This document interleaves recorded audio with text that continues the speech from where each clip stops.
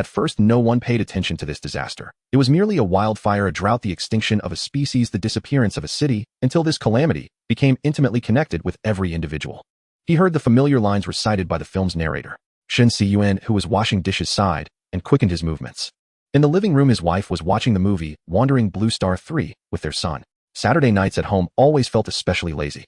In a romanticized movie, humanity, facing a global disaster, always unites through the twists and turns of the plot and ultimately overcomes the catastrophe. But movies are, after all, just movies. Shen Cun muttered his review to himself, then looked out the window at the strange red glows flickering in the night sky, placing the bowl on the draining rack. As a 5-billion-year-old main sequence star, the sun, in its prime, was far from the helium flash crisis depicted in the movie. However, the solar activity cycle had indeed reached its peak in human records. Frequent solar flares and coronal mass ejections bombarded the thin atmosphere of the blue star. The resulting auroras pushed southward, clearly visible even in low-latitude areas like Jiangnan province of the Silk Country. After drying his hands, Shen Cun picked up his phone and found a message pushed by the local router 10 minutes ago: backup power activated. He walked slowly to the living room, silently turned off the brightest spotlights and drew the curtains. Then he circled to the stairwell and headed down to the basement. Dim motion sensor lights flickered on one by one along the steps, eventually illuminating a half-open blast door. Stepping into the basement, Shen Cun headed straight for the white cabinet in the corner. It was a 200-kilogram stacked home energy storage system consisting of 551 2V100 lithium iron phosphate batteries and a BMS battery management system.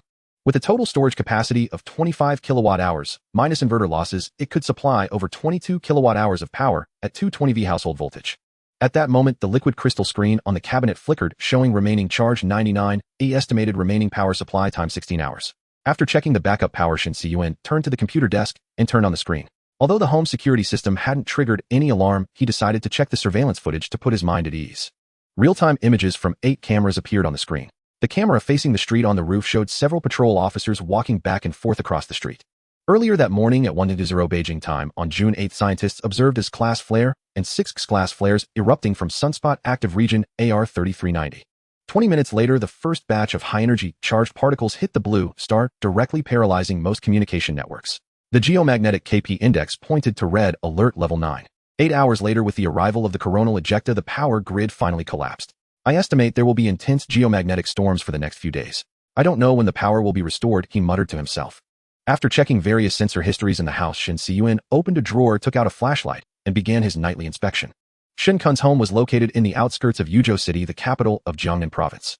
It was a standalone 2-story above-ground, 1-story below-ground residence. From a distance, the house looked like an unremarkable gray cement cube. Only up close did one notice its strangeness. The exterior had no windows at all, revealing nothing of the interior. Except for a few ventilation ducts, the building had only one lift door on the southwest side, facing the street, for vehicle entry. Inside the garage, an armored door on the right was the only entrance to the yard of Shen Cun's home. Stepping into the yard, one could finally see the first and second floor windows and doors wrapped inside the concrete wall. Although his wife Jean Lin initially disliked the house Shen Cun had designed himself, he finally convinced her using a case report titled The Vanished Couple as a negative example. After their son was born, the wife's need for privacy and security gradually outweighed her complaints about lack of sunlight, and she stopped mocking the house for looking like a warehouse. In the yard, Shen Cun glanced at the husky lying in its doghouse. He then opened the armored door into the garage, took an electrician's kit from the workbench, and locked the armored door again. Back in the living room, he walked over to his wife and whispered something. Jean Lin nodded and said to their son, "Dad's going to work on the roof. Mumu want to go up and play." The sleepy 6-year-old Shun Mu suddenly perked up, put down the cat in his arms, and took the toolbox from his father. Father and son went up to the rooftop together. On the south-facing roof, a solar power system consisting of 24 photovoltaic panels with 550W each was installed, designed to generate over 48 kilowatt-hours of electricity per day. Of course, that was under ideal conditions. At the moment, the panels were covered with fine dust and splattered with several bird droppings, so the generation efficiency was far from optimal. "Be careful, don't climb onto the wall," Shen Cun said to his son before starting the routine maintenance of the power system. After checking the control circuits and cables and reinforcing the metal covers of each component, he turned on the water hose and began cleaning the photovoltaic panels. His son Shen Mu, after wandering around the rooftop for a few circles, grew a bit bored and sat on a stool to watch the sky. In the distance, a few sirens sounded occasionally. On the streets, people held flashlights or phones trying to find their way in the darkness. More people wandered aimlessly or gathered in small groups, whispering their experiences and worries to each other. "Dad, why are the auroras here all red? The ones on TV are green," the son asked. Shen Cun, who was scraping off bird droppings, answered while wiping hard. "Our latitude isn't high enough, so we can only see the high-altitude aurora." The higher the altitude in the atmosphere, the lower the oxygen concentration, so the light can be excited at longer wavelengths, which makes it look red. After scrubbing off the last hardened bird dropping, Shen Cun, sweating heavily, picked up a basin to wash the cloth. Turning around, he saw his 6-year-old son, with a face full of question marks, fallen into silence. So he thought for a moment, and patiently added, "The green aurora is hidden below the red one. We can't see it from here. If you have the chance to go to the north when you grow up, you'll be able to see it. Of course, if the Earth's magnetic field continues to weaken and the magnetic pole gradually moves from Canada to Liaoning province at the current trend, maybe you'll get to see green auroras right here." The son nodded, understanding only the first half. After washing his hands, Shen Cun poured the dirty basin water into a planting box, concluding the evening's work. In the master bedroom on the second floor, Shen Cun poured himself a glass of water from the bar. The display of the RO reverse osmosis water purifier showed a TDS value of 8, indicating the water was drinkable. Jean Lin put down her ebook reader and said, "While you were on the roof, I turned off all non-essential appliances. It's late. Take a shower and get ready for bed. They'll put the child to sleep." Shen Cun nodded and went into the bathroom. An hour later, the couple fell into a deep sleep. Sunlight seeped through the gaps in the curtains on Sunday morning. Shen Cun opened his eyes, stared at the familiar ceiling for a moment, then reluctantly climbed out of bed. He checked his phone. It was 7 in the morning. As expected, neither the city power grid nor the internet had been restored. He pulled the blanket up over his wife and quietly left the room. When he opened the iron door to the rooftop, a few sparrows startled and flew away. Thanks to the bird netting, they hadn't been able to steal the tomatoes in the planting boxes. Under the sunlight, the solar panels gleamed. The temperature had risen to 25 degrees Celsius, feeling noticeably hotter than usual for this time of year. Shen Cun checked the moisture of the soil in the planting boxes, then picked up a watering can and gave them a sprinkle. Gazing out from the rooftop, the residential area had a low building density with generous spacing between houses. With no high-rise buildings blocking the view, the east-west horizon was remarkably open. On the streets below, crowds had already gathered and vehicles trying to leave the city had clogged the roads.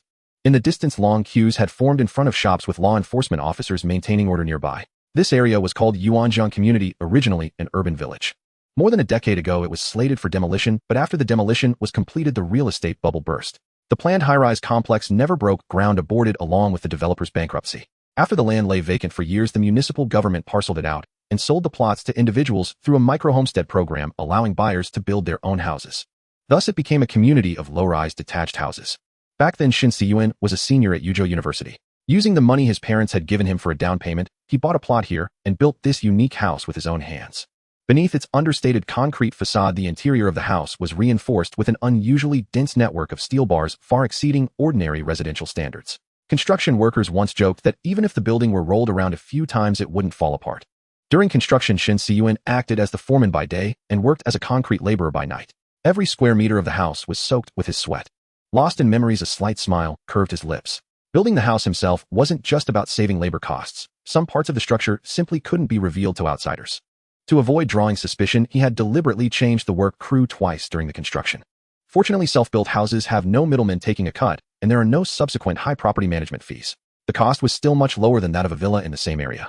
Carrying freshly picked lettuce and tomatoes, Shen Cun went from the rooftop to the first-floor kitchen. He opened a drawer, took out a radio, and began scanning for stations. Due to the frequency band it uses, FM radio was relatively less affected by the solar storm and remained the most reliable source of information during the disaster. Amid the crackling noise, the voice from the radio gradually became clear. He set the radio down and began brewing coffee. "Attention citizens, this is the Yuzhou Emergency Command Center. We are issuing an important announcement citywide. Please pay close attention and take appropriate measures. Due to the severe impact of yesterday's solar storm, the city's power grid, water supply, and communication networks have experienced varying degrees of paralysis. According to the latest observational data from our National Space Environment Monitoring Agency, intense solar storms are expected to continue erupting over the next few days. To ensure the safety of citizens' lives and property, and to maintain social stability, we urge all citizens: 1. Stay calm and help each other. Remain calm, do not panic. In the event of communication outages, neighbors should help each other and face difficulties together. Pay special attention to the elderly, children, and those requiring special care to ensure their safety. 2. Emergency communication methods, mobile phone networks, and the internet are temporarily unavailable. Authorities have activated emergency communication mechanisms. Please pay attention to radio broadcast, community announcements, or receive the latest information and instructions from authorities through other non-electronic means. Broadcast will continuously update disaster conditions, rescue progress, and subsequent arrangements. 3. Safe shelter and protection. If you encounter difficulties, please go to the nearest community shelter and seek help from staff. During sheltering, please pay attention to personal safety and avoid secondary disasters. 4. Stock up on supplies. Under the paralysis of power grid, water supply and communications material supplies may be affected. Please stock up on essential necessities in time, including drinking water, dry rations, first aid medicine, etc., to ensure that basic living needs are met. Authorities are making every effort to allocate supplies. Please refrain from unnecessary panic buying. 5. Wait patiently and cooperate. Authorities are working hard to repair the power grid and communication network to restore normal city operations. Citizens are advised to stay at home as much as possible, avoid gatherings, wait patiently, and actively cooperate with the instructions of on-site staff. We understand that this period is very difficult for everyone, but please believe that we will stand together with citizens to face challenges and overcome difficulties. Let us join hands and get through this together. By the third loop of the announcement, Shen Cun had finished making the sandwich. He took off his apron, turned on the faucet, and found the water had dwindled to a thin trickle. Frowning, he managed to wash his hands with difficulty, then turned off the radio and walked into the yard. The dog, hearing the noise, stretched its back in an exaggerated lazy arch and padded over to rub against its owner's pant leg. Shen Cun gave the dog a good scratch on the head, then opened a 40-pound bag of dog food and filled a metal bowl covered in bite marks to the brim. Next to the doghouse stood two 2-meter-plus water storage tanks, each one 8 meters in diameter. The tanks were connected via pipes to the rooftop rainwater collection system. It hadn't rained in Yuzhou for a long time, so most of the 10 tons of water currently in the tanks was tap water stored earlier. Shen Cun crouched down, shut off the main water valve from the city supply, opened the valve on the storage tank, and then started the booster pump. With a faint hum, water began to flow through the pipes, passing through 3 20-inch blue filter housings connected in series before entering the house. The filtration system consisted of 3 different filter cartridges, a PP cotton filter for impurities above 5 microns, a UDF granular activated carbon filter for adsorbing harmful substances, and a CTO block activated carbon filter for improving water quality. A label on the filter housing showed that the cartridges had last been replaced 5 months ago. They'll have to replace them all next month. Hopefully the water supply will be restored by then, he murmured. After confirming there were no leaks, Shen Cun stood up. Turning around, he saw his wife leaning sideways against the glass door, watching him with a smile. Has the water been cut off? Those who didn't store water yesterday are going to have a hard time starting today. Tisk, have some sympathy. Jean Lin rolled her eyes. If one has no long-term worries, one must have immediate concerns, Shen Cun said smugly. Talking, they walked into the dining room.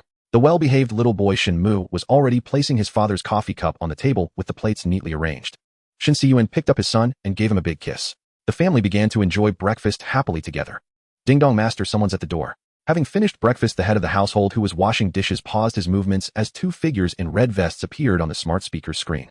The neighborhood self-governance committee is here. Probably here to deliver a notice, Jean Lin reminded. Stay here with the child. They'll go check it out. Shen Cun arrived at the garage where the sound of incessant knocking came from the door. After putting on his mask and face shield, he pushed open the small side door attached to the rolling gate. Cough, cough, everyone at home has tested positive recently, no energy at all. Really sorry, cough, cough. Shen Cun feigned weakness, coughing deliberately. The middle-aged woman from the committee, not wearing a mask, instinctively took a few steps back. Shen Cun's residence right. We're here to inform you that starting tomorrow, fire trucks will deliver water. It'll be at the street park square. The water supply schedule is posted on the park bulletin board. Until communications are restored, other notices will also be posted there. The committee won't be making house calls anymore. There's too much to manage and not enough hands. Understood, understood.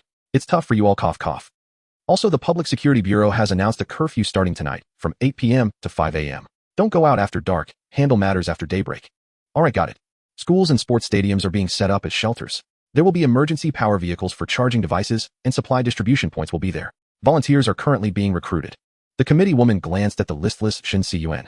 Forget it, get some rest. The community hospital is overcrowded and only admits high-risk patients. Thank you, cough, cough. Pipeline gas should still be usable for a while. Please conserve it and avoid waste. The young man following the woman added. After ticking a few boxes on their notebook, the pair, dark circles under their eyes, hurried toward the next house. After closing the door, Shen Cun, now lively again, washed his hands with disinfectant gel, removed his face shield and mask, folded them, and put them in a plastic bag. After washing his hands again, he sprayed alcohol and sealed the trash can. Damn Fort Detrick, he muttered under his breath after completing the disinfection routine. At that time, multiple respiratory infectious diseases were simultaneously prevalent in the Silk Kingdom, with various lung diseases and influenza recurring. Most people were exhausted and had grown accustomed to it. As the weather warmed, fewer and fewer people insisted on wearing masks. Shen Cun had always believed that the pandemic that changed world history years ago was a biological weapon attack. The coronavirus resembled an upgraded version of the acute respiratory virus that had briefly circulated when he was in elementary school. Compared to the SARS virus, the coronavirus had an extended incubation period, increased symptoms and transmission routes, and enhanced infectivity, heat resistance, drug resistance, and mutability.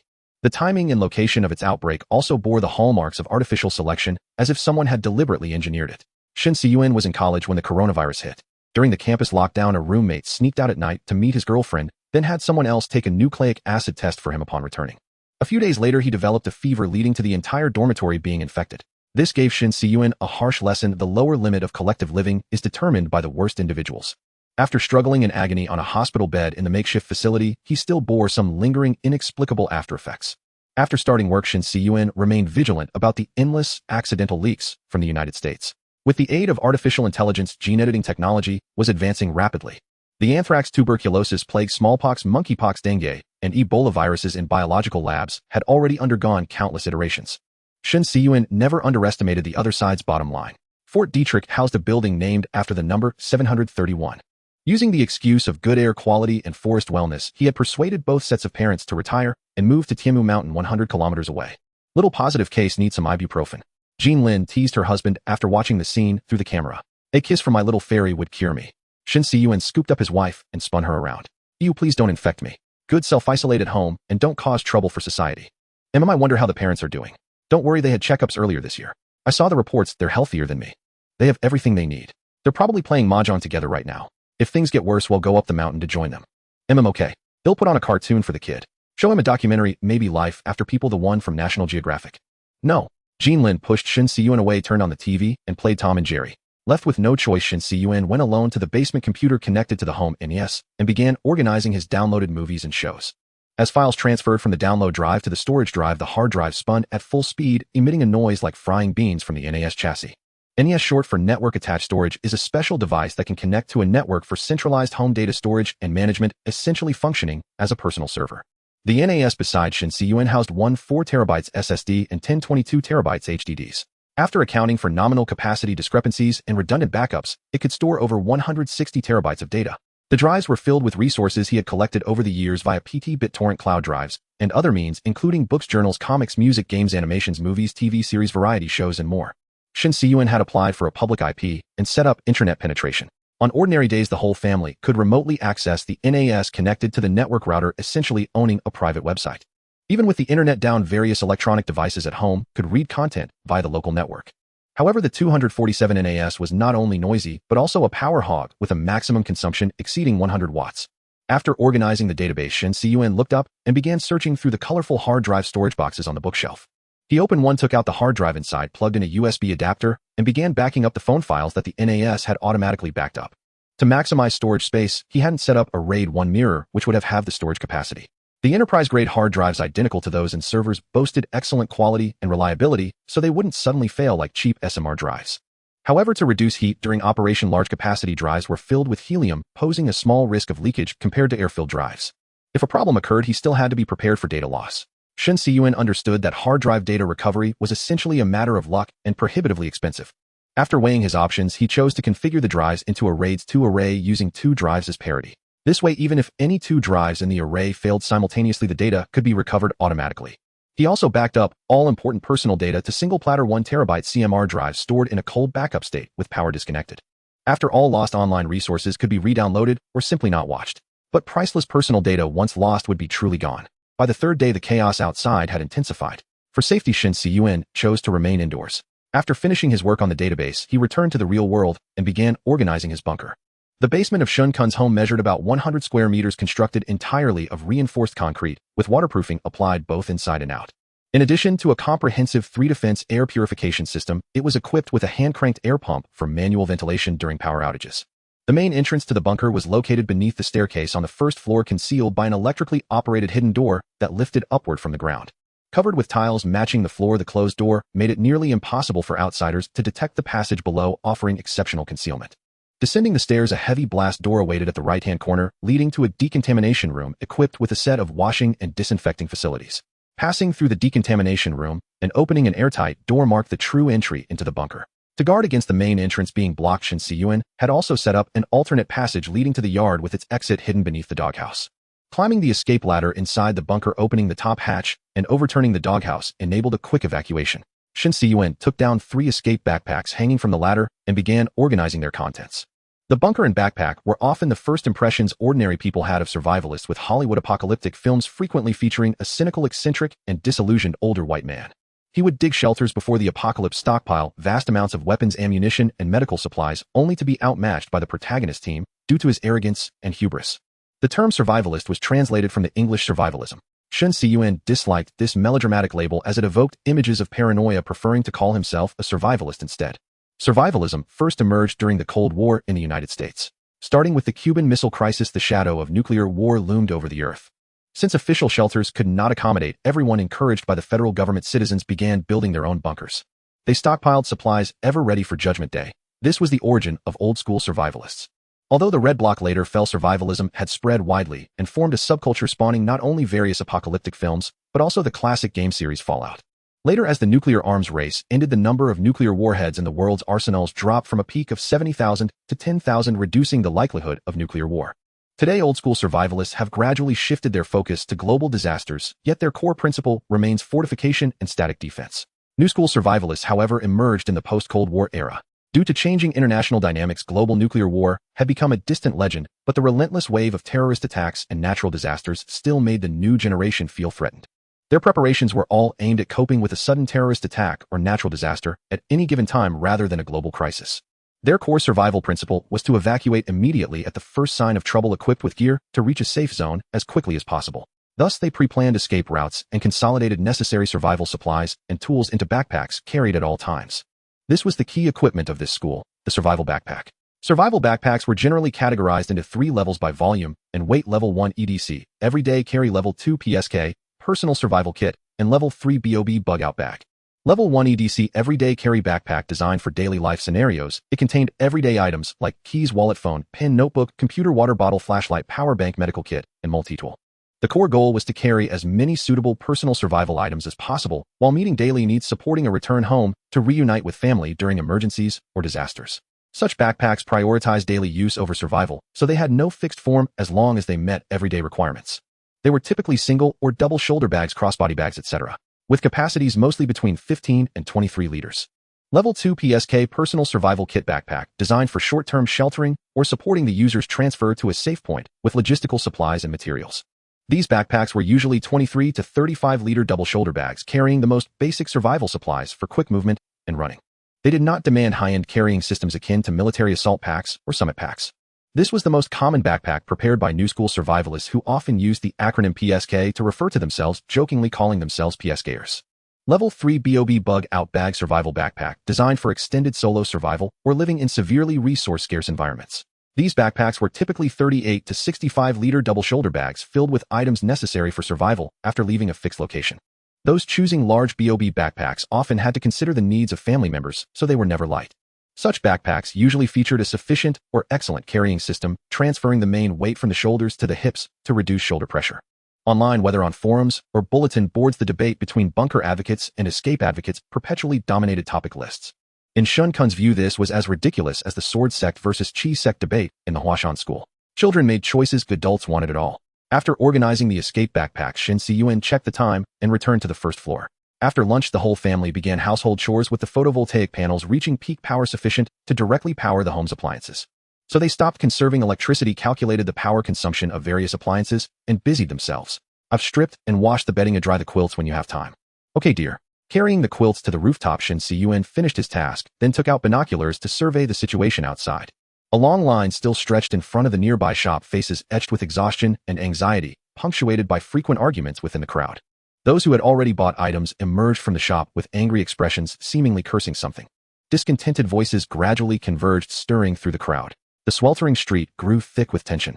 Suddenly, someone threw a stone, shattering the shop window. After a brief silence, the crowd erupted, surging forward in a frenzy, shouts and shoves rising in a cacophony. Shen Cun saw several old loafers who had been lying on the ground feigning illness spring up like carp and join the looting spree. Minutes later, even people in shop uniforms pushed shopping carts full of bottled water out. It's only the third day. How did it get so chaotic? Jean Lin, who had come up to check on the noise, said fearfully. The Silk Country's social order has been maintained entirely by the ubiquitous surveillance system. When people realize crimes are hard to trace, those once suppressed by force will show their true colors, Shen Cun said, handing her the binoculars. But this is just a power outage. In the past, a solar storm's destructive power was far less than earthquakes or volcanoes, barely a disaster before the electrical age. But in the information age, nearly every social link depends on electronic devices and networks. Once power and internet go down, almost all transaction methods fail. Think, how long has it been since you used cash? No, cash doesn't justify robbery, Jean Lin said, witnessing through the binoculars a masked man punch a young woman to the ground. The man grabbed her cart full of supplies and fled. When alone, a person generally won't loot a shop, even if tempted. It's easy to resist such temptation. But as part of a group, he becomes aware of the power numbers give him enough to breed looting thoughts, and he'll immediately succumb to that temptation. Are you saying human nature is inherently evil? No. A group can be seen as an emotional amplifier. Guided properly, everyone could be a saint. But if exploited by the wrong people, the result is this, Shen Cun concluded. After dinner, Jean Lin, who had witnessed the chaotic events of the day, felt a bit down and sat on the sofa in a daze. Shen Cun thought for a moment, then opened the living room door to let the dog lying outside in. The husky gleefully sprinted around the room, knocking over the trash can. The cat, which had been grooming itself, cast a disdainful glance before leaping onto the cat tree. After several laps, the husky seemed to sense its mistress' low spirits and stopped. It obediently lay at Jean Lin's feet, its tongue hanging out as it panted heavily, drool pooling on the floor. Seeing the silly dog's foolish expression, Jean Lin couldn't help but laugh. She picked up its head and started petting it. If he had a choice, Shen Cun wouldn't have kept a cat, let alone a dog. And if he did, it would be a more obedient breed. He disliked adding unpredictable factors to his life, and often found himself utterly baffled by the husky's thought process. However, both the cat and the dog in Shen Cun's home had been kidnapped by Jean Lin from outside, so he silently joined the ranks of poop scooper and feeder. The female husky, named Ran, was originally bought by one of Jean Lin's penny-pinching colleagues from a shady dog dealer. She was a classic weak dog that started vomiting and had bloody stool within days. After seeing the vet's bill, the colleague simply abandoned her. Jean Lin brought the dog home, bought goat milk, and mixed it with medicine to nurse her back to health. She named her Ran, hoping she would never fall ill again and live a safe, peaceful life. As for the male tabby cat named Ma Chiu, his story was even stranger. He had latched onto Jean Lin when she was in the hospital awaiting childbirth. That evening after dinner, Shen Cun accompanied her for a walk nearby. They reached a street corner with a broken streetlight, and from the darkness beside the road came a few soft mewling cries of a kitten. Jean Lin immediately meowed back at the bushes, and a yellow tabby cat emerged. Before a stunned Shen Cun, the woman and the cat began communicating seamlessly. After reaching and understanding, the kitten arched its back, raised its tail, and rubbed against Jean Lin's pant leg. Shen Cun had no choice but to fetch a cardboard box from a nearby shop, watching as Ma Chiu crawled inside. From then on, a stray cat lived a life of acting cute for 5 minutes and enjoying wealth and glory for the rest of its days. Oh, Ran, you're so soft to touch. How are you this adorable? Jean Lin gave the dog a big kiss. Mom, I want to play with Ran too, said Shun Mu, dropping his toys and running over. So Shen Cun went to the kitchen, grabbed 2 sausages, and handed them to the pair. The mother and son, catching on, broke the sausages into pieces and started tossing them. And Ran skillfully caught each piece along its parabolic arc one by one. The living room filled with light laughter, gradually drowning out the sirens from outside. Seeing his wife's mood lift, a relieved Shen Cun went alone to the garage and unplugged the charging gun from the SUV's slow charging port. This Sway EV was not only the family's daily transport, but also their second backup power source. The all-electric vehicle, with a theoretical range of over 700 kilometers, housed a lithium iron phosphate battery with a capacity exceeding 100 kilowatt-hours. By activating the VTOL mobile power station feature, it could discharge 6 kilowatts externally, providing the home with 4 times the usual power supply when fully charged. The costs of acquiring and updating power storage equipment were high, and the weight and volume were immense. Shen Cun's family hadn't achieved financial freedom, so every penny had to be spent wisely. Though ternary lithium batteries had higher energy density and better low-temperature performance, they were expensive and had a cycle life of less than 3,000 times. Lithium iron phosphate batteries were not only cheaper, but also had a lifespan of over 7,000 cycles. Their high-temperature tolerance also made them relatively safer. The storage cost per kilowatt for lithium iron phosphate batteries during use was roughly 0.1 yuan, making them the most cost-effective storage option before sodium-ion batteries matured. Shen Cun got into the car and pressed the start button to check its status. No warning lights appeared on the dashboard.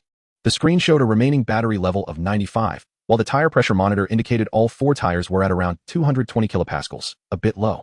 When a vehicle sits idle for long periods, the tires slowly lose air due to the natural micropores in rubber. Conversely, tires on frequently driven cars get compacted and are less prone to leakage. So Shen Cun dug out a foot pump from the trunk and inflated all tires to about 250 kilopascals. The manufacturer's recommended tire pressure range was typically between 260 and 295 kilopascals, and hot tires from driving usually saw an increase of 30 to 40 kilopascals. Given the weather was getting warmer, he didn't pump too much air into the tires. After tending to the car, Shen Cun's phone suddenly buzzed, and his smart wristband vibrated as well. Opening the notification, he saw that a security camera had detected someone lingering at the door. Shen Cun had set it to alert him if anyone approached within 3 meters of the gate and stayed for over 10 seconds. In the surveillance footage, a suspicious man appeared to be writing something on the wall by the door with a pen. Confirming there was only one intruder, Shen Cun donned a stab-proof vest, put on a helmet, and grabbed the boar spear hanging on the mop rack. Taking a deep breath, he flung open the side door and roared, "Die, you bastard." The man, seeing the spear thrust toward him, turned and fled in terror, disappearing into the night. Shen Cun pretended to give chase for a few steps, then turned and kicked the marker pen that had fallen to the ground. He then saw a strange symbol drawn on his wall.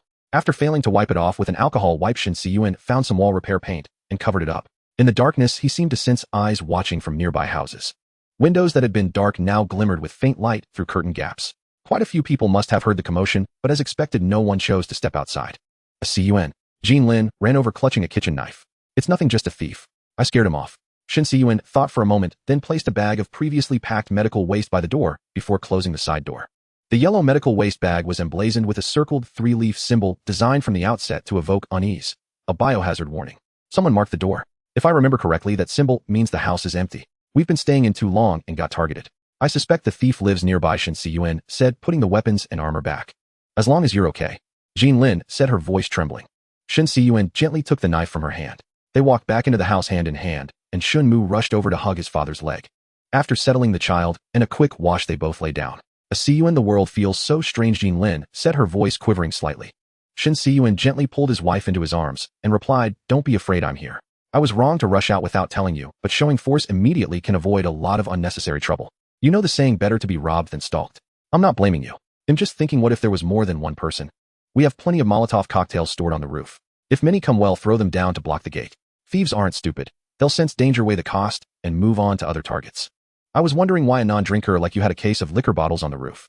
My little fortress is impregnable. By the fourth day, electricity and water supply had yet to be restored. Shen Cun ascended to the rooftop and launched a drone surveying the surroundings. Deprived of GPS signals, the drone's auto-return function was useless. He could only pilot it cautiously by sight. Through his phone screen, Shen Cun saw the store that had been looted yesterday, now cordoned off with police tape, with no one entering or leaving. The roads were far less crowded, and in the distance a few stalled cars lay overturned on the roadside. Not a single constable or red-vested volunteer could be seen on the streets. Many roadside trees had been felled, and someone was chopping wood with an axe. The streets were filled with citizens suffering from water shortages, carrying buckets of all colors and pushing carts rushing back and forth to fetch water from the city's river. Then a cheer erupted in the distance as someone used a tool to open a fire hydrant. The crowd scrambled to collect water before the gushing column, only to disperse as the flow gradually dwindled. Trash littered the roads, and the carcasses of small animals like cats and dogs could be seen here and there. Someone even squatted openly on the greenbelt to relieve themselves.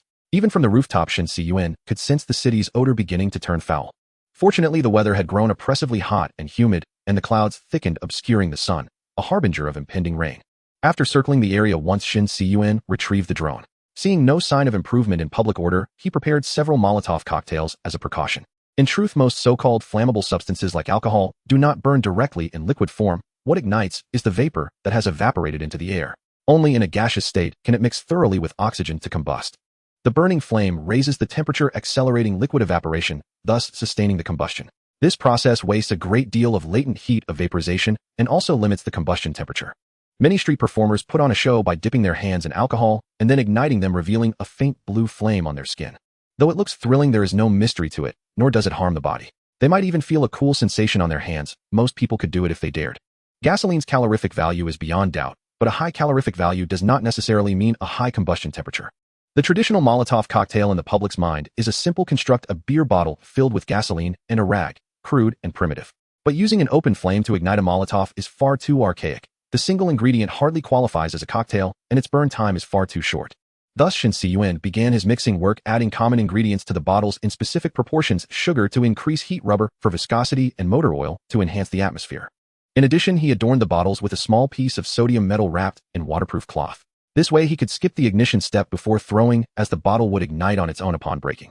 After replenishing his projectiles, Shen Cun poured some leftover potassium nitrate fertilizer onto the vegetables in his planter boxes and picked 2 cucumbers. After testing the grounding of the rooftop lightning rod, he closed the iron door to the roof. The radio says the emergency supply point will be set up by tomorrow and will start distributing supplies the day after. The nearest one should be in the park square, Jean Lin said, setting down the radio. Finally, some good news. Will supplies be normal then? No, supplies will be rationed per person, and official points usually only provide the basics. If you want cake rolls, that's out of the question. By the way, the cream in the fridge is about to expire. Let's do some baking this afternoon, Jean Lin said eagerly. So the family gathered around the oven busily, using up a good amount of ingredients. As night fell, the city lacked its usual glittering lights. Only sporadic beams from flashlights and distant fires flickered in the darkness, accompanied by occasional shouts and screams. Suddenly, white flashes lit up the clouds, followed by thunder, and the parched ground finally welcomed rain. Alerted by the water sensor, Shen Cun, chewing on a mochi bread, walked into the yard. He climbed a ladder, pulled out the rainwater collection pipe, cleaned the filter, and reconnected the pipe to the water storage tank. Then he went to the garage, took the boar spear from the mop rack, and practiced thrusting movements. In his younger days, Shen Cun had been a rebellious youth obsessed with tang swords and han blades. He loved to polish them until they shone like mirrors, sharp enough to shave hair and cut paper. To hone his slashing skills, he would constantly chop at bamboo mats, hemp ropes, and bones at home. For a while, the family ate pig trotters every day, even making the dog shake its head in dismay. After participating in several full-contact armored combat sessions and getting thoroughly battered by polearms, the self-proclaimed sword saint finally abandoned swordplay and switched from saber to lancer. As the saying goes, an inch longer means an inch stronger, an inch shorter means an inch more dangerous. An ordinary person can barely parry a sword slash, but facing a polearm thrust without a shield is nearly impossible to defend against. During the anti-Japanese war, the 8th Route Army, lacking bayonets, suffered greatly in close combat against the Japanese. Even with numerical superiority, they lost more men to bayonet thrusts, eventually leading to the replacement of broadswords with red-tasseled spears. Generally speaking, for attacks on the torso, a thrust is far more lethal than a slash given the same force. This is because a thrust is a linear attack that can damage internal organs, while a slash is horizontal and rarely penetrates deeply enough to harm them. Hence, street thugs favor machetes to intimidate. A few slashes cause gruesome wounds. But if the slash misses an artery, it's merely frightening. A dagger thrust to the abdomen, however, can be fatal by damaging internal organs. In various street fight videos, victims of slashing attacks fueled by adrenaline often manage to fight back fiercely and even disarm their assailants. But Shen Cun had rarely seen anyone stabbed in the gut with enough strength left to fight. Hence, he carefully selected 2 weapons, the Zulu spear and the grain sampler. One long, one short, one for distance, one for close quarters. They could be used together as primary and secondary weapons to handle enemies at different ranges. First, both were ordinary agricultural tools, cheap in material, simple in structure, and mass-produced, making them extremely affordable. They required no maintenance, and breaking one was no cause for regret. He could keep several spares and replace them often. Even rust didn't reduce their lethality. In fact, it added a magical damage effect called tetanus. Second, as thrusting weapons, they had a terrifying appearance and high deterrent power, effectively convincing others through reason when held. The Zulu spear, commonly known as a boar spear, was essentially a long pike. The grain sampler, also called a rice probe, could take samples of grain or human tissue, essentially a bloodletting tool. Finally, as a law-abiding citizen, after thoroughly studying the martial arts and criminal law, Shen Daxia had sold off all the previously restricted weapons that bordered on illegality. I grow vegetables at home. Using a Zulu spear to turn the soil is perfectly reasonable, isn't it? I like to stockpile grain. Having a grain sampler is also quite logical, right? If a thug breaks into my home and I instinctively grab something to defend myself, that's reasonable and lawful, isn't it? Thus spoke the innocent citizen, Mr. Shen. The pen tip gently brushed across the paper, producing a rustling sound. In the basement, a man was holding a clipboard, taking stock of the household's food supplies. 5 days had passed since the solar storm disaster struck, and Shen Cun began to inventory his home stockpile. The food at home could be roughly divided into 3 categories based on shelf life: everyday items requiring regular rotation, non-perishable ordinary foods, and long-lasting emergency rations. As a human hamster, Shen Cun had loved hoarding various foods since his student days, reveling in the satisfaction and security that came from filling his storage spaces. But hoarding was a fleeting pleasure, and dealing with expired goods was a burden. When consuming near-expiry food became a chore, the pain it brought was especially intense. Although many expired foods were still edible, merely with degraded taste and texture, unnecessary health risks had to be avoided as much as possible. Therefore, except for items like salt, sugar, honey, dried goods, and alcohol, which naturally had extremely long shelf lives when stored properly, Shen Cun tried to avoid hoarding too many everyday foods. As for the various traditional emergency rations, their pros and cons were equally pronounced, preventing mindless purchases. First were all kinds of canned foods with shelf lives ranging from 1 to 3 years. Their advantage was being ready to eat upon opening, with the can itself being heatable, saving on dishes. Moreover, cans relied on vacuum preservation after high-temperature sealing, requiring no additional preservatives in principle. If stored properly without leaks, even expired cans were only a matter of degraded taste, which was not a major issue. The downside was that most canned goods were high in sugar, oil, and salt, the 3 highs, with a mushy texture and strong flavors, hardly something Shen Cun's delicate stomach could endure long-term. Having tried various cans, he also noticed that most metal cans on the market now came with pull tabs for easy opening. Compared to traditional cans requiring a can opener, their risk of leakage was significantly higher. If one can leaked and was not promptly discovered, it could corrode an entire case. Products from small factories touting so-called military labels were particularly problematic, with some even spoiling before their expiry dates. Thus, for metal cans, he stored 10 buckets each of dry powder cans like milk powder, cocoa powder, and mashed potato powder. He also had 50 cans each of classic low-moisture products from major manufacturers such as luncheon meat and fermented black bean dates. As for fruit cans, he specifically chose glass jars with hundreds of cans of items like syrup peaches, syrup pineapples, and syrup bayberries. This not only reduced leakage risks, but also allowed the glass jars to be reused. With pre-prepared new lids and sterilization in a pressure cooker, homemade canning became convenient. Next came compressed biscuits with shelf lives ranging from 2 to 4 years. Their advantages were small size, high density, easy portability, and storage, low cost, and suitability as a snack in normal times. Due to vacuum packaging, their actual shelf life was around 10 years. The downside was that they could not serve as a long-term staple. They required copious water to swallow, and overeating led to bloating and acid reflux. Moreover, compressed biscuits had a poor texture, becoming tasteless over time. So he only stocked 5 buckets each of the 90 and 13 varieties of compressed rations. As for various self-heating meals and single-soldier rations from different countries, they were bulky, expensive, and essentially luxury items. Their short shelf lives made them unsuitable for bulk hoarding, so he gave them up entirely. After eliminating these, Shen Cun ultimately chose freeze-dried emergency rations as his main household food reserve. Simply put, freeze-dried food was like the vegetable packets in instant noodles based on vacuum freeze-drying technology. The core of this technology was to sublimate the moisture in food directly into water vapor through low-temperature vacuum and drying, thereby preserving the food. It could effectively extend the shelf life of food without damaging its original nutrients, color, aroma, taste, or shape. After drying, freeze-dried food was extremely light and reduced in volume, making it easy to carry and transport. When needed, simply adding boiling water restored most of its original appearance and texture. In the absence of fuel, cold water could also be used, requiring only a longer soak. This feature was highly suited for emergency survival, as hoarding food was meaningless without water. Shen Cun first encountered freeze-dried emergency food while hiking with friends. A friend opened a pouch of Mountain House curry roasted chicken rice, poured hot water in, waited 10 minutes, stirred, and produced a meal with a texture close to freshly cooked. Eating instant noodles at the time, he became interested in this outdoor emergency food that could be preserved for 7 years without preservatives. He then discovered that Mountain House also sold canned versions with a 30-year shelf life. Apart from the high price, they were essentially the perfect emergency food. Freeze-dried food was widely used in outdoor and survival circles abroad. With a rich variety of dishes and flavors, it was also commonly consumed as everyday convenience food by many foreign households. Besides Mountain House, which focused on outdoor use, there were also Redefines and Augustin farms, which emphasized emergency preparedness. Their iconic plastic buckets frequently appeared in various foreign survival shows. Taking Redefines' main meal bucket as an example, a 6.5-kilogram plastic bucket contained 14 types, totaling 150 servings of main courses and dishes, enough to sustain one person for 2 months in an emergency. Sealed with nitrogen, it had a shelf life of up to 25 years. Shen Cun purchased 24 Redefines main meal buckets, 12 Redefines breakfast buckets, 20 Augustin Farms breakfast buckets, and 20 Augustin Farms lunch buckets as his long-term food reserve. In the space-constrained bunker, these required only one large shelf, yet could supply a family of 3 with over 2 years of rations in an emergency. Although expensive, the advantage lay in peace of mind. They could be stored long-term, without rotation, essentially a deposit in a food bank for his future self and family. However, these foreign freeze-dried foods, despite dozens of varieties, were not quite suited to Chinese palates. To address this, Shen Cun also purchased some domestic freeze-dried foods as supplements, such as Mountain Chef with a 5-year shelf life and Changwo with a 10-year shelf life. Domestic freeze-dried food manufacturers rarely produced emergency rations, and their prices were not particularly low. In contrast, freeze-dried pet food was abundant, with various freeze-dried cat and dog foods being cheap and plentiful. Shen Cun spent little to stock 2 years' worth of food for his cats and dogs. Including the everyday ingredients still in the fridge and cabinets, Shen Cun's household food reserve could sustain the family for about 3 years. As the saying goes, with grain in hand the heart is at ease. Ample material reserves were the foundation for the family's decision to stay indoors. After inventorying the food, Shen Cun began organizing other household necessities. If asked what would be depleted first in Shen Cun's home, the answer would be toilet paper. Though inexpensive, its daily consumption was astonishing. Whether tissue boxes or rolls, stocking up on a few large packs quickly consumed storage space. This was why foreigners rushed to buy toilet paper at the slightest sign of trouble. They were accustomed to using tissues for everything.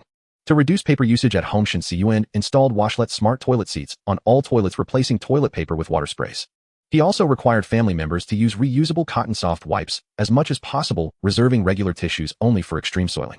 Though slightly inconvenient in daily life, this ensured that the family would not resort to using leaves in a crisis. Moreover, it effectively reduced household waste, a crucial factor during prolonged stays in the bunker. On the 6th day, the solar storm's fury finally showed signs of waning, yet the chaos and unease it left behind still loomed over the city like a brooding shadow. Scattered shards of glass along the streets silently narrated the harrowing events of the past days. The first rays of morning sunlight pierced through the thin mist, illuminating the street's end. Just then, a steady and powerful footstep broke the city's silence. People jolted from their dreams, or those who had long found sleep elusive pricked up their ears, straining to catch this unusual sound. Their hearts brimmed with uncertainty and anticipation, wondering what change this sudden noise would bring. As the sound grew nearer, they approached their windows cautiously, pulling back a corner of the curtain to peer outside. Rows of military green figures marching in perfect unison advanced along the street toward the city center. When the citizens confirmed that the army had indeed entered the city to restore order, an indescribable surge of emotion welled up within them. They exchanged glances, eyes glistening with tears and joy. Then, as if touched by an invisible force, the entire city erupted. Cheers and applause swept through like a tidal wave, pouring from every window and every street. The unit assigned to Shen Cun's neighborhood assembled at the street park. After the leading officer delivered a motivational speech, the troops began to disperse into groups. Some squads took on clearing road obstacles to ensure unimpeded passage for rescue vehicles and supplies. Others headed to emergency supply points to help staff maintain order.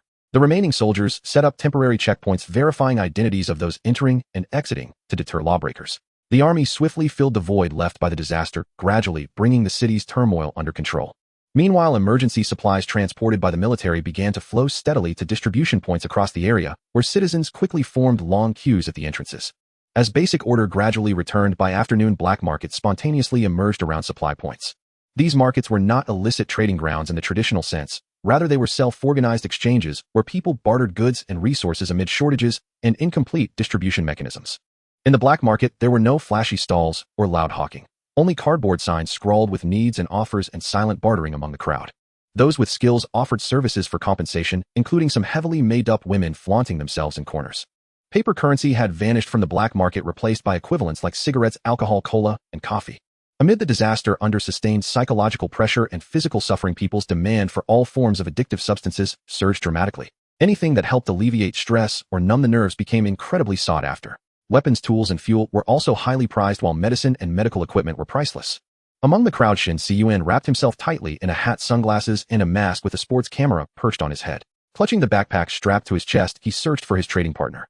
The bag was stuffed with various medications, primarily common oral broad-spectrum antibiotics like cephalosporins, amoxicillin, levofloxacin, and oxytetracycline tablets. The rest included everyday cold medicine, antihypertensives, painkillers, cardiac emergency pills, and herbal energy liquids, along with 3 insulin syringes wrapped in ice packs. Besides the medicines, the bag also contained 2 portable water filters known as life straws and several bottles of water purification tablets. Most medications had a shelf life of only 2 years. Shen Cun selected the nearly expired ones from his household stock and packed them all, intending to make good use of them. With no water, electricity, and scarce supplies, poor sanitation had led to widespread epidemics across the city. The healthcare system was overwhelmed to the brink of collapse, and pharmacies had been looted in the disaster's early days. Amid panic, all medicines were in desperate shortage, nearly impossible to obtain. After some haggling and maneuvering, the unscrupulous merchant Mr. Shen quickly sold his goods at exorbitant prices. Under the furious glares of patients' families, he fled the black market, abandoning even his bag. Clutching his pockets, he dashed away from the market, the gold jewelry inside still warm from its previous owners jostling and clinking together. On his way back, Shen Cun deliberately circled through nearby blocks to avoid being followed. Shops and stores were predictably in shambles. Those still standing had their rolling shutters down or windows boarded up. Glass from many residential windows lay shattered on the ground. Some luxury homes appeared to have suffered fires, their open doors and blackened walls gaping like abyssal maws waiting to devour the living. Passing a high-end residential complex, he noticed residents had organized themselves, blocking the main entrance with debris, leaving only a small opening. Several young men stood guard at the entrance with makeshift weapons, eyeing every passerby warily. After confirming he wasn't followed, Shen Cun ran home. He stripped off his clothes and stuffed them all into the medical waste bag at the door, having deliberately worn old clothes he intended to discard before leaving. Chaos is not a pit, chaos is a ladder. All is a fantasy, only the ladder is real. Climb diligently, and all else follows. Hee hee. Wearing only his underwear, Shen Cun let out a villainous laugh. He poured all the gold into a basin and doused it with alcohol to disinfect. "Stop your theatrics and go take a shower," said Lin, who approached wearing a mask, spraying alcohol onto Shen Cun's hands. "Honey, come see. Here are 2 gold bars. Tell me which one is noble and which one is vile." Shen Cun exclaimed ecstatically. "Please put on some pants." Lin rolled her eyes, pushing Shen Cun toward the bathroom. After scrubbing himself clean, Shen Cun sat at the dining table, using an electronic scale to tally the day's spoils. The heaviest items were 4 gold bracelets totaling 200 grams. Alongside were 2 50-gram gold bars and various other ornaments. Gold pendants, rings, earrings, necklaces, and chains, adding up to over 100 grams. Compared to the original purchase price of those medicines, this trade was highly lucrative. "Oh, my precious, my treasure," Shen Cun said, picking up a gold bracelet. "Gold is nice, but it's useless now. You can't eat it or wear it," Lin said, resting her chin on her hand, looking helplessly at her husband. "Gold and silver are not inherently money, but money is inherently gold and silver. Once economic activity resumes, even for hedging and value preservation, precious metal prices are bound to skyrocket." "You mean things will improve soon? Since the army has entered the city, order will be restored quickly." The solar storm only disrupted existing social connections, it didn't destroy the means of production. A disaster of this scale, the world's top industrial power, can still withstand it, Shen Cun affirmed. On the morning of the seventh day since the disaster struck, Shen Cun rose early and went to the yard to begin his daily exercise. After doing a few stretching exercises, he noticed and ran, standing on the feces tray, arching her back. He had no choice but to yawn and start searching for the tools to clean up. After the dog finished its business, it casually scratched the ground a few times before wandering off. Holding his nose, Shen Cun used a pair of tongs to toss the freshly produced waste into the compost bin beside him. The compost bin in the yard could hold about 50 pounds of waste. When in use, the waste needs to be layered in the order of composting bacteria, pet waste, and kitchen scraps. Shen Cun specifically used biodegradable cat litter made from natural plant fibers, allowing cat and dog waste to ferment into useful fertilizer within 1 to 2 months. By the way, why didn't we install a biogas digester at home? Jean-Lin stretched lazily and walked over. There are only 3 people in our household, and counting 1 cat and 1 dog, the amount of waste is not enough to generate biogas. We would need to raise a few pigs at least to make it worthwhile. Ha ha, I can't even imagine the smell then, Jean-Lin laughed. Yes, the output of biogas digesters is high in hot weather, leading to oversupply. In winter, there would be insufficient gas supply. The waste in the digester also needs to be cleaned regularly, which is hazardous and unstable, so people in the village no longer like using them. Shen Cun added. Just then, a sudden high-frequency screeching noise from electronic devices echoed outside. Then a loudspeaker announced, "Hello? Hello? Oh, there's sound now. Residents of the Yuanjiang community, this is the Community Self-Governance Committee. According to superior instructions, we are now starting to count the number of residents at home. Please carry your identification and promptly head to the Community Service Center to register and collect your supply cards." Shen Cun opened the surveillance system on his phone, and the screen showed the red vests that had disappeared for days. They were now walking through the streets with loudspeakers. "Should we go and register?" Jean-Lin asked excitedly. "Absolutely not, we won't collect supplies anyway. You seem to dislike dealing with them a lot. Good things don't just come to you. The military control is likely to last for a while. You can't get supplies for free. Just cleaning up the environment will require a lot of labor. Are you ready to follow orders?" "Oh well. In chaotic times, strict laws are necessary. When faced with severe illness, potent medicine is required. In the face of a global disaster, the authorities will undoubtedly resort to iron-fisted measures to reorganize society, and the first step is to conduct a baseline investigation." "Well, then let's not get involved." Shen Cun actually agreed with authoritarianism, but only at the national level. In the face of disaster and external threats, authoritarianism undoubtedly surpasses liberalism in terms of organization and combat effectiveness. However, on a personal level, everything is different. He disliked the feeling of ceding private power to public power. The essence of power is violence, which makes him feel a loss of control and security, especially when he does not hold power himself. His position decided his stance if, as a common man, he chose to evade. He created a bunker in his home that could operate independently from the social system to maintain his family's standard of living during chaotic times. He had been a science fiction fan for a long time. The article, "The Town Under the Tower," in Science Fiction World was the inspiration for his survivalist thoughts. The story is set in a future town protected by a tower where a group of survivalists believes that a global catastrophic war is inevitable. They stockpile supplies and build a tower in the center of the refuge town. The top of the tower is equipped with a cannon capable of firing a death ray and automated sensing devices, serving as a means to protect the town from external disturbances. The logic behind the tower's operation is simple. With the tower base as the center, a radius of 5 kilometers is a restricted zone, and any intruder will be killed, including the town's residents who cross this line. After civilization's collapse, the town became a paradise amid prolonged chaos. The townspeople escaped the brutal struggles of the outside world and the survival law of harming neighbors, living a simple pastoral life, occasionally trading goods across the line of life and death. There was no conquest, no plunder, no expansion, and no slaughter. The town's mayor was also a dispensable role. The climax of the story is a survival team of thousands attempting to seize the town and the tower wagering their lives in a charge of suicide. Yet their goal was simply to shed the heavy burden of survival and embrace a carefree and beautiful life. Life should be easy and happy. Shen Cun finished his last bite of breakfast and glanced at the radio on the table. At that moment, politicians were delivering mobilization speeches on the broadcast channel, incessantly calling on citizens to participate in disaster relief efforts. The content was hollow, adorned with fancy language, yet key issues regarding the distribution of benefits were completely omitted. This reminded him of a famous saying online: if you are asked to consider the big picture, you are definitely an outsider. If you are told to spare no effort, you are the cost. If something encourages you to do it, it is to make you a cannon fodder. If something prohibits you from doing it, it means they want to monopolize the benefits. The anti-fraud expert Shun raised his hand to turn off the radio and picked up his tablet to play a game. The tablet was filled with classic old games from the early era of smartphones, including Fruit Ninja Plants vs. Zombies, Angry Birds, Temple Run, Monument Valley, and more, totaling over 300. Shen Cun usually did not play online games. Whether it was fair competition or pay-to-win loot boxes, it all felt like a cyber job to him. He disliked social interaction, and he loathed the scheming and verbal sparring found in online games. In short, he just wanted to play games quietly without being played by the game. However, after playing for a short while, the tablet was snatched away by his beloved son. Shenmue happily lay on the sofa, slicing fruits on the screen. The helpless old father could only open the drawer, take out a 3DS game console, and start a hunting game in Monster Hunter. As a nostalgic gamer, Shen Cun had bought numerous consoles and game cartridges during his school years. He even once considered trying to collect every model of gaming console in history. However, after starting work, his energy was directed towards earning money and stockpiling survival supplies, and that idea faded away. With the birth of his son, most of his gaming equipment was sold off. To his surprise, many others were also obsessed with nostalgic games. Old players were scrambling to collect gaming consoles from the past, and opportunistic merchants were joining in to high prices. As a result, what he thought was electronic waste sold for high prices. Especially with several pristine limited edition handheld consoles he made a small fortune. Now Shen Cun didn't have many gaming devices left, and they were all portable devices that didn't take up space. Consoles from earlier than the 6th generation, specifically those before PS2, could be played with mobile emulators. So he equipped an old phone he had with a gaming controller and plugged in a 1TB TF storage card. Then he installed the Tianmu Mountains frontend and various Android emulator software, transferring game ROM files. Thus, a homemade handheld console boasting an impressive library of 8,000 games was born. As for the original consoles, he kept a PSV 2000, a new 3DS, and a Switch OLED. Although the PSV was a relatively unsuccessful console with a weak lineup of native games.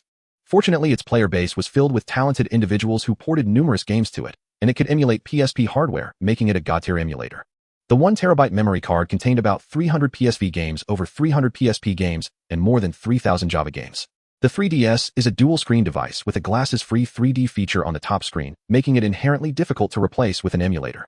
Fortunately, the 3DS is also compatible with the previous generation NDS, with a 512GB memory card containing over 283 DS games and over 500 NDS games. Due to the enormous library of Switch games along with the significant storage space they occupy, Shen Cun had to give up on collecting all games. He stored about 300 carefully selected games on two 1TB storage cards. Lastly, Shen Cun bought a Windows handheld device to run PS3 and Xbox 360 emulators with a 4TB SSD containing over 200 PS3 games and more than 200 Xbox 360 games. Not counting the PC games on his computer, just these 5 mobile devices held over 10,000 games, enough for the entire family to play forever. Then Shen Cun rummaged through the corner of the drawer and pulled out a few open-source handheld consoles, pondering when to trade some items on the black market. The so-called open-source handheld consoles are essentially portable gaming devices assembled by small domestic manufacturers using outdated chips. The games are nostalgic old games run via emulators totaling thousands. He occasionally takes them out to play games while slacking off at work. After all, they are inexpensive and can also serve as electronic walnut trays. The night was as dark as ink, heavily shrouding the entire city. This was the 8th silent night the city had experienced, and the aurora in the sky had vanished, leaving only a profound darkness. Without the usual glaring light pollution, the sky had become exceptionally clear and deep. Under the faint moonlight, a father and his son sat on the rooftop of their home, admiring the scattered stars. Look, that's the Big Dipper, like a ladle hanging at the edge of the sky. No matter when it can guide us in the right direction.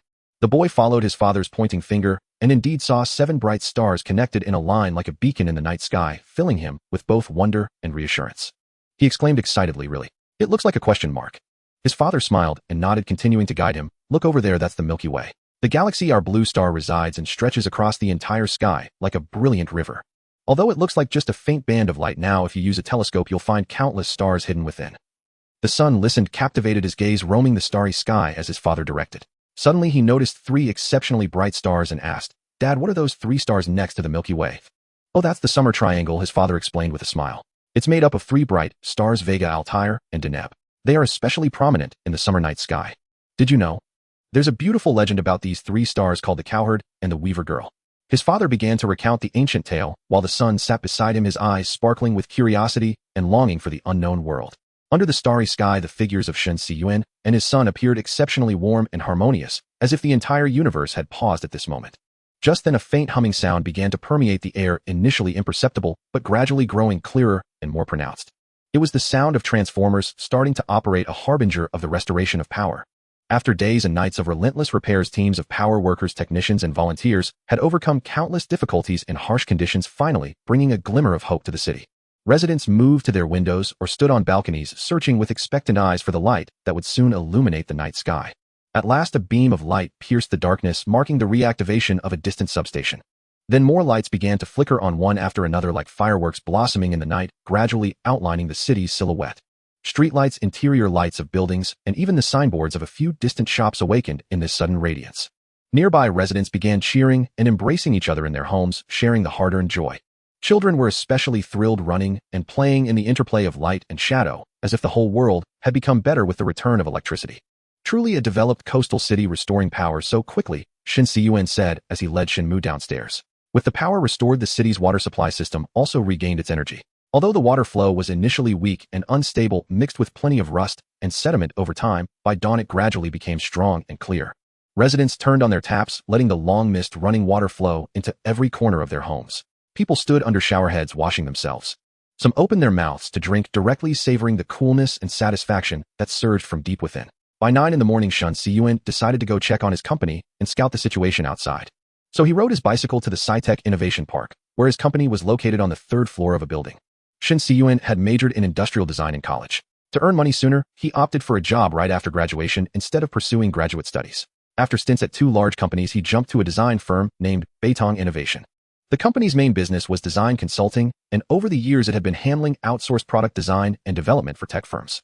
Shen Cun had grown with the company, participating in the design and development of several major projects such as surgical robots, powered exoskeletons, and nursing robots. The company was small with just over 20 employees, mostly engineering-minded men like himself. He loved the work atmosphere here, free from the suffocating bureaucracy of large corporations. The salary was quite good, bringing in $400,000 to $500,000 a year, and best of all, the office was very close to home. Shen Cun unlocked the glass door with his key and saw the boss Wang Jie lying on a reclined ergonomic chair, snoring loudly. Wang Jie was a senior from the same university 4 years ahead, and also a returnee with a master's degree. Years ago, he left Design Affairs, a top European design firm, and returned to China to join the Zhujiang Group, where he was the lead designer for several blockbuster drone products and even won a local leading talent award. Without disturbing the sleeping boss, Shen Cun went straight to his desk and started the computer. The network was still down, and there was no cell signal. Shen Cun plugged in a portable hard drive and began transferring data to the computer. Before the disaster, the project he was responsible for was already in its later stages. During the week spent at home, he finished the remaining work. After syncing the data, Shen Cun started the company's 3D printer to print a few ABS plastic parts. Just then Wang Jie woke up. Damn, Cun. Still coming to the office in this chaos. Got bored at home, so I came to see how things are at the company. And am borrowing the company's equipment to print some parts. I need to fix a few things at home. Oh, living the good life, huh? I see you've even gained weight. Should have bought a villa myself. Jiegu, you haven't been living at the company, have you? I don't even mention it. I only escaped from the shelter in the park late last night. Crashed here for a nap, and I'll head home later. Wang Jie had bought a 27th floor penthouse. After the power outage, he couldn't get home, so he took his wife and child to a shelter. During their conversation, Shen Cun also learned that in the shelter, aside from the elderly, sick, and disabled, most civilians had to engage in intense labor. Under military-style management, only by completing assigned tasks could they receive sufficient supplies. Let me tell you, I've never been through anything this miserable. It was cramped, sleepless, dirty, and messy. I won't even go into that. But the worst part was the humiliation. The group leader acted like a prison warden, scolding you like a grandson. And you didn't dare talk back because they controlled the supplies, Wang Jie complained. Shen Cun noticed his arms were covered in red rashes and insect bites and instinctively tightened his mask.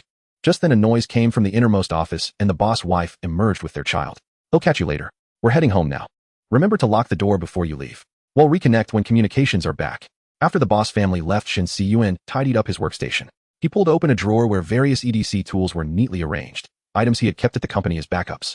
Among them were a Swiss Army knife, a Leatherman multi-tool pure titanium cutlery, a white laser flashlight, a tactical pen knuckle dusters, a claw knife, a folding knife, and a titanium water bottle. He had always been captivated by these refined toys of middle-aged men, often taking them out to fiddle with during breaks at work, and they could come in handy in emergencies. The saying goes that a man remains a boy at heart until death, only the toys grow more expensive. After packing the EDC tools into his backpack and grabbing the printed parts, Shen Cun closed the windows and doors and left the company. After cycling for a few minutes, Shen Cun arrived at his destination, the Future Plaza, a supply point in the Science and Innovation Park. Though it was still early, the plaza was already bustling with activity as people moved about hurriedly or leisurely, each immersed in their own tasks. Shen Cun quickly located the nearby black market nestled in the shaded area at the east gate of the plaza. After scanning the surroundings and assessing the positions and foot traffic of various stalls, he finally chose a spot near the roadside that wasn't too conspicuous. Shen Cun carefully dismounted his bicycle and locked it to a nearby railing, ensuring it wouldn't obstruct pedestrians while remaining easy to retrieve. He took a waterproof cloth from his backpack and swiftly spread it on the ground, setting up his temporary stall. Then one by one he pulled out his treasures from the bag, placing a sheet of A4 paper under them that read "Gold transactions only." After setting up his stall, Shen Cun didn't rush to hawk his wares, but waited quietly. He believed that good items would naturally attract the right people. People came and went, many inquired, but few made purchases. Around noon, a well-dressed, middle-aged man stopped in front of his stall, his gaze wandering uncertainly. An outdoor military enthusiast. The middle-aged man asked in a low voice, clearly a connoisseur. Shen Cun smiled faintly and said mysteriously, "Yes, all top-notch stuff. I wouldn't part with them under normal circumstances." A flicker of interest flashed in the middle-aged man's eyes as he began to inspect the items carefully. How much for the whole lot? 100 grams of gold. 90 grams. They'll take your backpack too. It's a good one. The middle-aged man pulled 3 sealed 30-gram investment gold bars from his pocket stamped with the bank's logo and AU 999. Fine deal. Seeing that the man was knowledgeable, Shen Cun didn't haggle further. They quickly completed the transaction, and the man left satisfied after packing up his purchase. Shen Cun watched his Mystery Ranch tactical backpack disappear into the distance, a twinge of regret washing over him. Damn, should have brought a cheap bag like last time. Just as he mounted his bicycle to leave, a group of uniformed officers with gleaming badges appeared in his sight. Everyone freeze. We're conducting a special inspection of prohibited items. Please cooperate, a leader announced through a megaphone. At his command, the officers swiftly fanned out across the area, beginning to check each stall one by one. The vendors fell into chaos, some frantically packing up to flee, others frozen in place at a loss. Shen Cun patted the gold bars and 3 printed parts in his pocket, then pedaled his bicycle quickly, leaving the plaza area. Along the way, Shen Cun saw soldiers standing guard at the entrances of various bank branches, their expressions stern as they paced back and forth, occasionally communicating via walkie-talkies. On the main road, a disinfection truck slowly passed, spraying specially treated mist to cleanse the grime and odors accumulated due to power and water outages. Groups of volunteers in protective suits armed with cleaning tools were sweating profusely as they swept away trash. 2 technicians, secured by safety ropes beneath a base station tower, seemed ready to ascend for repairs. Cycling to his home in Yuanjiang Community, Shen Cun headed straight for the Central Park. The park's bulletin board was plastered with notices, and missing person flyers were scattered on the ground. Skipping over various security bulletins, Shen Cun found the information he needed. Starting Monday, June 17th, at 8 a.m., traffic restrictions on social vehicles will be lifted citywide.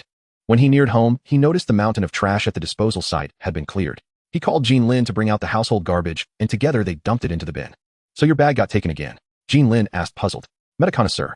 I suspect he bought the other stuff just for the bag, Shen Cun said with a laugh. As a survivalist, Shen Cun had dozens of bags at home. The backpack was the core equipment for a modern prepper, its importance undeniable. Choosing a backpack suited to one's needs directly impacted survival rates in extreme situations. Survival backpacks generally fell into 2 categories: professional outdoor backpacks and military tactical backpacks. In terms of carrying systems, outdoor backpacks had an edge in comfort. A refined carrying system was a hallmark of outdoor backpacks. They typically featured thick shoulder straps, waist belts, chest straps, and ergonomic back panels. By scientifically distributing pressure, they reduced the strain on the body during prolonged wear. Tactical backpacks had a relatively simplified carrying system, prioritizing stability for rapid movement and tactical environments.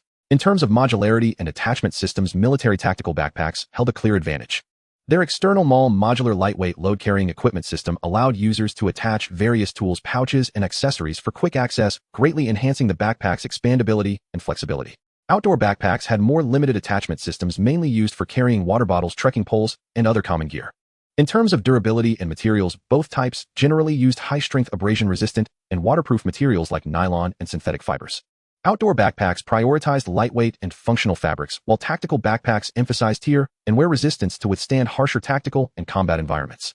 High-quality backpacks often used materials like Cordura, Gore-Tex, and TPU, known for their waterproof and abrasion-resistant properties.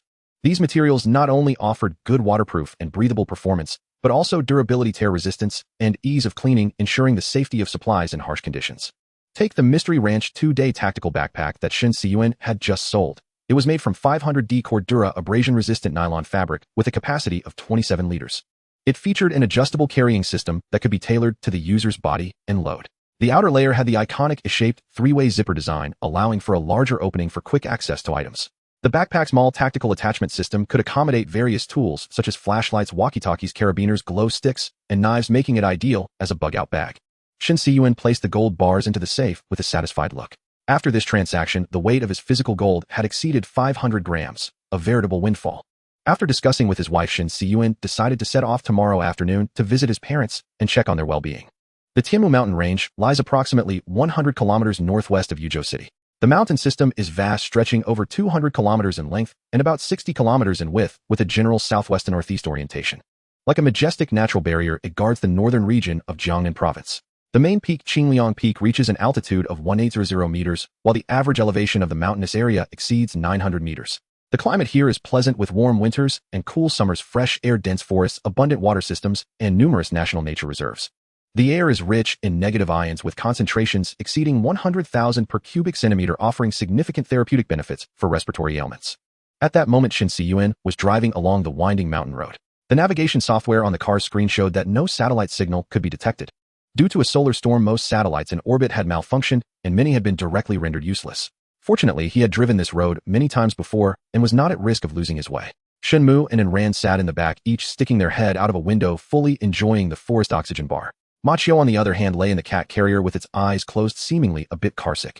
After a 2-hour drive, the family finally arrived at their destination, Bamboo Village. Bamboo Village, originally named Bamatian, is located in Anji County, Huzhou City. In the 17th year of the Chongzhen era, the rebel leader Li Zicheng captured the capital Yinjing, leading to the fall of the Ming dynasty. Soon after, the Manchu Qing forces invaded through the passes, their iron hooves marching southward. With the 10 days of Yangzhou and the 3 massacres of Jiading, the Jiangnan region was plunged into a bloodbath of chaos. Due to years of relentless warfare, common folk fled deep into the mountains to escape the scourge of soldiers. Legend has it that a group of women and children sought refuge here, discovering a remote, untouched place surrounded by lush greenery and serene surroundings. After deliberation, the 8 leading mothers decided to reclaim land and settle here. From then on, this group lived a secluded, self-sufficient life in the mountains. Over 300 years later, descendants renamed the village Bamatian to commemorate this history of 8 women reclaiming the land. It was later simplified to Bamboo Village for easier reference. The village nestles in a mountain hollow at an elevation of 800 meters, with the nearby peak Jingxian Peak soaring over 1,000 meters, offering a panoramic view of the surroundings from its summit. The car slowly entered the village, where a few farmhouse restaurants and local specialty shops were scattered along the roadside. Through the glass doors, it was clear that they had long been abandoned, with broken signs lying on the ground unattended. During the bubble economy era over a decade ago, the village had built numerous leisure and vacation facilities. Due to its proximity to urban clusters, it once became a niche tourist destination. However, with the arrival of the coronavirus, the number of tourists plummeted, and the once bustling village returned to its original tranquility. As all the young people had left for studies or work, the village now housed only a dozen or so households, mostly elderly residents. The brief prosperity of the past had left the village with decent infrastructure.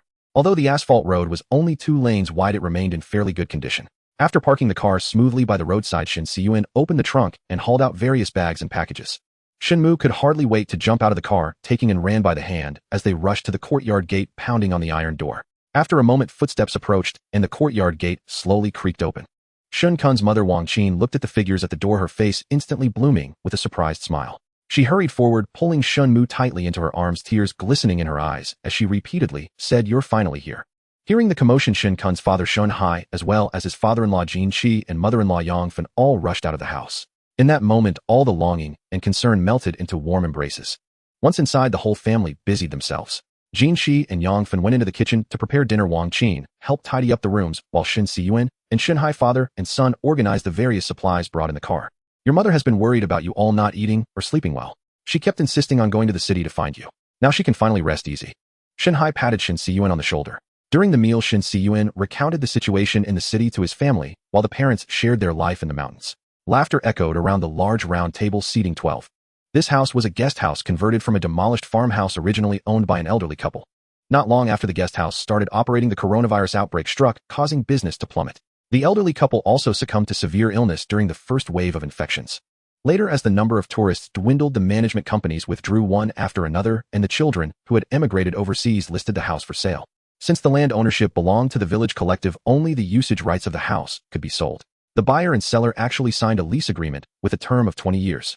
Through an additional private agreement, it was stipulated that the lease would automatically renew upon expiration.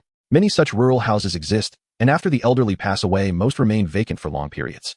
Children working elsewhere typically return only a few times a year. If their household registration has been moved out of the village, the house cannot be demolished and rebuilt, only reinforced and repaired. If a house collapses due to long-term neglect, the homestead land can be reclaimed by the village collective. With no guarantee of property rights and poor market liquidity, such properties are mostly left unwanted. Shen Cun visited several villages and inspected dozens of abandoned ghost houses before finally choosing this one for 3 reasons. First, the village was at a high enough altitude with a pleasant climate surrounded by mountains and rivers. Besides basic farmland, the village also had large tracts of fruit trees and tea fields. The nearby forests were rich in resources, allowing for long-term self-sufficiency behind closed doors. Second, the main structure of the house had been demolished and rebuilt, making it relatively new with fresh decor and complete furniture and appliances. It was also located in the northwest corner of the village, secluded with its own courtyard and no neighbors. Finally, and most importantly, the original owner had settled abroad, making future disputes unlikely. Having predicted a decline in housing prices, he persuaded his recently retired parents. In the end, they sold their old small urban apartment at a high price and bought this place for retirement. As domestic housing prices began a long-term decline, his parents-in-law also sold their suburban apartment with an elevator and moved here, the four of them, now making a perfect mahjong table. Xiaoshen, don't worry about us here. We drink fresh spring water from the mountains, every day grow vegetables, raise chickens, exercise, and fish. Life couldn't be healthier. Jinshi, a bit tipsy from the alcohol, was slightly excited. Ha, you're right, Dad. Shen Cun raised his glass and clinked it with his father-in-law's in agreement. Drink less and eat more. These pine nuts were picked from the mountains last year. Try some. Yangfen brought out another dish of corn stir-fried with pine nuts. Mom, there's already enough food. Sit down and eat. Jean Lin, feeling sorry for her mother's bustling, pressed Yangfen into her seat. As night deepened after a hearty meal and drink, the family members retired to their rooms to rest. Shenmu, unfamiliar with the new environment, dared not sleep alone, so Jean Lin stayed with her son in one room. Shen Cun lay alone in bed, listening to the chirping of insects outside the window, beginning to plan for the next day. The next morning, after finishing breakfast, Shen Cun exchanged a knowing glance with his wife. Jean Lin understood immediately and took the child and the dog out for a walk. Shen Cun called both sets of parents over, and once they were seated, he initiated a roundtable discussion. Parents, you know me well, I am not one to rely on others for anything. Shen Cun began to speak. You little rascal, stop talking nonsense and get to the point, Shen Hai jested. Yes, if you need anything from us, just tell us directly. Jean Qi chimed in. I plan to resign from the design company and switch to aquaculture. The four present were taken aback by Shen Cun's statement, momentarily speechless. Son, what are you planning to breed? Wang Qin was the first to break the silence. Giant salamanders, also known as baby fish. Aren't those a protected species? Yangfen asked in surprise. I already completed the necessary permits. Legally bred second-generation baby fish can be farmed, consumed, and sold. Shen Cun took out his aquatic wildlife breeding permit and the aquaculture transfer contract and placed them on the table. Shen Cun, you're not thinking that watching some wealth creation show will make you rich, are you? Jin Qi became agitated. Yes, why abandon a good job to venture into an industry you've never encountered before? The risks are too great. Entrepreneurship is like gambling with a high chance of losing everything. Yangfen also reacted, expressing her opposition. Son, don't act on a whim and challenge others' livelihoods based on your hobbies. Wang Qin gently held Shen Cun's hand. The atmosphere became somewhat awkward. Shen Cun remained silent on the surface, but felt pleased inside. Indeed, it seems the family members are very rational, so I need not worry about them being scammed in the future. At that moment, Shen Hai, after reviewing the contract, slowly spoke up. Isn't the baby fish bred in caves? Yes, baby fish prefer dark, cold, and humid environments, require high water quality, and must be raised at a constant temperature, avoiding light. I understand you intend to use aquaculture as a pretext to build a mountain refuge. Shen Hai, knowing his son well, was the first to see through his true intentions. This wasn't surprising. Shen Cun built a house in the city, and as his father, he contributed both financially and physically. The marriage house was built like a warehouse with a bunker underneath. It was impossible to hide the true purpose from him. Stop the charade. We are family, so if you want our approval, show your sincerity. Shen Hai folded his arms and leaned back. Hey, you can't hide anything from me, Shen Cun said with a bitter smile. The other three were also enlightened by his words and began to contemplate. All right, I won't pretend anymore. I'll lay my cards on the table. I do not intend to resign, so I need you all to help me act as aquaculture operators. Shen Cun spread his hands. That's not difficult. Where is the specific location of the aquaculture farm? Shen Hai began evaluating the project. On the hillside about 1 kilometer away, there is a road leading directly to the cave entrance. Is the structure there safe? Wang Qin asked with concern. The cave is semi-natural, semi-artificially excavated, and has been in use for over 10 years, so the structure is quite stable. I will take you there to see it shortly. Wait a minute, is it really necessary to build a refuge? Jin Qi asked, a bit confused. Xiaoshen, did you receive some news? Yangfen pressed further. I am not a prophet and cannot predict when disasters will strike. It may happen tomorrow or never. I just want to prepare to avoid future regrets. Just saying it's wise to be prepared lacks persuasive power, you know, Shen Hai squinted. Shen Cun took a deep breath and revealed his trump card. The terrifying consequences triggered by this solar storm will only truly manifest in the future. Modern agriculture heavily relies on electricity, irrigation systems in farming, feed processing, drinking water supply, and temperature control systems in animal husbandry all depend on it. A global power outage will lead to a significant reduction in grain and meat production this year, which is already a foregone conclusion. The more advanced the agricultural modernization, the greater the impact. The aquaculture industry will be even more severely affected. Without electricity for water circulation and oxygen supply, it can be inferred that production will cease entirely. High-density poultry farming will be the same. Once the power goes out, the birds will inevitably die in large numbers. Previous disasters could rely on food preservation facilities like grain depots and cold storage to last until the next agricultural production was completed. However, this time the power outage coincides with summer in the northern hemisphere, and stored grain and meat will also undergo significant spoilage. Today's human society may have already lost its ability to withstand pressure, and a food crisis is likely to occur in the future. After hearing Shen Cun's words, the crowd immediately realized the seriousness of the situation. Shouldn't we be stockpiling food? Why build a refuge? Jin Qi blurted out. And then suddenly his expression changed drastically. He quickly grasped a terrifying thought. Feeding everyone is difficult, but eliminating a portion of the population to feed the rest is not hard. Shen Cun spoke, slowly silencing everyone present again. Currently the population of the Silk Nation is 1.3 billion, while the global population is 8.5 billion. It's indeed a bit difficult. You've convinced me. I have no objections now, Shun Hai said as he walked into the courtyard and lit a cigarette. Son, you're right. Your mother agrees with you too. Wang Qin released her grip on Shen Cun's hand. Xiaoxin, you see further than we do. What else might happen next? Share with your father. Jin Shi whispered. Dad, you don't need to worry too much. The Silk Nation heavily relies on imports for food such as soybeans and corn, mainly affecting edible oils and meats. There will definitely be tough days ahead, but eventually we can pull through. Building a refuge is mainly to guard against man-made disasters. Are you saying someone will take advantage of the situation? The possibility is quite high. In this AI era of technological advancement, various low-end jobs are being rapidly replaced by machines. The lower-class populace has begun to lose their value as exploited individuals, becoming what the wealthy elite refer to as garbage population. White elites promote the idea that 20 of the population creates most of the value, while the remaining 80 are worthless individuals who can't create new value and can only survive on the remnants consumed by the elite. You can see this ideology being propagated in various entertainment products today. The poor are depicted as ruthless and unscrupulous, while the rich are portrayed as gentle, kind, and compassionate. They believe that the Earth's resource and environmental issues are caused by an excess of useless, inferior population, which should be managed through high-tech means of elimination and elimination. This is what is widely referred to as the population reduction plan. Shen Cun's words stunned his in-laws once again. In the United States, there is a famous Stonehenge inscribed with the same phrase in 8 languages, the first line stating maintain humanity under 500 million in perpetual balance with nature, which was later destroyed. That actually sounds quite reasonable. Yangfen nodded unconsciously. What kind of reasoning is that? When problems cannot be solved, they just eliminate people. What logic is that? It was good that it was destroyed. Just hearing about it sends chills down my spine, Jinshi scolded. Dad is right. The root of the problem lies in the social elite, holding most of the wealth and resources while avoiding the responsibility of leading humanity forward. Thus, beneath the massive economic losses caused by the solar storm, various accumulated contradictions will erupt all at once. The ruling class, already accustomed to inciting harm among the lower classes, will undoubtedly use various means to shift the crisis. War, plague, and riots. Any method that reduces the population will be employed. We need to prepare early. After discussing privately for a while with Yangfen, Jinshi made a decision. Xiaoxin, we have no objections either, he said, handing over a bank card. This is the money from selling the house. I gave it to Lin Lin, but she refused to take it. The password is her birthday. Use it for whatever you think is right. Shen Cun hesitated for a moment, but eventually accepted it. The likelihood of a bank run and panic occurring in the future is high. If the financial system cannot withstand it, the currency will depreciate, significantly turning into worthless paper. For safety's sake, the urgent priority is to convert the money into tangible assets at the earliest opportunity. Thank you, Mom and Dad. Don't worry, this money is just a loan to me and Jean Lin, and we will pay you back in the future. Shen Cun stood up and said seriously. Oh, it's just money. Where else can Mom and Dad's money go? Yangfen chuckled. After the family meeting, Shen Cun immediately led his family to the cave to inspect the site in person. They jolted along a simple gravel road, the dense vegetation on both sides scraping against the vehicle with a rustling sound. Finally, the car broke through the green encirclement and stopped on the spacious concrete ground at the cave entrance. The family got out and walked toward the cave, only to find a tightly closed iron door blocking their way. Shen Cun pulled a key from his pocket, unlocked the thick chain on the door, and pushed it to the left with effort.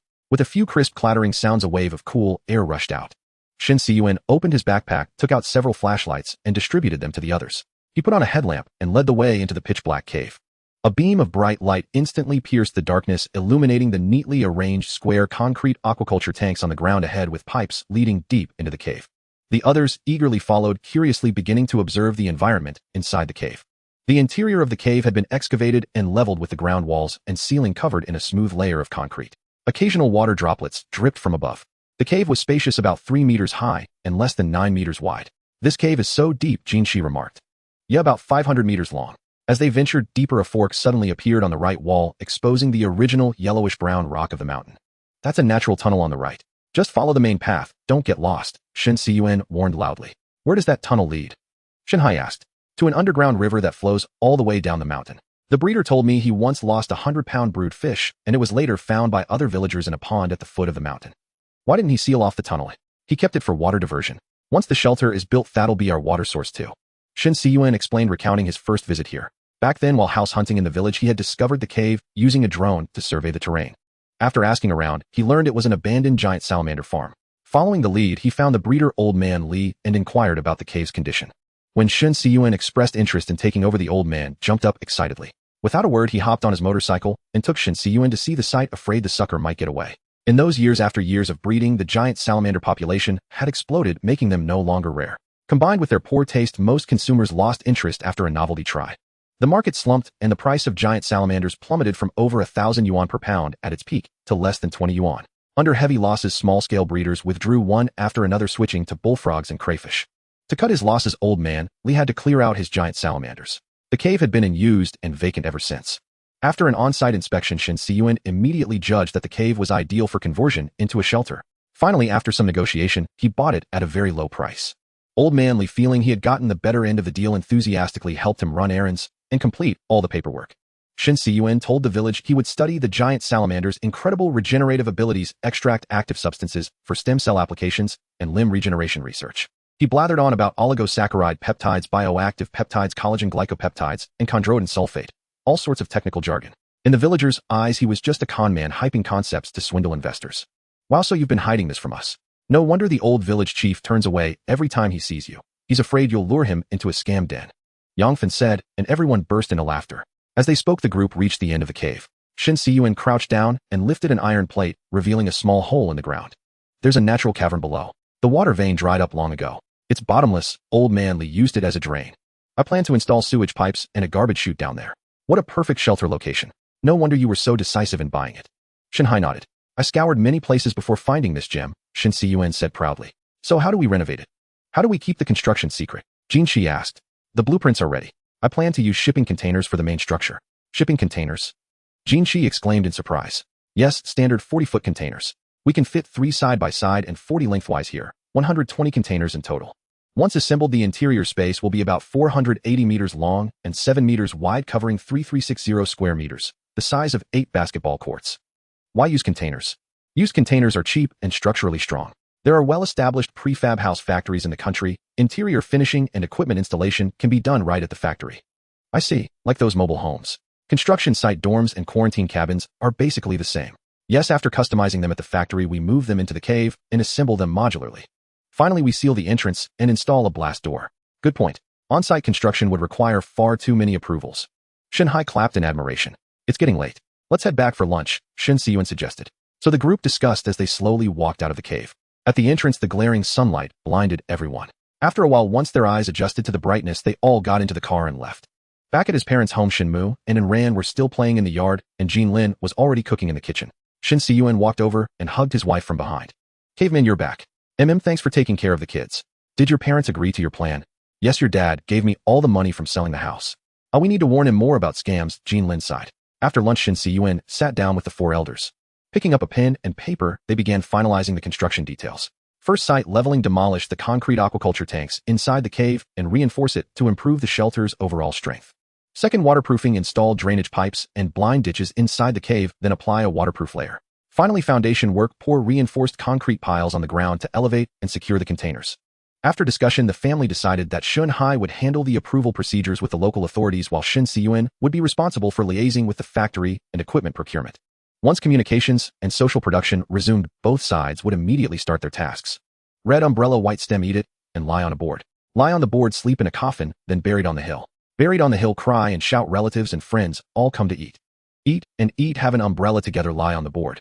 Shen Cun weaved through the mountain forest, humming a Yunnan folk song, while searching for fungi on the ground. Every year in May and June is the peak season for wild mushrooms.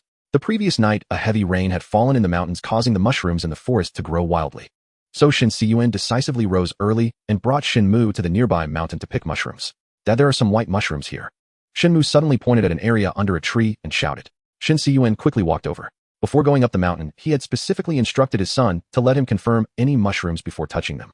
You can't pick this one, it's a poisonous mushroom called the fat-footed white parasol. Shen Cun took a termite mushroom from his full basket and began a live teaching session for his son. Mumu, look, although both are white mushrooms, the termite mushroom is much larger. The white parasol is not only smaller, but also has scales on top and ridges on the edges. Never mix them up. Okay, I'll remember, Shenmu said with wide eyes. Around noon, the father and son, having gathered a bountiful harvest, returned home contentedly. After washing the mud off his feet, Shen Cun went to the kitchen to tally the morning's harvest. The basket held mostly termite mushrooms and chanterelles, with a small amount of porcini, enough for the whole family for several meals.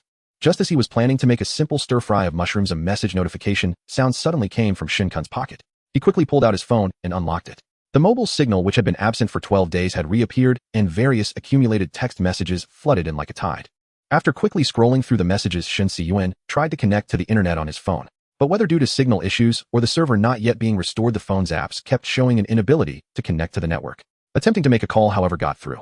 So he turned on the radio. After switching through a few channels, Shen Cun heard the answer he was looking for. According to the latest news from the National Emergency Department, the large communication drones dispatched this time include multiple Wing-Long series emergency rescue drones.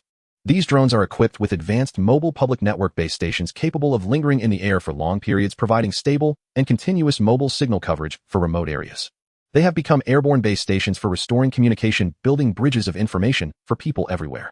With the restoration of telephone communication, family members began calling out non-stop to contact relatives and friends. While reporting their safety, they also inquired about the specific situations in various places. From the information obtained, the losses caused by this solar storm disaster were staggering. It wasn't just economic losses, there were also a large number of casualties. The prolonged power and water outages led to a global public health crisis with widespread outbreaks of diseases like cholera and dysentery.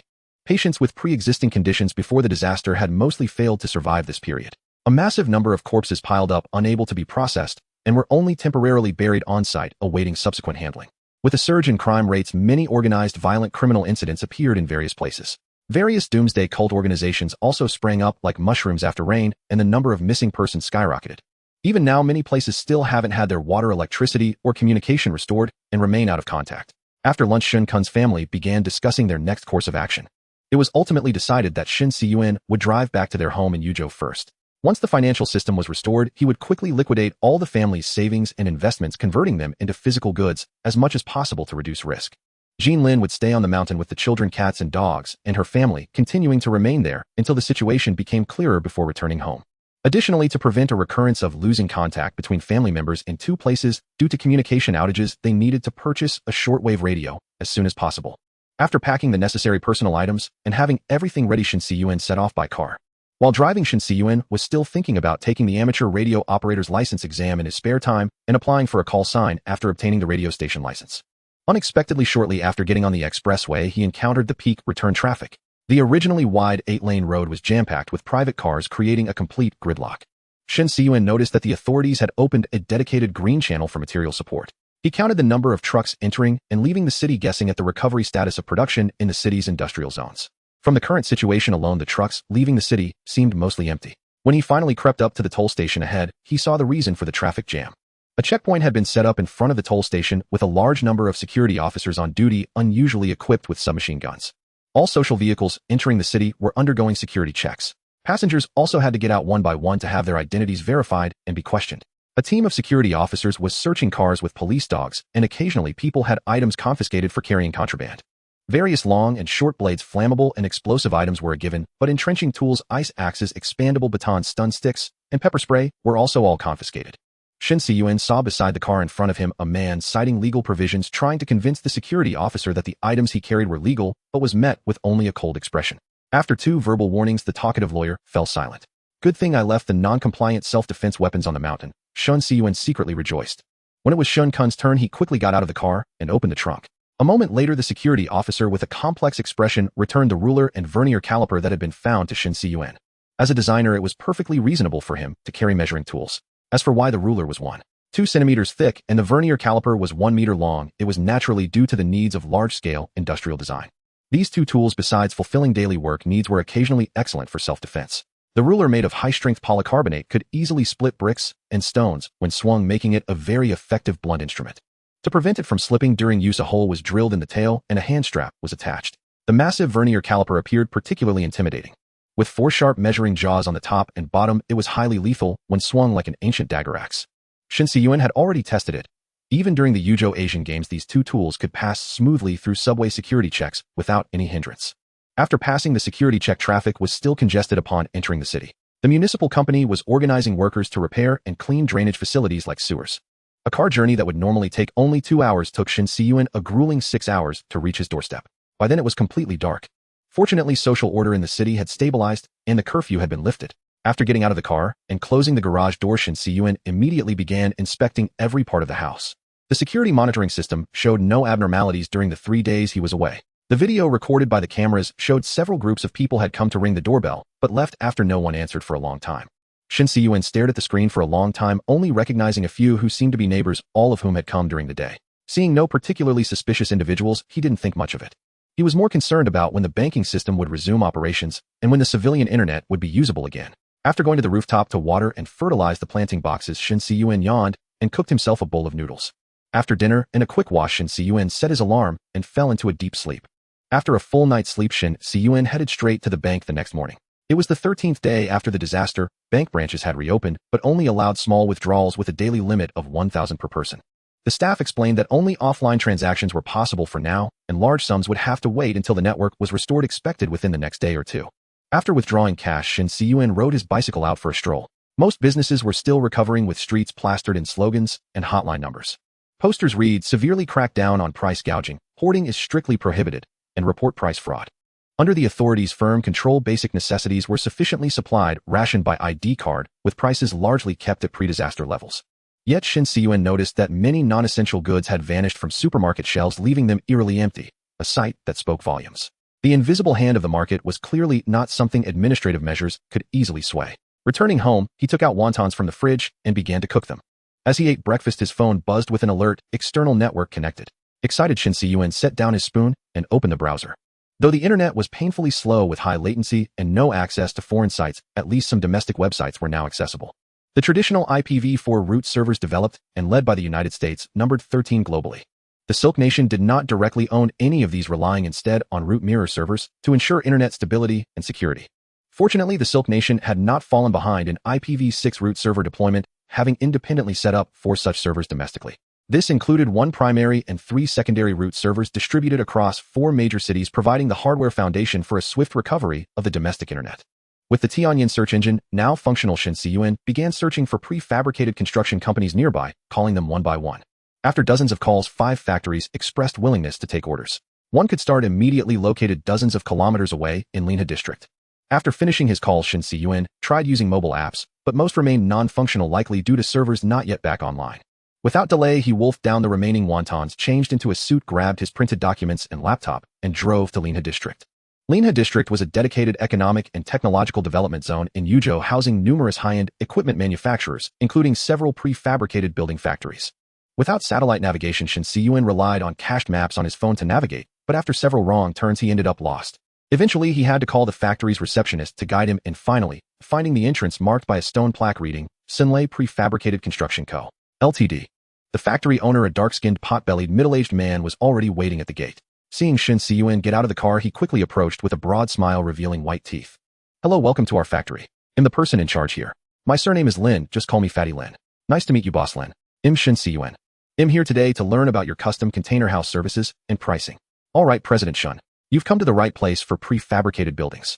We were among the first in the country to do this. It's too hot outside. Let's talk inside." Fatty Lin warmly ushered Shen Cun in. Entering the factory, Shen Cun saw vast workshops filled with prefabricated components with production lines in orderly array. But no workers were on the lines, clearly still idle. The group arrived at a meeting room where technicians were already waiting. Once seated, Fatty Lin cut to the chase. "President Shen, before diving into details, I'd like to understand your specific needs, project scale, expected order volume, and payment preferences, so we can tailor a solution for you." Shen Cun nodded slightly, pulled the prepared project documents from his bag, and handed them to Fatty Lin.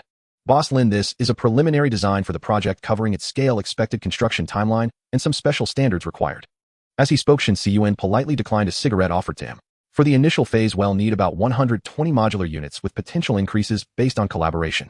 To strengthen his bargaining position, Shen Cun subtly exaggerated the project's scope. As for payment, I'd prefer a flexible phased plan to ensure reasonable cash flow for both sides. With that, Shen Cun opened a bottle of water and took a sip.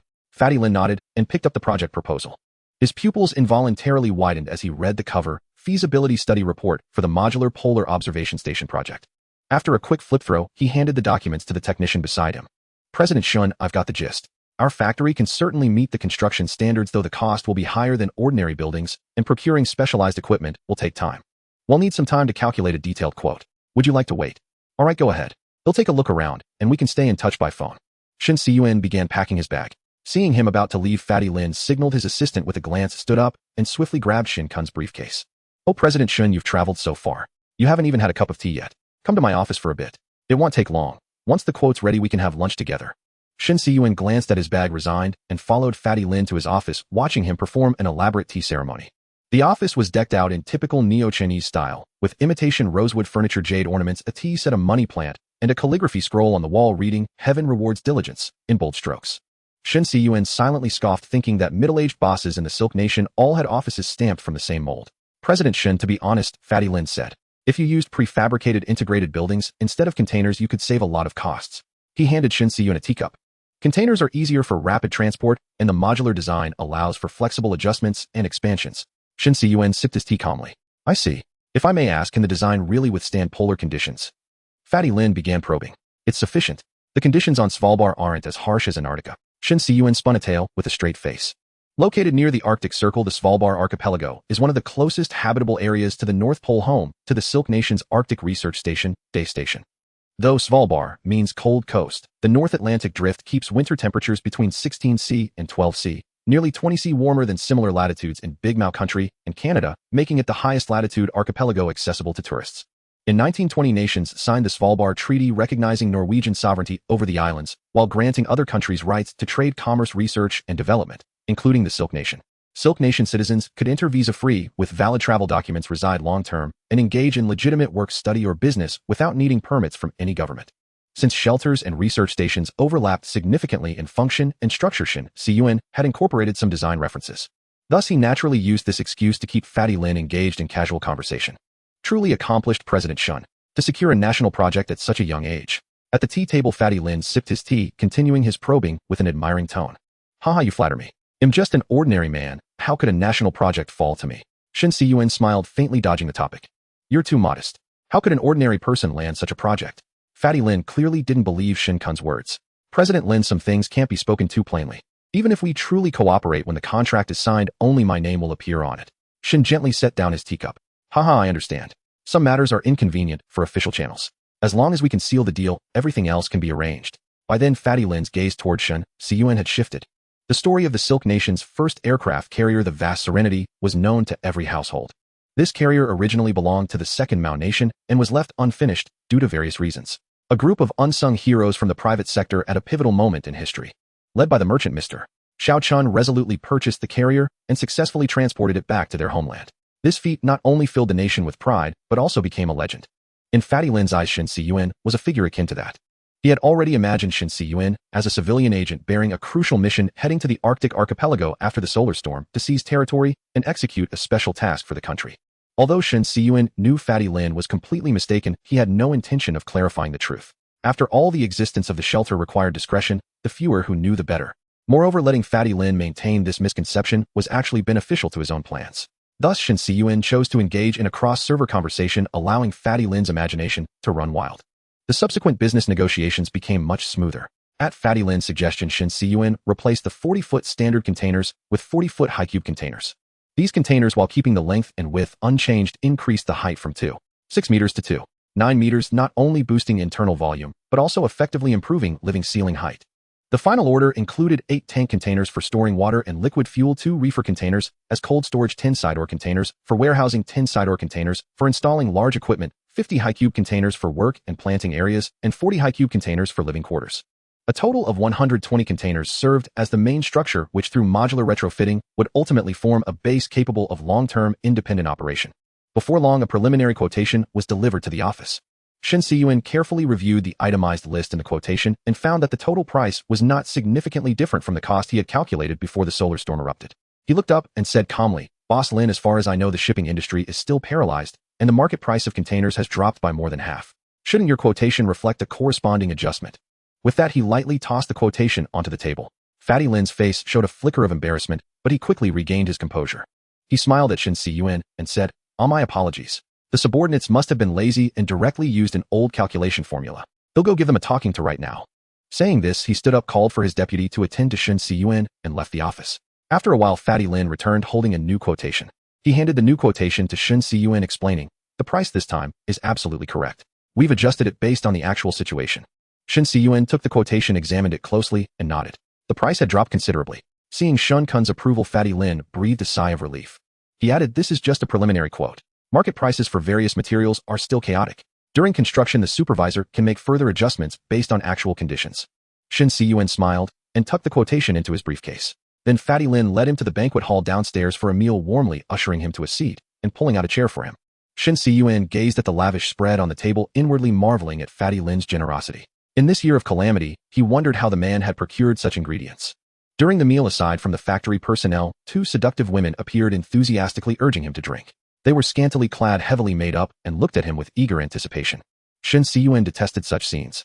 Annoyed but unable to refuse outright, he leaned close to Fatty Lin's ear and whispered, "I need to discuss engineering details with the technical staff this afternoon.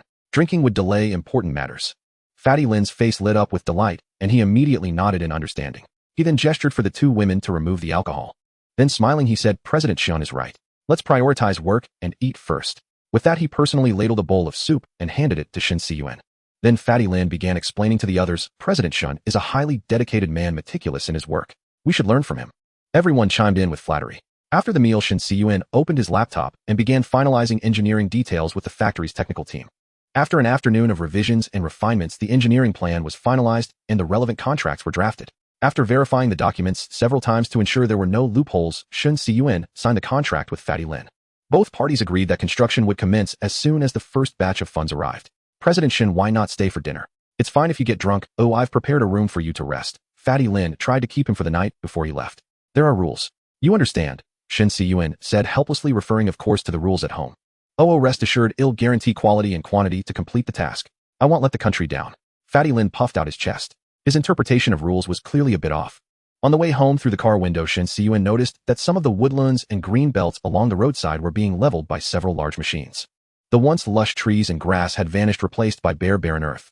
As the car moved forward, he saw more and more wasteland being turned into neat furrows, with farmers busily planting in these newly cultivated fields. This was undoubtedly an unusual sign, confirming Shen Cun's earlier suspicions. Watching the setting sun, Shen Cun tightened his grip on the steering wheel. On June 21st, the summer solstice, a Friday, the 14th day of the solar storm calendar, Shen Cun sipped his coffee, gazing at the various curves and numbers on the screen. Due to the prolonged power outage, investor confidence in the market had been severely shaken. Coupled with reduced market transparency from disrupted information flow, panic, unsurprisingly, was spreading through the market. Cryptocurrencies bore the brunt, plummeting by 94. Hundreds of thousands of accounts were liquidated, bringing the market to the brink of collapse. Conversely, gold and other precious metals, as traditional safe haven assets, once again became market darlings. People rushed to buy gold, hoping to shield themselves from the anticipated financial storm. Gold prices soared, surpassing 1,500 yuan per gram and continuing to climb. Fortunately, the central bank had raised the benchmark one-year deposit rate to 8 and injected liquidity into the market by lowering the reserve requirement ratio, alleviating the funding pressure on financial institutions. News reports showed that all banks had made ample preparations before resuming trading. Bank lobbies deliberately piled up small mountains of cash to showcase their reserves. After a morning of frantic withdrawals, public confidence gradually recovered and a bank run was ultimately averted. The stock exchange announced it would resume trading the following Monday, with stocks and bonds expected to face significant turbulence. Shen Cun was not overly concerned about this. No one in his family dabbled in stocks or bonds. Their liquid assets were all in bank deposits and fixed-term wealth management products. By now, he had consolidated all his family's funds into his own bank account, holding approximately 1.5 million yuan in cash deposits. The bulk of the deposit came from his in-laws' 1.2 million yuan from selling their house. Shen Cun's own parents' savings had been used for building their home and his wedding, leaving less than 300 yuan. All of Shen Cun and his wife's savings after marriage were deposited in a paper gold account. Paper gold is a book-entry gold trading method where the account records gold in grams and transactions are settled based on the current gold price. Compared to physical gold, it is more convenient and faster to trade, with relatively lower transaction costs. Currently, the paper gold account showed over 100 grams of tradable gold, most of which had been purchased at low prices in previous years, ranging from 600 to 700 yuan per gram. Combined with over 500 grams of physical gold acquired from the black market, Shen Cun now had over 1,500 grams of gold that could be liquidated. As gold prices continued to surge, Shen Cun temporarily refrained from selling. After a phone call with Fatty Lin, he transferred the first installment of 1 million yuan. The average price for used shipping containers was over 300 yuan each, so the cost for 120 containers amounted to 400 yuan. Various internal equipment and renovations averaged around 300 yuan per container. Including costs for entrance, ceiling, supporting facilities, transportation, and installation, the total construction cost for the shelter project was estimated to be over 5 million yuan. He had initially considered mortgaging his house in Yuzhou for a loan. However, given the current surge in gold prices, it seemed unnecessary for now. To seize the brief window of opportunity, Shen Cun accelerated procurement, ordering various construction components needed for the initial phase over the phone. Just then the sound of gongs and drums erupted outside.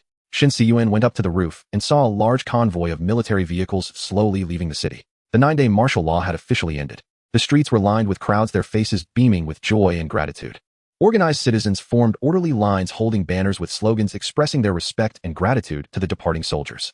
Passers-by seeing this scene stopped and joined the farewell procession. They stood by the roadside warmly waving goodbye to the convoy, tears glistening in their eyes. Cars on the road also honked their horns in respect and blessing. The people in their simple way expressed their gratitude to the soldiers who had silently guarded their homes and maintained order. By the afternoon, the various construction materials Shen Cun had ordered were loaded onto trucks. The main items were over 500 spring damper vibration isolators and corresponding container twist locks, with the rest being materials for waterproofing work. Shen Cun's car led the way, followed by the logistics company's trucks, forming a temporary convoy that headed towards Bamboo Village. During the drive, Shen Cun turned on the car radio to listen to the news. The authorities had announced that emergency rescue and disaster relief had achieved phased success, and full resumption of work production and school would begin on Monday. Experts and professors being interviewed were analyzing how post-disaster revenge spending would significantly boost the economy. They predicted a substantial surge in market demand in the coming months. The government would also increase investment to promote post-disaster reconstruction and economic recovery. Finally, they optimistically expressed confidence in the future, believing that society would embrace new development opportunities after this disaster. After listening for a while, a disheartened Shen Cun reached out and turned off the radio. He understood well that confidence is more valuable than gold, but he had a question: where would people who lost their income during the disaster find money to spend? After 2 hours, the convoy finally arrived at the village. Shen Cun immediately called his father. Shen Hai and Jin Shi, along with the construction team brought from Anji County at the foot of the mountain, began unloading. At the cave entrance, a gasoline generator rumbled loudly. Inside, the original aquaculture ponds had all been dismantled and the ground leveled. The construction team was excavating foundation pits in preparation for the next step of pouring reinforced concrete pile foundations. Each pile foundation would be fitted with a spring damper vibration isolator, followed by welding dedicated twist locks. In the future, containers would only need to be aligned and locked into place for fixation. This fixation method effectively created an elevated floor for the work and living areas, preventing groundwater from corroding the containers and reducing indoor humidity. It also facilitated the installation of water and electrical pipelines. Combined with the spring damper vibration isolators, it would greatly enhance the shelter's earthquake resistance. More importantly, the final assembly would only require 2 forklifts, eliminating the need for further involvement from the construction team. The foreman and I inspected it together. The cave structure is quite stable. It just needs some simple reinforcement and then the installation of fall protection nets. Before entering the cave, Shen Hai placed a safety helmet on Shen Cun's head. Good. I also brought the waterproofing materials. Once the concrete work is done, we can directly apply the waterproof layer. Shen Cun followed his father, inspecting the interior. There's no rush for that. Let's wait until the drainage ditch is dug. What about sealing the entrance? When will the blast door be installed? It's already designed. That thing is huge and heavy. Transporting it requires special permits. Let's start sealing the entrance after all the containers are inside. Okay, what's the progress on the containers? Work started yesterday. The first batch of 30 containers is mainly for large equipment and storage facilities. The modifications won't take long. They should be done by next month.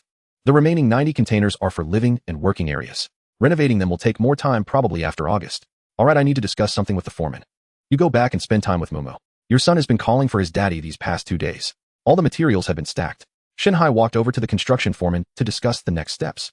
Upon returning to his parents' home, the moment Shen Cun pushed open the courtyard gate, he saw his son abandon his scooter and charge into his arms like a little cannonball. Dad? Dad's back. Shen Mu shouted excitedly. Shen Cun lifted his son, hoisting him onto his shoulders, and walked into the house.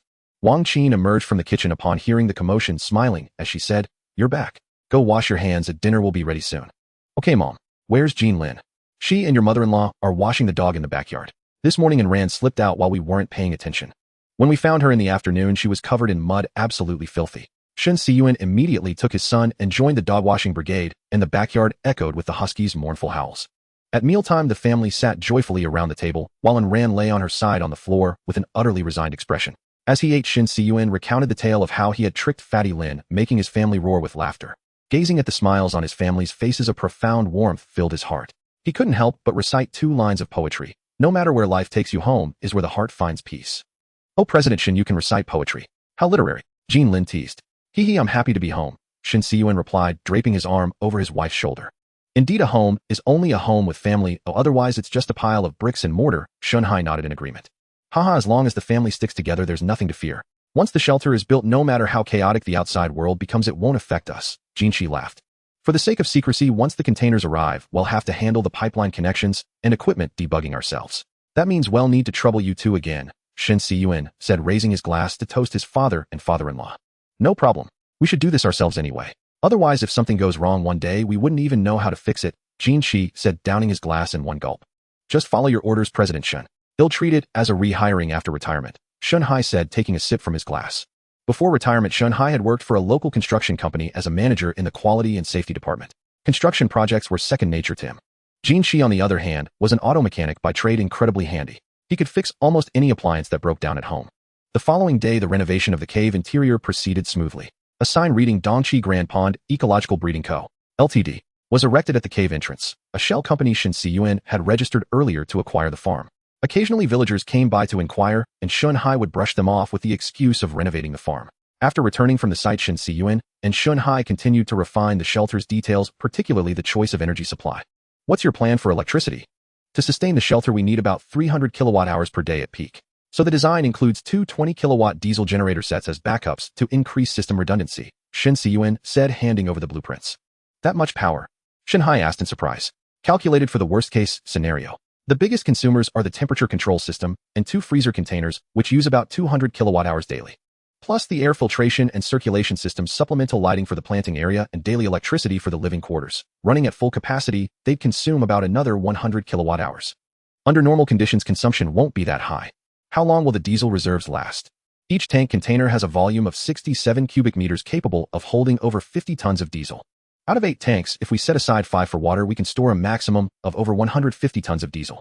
Each ton of diesel can generate about 3600 kilowatt-hours, enough for 5 years. Shouldn't we increase the fuel storage? It's pointless. Even with the best sealing, diesel has a shelf life of only 3 years. With stabilizers added, 5 years is the absolute limit. Beyond that, the diesel oxidizes and degrades, affecting engine performance. Relying solely on diesel generators makes the energy source too singular. Should we supplement with solar or wind power? Both of those methods are highly unstable. They require a lot of energy storage equipment, or else you'd need pump storage hydroelectricity for peak shaving. The equipment would have to be installed outside, requiring frequent outdoor maintenance. Disaster resistance would be weak, and the shelter would lose its concealment. It's not suitable for the early stages of a catastrophe. True storage batteries are expensive and take up space. Batteries have a limited lifespan, and lithium batteries pose fire safety risks over time, Shen Cun added. By the way, can we set up hydroelectric power? Shen Hai asked. There's an artificial reservoir nearby and a few small streams. The flow rate is sufficient, but the drop is too small. There's no suitable location for a small hydropower station. That natural cave passage you mentioned last time, doesn't it lead to an underground river? Is the drop there enough for power generation? Shen Hai reminded him. Maybe it could work. He'll go down and take a look. With that, Shen Cun rummaged through the outdoor gear he had brought earlier, preparing to descend into the cave. Caving, also known as spelunking, was once one of the world's most dangerous extreme outdoor adventure sports. It was a niche activity until recent years, when it began to attract increasing attention and popularity. This surge was mainly due to a growing interest in outdoor adventure and the viral spread of caving videos by bloggers. Over time, commercial caving activities gradually emerged in China. Many travel companies began offering cave exploration tourism products to attract participants. Although the barrier to entry for caving has significantly lowered, it remains a high-risk sport. Participants must possess professional skills and a certain level of experience, otherwise accidents can easily occur. From the pile of outdoor gear, Shen Cun selected the equipment for caving, including a headlamp, a 5-point harness, quick-draw carabiners, a main rope, foot loops, ascenders, descenders, and so on. After changing into durable clothes, he swiftly put on knee and elbow pads, a bandana, and a helmet. Caving typically uses a single rope technique, where the caver uses a single rope for ascent and descent within the cave. After setting up the rope according to the terrain and environment, he would frequently switch between various ascenders and descenders. Once fully geared up, instead of entering the cave directly, Shen Cun chose to test his equipment on a roadside slope. He anchored the main rope to a highway guardrail, then connected the descender and carabiners. Holding the descender in his left hand, he gripped the main rope, which passed through the descender tightly, in his right hand behind his hip. Then, facing the rock face, he spread his legs at a 70-degree angle, braced against the cliff, leaned back, and began to slowly descend. Near the ground, he deliberately swung hard left and right a few times before landing steadily. Confident in his descent, Shen Cun threaded a chest ascender and a hand ascender onto the main rope to begin an ascent test. In principle, an ascender is a ratchet mechanism that allows the rope to move in only one direction. Shen Cun attached the foot loop to the hand ascender, then pressed down hard on the foot loop to raise his body. As his body rose, the chest ascender followed, locking onto the main rope. Then Shen Cun slid the hand ascender upward and continued to lift himself with his foot. Repeating this cycle, coordinating the two ascenders, he inched his way up the rope, gradually returning to the top. After verifying that all equipment functioned properly, Shen Cun organized his heavy gear and walked toward the cave. Arriving at the entrance of the natural tunnel, the opening was not large, but the chilling aura emanating from the depths inspired an involuntary sense of awe. Shen Cun took a deep breath, allowing his eyes to adjust to the darkness at the entrance. He steadied his breathing and switched on the headlamp on his helmet. As soon as he stepped into the depths of the cave, Shen Cun was immediately engulfed by boundless darkness. Apart from the faint beam of his headlamp, everything around was pitch black, as if he were trapped in an endless black void. The darkness imposed a suffocating pressure, evoking a sense of reverence. The air was thick with a faint water vapor, and the sound of flowing water grew louder with each step. After advancing over 50 meters, the space ahead suddenly expanded into a spacious hall. At the center of the hall lay an underground lake surrounded by several openings and fissures from which clear springs continuously gushed, flowing into the lake. The water was crystal clear, reflecting a deep, dreamlike blue-green under the headlamp's glow. To prevent losing his way, Shen Cun deliberately affixed a reflective marker at the entrance of the tunnel he had come from. Next, he took out a high-power long-range flashlight and swept it around the lake's perimeter, revealing numerous traces of artificial excavation and construction along its shores. Upon closer inspection, he realized the underground lake was originally formed from several natural subterranean pools. It had been transformed into its current state through subsequent manual digging and construction. By the lakeside, he also found a discarded hose which appeared to be a tool previously used by Old Lee from the nearby farm to pump water. Clearly, this underground lake was once a specially modified artificial reservoir for the salamander farm. After circling the reservoir, Shen Cun finally discovered the tunnel leading to the underground river. It was a retaining wall built with stones and reinforced with cement. Beyond the retaining wall lay a karst cave where overflowing water gently cascaded down, forming a small waterfall. Standing beside the retaining wall, Shen Cun activated the stopwatch function on his outdoor watch and tossed a stone downward. The stone tumbled through the air, striking the cliff walls with crisp thuds. Listening to the changing sounds, Shen Cun pressed the stop button the moment the stone hit the water, recording the time. Based on initial estimates, the drop was approximately 60 meters, which filled him with quiet satisfaction. Shen Cun realized this was indeed an ideal location for hydroelectric power generation. He quickly called his father Shen Hai to inform him of the situation below. Overjoyed, the two of them approached the retaining wall together. After discussing, Shen Cun decided to explore further below. He first tested the rock wall with a hammer, striking it to find a stable bedrock. He then took out a rechargeable drill to bore holes, inserting expansion bolts into the holes and hammering them firmly into the rock. After completing these steps, he used hangers and A-shaped locking carabiners to create two sturdy artificial anchor points. One anchor point served as a positioning point to secure the main rope, the other acted as a backup safety point. With everything ready, Shen Cun checked the rock around the anchor points again for any cracks or signs of looseness. Confirming there were no issues, he confidently tossed a main rope down from above and handed a walkie-talkie to Shen Hai. "Be careful and don't stay down too long," Shen Hai said, patting his son on the shoulder. "Don't worry, you'll be back in at most 2 hours. We'll stay in touch with the walkie-talkie." Under his father's watchful eye, Shen Cun secured the descender to the main rope and began his descent. The cliff face was not vertical, but sloped at approximately an 80-degree angle. During the descent, he occasionally encountered rocky protrusions. Due to years of water erosion, the rock was relatively fragile, and Shen Cun inadvertently kicked loose several stones as he descended. One of the greatest dangers in cave exploration is falling rocks. If a person above accidentally dislodges a stone from the cliff, it can easily strike teammates below. Being hit by a rock is extremely hazardous. Even wearing a helmet does not guarantee safety. Therefore, during descents, participants try to keep their bodies as close to the cliff wall as possible to minimize the risk of being struck by falling debris. Of course, danger can also come from a teammate above accidentally dropping a backpack or gear. When time permits, cave explorers often descend one by one to avoid being all in the same boat on a single rope. Since there was no unlucky teammate below, Shen Cun could move quickly without worry. He soon reached the bottom of the cliff where the impact of the water had formed a small pool. After disengaging from the rope, Shen Cun turned to survey his surroundings. The scene before him, illuminated by his headlamp, was utterly breathtaking. The tunnel ahead displayed a complex and varied structure with stalactites, stalagmites, and flowstone arranged in a picturesque manner, resembling a natural underground palace.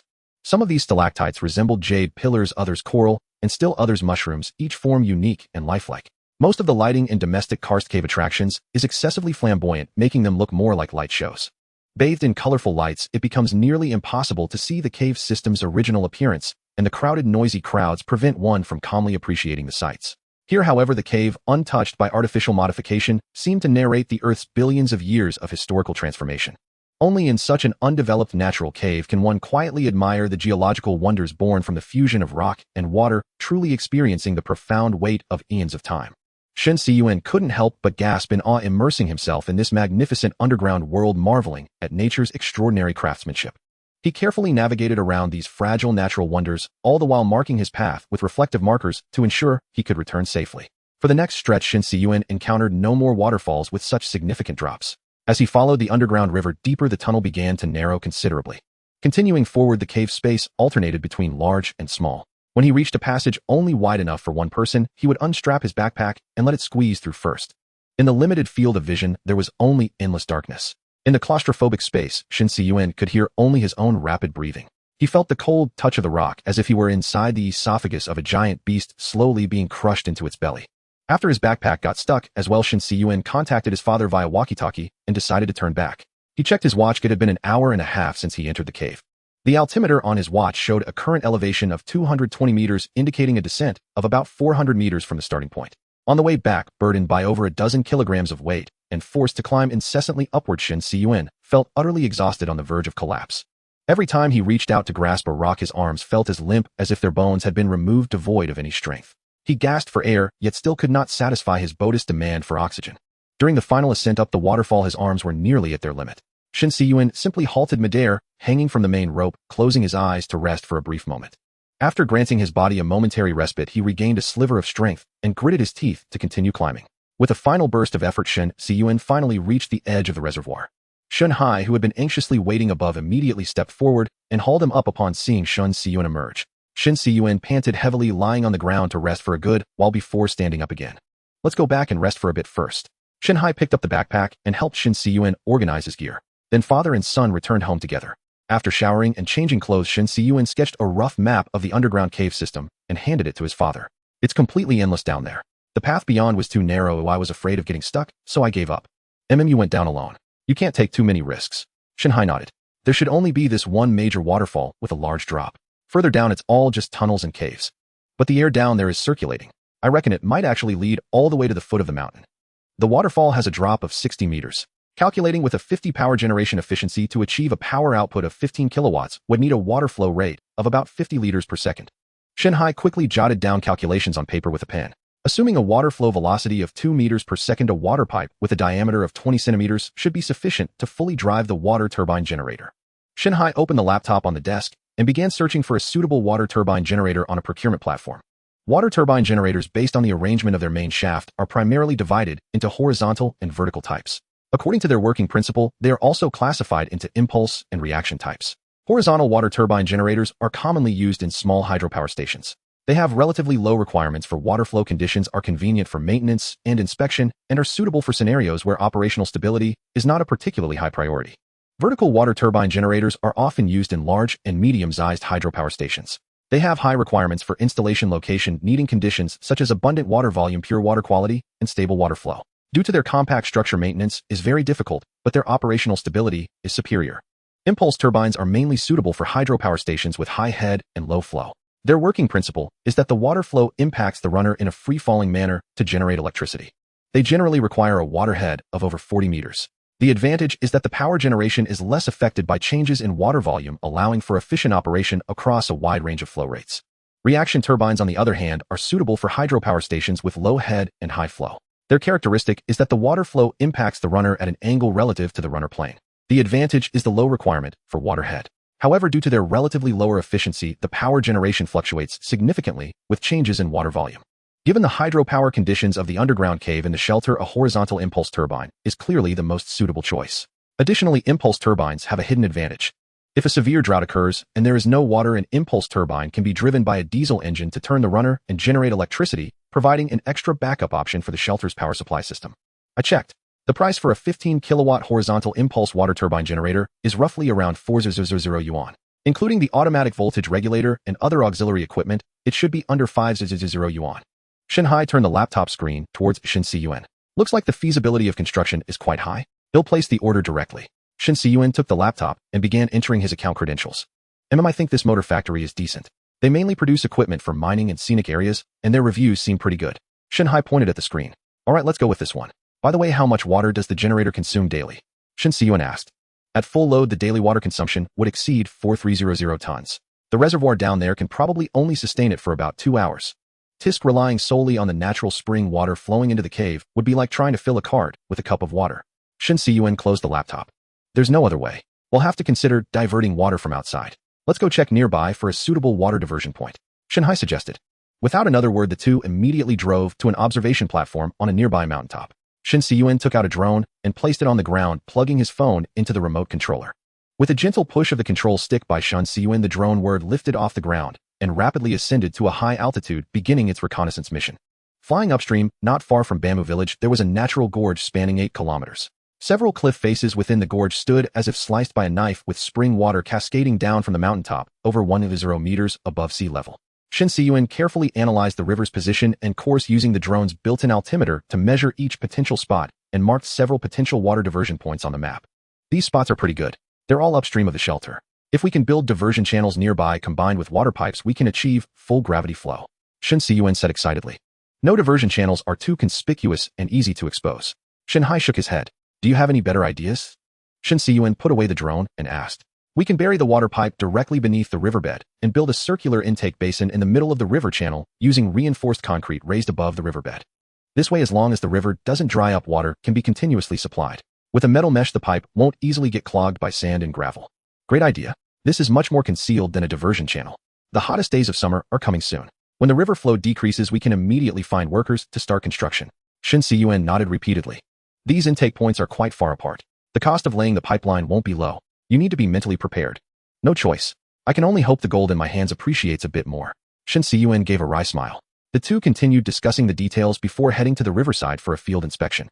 After eliminating locations with unsuitable geological conditions, they finalized a preliminary water diversion plan on the map. Time flew by, and soon it was Sunday afternoon the next day. In the room, Shen Cun and his wife packed their luggage. Both had received phone calls informing them that work would resume normally starting Monday. Since both husband and wife had to go to work, one adult needed to go over to take care of the child. So Shen Cun called his mother Wang Qin to join them on the drive back to Yuzhou City. The other three remained in Bamboo Village to continue the shelter project. On June 24th, the 17th day following the solar storm's eruption, the Silk Nation became the first country globally to announce a full resumption of normal production and daily life, while most other nations were still struggling to restore social order. With the complete collapse of the international trade system, the long-championed economic internal circulation finally came to fruition. In the ensuing period, under the government's guidance, a comprehensive economic transformation commenced domestically. Having lost nearly all import sources, the Silk Nation began consuming its strategic reserves while simultaneously initiating domestic production as a substitute. As a vast continental-scale nation, the Silk Nation was inherently abundant in various resources within its own territory. In the past, large-scale imports of raw materials were aimed at reducing costs to maintain price competitiveness for goods. In reality, most imported resources were processed into industrial products for export to earn foreign exchange, essentially functioning as processing trade. Merely sustaining the resource consumption of its own populace could be achieved through self-sufficiency, let alone under these extraordinary circumstances where domestic resources could be developed without regard to cost. The Silk Nation had originally been the fourth largest holder of iron ore reserves. However, due to the low quality of its ore, which led to high steel production costs and significant pollution, it had heavily imported ore from the Kangaroo Nation and the Samba Nation. In contrast, the Rice Nation was a typical iron-deficient country, having scoured its territory with the most advanced exploration technologies, yet failing to uncover substantial mineral deposits. The massive importation of oil was also due to the fact that prices from oil-producing nations were far below the extraction costs within the country. The domestic reserves and production of oil were already sufficient to meet industrial demands. In fact, with the gradual replacement of traditional fuel vehicles by electric ones, the Silk Nation's demand for oil had been steadily declining year by year. As for non-ferrous metals, the Silk Nation had always been a major producer and the largest exporter of various rare metals. It could be said that in terms of resources, the Silk Nation was a fairly balanced country, possessing a comprehensive array of resources with particularly abundant reserves of some niche materials. At a press conference held by the executive yuan, the government began releasing various pieces of news to bolster market confidence. The Minister of Industry announced the large-scale extraction of domestic iron, or the full activation of standby coal-to-liquid plants, subsidies for shale oil and shale gas extraction, and the continued expansion of renewable energy power generation facilities in the western regions. Subsequently, the Minister of Agriculture added that near the renewable energy power bases, construction would simultaneously commence on 10,000-ton scale carbon dioxide synthetic starch plants. Stimulated by various favorable news, the financial markets, after a brief severe downturn, experienced repeated fluctuations before ultimately maintaining stability. With the restoration of social production across regions, the supply of goods and the logistics system finally fully recovered. Shen Cun's shelter project also progressed smoothly, with the underground civil engineering works largely completed. Anti-fall nets were installed on the cave ceiling, a comprehensive drainage and waterproofing system was put in place within the cave, and all reinforced concrete pile foundations on the ground were poured. The construction workers had already moved outside the shelter to begin laying water diversion pipelines. By June 30th, the first batch of 30 equipment storage containers had completed their modifications. As the project supervisor, Shen Cun promptly went to the prefabricated building factory to inspect and accept these modified containers.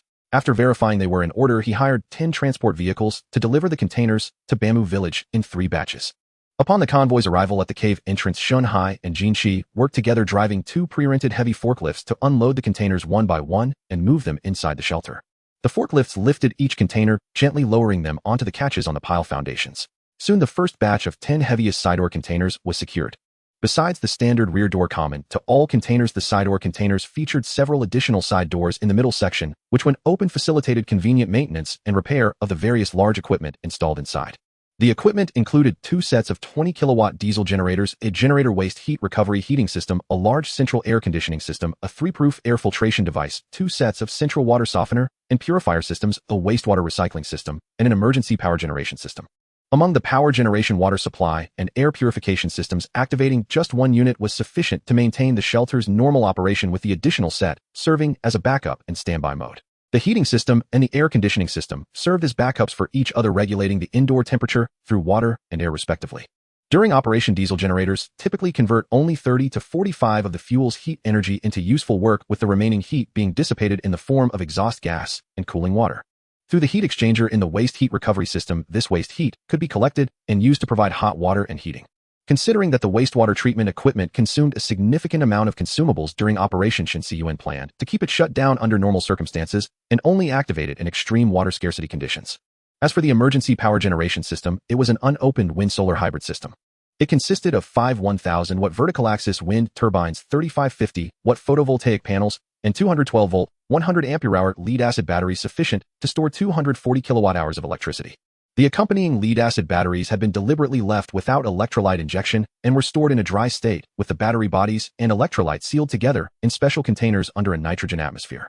As long as the batteries were hermetically sealed to prevent oxidation of the internal plates, they could be preserved for extended periods. The electrolyte, mainly composed of sulfuric acid and pure water in a specific ratio, was highly stable and unlikely to change during prolonged storage. Thus, unopened, this equipment could be stored for long-term use, serving as the shelter's final energy backup option after both hydroelectric and diesel power generation had failed. The second batch of containers consisted of 8 tank containers and 2 freezer containers. Each tank container had a volume of 67 cubic meters. 5 were used for water storage, capable of holding a total of 335 tons of fresh water. After the tanks were installed, Jin Shi connected a water pump and began filling them with natural water from the reservoir. The reservoir had a capacity of approximately 300 cubic meters, bringing the total freshwater storage capacity of the shelter to over 600 tons. The remaining 3 tanks were used for diesel storage, capable of holding 50 tons each of No.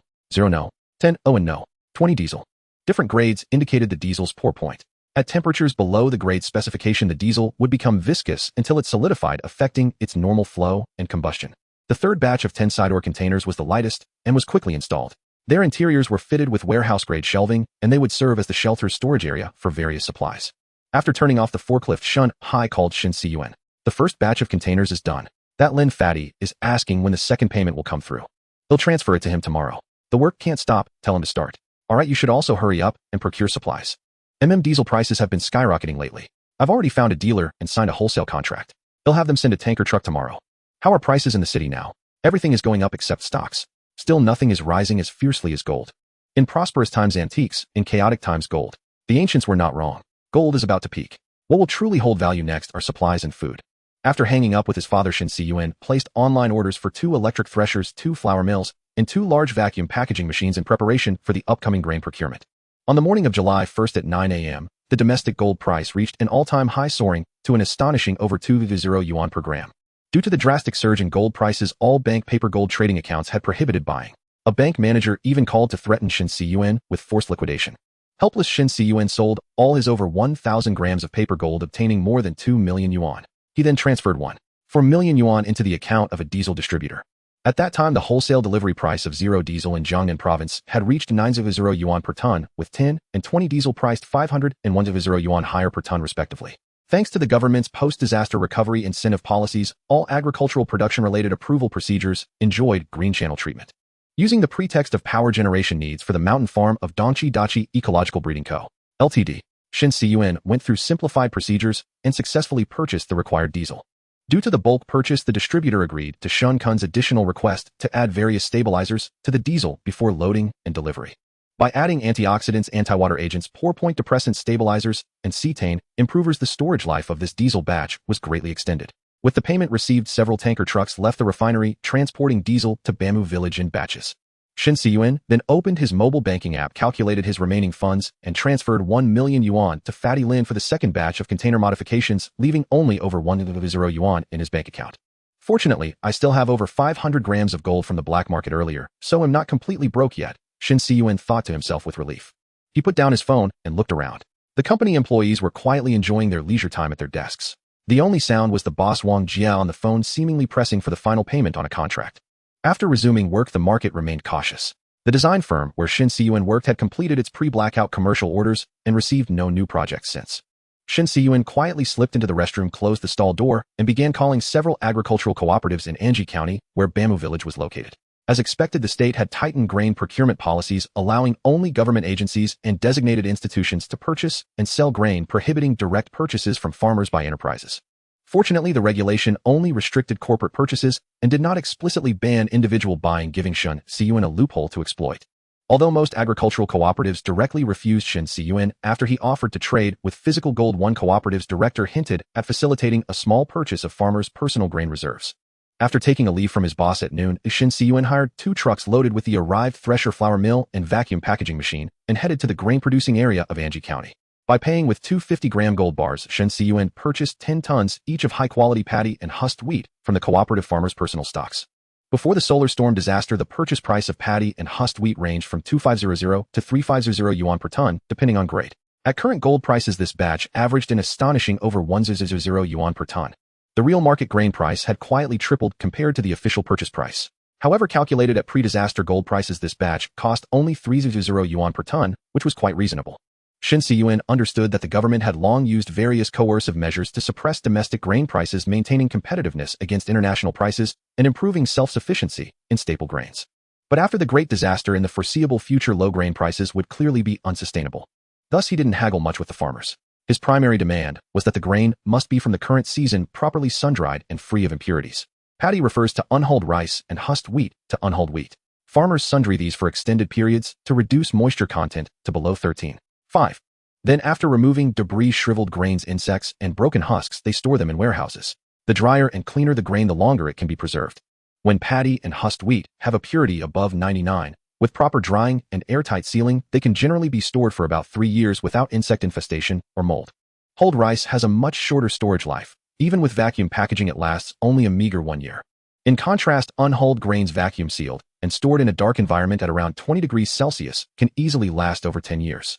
Beyond 10 years, as long as the seal remains intact, the grain remains edible. However, the texture gradually deteriorates and some nutrients like fatty acids and vitamins oxidize and break down. Under Shen Cun's supervision, the villagers used handcarts to transport grain from the warehouse.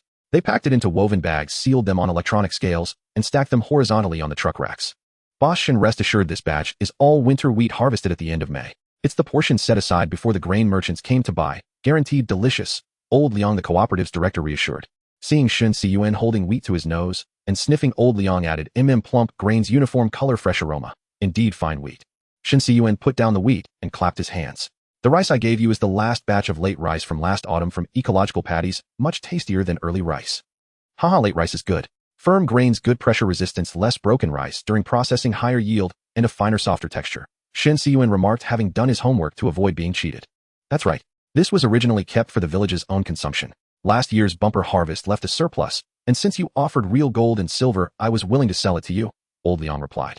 By the way, Director Liang, this early rice in the fields will ripen next month. What's your expected yield? Shen Cun asked. I don't even mention it. During the grain filling stage, we hit the blackout. No irrigation. We relied entirely on the weather. Pesticides and fertilizers were lacking, so the crop is poor. If a typhoon hits, the yield will be in jeopardy, Old Liang sighed. After loading, seeing some space left on the trucks, Old Liang threw in over a dozen extra bags of grain, mostly coarse grains like corn and sweet potatoes. Bidding farewell to the villagers, Shen Cun called Shanghai. Then, leading the way in his car, he guided the 2 fully loaded trucks toward Tianmu Mountain. An hour later, amid the roar of a forklift, the grain and machinery were all moved into the cave's storage containers. After watching the trucks depart from the cave entrance, Jin Qi locked the iron door.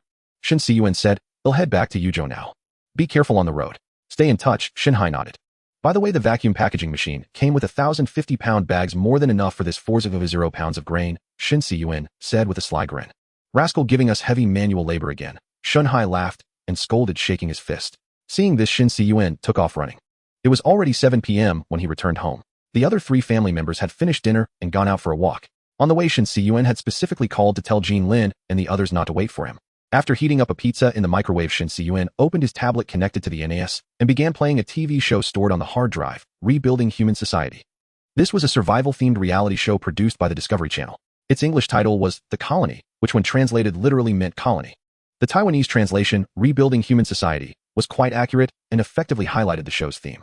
Unlike those bizarre translations like Pirates of the Caribbean becoming Pirates of the Ghost and Monster, or The Shawshank Redemption becoming Stimulus 1995, which left people utterly confused. The show simulated a post-apocalyptic environment, isolating 10 volunteers from different professions in a real ruined urban area. Participants had to rely on their skills and the tools and supplies they found nearby to survive with no electricity, running water, or communication facilities.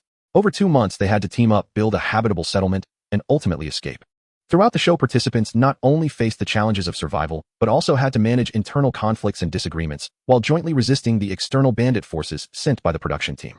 Even though it wasn't his first time watching this show, Shen Cun always found it captivating and gained new insights into survival each time he rewatched it.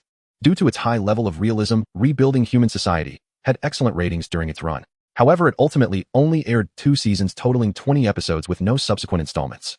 The official reason was never announced, but insiders revealed that an accident occurred during the filming of the 3rd season, resulting in the death of one participant. This also highlighted the show's hardcore realistic nature. Entering a post-apocalyptic environment unprepared, it would be abnormal if no casualties occurred. After finishing his meal, while watching the video, Shen Cun went to the basement and opened an iron box. Inside were gold pieces he had acquired through black market deals. Now only 3 30-gram investment bars and a pile of gold jewelry remained. Shen Cun set the gold bars aside and took out all the jewelry, which weighed over 300 grams in total. He now had less than 1,000 yuan in cash left, and future trades would have to rely on this batch of gold. Not to mention that the gold jewelry came in various styles and inconsistent weights, which made trading inconvenient. Just pulling them out of a pocket would give the impression that they were of dubious origin. To make it easier to carry around in the future and avoid making subsequent transactions look like fencing stolen goods, he planned to go to a gold store and exchange the jewelry for gold bars. He packed up the jewelry, stuffed it into his backpack, and drove off. After leaving the parking lot, Shen Cun headed straight for the large shopping mall that housed the Yuzhou Shuibei Gold Wholesale Market. Entering the first floor of the mall, he saw a dozen gold shops standing side by side. The display windows showcased various gold products, shimmering enticingly under the lights.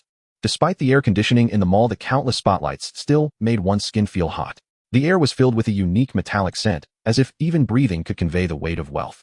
Without lingering, Shen Cun took the escalator straight to the 2nd floor, heading for a gold recycling shop. He walked in and explained his purpose to a female clerk. The clerk immediately led him to a secluded corner and skillfully turned on the recording equipment. Then she took out specialized testing tools and began inspecting the purity and weight of each piece of jewelry. After a while, the clerk picked up a gold pendant and said to Shen Cun, "Sir, this pendant is pure gold, but the chain on it is silver gold plated. Let me remove it for you." "Okay, do as you see fit." After further testing, the clerk identified 2 more pieces of 18K gold jewelry. Fortunately, they were just earrings and very light. Gold refers to an alloy formed by melting gold with other metals. Compared to pure gold, gold is harder, more wear-resistant due to the added metals, and more suitable for creating intricate craftsmanship and designs. Gold can be categorized into 24K, 22K, 18K, 9K, etc., based on its gold content. The gold content of 1K is approximately 466, and pure gold is 24K. In the market, the most common gold jewelry is 18K gold, which has a gold content of 75. Shen Cun secretly felt relieved that during his black market dealings he had traded with older people, and most of the jewelry he obtained had a simple antique style, without much intricate craftsmanship. At the time, fearing fakes, he had deliberately refused gold jewelry with complex designs and flashy colors. "Sir, based on my preliminary test, the weight of the gold is 302 grams. Before we officially proceed with the transaction, we need to do a destructive test. What do you think? If you confirm you want to exchange it all for gold bars, should I cut the jewelry? If I exchange it all for 10-gram gold bars, how much would the crafting fee be?" The crafting fee is 10 yuan per gram here. For this amount, the total crafting fee would be 3020 yuan. The clerk took out a calculator and started tapping away. The current recycling price for gold is 1994 yuan per gram. The extra 2 grams of gold are worth 3988 yuan. If you recycle it at our store, we can give you 968 yuan. When can I pick up the gold bars? The craftsman has left for the day. We can have them cast for you by tomorrow morning. I want bank investment gold bars with anti-counterfeit plastic seals. Can the extra 968 yuan serve as the handling fee? Please wait a moment, I'll call the boss and ask. The clerk hesitated for a moment, then took out her phone and made a call. After a while, a well-dressed, middle-aged man walked over. Shen Cun recognized the man at once. Not long ago, this very man had exchanged gold bars for his EDC outdoor tools and had also helped himself to his backpack. Haha, what a small world. Let me introduce myself. I'm the owner here, Qianyu. The man walked over and extended his right hand. Pleasure to meet you. May I ask where these pieces came from? After shaking hands, Qianyu got straight to the point. I traded supplies for them on the black market some time ago. There are no purchase receipts, but I can guarantee they are from clean sources. I even recorded the transactions on video. Shen Cun pulled an action camera out of his bag and handed it over. Well, I naturally trust you, Qianyu said, but his hands didn't stop as he opened the video playback function. He watched with great interest as Shen Cun traded medicine for gold jewelry, fast-forwarding through the entire thing at 16 times speed. When he saw the iconic scene of Shen Cun abandoning his backpack and fleeing from the angry crowd, he couldn't help but burst into laughter. Everything checks out. Xiao Jin, bring out the recycling contract for the customer to sign. The clerk quickly retrieved a contract from under the counter, filled in the information, and handed it to Shen Cun. Shen Cun reviewed the contract, wrote down his phone number, and signed his name. The store has no investment gold bars. Oh, let's go somewhere else to get them, Mr. Shen. Qianyu glanced at the contract and gestured invitingly. Thus, Shen Cun followed him through the various shops on the second floor of the mall until they reached an elevator. Shen Cun noticed that the mall staff they encountered along the way were all nodding and greeting Qianyu, indicating that he was clearly someone of significance. Once inside the elevator, Qianyu swiped his phone on the NFC panel, and the elevator began to ascend rapidly. The floor numbers jumped continuously until they finally displayed the letter T. As the elevator doors slowly opened, a refreshing air with a hint of floral fragrance rushed in. Shen Cun looked up to see a meticulously maintained rooftop garden, as if he had stepped into another world from the mall. Qianyu smiled and signaled for Shen Cun to follow as they walked through a maze-like path woven with dense green hedges. These hedges were over 2 meters tall, neatly trimmed, blocking the view from the outside. At the end of the maze, a French-style manor building suddenly appeared before them, resembling a noble residence that had stepped out of an ancient European painting. The exterior walls of the building were gently wrapped in soft lighting, and the golden carvings and exquisite window frames looked even more luxurious in the night. Upon entering, the opulence of the interior decorations left one astounded. In the spacious hall, the crystal chandeliers sparkled brilliantly, illuminating every inch of space as if it were daylight. Upon reaching a reception room, Qianyu gestured for Shen Cun to sit before operating the coffee machine. Mr. Shen, what do you think of this place? Shen Cun silently cursed in his heart. This rich man sure knows how to show off. But he still maintained his politeness, saying, Mr. Qian, to be honest, just shooting a random video here could be dream material for many people. All looks good, but is of no real use. Originally, there were many pomegranate flowers and carnations in the garden, but most withered after the major blackout. That's a pity, but even so, it's still quite stunning. No one would expect such a paradise to exist on a shopping mall rooftop. You should drink some coffee and take a break. I'll go get the gold bars from the safe now.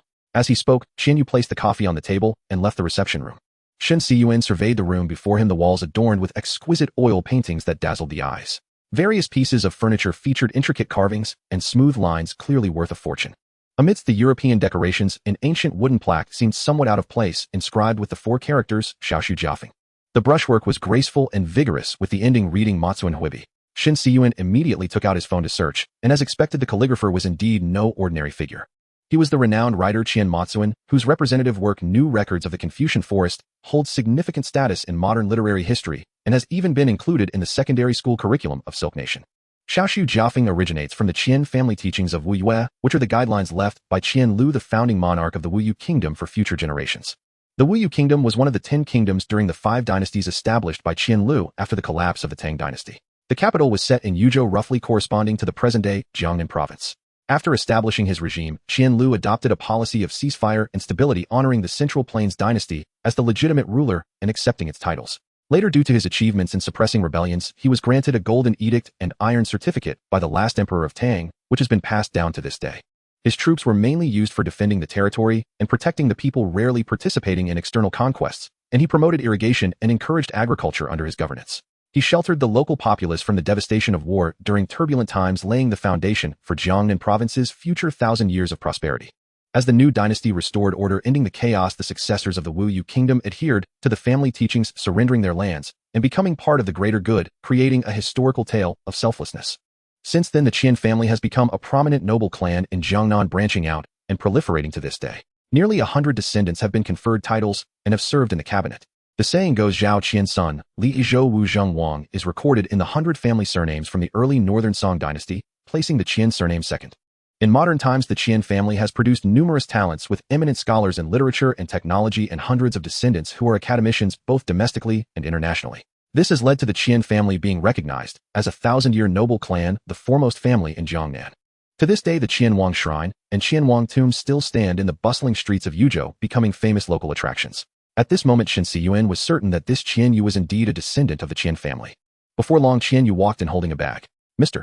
Shen, here are 30 gold bars, each weighing 10 grams, all produced by Silk Nation Bank with anti-counterfeiting plastic seals. Please check them out. Thank you, no need to check. The Qian family is large and prosperous enough not to deceive me over this little gold. Shen Cun took the gold and weighed it in his hands. Haha, it seems you've already guessed my background. The Qian family's ancestors benefited this region throughout history, bringing prosperity to countless families. How could I not know being here? My ancestors faced turbulent times sustaining the family and stabilizing the region. This has a touch of survivalism to it. Qian Yu took a sip of coffee, glancing at Shen Cun. At the end of the Tang dynasty, chaos reigned, and the Qianwang started off as a salt smuggler quelling bandits and securing his territory. In retrospect, Qianwang indeed resembles the protagonist of a doomsday narrative. Huang Chao was also a salt smuggler and wiped out all the noble families. Isn't that even more like a protagonist? Qian Yu countered. Huang Chao was defeated and killed with his entire clan exterminated. In historical accounts, he is depicted as a man-eating demon. In chaotic times, only those who survive to the end have the right to write history and educate future generations. Shen Cun commented on the heroes of the late Tang dynasty while sipping his coffee. Haha, well said. There's a saying in my family teachings that I have always liked: only when one can push through the dense flowers and willows can one demonstrate their capabilities. Only when standing firm amidst tempestuous winds and rains can one find their footing. The cycle of order and chaos repeats itself. History always moves forward in cycles. Every era seems different, yet they all share similar trajectories. Your Qian family has thrived for 1,000 years, which naturally implies a successful philosophy of survival. After chatting for a while, Shen Cun glanced at the time and was about to rise to leave. At that moment, Qian Yu's phone, which was sitting opposite him, suddenly rang. He picked up the phone and, after looking at it for a while, suddenly smiled crookedly. Mr. Shen, I won't beat around the bush. Seeing how well you navigated the previous blackout, I couldn't help but be a bit curious, so I did a little investigation on you just now. After all, I am in business, and conducting background checks on partners is a must. If I have offended you, please forgive me. Qian Yu handed over his phone, the screen displaying a form with some basic information about Shen Cun. There was also an aerial photo of Shen Cun's house, seemingly taken just recently. Tisk, it's just a background check. There's no need to use a drone to take pictures of someone else's house, right? Shen Cun frowned in displeasure, having understood the other party's intentions. I sincerely apologize, but please believe me, I mean no harm. I just want to make a friend. Let's forget about being friends. I cannot aspire to such heights in the affluent families. I guess you have your eyes on my house, right? Hearing Shen Cun's sarcastic remark, Qian Yu's face showed a trace of embarrassment. After the massive blackout, I've been searching for survivalists like you, but all I've encountered are dangerous individuals who are difficult to cooperate with. How should I put it? They seem to eagerly anticipate the apocalypse. There are quite a few people always ready to make their mark in a post-apocalyptic world. Last month's solar storm naturally brought them all out. Unfortunately, order was restored quickly. Now they're all surviving in prison. If the chaos had continued, wealthy individuals like you, President Qian, would probably have been strung up on lampposts. Indeed, this disaster has opened my eyes to many things. That's why I'm sincerely seeking a partner. Qian, you seem to recall some unpleasant memories. President Qian, with your wealth, why not build your own shelter? Shen Cun couldn't help but smile. Someone like me is constantly being watched in every move I make. Building a shelter in the city would cause too much commotion. There's no way to keep it secret. Qian Yu said helplessly. That's true. Having just experienced a major disaster, a wealthy man starting construction on a bunker in the city would be far too conspicuous. I won't hide it from you. My own doomsday shelter is already under construction, just not within Yuzhou City. So you need a ready-made shelter in the city? Building a shelter takes too long and is too labor-intensive. If you, Brother Shen, are willing to part with it, Qian will reward you handsomely. Shen Cun began calculating in his mind. At this moment, he had only 1,000 yuan in cash, left less than 400 grams of gold, which together amounted to about 9,000 yuan. The subsequent costs for the Bamyukan shelter project still required over 2 million yuan. He had originally planned to mortgage the house to cover the shortfall. Now, with a wealthy man willing to take it off his hands at a high price, it was like a pillow appearing just as he felt drowsy. Thus, Shen Cun formed a plan ready to play the long game, to fleece the wealthy man for a substantial sum. President Qian, we're both smart people. Money is good, but without a reliable shelter you might not live to spend it in chaotic times. I'm a businessman. I believe nothing is absolute, it only depends on whether the price is right. With that, he pulled a checkbook from his pocket, signaling Shen Cun to name his price. I don't accept chips made of paper. Shen Cun shook the gold bar in his hand. Haha, the gold shop downstairs is mine. I have plenty of gold. Name your price. I want 5 kilograms of gold bars. Shen Cun made an outrageous demand. Brother Shen, you should understand that at current gold prices that's 10 million. Qian Yu frowned. At last month's gold prices, that's only 3 million, a very fair price. I need to consider whether this house of yours is worth that much to me. I also need to discuss with my family whether moving is worth this gold.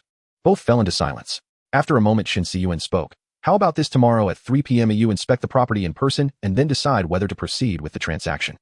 All right, here's my number. They'll contact you then. Qian Yu handed over a gilded business card. Returning home at 10 p.m., Wang Qin and Shen Mu had already gone to sleep in their rooms. Jean Lin was lying on the master bed reading a novel on her phone. Mr. Shen, back so late. Where have you been fooling around? Met an old acquaintance and chatted for a while.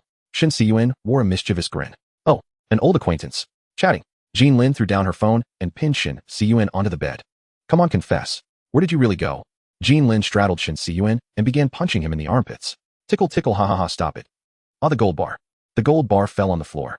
Shen Cun begged for mercy. Jean Lin didn't stop. Oh, she started searching him and pulled a business card from his pocket. Qian Yu, who's that? Shen Cun picked up the bag that had fallen and recounted the evening's events to his wife. So it's him. But if we sell the house, where will we live? Mumu will start elementary school in September. No one knows what the future holds, but I still want to give the child a normal childhood as much as possible. The Yuanjiang Elementary School here was a village school before demolition. Its facilities are too outdated. I was already planning to find a better school district for him. That's true. The planned new school was never built. The residents here have been complaining, but the authorities can't even afford to renovate the old school. Once the shelter on the mountain is finished, we won't need to live in a concrete box anymore. If things go wrong, we can just head to the mountain. It's less than 100 kilometers away, a 2-hour drive. Great. I know there's a good elementary school in the nearby Jinjiang community, and there are residential complexes with river views. Jean Lin suddenly became excited. Then take the afternoon off tomorrow too. They'll stay to sell the house, and you go look at apartments. Pick whichever you like. Work has been busy lately. They'll see if I can sneak away for a bit. Jean Lin's face was full of anticipation. Jean Lin was also a designer working at Yuzhou Landscape Art Engineering Company, a firm specializing in landscape design, construction, and maintenance. Recently, the company had received many projects for transforming gardens into ecological farm-style courtyards. The wealthy were converting their traditional garden courtyards into smart greenhouses and vertical farms. In the afternoon, Wang Qin took Shen Mu to a nearby playground while Shen Cun tidied up the house. Before long, a black Mercedes G-Class pulled up by the roadside, and Qian Yu got out and rang the doorbell. Welcome, President Qian, for your inspection. Shen Cun opened the door with a smile. An hour later, Qian Yu, panting heavily, climbed out of the bunker's escape ladder into the yard and gave a thumbs up. Brother Shen, you should switch careers to construction. If you build more of these safe houses, it'll refer clients to you. They'll sell like hotcakes. So what's your decision? 5 kilograms of gold bars. No problem. He'll also take all the equipment in the house and throw in an extra 500 in cash. How about that? Qian Yu said with satisfaction. President Qian, you're a man of your word. Over the following day, Shen Cun took a 7-day annual leave from his boss, citing the need to move. After discussing with Jean Lin, they decided to rent a place first. After looking around, they chose the Bashiyuan complex in the Jinjiang community as their new home. Due to the previous massive blackout, panic-stricken high-rise owners had started moving out en masse. Housing prices in high-rise complexes had plummeted to absurdly low levels, and rents had followed suit. Thus, Jean Lin rented her dream apartment, a spacious, well-lit penthouse with over 300 square meters featuring a panoramic river view from the living room. The unit was on the 12th floor. Shen Cun insisted on not going higher, knowing that the working height of standard fire truck ladders in the country is only 50 meters, equivalent to about 14 stories. Although some aerial fire trucks have ladders reaching 88 meters capable of reaching 30 stories, they are rare and not commonly seen. Shen Cun dared not gamble that the fire brigade arriving in an emergency would necessarily have such specialized equipment. A few days later, Shen Cun stood at the entrance of his home, quietly watching the movers come and go. One by one, cardboard boxes were loaded onto the truck filled with the personal belongings of him and his family, bearing witness to the moments of their life here. As he looked at the scene before him, a complex emotion surged in Shen Cun's heart. He recalled the 7 years spent here and the beautiful moments shared with his family, feeling a bit dazed. A shout interrupted his memories as several movers worked together to lift a heavy wooden crate out. Inside the crate was a brand new hard drive cabinet where Shen Cun had transferred all the data from his old NAS to this new device. Taking this opportunity, he expanded the number of hard drives, increasing the storage capacity from 160 terabytes to 200 terabytes. After erasing the personal data from the original NAS, he left behind the various online resources he had previously collected for Qian Yu. Not long after the moving truck left, Qian Yu came to officially check the house. Shen Cun handed over a set of keys, then took Qian Yu's phone and bound the administrator accounts of all the smart devices in the house one by one. Mr. Qian, the house has been cleaned as per your request by the cleaning company. The bedding and household textiles have all been replaced with brand new ones ready for you to move in. You are now the owner of this safe house. Thank you, it's been a pleasure working with you. I've prepared a manual for using the various devices which is stored in the NAS and can be viewed on your phone. I suggest you buy an electric vehicle with a mobile power station function so that the emergency power storage will be sufficient. Shen Cun glanced at the black wagon at the door and couldn't help but remind him.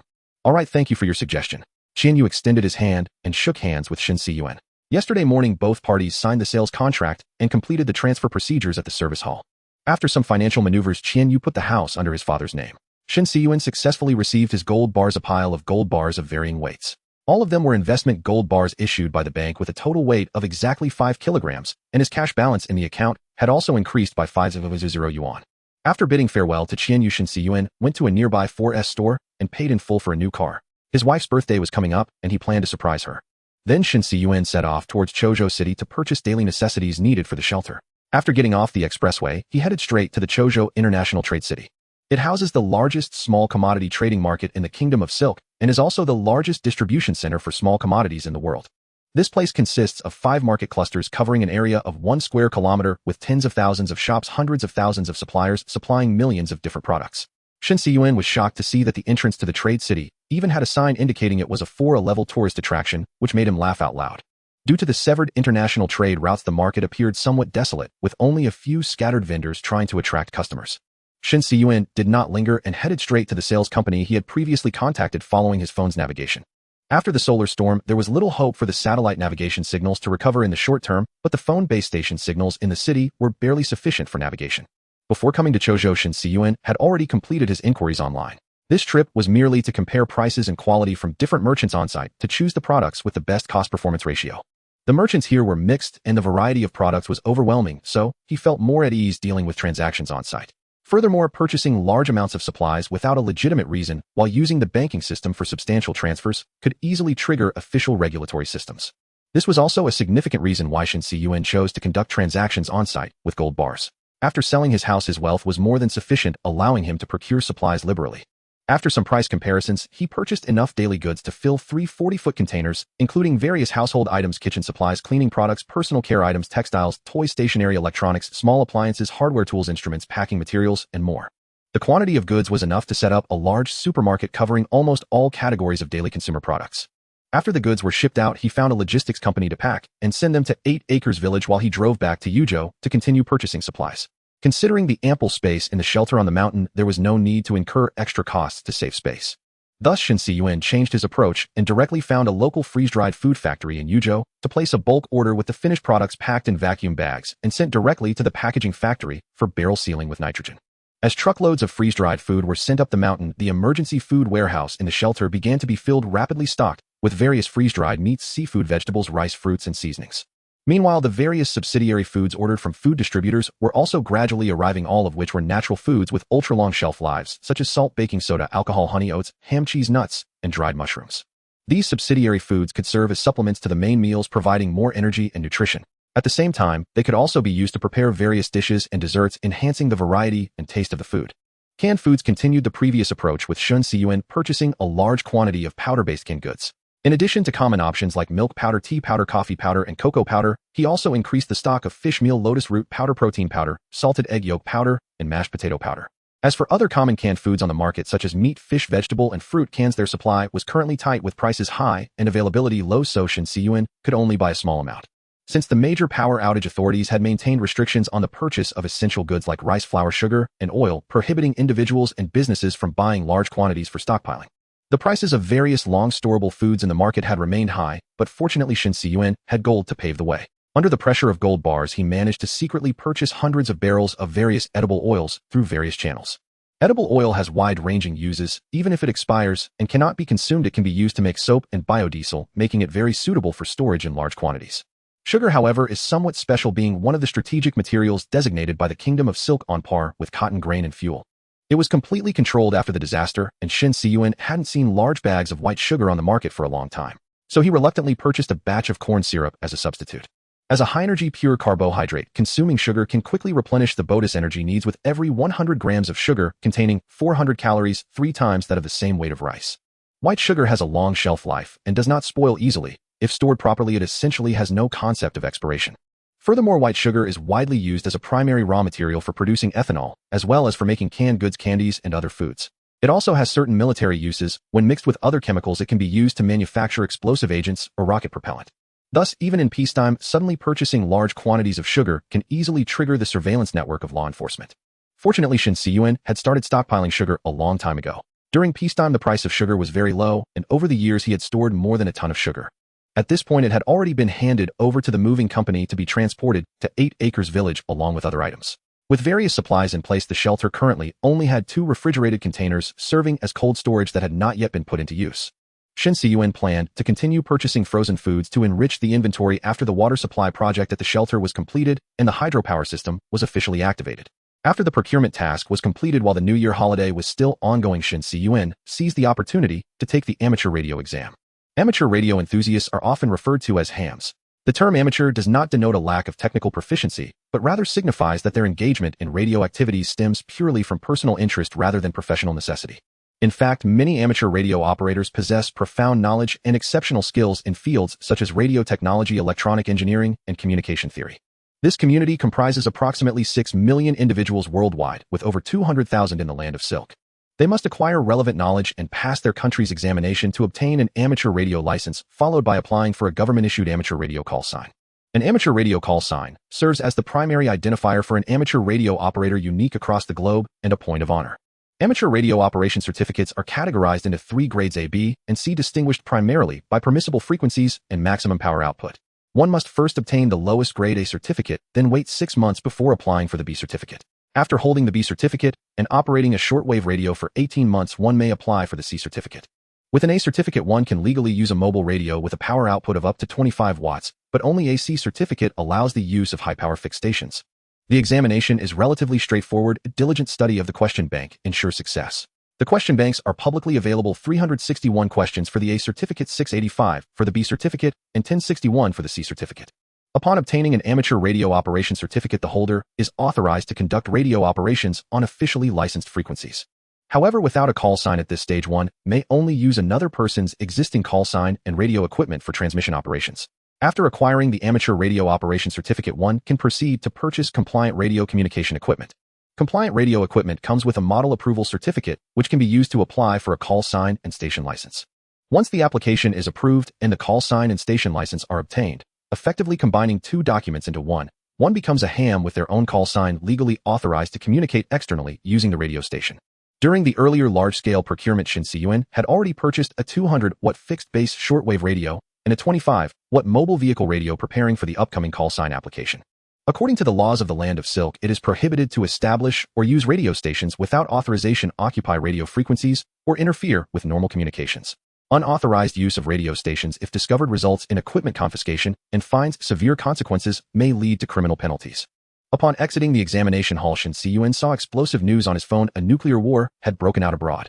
As communications gradually recovered, news from foreign networks began to trickle into the country. Although the specifics remain unclear based on the information circulating, some nations initiated military adventures shortly after the solar storm. The global situation before the disaster was already extremely tense, with some even believing the Third Blue Star War had already begun. In the Europa region, the trench warfare between the Bear and the Second Bear had persisted for years, remaining at a stalemate.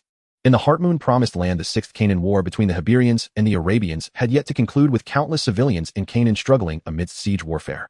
This solar storm completely shattered the balance of power, profoundly altering the international geopolitical landscape. With the total destruction of the global satellite system, the technological advantages of advanced nations in reconnaissance, positioning, communication, and navigation were largely nullified, causing the conventional military capabilities of most countries to regress to World War II or even World War I levels in a short time. The combat effectiveness of the American-style equipment system, heavily reliant on high-precision technology, declined significantly. In contrast, the Bear's military system, originally designed for the harsh electromagnetic environment of nuclear war, staged a comeback thanks to its rugged and robust characteristics. The Second Bear and the Ome found themselves in dire straits. Their advanced weapon systems became nearly unusable without precise navigation and satellite communication support. Their once vaunted drones, precision-guided munitions, and cyber warfare capabilities proved utterly useless in this massive blackout. Following the solar storm, the Bear swiftly activated a state of emergency. 10 days later, they initiated a strategic general mobilization, seizing the window of opportunity to launch a new offensive against the Second Bear. Without enemy satellite reconnaissance or drone interference, the Bear army relied on ground reconnaissance and traditional tactical planning to advance rapidly. Tanks and armored vehicles replicated the deep penetration pincer maneuvers of their predecessors on World War II battlefields across the plains, sweeping forward like an unstoppable force as if entering unguarded territory. The Second Bear Army, lacking modern communication and navigation systems, struggled to mount effective resistance, helplessly watching as the Bear Army captured cities and territories. Amid the chaos, the Second Bear's defense forces, cut off from rear support, rapidly collapsed. The Bears' offensive surged like a tide, seizing all lands east of the Dnieper River. According to the latest reports, the front lines appear to have advanced to the gates of the Second Bear's capital, Kiev. Simultaneously, the Arabians believed the time had come to finally resolve the Canaan issue, swiftly forming a coalition to launch a full-scale assault on the Hebrew state. The Iberians also found themselves trapped in the predicament of severely paralyzed advanced weapon systems, unable to leverage their once-dominant air superiority.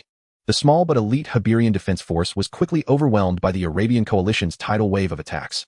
The Arabians within the Iberian-occupied territories also seized the moment to ignite a wave of rebellion, exacting bloody vengeance on Iberian settlements driven by countless national and personal grievances. Amid the global blackout, the Arabians, with their overwhelming numerical advantage, seemed to have rediscovered the imperial glory of a millennium past. The Iberian state, lacking strategic depth and completely cut off from external support, retreated step by step. Within just over 10 days, their front lines collapsed entirely. The Arabian army, riding the momentum of victory, recaptured the Golan Heights and advanced deep into Iberian territory. On the brink of national extinction, the Iberian leadership deployed their trump card. A submarine cruising the Mediterranean Sea, upon receiving orders, launched 3 missiles carrying tactical nuclear warheads. As 3 mushroom clouds rose, countless ordinary civilians vanished alongside the coalition forces. Since the battlefields were thousands of miles away from the land of silk, and these regional conflicts had persisted for many years, they did not trigger significant public panic domestically. Nevertheless, the reappearance of nuclear mushroom clouds over Blue Star after decades was undoubtedly an extraordinary signal, heralding humanity's entry into a new historical phase. Often in the struggles between nations, once a boundary is crossed, there are no longer any limits. On the morning of July 10th, Shen Cun returned to the company to resume work after his vacation. There were still no new design tasks, and the colleagues were idly passing the time at their respective workstations. Boss Wang Jie sat in his spacious but empty office, gazing out at the overcast sky. After the great disaster, all industries had fallen into decline, and his desk was piled high with unpaid bills and rejected proposals. It had been 2 weeks since the resumption of work and production, yet he had not received a single new order. Since its establishment, the company had always been a leader in the industry, renowned for its innovative designs and excellent service, winning the trust of countless clients. However, the deteriorating economic situation was like a sudden storm sweeping across the entire industry. With a sharp decline in orders, the company's prospects appeared rather bleak. Wang Jie took a deep breath and decided to convene a meeting with the design team. He knew that in order for the company to survive, the economic winter, changes must be made. In the meeting room, the designers sat together, their faces filled with unease and anxiety. Wang Jie cleared his throat, breaking the silence. "I know everyone is worried about the company's future." His voice sounded somewhat weary. "We are currently facing unprecedented challenges. If we continue to receive no orders, our current cash flow will only sustain us for half a year. To get through this tough time, the company must make adjustments." He paused, scanning the eyes of those present. "The company's development to this day is inseparable from each of you. We have formed this efficient team after several years of collaboration. Unless absolutely necessary, I will not choose to lay off staff. However, the company needs to streamline expenses, which may involve some tough decisions, including the suspension of bonuses. I know this is not easy for everyone, so I ask for your understanding." A murmur of low discussions arose in the meeting room, and no one voiced any opposition. Beitong Innovation is a typical light asset company, with the largest daily expense being personnel salaries, especially the high salaries and bonuses of designers, while the rest, such as rent and utilities, can be largely ignored. Starting this month, until new orders are received, the design team personnel will only receive a monthly basic salary of $8,000. As compensation, the company will implement a flexible work system, allowing everyone to arrange their own work hours. Whether resting at home or taking on freelance work, the priority is to survive this post-disaster economic cycle. For those looking for another path, they can choose to receive an N1 severance package. After the meeting, Shen Cun pondered for a moment and ultimately decided not to resign. Although the $8,000 monthly salary was a significant drop from his previous income of over $30,000, it was still a form of sleeping income, and he could maintain his social insurance without interruption, allowing him more time to spend with his family. Having worked here for only a little over 3 years, the maximum severance he could receive would be less than $100,000. After realizing this, he decisively chose the flexible working arrangement. At that moment, the construction of the shelter was still not completed, so he could spare time to focus on that work. At noon, Shen Cun left the company and drove back home. On the way back, he habitually drove into the Yuanjiang community. It was only halfway that he remembered that the old house had already been sold, and he couldn't help but smile wryly as he turned around at the intersection. The new flat he rented was located in the nearby Jinjiang community, which had several high-rise residential complexes due to construction resulting in a high population density. It was much livelier and more prosperous compared to Yuanjiang community, with well-developed supporting facilities and a strong commercial atmosphere. The quality of daily life was evidently higher during stable times. After parking in the underground garage, Shen Cun took the elevator back home and saw his mother Wang Qin tidying up the room. Since they had just moved, the house was a bit messy and cluttered with various items. "Son, why are you home so early today? The company's performance is poor and we have not received any orders, so we are on an extended vacation starting this month." "What? Is your company going bankrupt? What are we going to do?" Wang Qin felt a bit anxious upon hearing the bad news. "It won't go bankrupt. Even if I do not go to the office, the basic salary will still be issued as usual.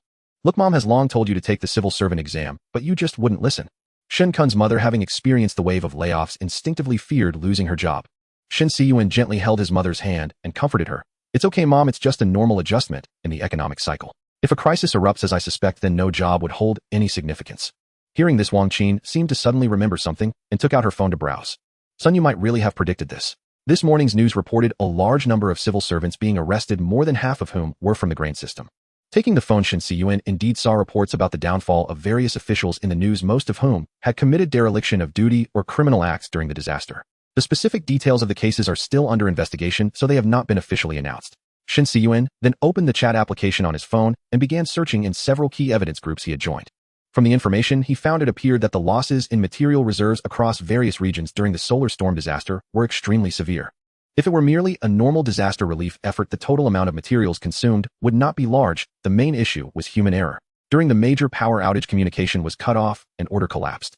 Various criminal organizations and cults took advantage of the chaos to recruit a large number of violent elements, and after growing stronger, they quickly began large-scale disturbances. While ordinary citizens were still queuing at store entrances, they had already launched their attacks on logistics parks and material reserves. After driving away or killing the security personnel, they established strongholds and formed armed bands, acting as warlords in the chaotic times. When the military suppression actions began, they directly set fire to warehouses before fleeing, attempting to destroy evidence, resulting in the most severe losses in grain reserves during this process. Some notorious bandit leaders are still at large and have not been apprehended. Putting down his phone, Shen Cun looked up at his worried mother, smiled, and took her to the safe, retrieving two 50-gram gold bars from the pile of gold. "Mom, look, I have so many gold bars here. You've worked hard your entire life and never had decent gold jewelry. Let me take you to make a couple of gold bracelets." "Where did you get so much gold?" Wang Qin asked in surprise. "Over 5,000 grams. It's from selling the house this time. Your self-built house was both ugly and stuffy, and it was worth so much." "Who did you sell it to?" During this move, Wang Qin was unaware of the specific situation, only knowing that she was very satisfied with her daughter-in-law's new rental house and wanted Shen Cun to buy it outright. "Don't worry about that, I sold it for that price. With this gold, our family's living expenses will be more than sufficient." After reassuring his mother, Shen Cun took her to a nearby gold shop. He let Wang Qin choose two ancient and exquisite designs, turning the gold bars into new bracelets. After putting the bracelets on his mother, it was time to get off work. The two drove to pick up their son and Jean Lin, directly heading to a nearby specialty restaurant. Due to soaring food prices, the restaurant's prices have recently skyrocketed. However, Shen Cun didn't mind if they didn't eat now. They might regret it later if they couldn't. The next morning, Shen Cun, who was enjoying a rare lian without needing to go to work, was awakened by the ringing of his phone. "Hello, Dad, what's up?" "The water diversion pipeline has been laid. Come back when you have time to settle the wages. The foreman is pressing me." "All right, I'll head over now." After breakfast, Shen Cun retrieved 3 pre-prepared sealed boxes from the storage room, loaded them onto a handcart, and entered the elevator. The contents of each sealed box were identical: a bucket of freeze-dried instant fried rice, a bucket of 13 compressed rations, a ferrocerium rod fire starter, 2 PSK survival backpacks, 10 fuel cans, and 20 bags of drinking water. Each fuel can was filled with solid alcohol fuel capable of burning for over 40 minutes. Thanks to the can's sealed design, it was inherently waterproof and moisture-proof, greatly extending its shelf life. Moreover, in terms of safety and portability, it was far superior to common bagged solid fuels when in use. The bagged water was the same standard emergency drinking water found in lifeboats, packaged in aluminum foil pouches. Each pouch contained 500 milliliters of purified water with an official shelf life of 3 years. In reality, when stored properly, water, being an inorganic substance, does not spoil or deteriorate like organic matter, and thus has no true expiration date. The expiration date printed on ordinary bottled water actually refers to the lifespan of the container. As the sealing cap ages, the bottle's airtightness diminishes year by year, allowing air and microorganisms to enter and degrade the water quality. Bottled water with transparent packaging, if exposed to extreme temperatures or prolonged sunlight, would also promote microbial growth, thereby affecting water quality. Even when stored away from light, over time chemical substances could leach from the plastic bottle into the water, causing chemical contamination. This is why emergency drinking water commonly uses aluminum foil packaging. Aluminum foil is opaque and chemically stable. If stored correctly, it could last indefinitely. Although it only states a 3-year shelf life, this is merely to comply with the national CCS standard for ship inspection, preventing crew members from neglecting to check and replace supplies over long periods. After loading the 3 sealed boxes into the car, Shen Cun set off for Bamboo Village. This time he planned to establish 3 concealed supply depots along the necessary route to prepare for situations where driving would be impossible under extreme conditions, forcing him to trek to the shelter on foot. Leaving the city, Shen Cun parked the car by the roadside near a highway ramp. This was the first site he had chosen for burying supplies. After confirming no one was around, he grabbed his entrenching tool and sealed box, searching for a suitable hiding spot. Observing the surroundings, he finally selected a conspicuous large tree and began digging a pit beneath it. After laying a waterproof cloth at the bottom of the pit, he placed the sealed box inside. He then covered it with another layer of waterproof cloth and carefully refilled the pit with soil, ensuring no obvious signs of digging remained. Once the soil was refilled, he tamped it down with his feet and sprinkled some water on top. After waiting for the soil to harden, he covered the area with leaves and dead branches, blending it seamlessly with the surrounding environment. Having completed this, he stepped back and surveyed the area, confirming that no traces were left that might attract anyone's attention. Then he pulled a map from his pocket, marked the location with a pin, and took a photo with his phone as a guide for later reference. Following the same method, he buried the remaining 2 supply boxes along his escape route, spacing them every 25 kilometers along the main transportation artery. For an average person backpacking without heavy gear, the maximum daily walking distance varies from 15 to 25 kilometers, depending on their physical fitness and endurance. If opting for a bicycle, one could shed most of the load, increasing the maximum daily cycling distance to 60 to 100 kilometers. However, considering he would be traveling with his family and the unpredictability of road conditions during a disaster, Shen Cun still set up the supply boxes based on the worst-case scenario of escaping on foot. It was important to note that even for experienced hikers or professional trekking athletes, carrying a load significantly affects their pace and energy consumption. When fatigued, a person's judgment and reaction speed in the face of danger would also severely decline. During a heavy backpacking trek, water, food, and fuel often account for over 2/3 of the backpack's weight.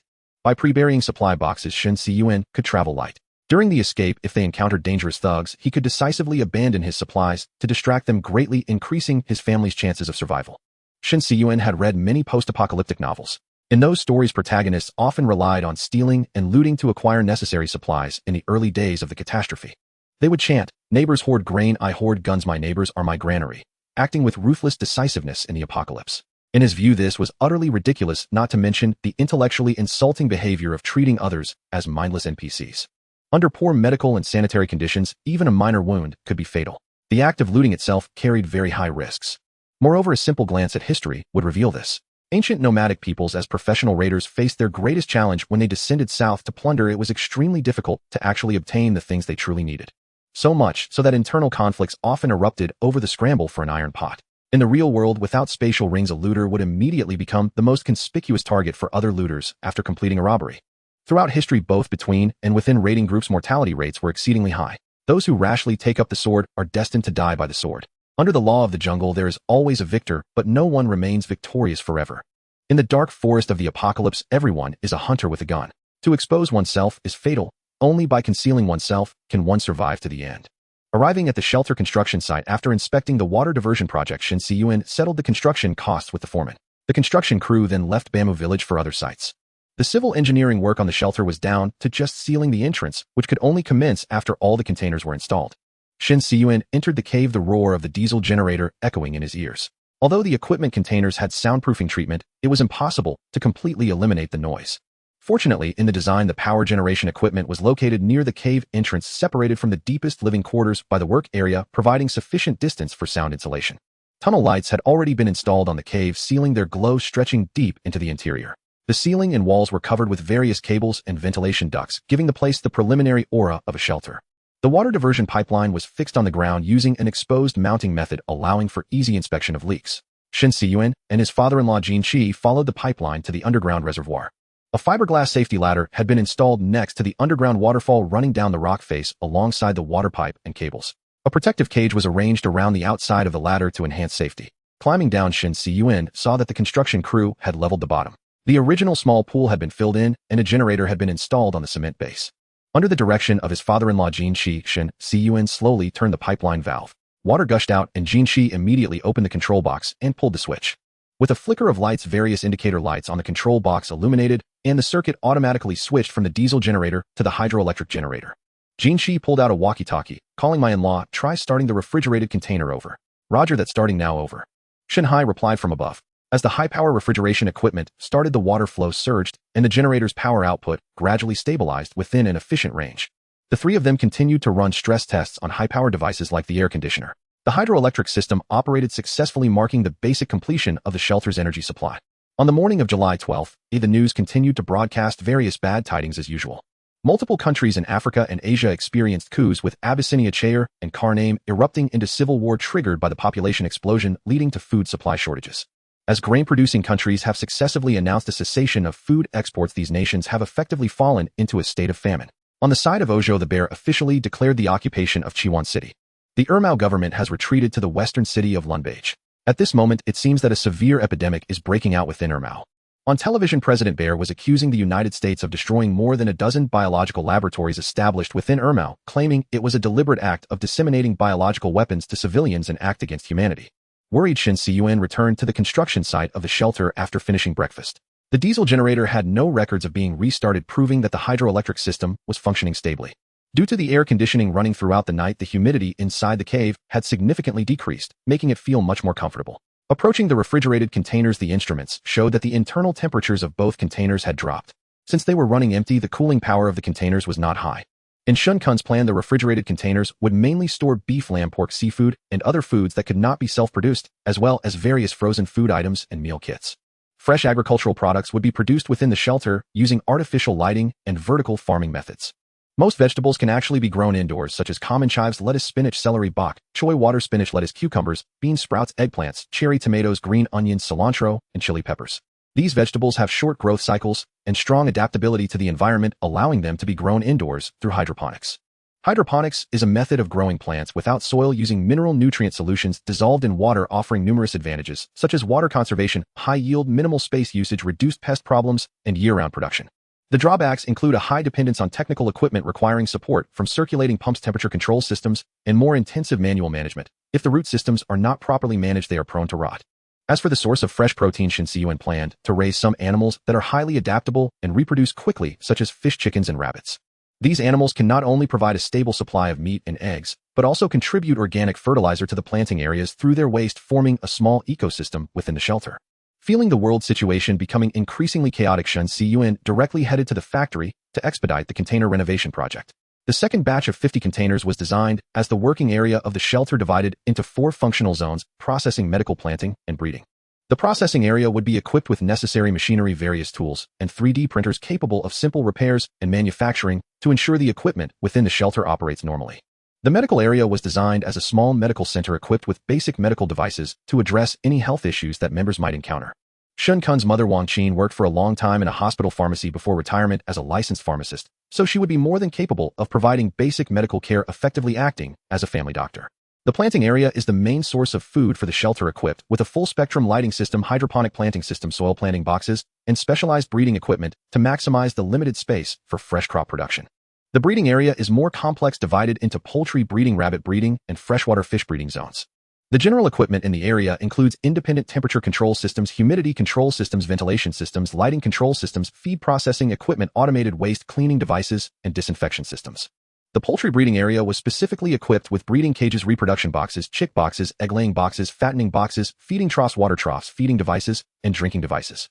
The rabbit breeding area consists of rabbit cages, feeding and watering systems, and rabbit reproduction boxes. The freshwater fish breeding area has breeding tanks, water filtration systems, oxygenation devices, feeders, and temperature control systems. Inside the assembly factory, workers were fervently renovating the containers, installing insulation materials, various equipment, cables, and pipelines. There are no other production tasks on the assembly line right now. Everything is focused on renovating the containers. Rest assured, General Manager Shen, the second batch of tasks will definitely be completed by the end of July. Lin Fatty promised, patting his chest. We must accelerate the progress. The changes in the world situation are faster than expected, and every minute and second is crucial. Shen Cun said. The factory workers are working in 3 shifts, day and night. The assembly line is continuously running at full capacity. Let's also begin the renovation of the 40 containers for the third batch of living areas simultaneously. Boss Lin, you must know other factories. Since they are all technically simple residential renovations, we can outsource them to ensure construction quality. Right now prices are soaring. If we outsource, I won't make much profit from this order, Lin Fatty said, looking troubled. You won't suffer a loss? Oh, I can settle the costs of the second batch of containers for you right now. Shen Cun paused and continued, settling in gold at current prices. Lin Fatty displayed a look of surprise. He knew that the price of gold was soaring astonishingly and was still rising. In the current market environment where many things cannot be easily purchased with paper currency, it is possible to acquire numerous items. Under the pressure of the rising gold prices, Lin Fatty readily agreed to the outsourcing plan and guaranteed that the remaining 2 batches of a total of 90 containers would be completed by early August. After leaving the assembly factory, Shen Cun took out his laptop in the car and modified the progress chart for the shelter project that he had created. He then headed directly to a civil defense equipment manufacturing factory, as the entrance blast door of the shelter needed several custom devices. Since the container renovations were expedited, the entrance ceiling project also needed to be advanced. The entrance of the shelter is far more than just a large door. It is composed of a complex protective system, including sealed facilities, decontamination facilities, and toxic gas filtration ventilation systems. Referring to the underground civil defense garage of residential complexes, Shen Cun designed a complete set of civil defense facilities of the same kind, achieving Class A protection level sufficient to withstand attacks from nuclear and chemical weapons, as well as conventional arms. After handing over the design drawings to the technicians at the equipment factory and spending several hours modifying and perfecting them, the final plan was completed. Shen Cun carefully checked each clause before signing his name on the contract. After a day of hustle and bustle, Shen Cun received a call from the 4S dealership on his way back. The license plate and insurance for the new car he had ordered for his wife were all taken care of, and he could come directly to pick it up. The car Shen Cun ordered was the latest Chu DMI super hybrid equipped with a lithium iron phosphate blade battery with a capacity of 18 kilowatt-hours. It had a pure electric range of 125 kilometers, a fuel consumption of 4 liters per 100 kilometers when the battery was depleted, and a combined range of approximately 120 kilometers on a full tank and full charge. Since it also came with a mobile power station feature, it could be used as a gasoline generator to supply power outdoors. Previously, Shen Cun had asked his wife what kind of car she liked. Jean Lin said that since they already had a silver all-electric SUV at home, if they were to buy a second one, she wanted a sedan in a vibrant color, preferably with an intelligent driver assistance system. So Shen Cun chose the Topophthalene model for her, opting for her favorite purple. Glancing at the time, he saw it was just past 5 p.m., so he drove directly to pick up Jean Lin from work. After driving through the gates of the landscaping company where Jean Lin worked, Shen Cun dialed his wife's phone. "Hello, what's up? Are you off work?" "He'll be off in 10 minutes. What's wrong?" "Nothing. I'm here to pick you up. The car's already downstairs. Take your time." While waiting, Shen Cun noticed that the evening sky had taken on an exceptionally vivid hue. The sky clouds and horizon were all an alarming shade of red. After a while, Jean Lin opened the door and settled into the passenger seat, her face etched with the weariness of a long day's work. Gripping the steering wheel, Shen Cun chatted with his wife about the progress of the shelter project, a faint subtle smile playing at the corners of his mouth. Jean Lin sat in the passenger seat, occasionally scrolling through her phone and lifting her head to check the traffic. After a moment, she finally noticed the change in route. "Are you going the wrong way? This isn't the way home." Shen Cun gave a mysterious smile and said, "No, I'm not. Today I'm taking you somewhere special." Jean Lin looked at him doubtfully, but seeing his confident expression, she didn't press further. She knew Shen Cun always liked to prepare surprises or shocks for her, so she decided to wait quietly for the reveal. The car navigated through the bustling city, gradually heading toward a nearby 4S dealership. When Jean Lin spotted the dealership's sign, her eyes lit up, but she still didn't dare to assume. "You don't mean?" Before Jean Lin could finish her sentence, Shen Cun had already parked the car at the dealership's entrance. He got out, walked around to the passenger door, and gallantly opened it for her. Taking her hand, he quietly led her into the store.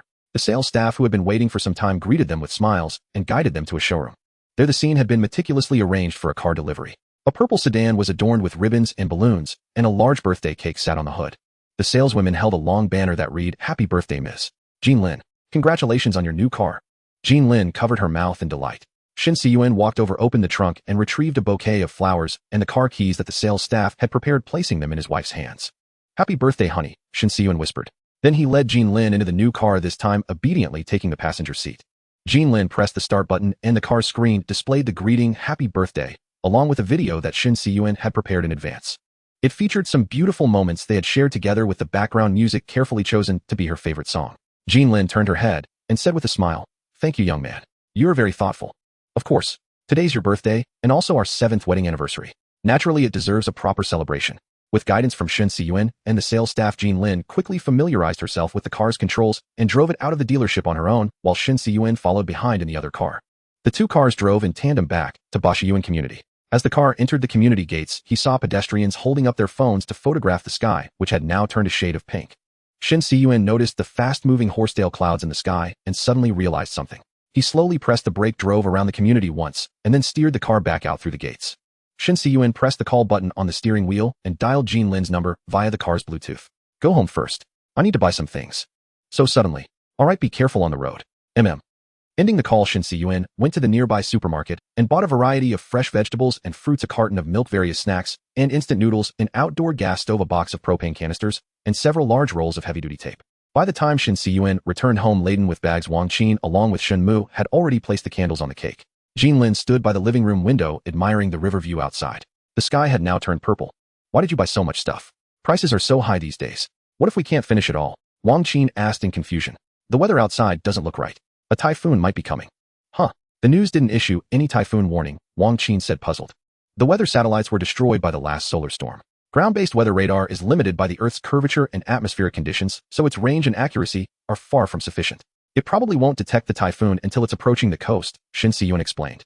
Before a typhoon arrives, needle-like cirrus clouds in the upper atmosphere rapidly expand outward and quickly blanket the sky in the vicinity. The massive amount of water vapor increases the number of particles in the atmosphere, altering its optical properties. When the afterglow of the setting sun passes through this moisture-laden atmosphere, longer wavelength warm colors like yellow and red are more easily scattered and refracted, while shorter wavelengths are less absorbed or scattered. Thus, during the blue hour after sunset, the deep blue of the sky's background, when combined with the scattered warm colors like red, can produce a pinkish-purple effect. Although this weather phenomenon isn't exclusive to the periphery of typhoons, other high-altitude cirrus clouds can also cause it. Such an unusually intense red sky is typically the result of a typhoon. Better safe than sorry. It's already July, which is the active season for typhoons. It's only right to make more preparations. Let's eat first, Shen Cun said in a low voice. Don't tell Jinlin for now. It's her birthday today, and we shouldn't spoil the fun over this. After their whispered exchange, they went to the dining table and lit the candles. After singing the birthday song, making a wish, and blowing out the candles, Jinlin smiled and handed the first slice of cake to the eagerly waiting Shen Mu. Bid farewell to all worries, say hello to all joy. After dinner, Shen Cun hummed a tune as he carried the trash bag downstairs. After disposing of the trash, he headed straight to the underground parking garage in the residential complex, the two car keys in his pocket clinking with a crisp sound. Once seated in his SUV, Shen Cun drove out of the complex and then steered the car into a nearby multi-story parking structure. This was a 5-story parking building, allowing vehicles to drive all the way to the rooftop. Since it was not yet 7 p.m., there were few cars in the lot and empty spaces were everywhere. After circling around, Shen Cun parked his vehicle in a spot on the 4th floor's middle section. He then walked downstairs, rode a shared bicycle back to the complex, and transferred Jinlin's new car to the same parking structure. Based on the evening's celestial signs, Shen Cun deduced the typhoon would arrive within the next 2 days. Today was July 12th on the solar calendar, corresponding to the lunar June 12th, a time very close to the astronomical spring tide of June 15th. Yuzhou, located in the Jiangnan Watertown region, had low-lying terrain and a dense network of rivers. This topography made the area highly susceptible to waterlogging when facing extreme weather with the combined forces of wind, rain, and tidal surges.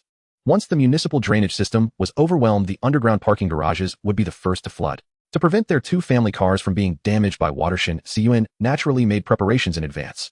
Returning home by elevator, Shen Cun retrieved 5 portable outdoor water storage bags from the storage room and began filling them at the RO reverse osmosis water purifier. These bags were made of food-grade PE plastic, which had the drawback of low heat resistance, but the advantage of being foldable, taking up little space at home. Each water storage bag could hold 20 liters of drinking water. When filled and bulging, it became a cube with a handle on top and a faucet. When in use, it could be laid on its side, with the faucet facing down to dispense water. An adult needed 3 to 4 liters of fresh water daily, so the 100-liter reserve was enough for the family for 7 days. After arranging the 5 water cubes on the kitchen floor, Shen Cun went to the bathroom of a spare guest room and began filling the bathtub with water. Compared to drinking water, the consumption of water for daily use was much higher. Typically, an ordinary household used between 200 and 400 liters per day. This range covered various daily activities such as bathing, laundry, cooking, cleaning, and flushing toilets. In the event of a water outage, if cleanliness was neglected, the home environment would rapidly deteriorate, leading to health problems. Therefore, no matter how much one tried to conserve water for daily use, the necessary daily consumption was fixed.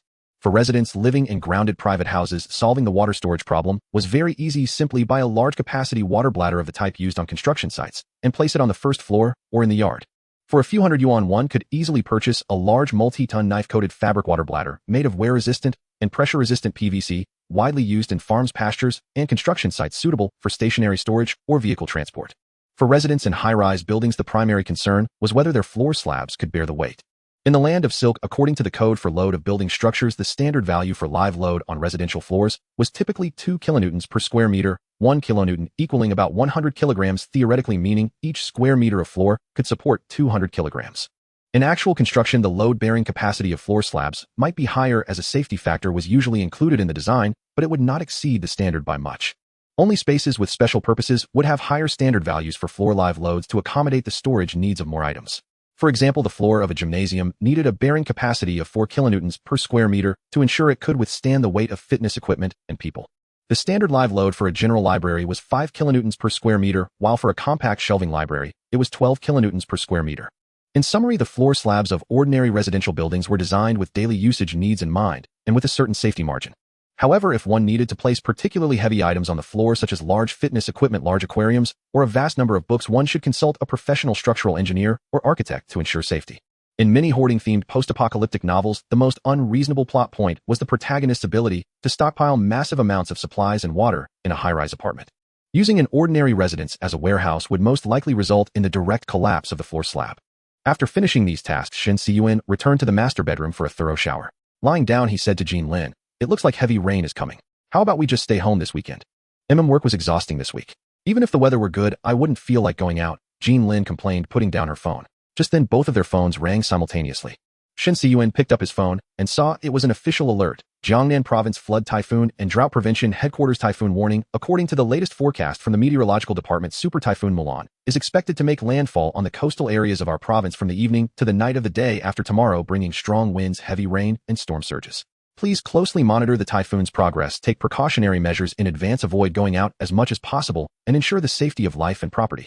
Please check and reinforce doors and windows and prepare emergency supplies such as flashlights, food, and drinking water. In case of emergency, please call the rescue hotline for help. The two immediately got up. In the living room, Wang Qin had already turned on the TV, and the news was reporting on the typhoon's movements. Due to a lack of satellite cloud images, the predicted paths for the typhoon were varied, but it was essentially confirmed to make landfall on the coastal area of Jiangnan Province within 2 days. "Son, your prediction was right. A typhoon is coming, reportedly with winds over level 17. Dad, when the typhoon comes, can you take me out to see it?" Shen Mu asked, his face full of excitement. "Mom, please take Mumu back to his room to sleep. Jean Lin and I will do some preparations," Shen Cun said, patting his son's head and giving his mother a knowing look. After watching Wang Qin drag the reluctant boy away, Shen Cun turned to Jean Lin and said, "Don't worry about your new car. When I went down to take out the trash earlier, I already moved both cars to the multi-story parking structure." Well, Prophet Shen, you can even predict typhoons now," Jean Lin laughed. Just from the evening sky, anyone with a little meteorological knowledge could probably tell. "So what do we need to prepare next?" "No big deal. I've pretty much finished the preparations. We just need to store a bit more water." Next, the couple rummaged through the house for various idle containers, vases, buckets, kettles, basins, footbaths, and various pots and pans. After filling them with water, they evenly placed them against the walls as reserves. After making a few calls to family members in Bamboo Village to remind them of safety precautions, the two finally lay down to rest. On Saturday morning of the following day, Shen Cun awoke and glanced at the weather outside his window. The outdoors were calm, with sunlight occasionally filtering through the clouds, showing no signs of an approaching typhoon, clearly the calm before the storm. After finishing his household chores, he retreated to his study. Opening a drawer, he retrieved a battery storage box and began charging various rechargeable batteries. Shen Cun rarely used disposable batteries, not only for environmental reasons, but also because rechargeable batteries were more than 10 times cheaper over the long term. For the most common AA and AAA batteries, he had purchased 12 nickel metal hydride cells, each of the Japanese-made Ensuing brand, with a recharge cycle life of up to 210 times per cell. These batteries featured low self-discharge characteristics, resisting power loss. They could retain over 90 of their charge after 1 year and 70 after 5 years, making them ideal for household backup. Due to their exceptional performance and exquisite craftsmanship, they were beloved by domestic battery enthusiasts, earning the nickname wife batteries, and even inspired a domestic imitation brand called Ensuing. After inserting the nickel metal hydride batteries into the charger, Shen Cun took out several larger cells from the box. These included 8 18,650 batteries and 8 21,700 batteries, the two most common cylindrical lithium-ion types, named after their dimensions and widely used in power banks, portable electronics, and electric vehicles. The 18650 battery, with a diameter of 18 mm and height of 65 mm, operates at a voltage of 3.7 to 4.2 volts, unlike the 1.2 to 1.5 volts of standard AA batteries. Thanks to the higher voltage and larger volume, their energy density was also greater. For instance, the Panasonic 18650 power batteries Shen Cun purchased boasted a capacity of up to 350 mAh and supported a high discharge current of 10 amperes. As for the two 1700 batteries, with a diameter of 21 mm and length of 70 mm, they achieved a better balance between size and capacity compared to the 18650, significantly enhancing energy density. The domestically produced Lee-Sen batteries Shen Cun selected had a single cell capacity of 50 mAh and supported a high discharge current of 15 amperes. These 16 batteries were specifically prepared by Shen Cun for his various flashlights, as the voltage stability and energy output of the batteries directly affected the power supply to the flashlight LEDs. Poor battery performance would lead to reduced runtime and brightness. After testing the internal resistance and voltage of the batteries with a smart charger, he retrieved flashlights from his PSK Escape backpack and began practical testing. As a survival enthusiast with a wide range of hobbies, he naturally couldn't resist flashlights as toys. Shen Cun had long been a flashlight fanatic, having spent considerable time on flashlight forums during his university years. He had purchased no fewer than 50 flashlights, including LED, HID, xenon, and laser models, all of which he had tested in the field. After extensively using various high-end branded flashlights and cheap DIY models on the market, he no longer solely pursued brightness parameters, but instead valued long-term stability. During prolonged use, the light-emitting unit generates substantial heat. Excessive temperatures cause lumen depreciation. If a flashlight's heat dissipation design is inadequate, it leads to brightness decay and shortened lifespan.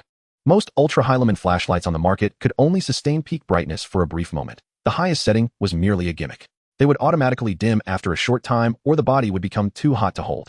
To improve heat dissipation, one must increase surface area, which in turn conflicts with portability.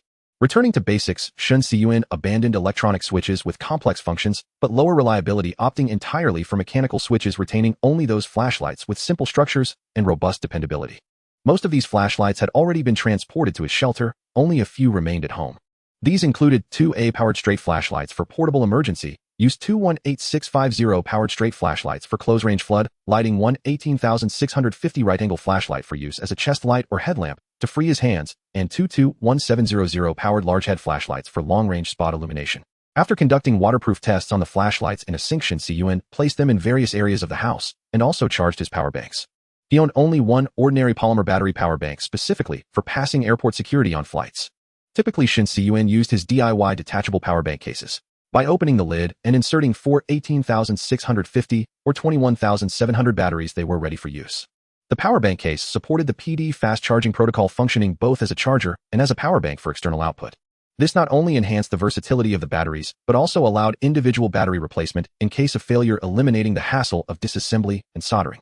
Compared to polymer batteries, cylindrical lithium-ion batteries offered better universality, and due to built-in pressure relief valves, avoided swelling issues, making them significantly safer. Time quickly passed to Sunday, July 14th. As the typhoon was about to make landfall, Shen Cun locked all the windows in his house. After checking the seals on all windows, he took out the strong adhesive tape he had purchased earlier. He began applying tape to the glass of each window in a crisscross pattern, which increased the glass toughness and reduced the risk of shattering under the typhoon's impact. Through the window, Shen Cun saw other residents in the community also preparing for the typhoon, with various private cars constantly entering and leaving the neighborhood. After finishing the preparations, Shen Cun picked up his phone and glanced at the community owner group chat, where hundreds of messages had piled up. The property management company, Community Self-Governance Association, and online sheriffs were continuously issuing safety reminders. The authorities had issued a red typhoon warning and activated a level 1 emergency response for flood and wind prevention. By 6 p.m., Super Typhoon Mulan, with winds of level 17, made landfall in Mingzhou, becoming the strongest typhoon to hit the Great River Delta region in history. Due to the extremely flat terrain of the delta, dense rivers and lakes, and prolonged high temperatures that had accumulated heat on the ground and water surfaces, the typhoon weakened very slowly after landfall. At that time, the minimum central pressure of the typhoon remained at 890 hectopascals, with maximum winds near the center exceeding 60 meters per second. As the typhoon's center moved westward, Mulan, like a raging beast, began to tear through every corner of Yuzhou City. Fierce winds howled, torrential rain poured down, and as the wind intensified, trees on the streets were uprooted, while billboards and streetlights swayed in the storm as if they could snap at any moment. By West Lake, the usual bustling crowds of tourists had vanished. The lake's surface was whipped into monstrous waves by the gale, crashing against the shore wave after wave, causing the water to overflow and flood low-lying areas. Urban transportation was largely paralyzed. The metro and bus systems had ceased operations, and airports and train stations had shut down all flights and trains. In live footage from outdoor cameras, the once crowded streets were now devoid of people, replaced by garbage, branches, and debris swept up by the strong winds flying wildly through the air. Only rescue workers and a few journalists remained on the streets, braving the storm. News reports showed factory roofs being blown off directly, with corrugated iron sheets flying like paper in the wind, and rooftop solar water heaters in residential areas being torn off by the gusts. Shen Cun went to the balcony to check for leaks. Although the windows were completely closed, the fierce wind still drove the rainwater through the gaps. The casement window managed to maintain a certain level of airtightness, while the sliding window on the balcony, due to its poor sealing nature, had already begun to accumulate water in the tracks. Just as Shen Cun hurriedly stuffed a few more towels into the window frame, the wind suddenly intensified, producing a piercing whistle that made the entire window frame start to shake. The terrifying wind pressure caused the entire floor-to-ceiling window to bulge out and pull in continuously, creating a deeply unsettling sight. Shen Cun quickly closed the balcony door. Remaining near the window was now extremely dangerous. Just as he pulled the glass door shut, he saw a window from a nearby residential building fly out, crashing into the air conditioning unit nearby. The air conditioning unit instantly detached from its bracket and pulled by the connecting pipes floated like a kite in the air banging against the building. As the pipe joints loosened, the refrigerant began to leak, and soon the air conditioning unit emitted white smoke as it fell to the ground below. With a loud bang, car alarms from various vehicles below blared in unison. Observing through the glass, Shen Cun noticed that the household across the way had seemingly removed their original windows and walls to expand their indoor space. The equipment platform was surrounded by self-installed glass windows on 3 sides, while the air conditioning unit was mounted on the adjacent outer wall. Such modifications were evidently too fragile in the face of a typhoon. Soon the owners' group chat became lively with several waves of people quickly arguing about the act of sealing the equipment platform. Shen Cun then moved to the dining room sheltered from the wind and poured himself a glass of water. When he looked up to drink, he noticed the chandelier above swaying back and forth. High-rise buildings are usually designed to consider wind load effects, employing flexible designs to adapt to the swaying caused by wind forces. This design allows the building to sway safely in strong winds without structural damage, but it evidently induces a strong sense of dizziness in the occupants. Shen Cun's home was on the 12th floor, where he could clearly feel the house shaking. Residents on higher floors likely experienced swaying close to seismic levels. According to the chat records in the owners' group, some residents on higher floors were so frightened that they took refuge in the underground parking garage. Shen Cun quickly moved his family to the storage room located in the middle of the house, which had no windows and was the safest spot in the entire home. Wang Qin's face looked somewhat pale, resembling that of someone suffering from seasickness. Shen Cun took out a moisture-proof mat and laid it down for her to rest on. Beside her, Shenmu had also stopped insisting on going out to watch the typhoon, quietly playing with his tablet on a chair. Should we also go down to the parking garage to avoid it? He asked. No, it's too dangerous. With this much rain, it's very likely to cause flooding. The Jinjiang community is right next to the Qiantang River, and once the river overflows, the basement, being in such a low-lying area, will be submerged instantly. I see. No wonder you chose to build in the Yujiang community back then. I'm starting to miss that concrete box now, Jinlin remarked. I regret not taking you all back to the mountain to avoid the disaster overnight, but it's alright, it's just a typhoon. There are always a few each year. Shen Cun waved his hand. By 10 p.m., the wind outside had slightly diminished, and the sharp sound of the wind gradually disappeared. Shen Cun stepped out of the storage room to check on the situation at home. Although many areas showed signs of leakage, fortunately thanks to prior preparations, there were no cases of windows falling or shattering. Having just experienced a solar storm disaster, the power system had undergone complete repairs, and there had not yet been any power outages. Suddenly, the surrounding environment fell silent, and the rain gradually lessened until it completely stopped. Only the accumulated water and debris on the ground still reminded people that the recent storm was not a mere illusion. Feeling the discomfort in his eardrums, Shen Cun realized that the eye of the typhoon was passing through and the air pressure had dropped significantly. Returning to the window, he saw some owners heading downstairs to move their cars. Ignoring the property staff's obstruction, they moved the sandbags blocking the entrance to the underground parking garage to shift their cars parked above ground into the basement. In the owners' group, someone began to explain the knowledge about the eye of the typhoon, reminding residents not to go outside. Shen Cun hurriedly cleared the accumulated water and reinforced the windows again. Under the streetlights, he saw that the water level in the nearby river had noticeably risen. The riverside walkway was entirely submerged, and municipal workers were reinforcing the sandbags along the embankment. The brief tranquility lasted less than an hour before stronger winds and heavy rain returned. Just as he was about to lie down to sleep, Shen Cun saw that the property management had sent out a notification in the owners' group. Everyone, due to heavy rain causing the river to swell, please be prepared to move your cars to the basement at any time. Owners with valuable items in their vehicles are requested to relocate them. Thank you for your cooperation. Chaos quickly descended upon the Baosher Garden community as there were simply too many people moving their cars, and a long line formed in front of the underground parking garage entrance. Vehicles stretched out, filling the internal roads as countless taillights cast a blood-red glow over the entire community, with horns blaring continuously. At the same time, a power outage occurred within the community, but fortunately mobile network communications had not been interrupted. In the owners' group, the property management continued to issue notifications. Everyone, the independent emergency power supply for the elevators lasts only 30 minutes. All residents are advised to leave the elevators promptly to avoid being trapped.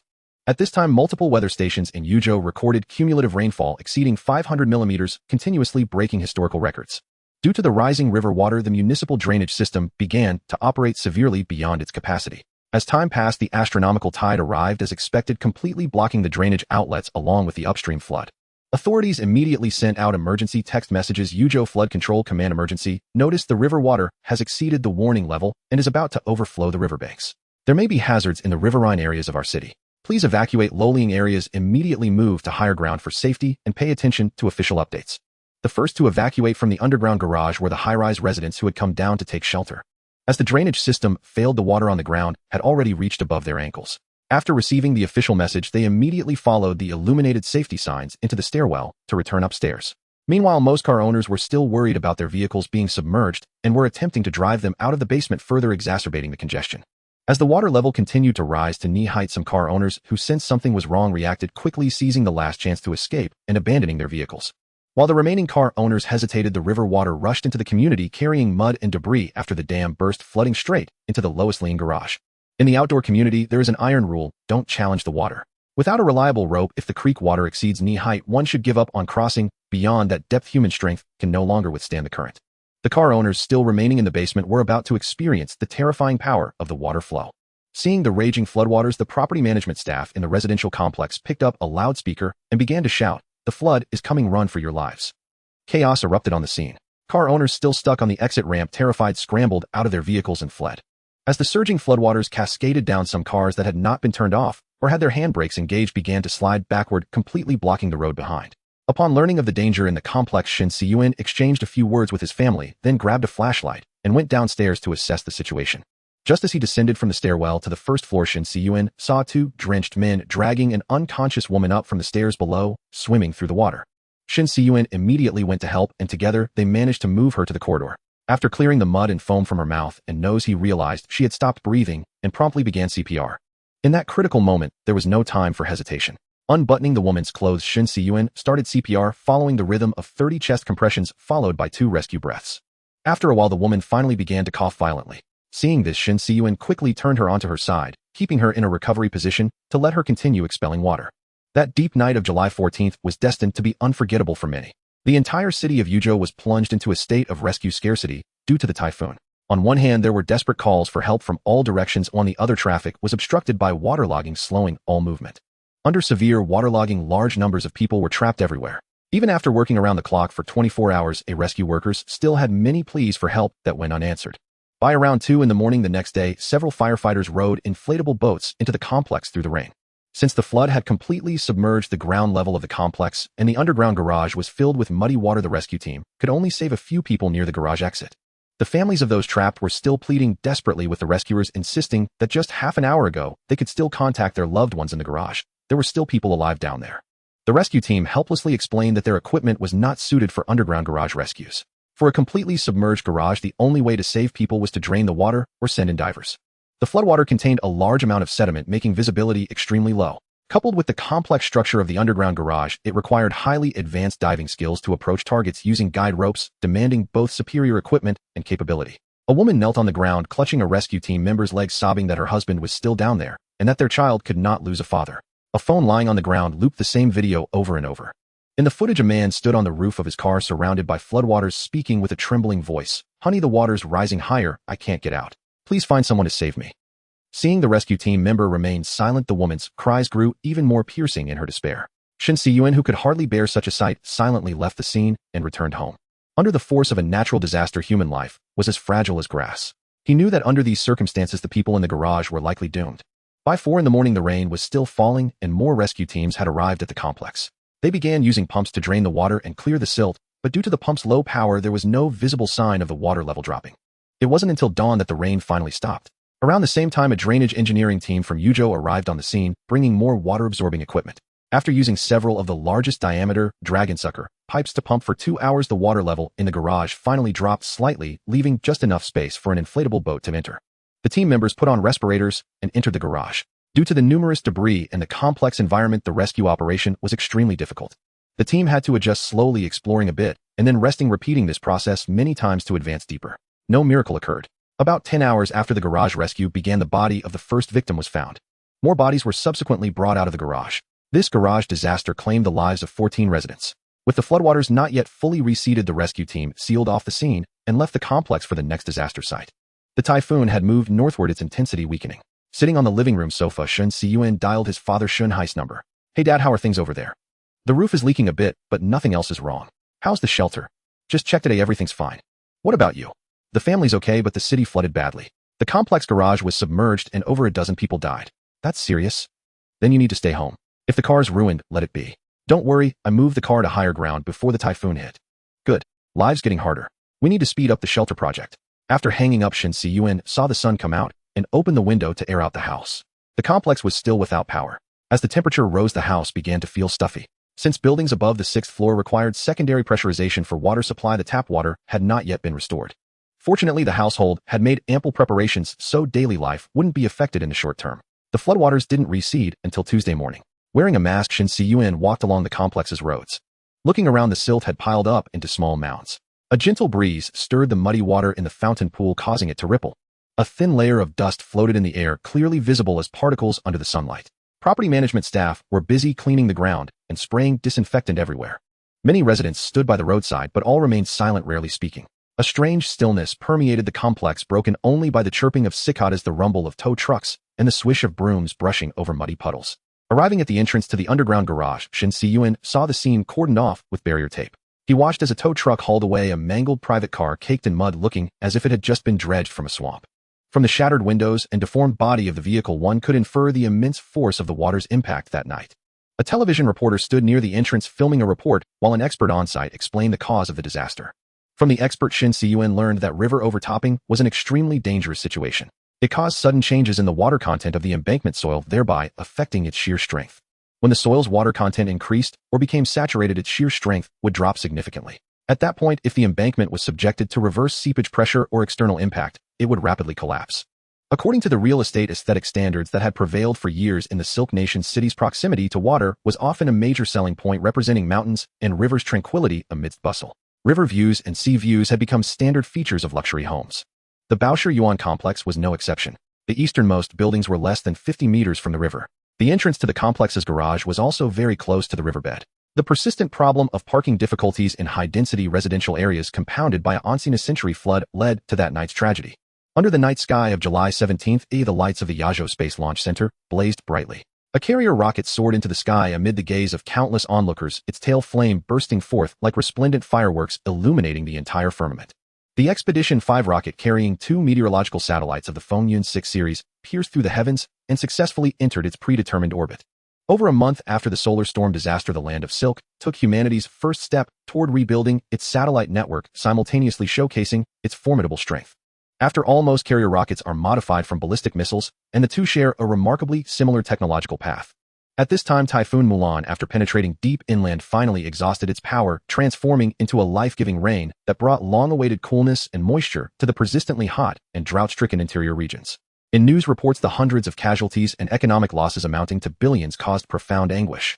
The subsequent compensation and accountability efforts weighed heavily like a boulder on the hearts of both the authorities and the public, and were expected to persist for a considerable period.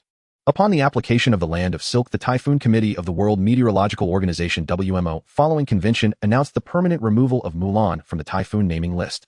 As the typhoon's influence gradually dissipated, the subtropical high-pressure system once again made a resurgence, shrouding the middle and lower reaches of the Great River in sweltering summer heat. The following afternoon, Shen Cun drove a light refrigerated transport truck through the scorching streets, heading toward the meat processing plant. In the past half-month, meat prices in the Land of Silk had begun a sustained round of increases. The authorities announced the release of 8 batches of frozen reserve pork nationwide, with a cumulative listed supply of 2.0 tons. However, due to a significant decline in meat supply, the upward price trend remained unchecked. Sensing that the authorities' remaining reserves were limited, and with the shelter's cold storage having operated stably for a week, Shen Cun immediately contacted several meat processing plants in the surrounding areas, attempting to purchase a batch of fresh meat in bulk. The plant he was heading to had informed him over the phone that they had just completed the slaughter of a batch of free-range cattle and sheep the previous day, so he promptly placed an order. Upon entering the factory, the air was thick with a faint aroma of meat and the scent of blood. Shen Cun pulled a mask from his pocket, put it on, and walked into the factory's office building. After signing the procurement contract and making payment in the factory's finance office, Shen Cun couldn't help but feel a pang of financial pain at the exorbitant unit prices listed. Fortunately, the gold he held fully demonstrated its inflation hedging properties. When he exchanged gold for cash that morning, the gold price had already risen to 2,700 yuan per gram. After paying, Shen Cun backed the truck into the loading bay of the freezer workshop. It was a light refrigerated truck with a blue license plate with a gross vehicle weight of less than 4.5 tons and a rated payload of under 1.5 tons. Although this truck had a modest payload capacity, it could be driven with a C1 driver's license, making it very flexible and convenient to use. After handing over the delivery note to the workshop manager, Shen Cun watched as workers began to sort and pack the processed pork, beef, and lamb into boxes. Various cuts, shoulder, rib, loin, brisket, belly, rump, shank, spare ribs, and offal, were a dazzling sight. As the loading workers began stacking boxes of processed meat onto pallets, the forklift roared as it pushed the pallets into the refrigerated compartment. Generally speaking, under cold storage conditions of -30 degrees Celsius and 95100 relative humidity, the shelf life of beef, lamb, and pork can reach approximately 24 months.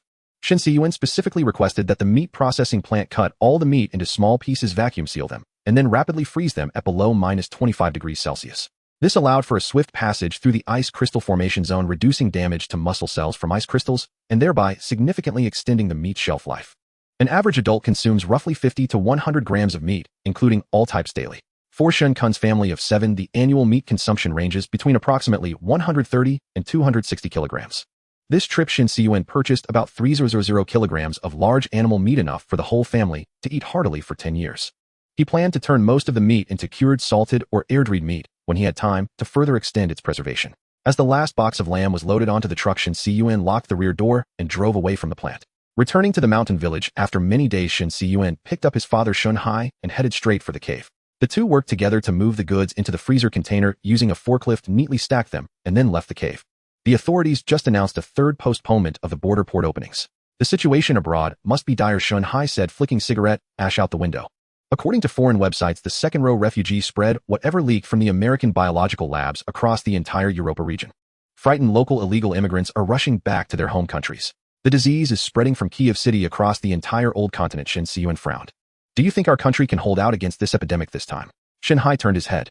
Hard to say. The U.S. has set up over 300 biological labs in 30 countries worldwide.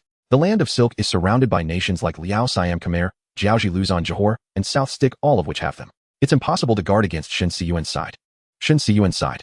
After the refrigerated truck returned to the village, Shen Hai got out and was about to head home when Shen Cun called out to his father, "Wait a moment. I got you some cigarettes there in the back. Take them with you. Remember to turn on the dehumidifier when storing them." Shen Hai glanced back and saw a large cardboard box on the back seat. "Ha, good boy, you still remember your old man. I didn't raise you for nothing. Go easy on them, will you? Standard cigarettes are already out of stock on the black market. These 50 cartons of Huazi were all bought with gold bars. Once they're gone, that's it."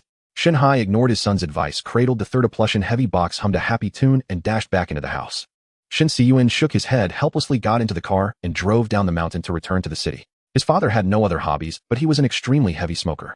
In earlier years, he and his mother had tried to help him quit, but always failed. After Shen Hai declared he would rather live 10 years less than quit smoking, the mother and son gave up. Perhaps for his father, a world without cigarettes was akin to the apocalypse. Since the land of silk implemented a state monopoly on tobacco, domestic military expenditure has long been aligned with tobacco taxes. It is no exaggeration to say that all smokers support the entire army. According to the monopoly law, the quantity of tobacco products an individual can carry is restricted. For cigarettes, the maximum limit per carry is 100 sticks or 50 cartons. Carrying cigarettes within this limit does not require a carrying permit. If an individual carries a quantity exceeding this limit without a legal carrying certificate or transport permit, it is considered illegal. Based on past cases, once caught, the Monopoly Bureau would directly confiscate the goods. As a law-abiding citizen well-versed in regulations, Shen Cun naturally would not make such a basic mistake. On the morning of the second day, Shen Cun retrieved a document pouch from the package he had received. The sender listed on the express slip was the amateur radio branch of the Silk Country Radio Association, and upon opening it, it indeed contained his amateur radio operation certificate. After preparing the vehicle-mounted radio that had been ready for some time and gathering the application materials he had already assembled, he set off for the address of the Yuzhou City Radio Administration Bureau. After submitting a stack of application documents, the agency staff instructed Shen Cun to wait for the approval process, informing him that they would notify him of the result within 30 working days. Barring any unforeseen circumstances, Shen Cun would then obtain the long-awaited radio station license and be assigned his own call sign. On his way back, Shen Cun stopped by the supermarket to buy some food and daily necessities. As soon as he arrived home, feeling as if he was about to melt from the heat, he headed for the refrigerator to grab an ice-cold cola. Suddenly, a strange alarm sound emanated from his phone in his pocket. Before he could even pull out his phone to check, a peculiar tremor on the floor immediately interrupted his movements. At first, Shen Cun thought it was his imagination. But soon the tremors grew intense, and the entire room began to shake. Realizing it was an earthquake, he immediately moved away from the refrigerator and took cover under the dining table. Shen Cun pulled out his phone, and the earthquake early warning feature on it had already been automatically activated. The warning interface displayed the swave of the earthquake has arrived in Yuzhou City.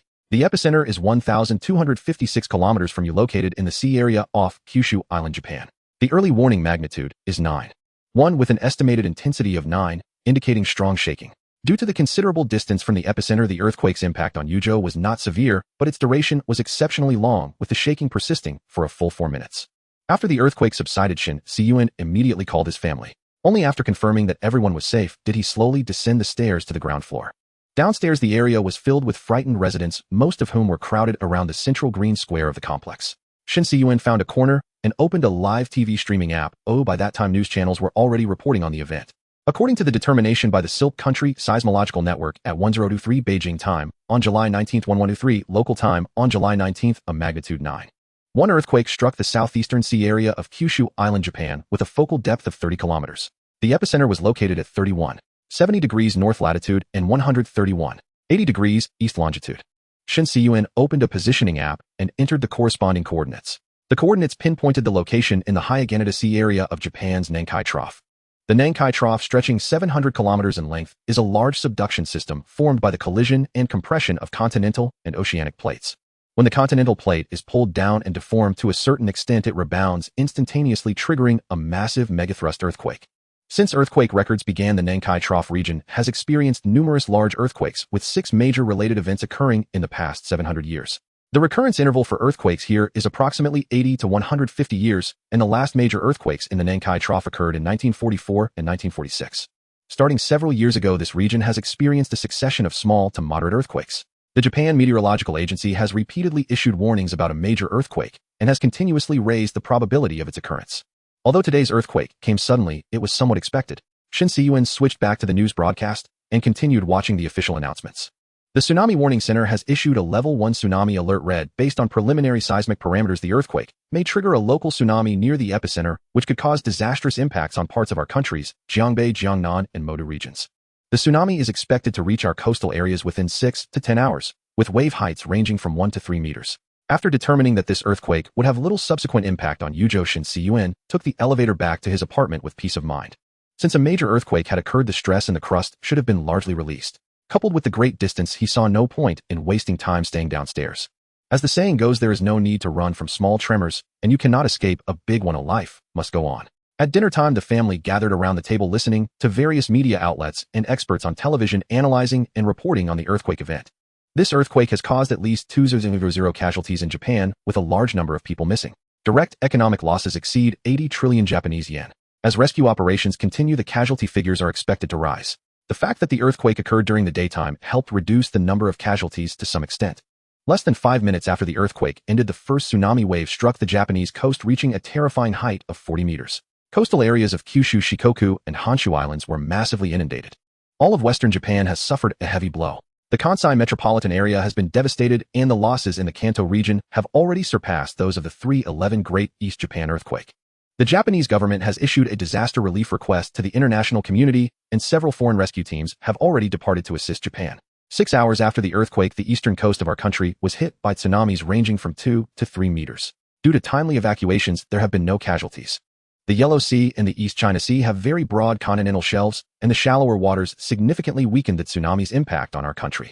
After passing through the Ryukyu Islands, the tsunami subsequently struck eastern Luzon, southern Korea, northern Srivijaya, northern Papua, various South Pacific nations, and the Sandalwood Mountains. These areas all experienced transoceanic tsunami attacks ranging from 5 to 10 meters.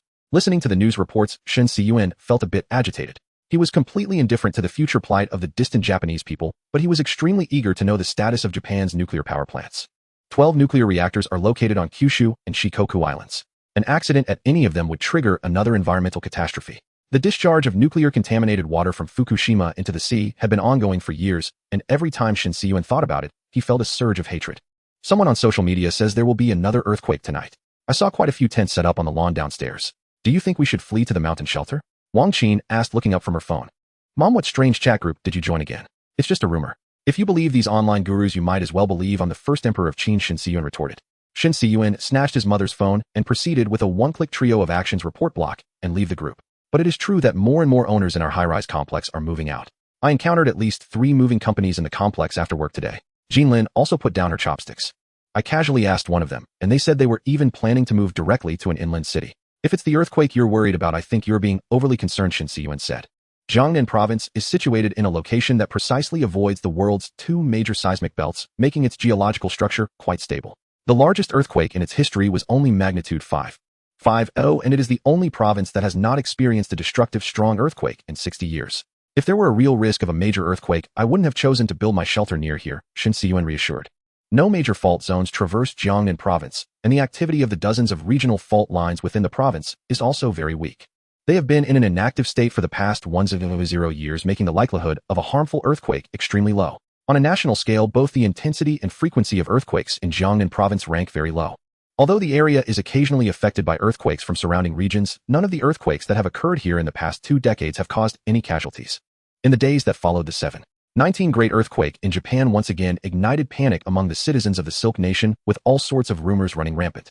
People frantically shared messages about earthquakes and nuclear leaks on social platforms, while various online soothsayers predicted even greater disasters to come. Amid widespread fear, residents in coastal areas once again rushed to stockpile daily necessities, exacerbating the already strained supply of goods. Cults and criminal organizations also reared their heads once more, causing a sharp deterioration in social order. Against this backdrop, the authorities decided to take strong measures to restore social stability. After a high-level government meeting, a document titled Decision on Severely Cracking Down on Major Criminal Activities in Accordance with the Law began to be issued down the chain of command. Over the following week, the entire state apparatus of violence was mobilized. With the Skynet surveillance system fully restored and aided by big data analytics and artificial intelligence technology, a large number of fugitives were swiftly apprehended. All those captured were processed through rapid judicial procedures and dealt with severely and promptly. The various criminal gangs and cult organizations that had become active since the solar storm disaster finally faced their doom. Local peace officers rescued a large number of missing persons from the raided hideouts, most of whom had been seized during the chaotic period following the solar storm. As investigations deepened, all sorts of horrifying incidents were uncovered. Among them were cases where individuals, under the guise of preparing for the apocalypse, lured young women into bunkers to imprison and sexually assault them. Most victims had been trapped for over a month, and due to the criminals' manipulation, they had developed severe Stockholm syndrome. During rescue operations, they would even fiercely help the criminals resist the peace officers, only gradually accepting that the world had not ended after emerging from underground. Taking this as an opportunity, the authorities passed a series of bills at the National Assembly tightening online data regulation and expanding the enforcement powers of grassroots law enforcement. Most notably, industry regulatory bodies now had the power to directly confiscate goods when investigating hoarding and profiteering. This regulation applied not only to businesses, but also to consumers. Shen Cun noticed that the new bill made no clear distinction between hoarding and normal stockpiling. Any large-scale purchase of daily necessities that led to market supply shortages or abnormal price fluctuations would be deemed illegal. He couldn't help but feel relieved that he had already prepared his supplies early. Now he only needed to rotate and consume them.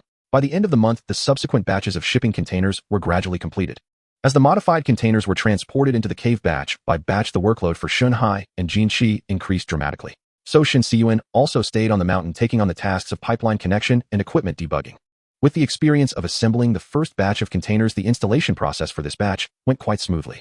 However, the subsequent 2 batches consisted of a full 90 containers, and with the extensive water, electricity, ventilation, and air conditioning pipelines in the work and living areas, the actual workload far exceeded 3 times that of the first batch. Fortunately, the container modification plan had adopted a modular design from the start. They only needed to secure the containers and complete the pipeline connections. Since some pipelines were laid at the bottom to improve efficiency, Shen Cun bought several mechanics creepers and spent his days sliding back and forth under the containers like an auto repair worker. The 3 of them lived a life of leaving early and returning late, spending almost the entire day working in the cave except for sleeping at home. Due to irregular routines and the heavy work pressure, the older Shen Hai and Jin Shi both suffered from constipation. Shen Cun calculated that it was only the end of July and the persimmons, apples, pears, and peaches in the village orchard would not ripen until autumn, while the tea garden would not yield until next spring. Thinking that he had no time to go down the mountain to buy fresh fruit, he set his sights on the pine trees on the mountain. July was precisely when pine needles were at their most tender, so Shen Cun, while waiting for the container shipments, began picking pine needles on the nearby hilltops. Shen Cun had only learned that pine needles could be used for tea after reading the memoirs of the volunteer army. Back in the Korean battlefield, after entering trench warfare, the volunteer army soldiers fought while digging tunnels, engaging in bloody battles against the allied forces of 18 nations. Due to prolonged stays in the damp, dark tunnels with little sunlight, many soldiers lacked vitamin A and developed night blindness. The local populace provided folk remedies for night blindness, the most effective of which was boiling pine needle tea.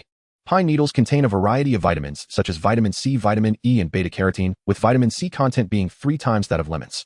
Additionally, they contain chlorophyll, carotene, dietary fiber, and other nutrients beneficial to human health. These components endow pine needles with various health benefits, including antioxidant, anti-inflammatory, antibacterial properties, regulating blood lipids and blood pressure, beautifying the skin, promoting bowel movements, enhancing immunity, and improving sleep. Pine trees are widely distributed across the globe and are the easiest source of vitamins in outdoor activities. Renowned as a doomsday beverage, they are also a staple in various outdoor survival shows. However, there are different species of pine trees. The American yellow pine and Australian pine are toxic and require careful identification. Fortunately, most native pine trees in the Silk Nation are non-toxic red pine and Mason's pine safe for consumption. When Shen Cun participated in outdoor activities in the past and encountered constipation, he would always invite friends to try pine needle tea. As for the effect, it could only be described as quite potent. Since pine needles contain a lot of pine oil, drinking the tea without thoroughly cleaning them can cause headaches. Therefore, after gaining experience, Shen Cun would first make a basin of alkaline water with baking soda and soak the fresh pine needles to remove the oil. After thoroughly washing and cutting them short, he would put them into a cup to boil. Shen Hai and Jin Qi tasted this novelty for the first time. A sour and astringent flavor hit them directly. Only after swallowing did they gradually detect a faint pine fragrance in their throats. Hey, you know what? After a few sips, it's quite addictive. Jin Qi commented while drinking heartily. I think it's a bit strong when boiled directly. It could be processed with tea roasting techniques. First dry it, then stir-fry it twice in an iron wok to kill the green, then steep it in water. The taste should be much better, Shen Hai analyzed carefully. Today I just picked some random pine needles to give you a taste. Another day when I have time, I'll find a taller old tree and climb up to pick the tenderest buds for you to try. Shen Cun said smugly. Break time over. They were about to get back to work. But after only a few steps, all three of them instinctively clutched their stomachs. Then like projectile warriors, they dashed out of the cave and into the woods. Time slipped away like a fleeting horse glimpsed through a crack, and before long the day arrived on July 30th. The sun still blazed fiercely upon the earth as if intent on scorching all living things to a crisp. With the final containers steadily transported into the cave, all 120 containers forming the internal structure of the refuge were now in place. After 2 months of container modification and transportation, the project was officially declared a resounding success. Having lavishly praised Fatty Lin over the phone, Shen Cun transferred the final payment via mobile banking calculated according to the current gold price. As for the remaining unfinished sewer pipes, Shen Cun planned to proceed slowly. Slow work yields fine products after all. He had no desire to become a full-time pipe repairman in the refuge. The top priority now was to complete the entrance ceiling project of the refuge with all haste. This was no simple matter of installing a door. It was a highly complex system involving numerous components. These included functions such as blast resistance, ventilation, dust removal, and filtration. According to the contact from the Civil Air Defense Equipment, factory orders had piled up and the production lines were running at full capacity. As the factory expanded its capacity, there was little remaining space for inventory. Large specialized equipment had to be shipped out as soon as it was produced, otherwise hefty storage fees would accrue daily. Upon receiving the news, Shen Cun immediately rushed to a construction company qualified for civil air defense engineering, following his prearranged plan. After intense negotiations and communication, the two parties quickly signed the relevant contracts. Before long, a hastily assembled engineering team arrived at Bamboo Village like a whirlwind. Simultaneously, several massive specialized transport vehicles pulled up to the cave entrance. These vehicles were loaded to the brim with various subsystem components for the refuge's protective doors, awaiting their role in the shelter's defense infrastructure. As construction equipment arrived, workers began operating cranes to unload various devices from the trucks, including blast doors, airtight, valves blast-proof, drains, blast wave gate valves, filters, and large fans. Following the design blueprints prepared by Shen Cun, the construction team recast 2 entrances, one large and one small, and built protective structures above them to prevent falling rocks or collapsing earth from blocking the entrances. The main entrance was set at the original cave, opening large enough for vehicles to enter and exit directly. It was equipped with 2 massive outward-opening reinforced concrete blast-proof airtight doors with an independent garage behind the inner door. The secondary entrance was excavated 10 meters away from the original opening, turning at a 90-degree right angle before reconnecting to the interior of the cave. This entrance served not only for personnel access, but also as the refuge's ventilation shaft. In addition to 2 small blast doors, it featured an extra suspension-type blast wave valve. Under normal conditions, the suspension-type blast wave valve remained open, allowing for regular ventilation and exhaust. Air entered the interior through the gap between the suspension plate and the base plate, as well as through openings in the base plate, meeting daily ventilation needs. When a shock wave arrived, the air pressure at the front of the valve plate would suddenly increase, causing the blast wave valve to close automatically under pressure. Once the suspension plate blocked the ventilation openings, it prevented the shock wave from entering the refuge. The 2 entrances were not directly connected to the interior areas of the refuge. Instead, concrete retaining walls and roofs were installed in between, partitioning several independent sealed spaces. These included decontamination passages, sealed passages, diffusion chambers, dust removal chambers, filtration chambers, fresh air fan rooms, decontamination rooms, and chemical defense equipment rooms. Fresh air from outside the refuge would pass through the suspension-type blast wave valve, then enter the diffusion chamber for shockwave mitigation. Next, the air would enter the dust removal chamber for dust extraction, and then the filtration chamber for thorough purification. Finally, it would be driven by the supply fan in the fan room, sending clean air into the refuge. To handle high dust scenarios such as volcanic eruptions, an additional water pool was installed in the dust removal chamber. The outlet of the dust removal duct extended into the pool, using the water's adsorption effect to filter dust from the air. This achieved higher dust removal efficiency and greatly extended the lifespan of the air filter cartridges. The fresh air fan room also housed a pedal-driven mechanism capable of maintaining ventilation within the refuge through manual power in the event of a power outage. From the outside, this manual drive device resembled a multi-person bicycle, allowing up to 6 people to ride and exercise simultaneously. With the entire system constructed, the refuge was equipped with comprehensive 3-proof functions protection against nuclear, chemical, and biological attacks. In a disaster scenario, personnel returning to the refuge from outside had to follow a standard decontamination procedure. First, they would enter the decontamination passage, close the door, and then proceed to the decontamination room for disinfection and scrubbing. After becoming clean, they would enter the chemical defense equipment room to remove their protective suits before finally being allowed into the refuge. Construction continued for over half a month. After completing the entrance ceiling project, Shen Cun additionally had the engineering team build a small single-story house on the road leading to the cave entrance floor. The house had only 2 large lifting doors, one at the front and one at the back, capable of accommodating large vehicles. It looked like a city gate in front of the refuge, straddling the only path to the entrance. This structure served not only as the first line of defense for the refuge, but also effectively blocked outsiders from prying into the shelter. The sign for Dongqi Dachang Ecological Aquaculture Co., Ltd., was rehung here, and Shen Cun also made a warning sign reading, "Beware of guard dogs, no entry," and nailed it to the wall. After the entrance ceiling project was completed, it would no longer be so easy for him to use the salamander farm as a cover to conceal his true intentions. If people could easily reach the blast door at the cave entrance, the confidentiality of the refuge would be completely compromised. After all, no one would accept that a farm's entrance door required such an exaggerated level of civil air defense. The entire entrance ceiling cost Shen Cun over 1 million yuan, much higher than the original budget, with the excess mainly going to labor costs. To maintain secrecy, Shen Cun specifically hired a construction company from the neighboring Jiangbei province and deliberately selected workers from remote areas for which he paid a premium. On the flat ground near the cave entrance floor, under Shen Hai's direction, the construction team also poured a batch of cement pile foundations. These were reserved installation bases for a backup wind-solar hybrid power generation system capable of accommodating 5 1,000-watt vertical-axis wind turbines and 30 photovoltaic panels. Thus, the civil engineering of the refuge was finally and completely finished. After Shen Cun settled the construction team's fees, the workers under the foreman's direction began loading various construction equipment onto trucks and then departed from Bamboo Village. By August 16th, Shen Cun finally received a call from the Yuzhou City Radio Administration Bureau.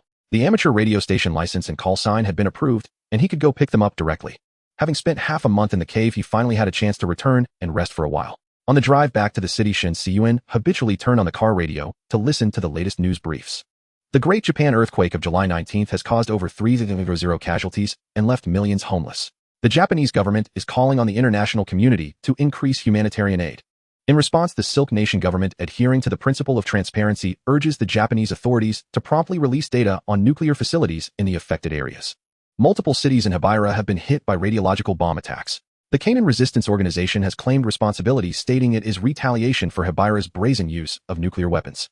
Global hunger levels have surged once again, with famines erupting in several nations across Africa. The Blue Star Food Program of the International Alliance calls on all countries to lift grain export bans as soon as possible. The International Health Organization has officially declared that the unknown virus, which originated in Urmao country and swept across Ulu, is a single-strand positive sense RNA virus. According to genome sequencing, it was found to contain genetic information from multiple different parent viruses, showing clear signs of genetic editing. It has been preliminarily determined to be a genetically engineered recombinant virus of artificial origin. The International Alliance Virus Classification Committee has officially named it seed cell V chimera SARS-like virus, with the Chinese name chimeric virus. This virus exhibits characteristics such as broad transmissibility, high pathogenicity, and high variability. The Silk Nation Health Bureau has issued relevant disease control advisories. As Shen Cun listened to the various news reports, he felt that the situation on Blue Star was deteriorating in the worst possible direction. A chimeric virus. It seems this new virus is the ultimate patchwork monster, he muttered to himself. In his view, the core causes of the current global crisis for humanity were only 2. One was the stagnation of technological development, and the other was the solidification of resource distribution. The wealth gap in countries around the world had already exploded far beyond what an economic crisis could alleviate, and it wasn't something that could be solved by the fall of a few nations. Historically, solving similar problems either relied on technological development, the so-called making the pie bigger, or on total war, the so-called redistribution of social resources. In the decades following World War II, due to the deterrent pressure of nuclear weapons, large-scale wars between major powers could not be waged. During several severe crises, both blocs held back their impulses to act at the last moment. In the subsequent Cold War, only small-scale proxy wars occurred. In reality, the power of nuclear weapons had long been severely overestimated, falling far short of the level needed to destroy humanity. The destructive force of shockwaves against reinforced concrete was quite limited, and the harm from nuclear radiation was far less than that from a nuclear power plant leak. The Big Brother once used nuclear bombs to extinguish natural gas fires, and even blasted out a reservoir with one. The true deterrent power of nuclear weapons lies in the equality they bring under a nuclear bomb. All are equal. If war broke out, the cannon fodder at the front lines wouldn't even have died, yet while the masters in the rear would all be leveled by nukes, something no ruling group could accept. Dragged to the end, the rulers of the Red Bloc's Big Brother preferred to see the nation dissolve rather than start a world war. The once effective tool of redistribution had completely lost its function. Setting aside humanity and looking at it objectively, war has always been a powerful force driving the development of human society. Rulers are naturally inclined toward stability, and no one wants their descendants to fail to inherit their wealth and power smoothly. War, however, is the most brutal existential struggle between nations, forcing all rulers to cede wealth and power to the lower classes. A nation where the capable rise to the top will inevitably devour a hereditary state, and the incompetent will inevitably be eliminated by the enemy's blade. Technology is not only the primary productive force, but also the primary combat capability. War also compels the ruling class to invest as many resources as possible into technological research and development. And after each major war, the civilian application of military technology brings a wave of economic development dividends. If technology could keep advancing, the economic pie could keep growing. Although ordinary people were poorer compared to the rich, their incomes could still grow, allowing them to continue spending. With consumer demand, the market could sustain production, creating a virtuous economic cycle. Many problems could then be kicked down the road with hope placed in the wisdom of future generations. The foundation for the most recent information technology revolution, the Internet, can also trace its origins back to the military networks developed during the Cold War confrontation. Decades after the information technology revolution, as major internet companies completed their land grabs, the economic dividends had been completely exhausted. The new technology it spawned, AI, artificial intelligence, after being hyped by a multitude of capital investors, had gone from initial fervor to its current state of being a white elephant. AI did not bring new growth points, instead it even led to massive unemployment among the lower classes. Meanwhile, fundamental physics had fallen into a long-term stagnation, resulting in no revolutionary technological breakthroughs in any industry. After the economic pie stopped expanding, the income growth of ordinary people could no longer keep pace with the rate of wealth dilution. What was once 20 of the people holding 80 of the wealth had turned into 10 holding 120 of the wealth, while 90 were in debt.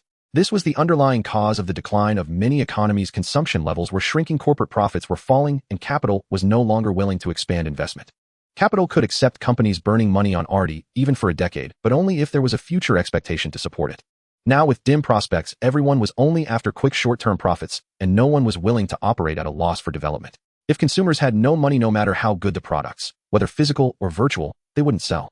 The Blue Star economy gradually deteriorated into overcapacity and a death spiral. 100 years ago, this wouldn't have been a problem. A war could solve it. Use war to consume one's own excess capacity while destroying the enemy's excess capacity. Use post-war reconstruction to create demand, redistribute wealth, and start the cycle again. This is the so-called dynastic cycle. However, nuclear weapons changed everything. Local wars couldn't solve the problem, and the fear of a nuclear holocaust prevented total war. Humanity had no experience dealing with this unprecedented situation. Only those who survive the turmoil will know how it is ultimately resolved. Under the glow of the setting sun, Shen Cun drove back home.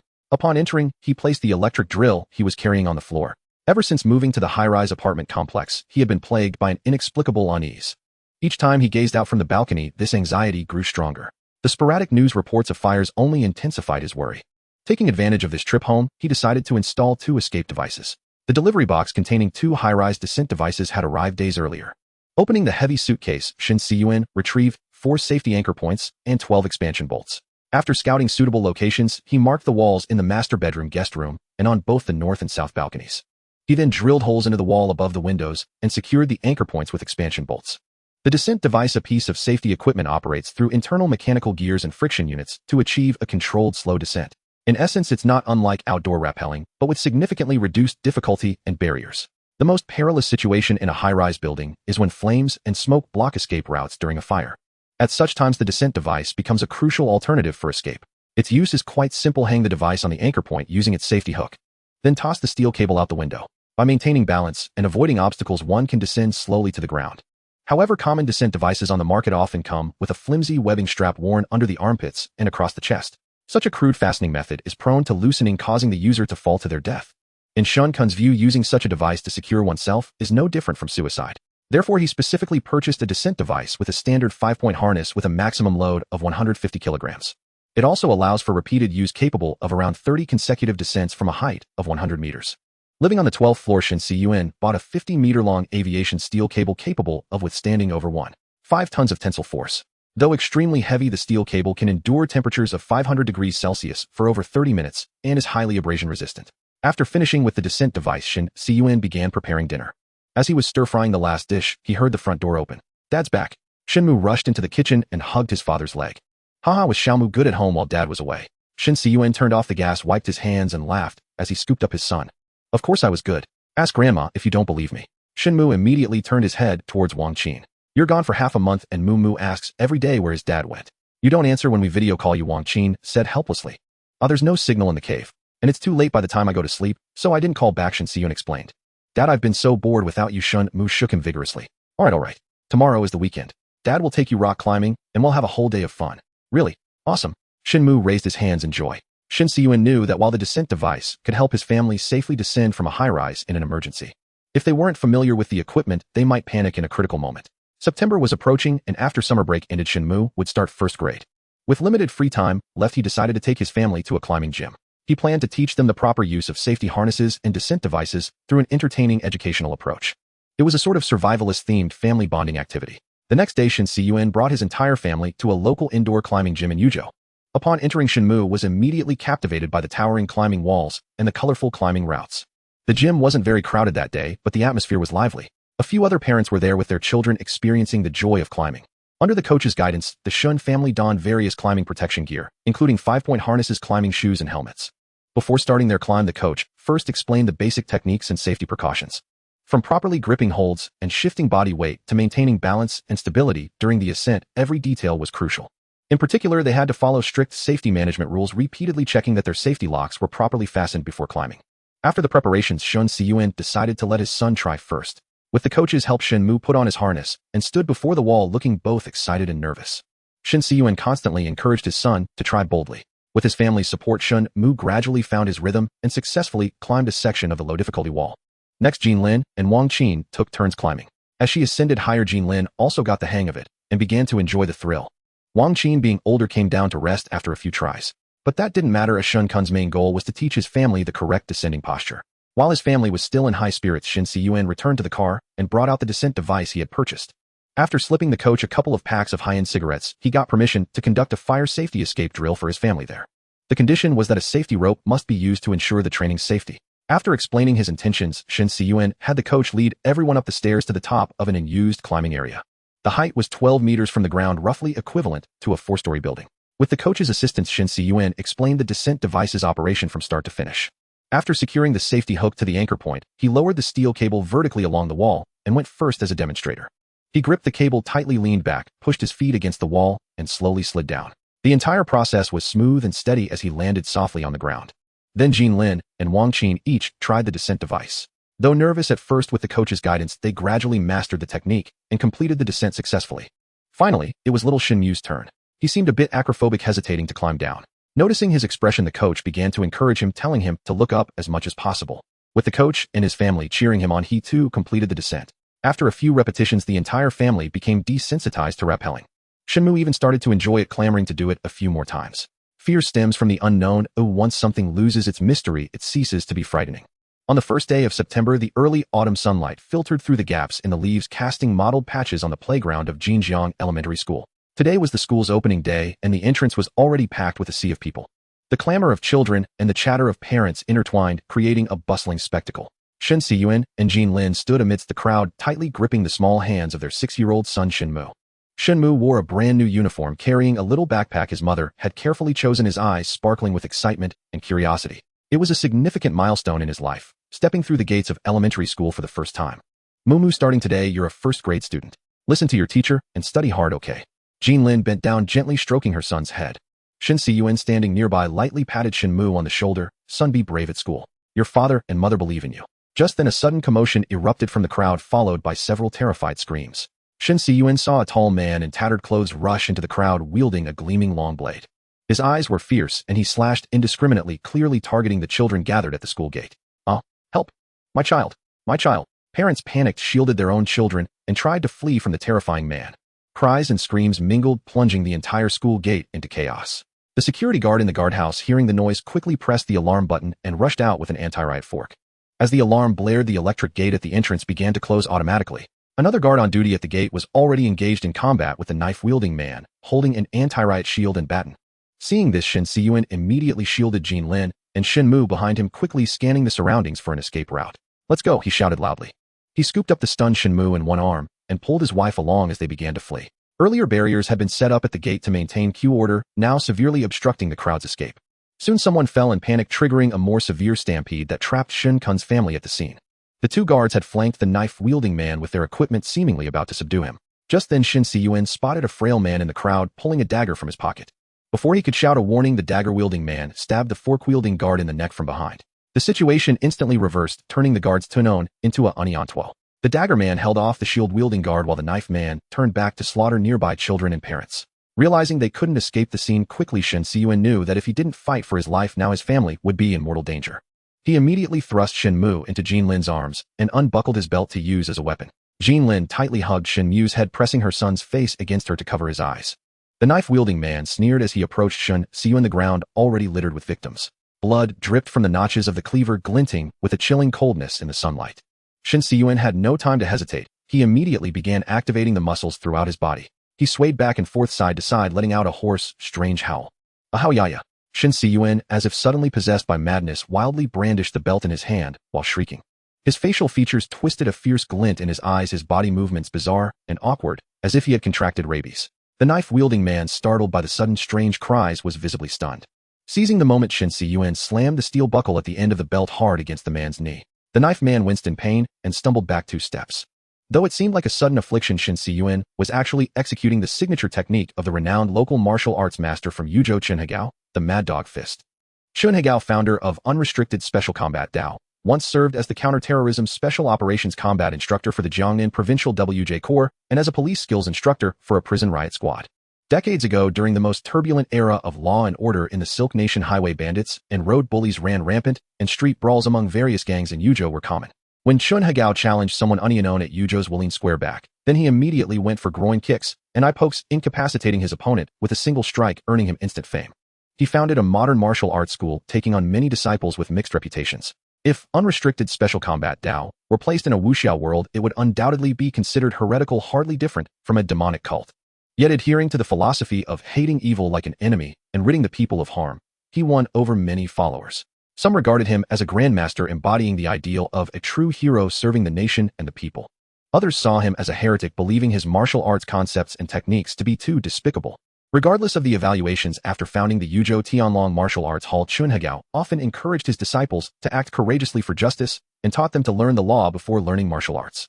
Ensuring every act of righteous aid fell under justifiable defense, it was the only martial arts sect with a record of lethal force since the founding of the nation. In 2005, his disciple Luo Xingui, while riding a bus, encountered 3 armed thugs and achieved a brilliant record of 1 dead and 2 severely injured using only a pair of scissors.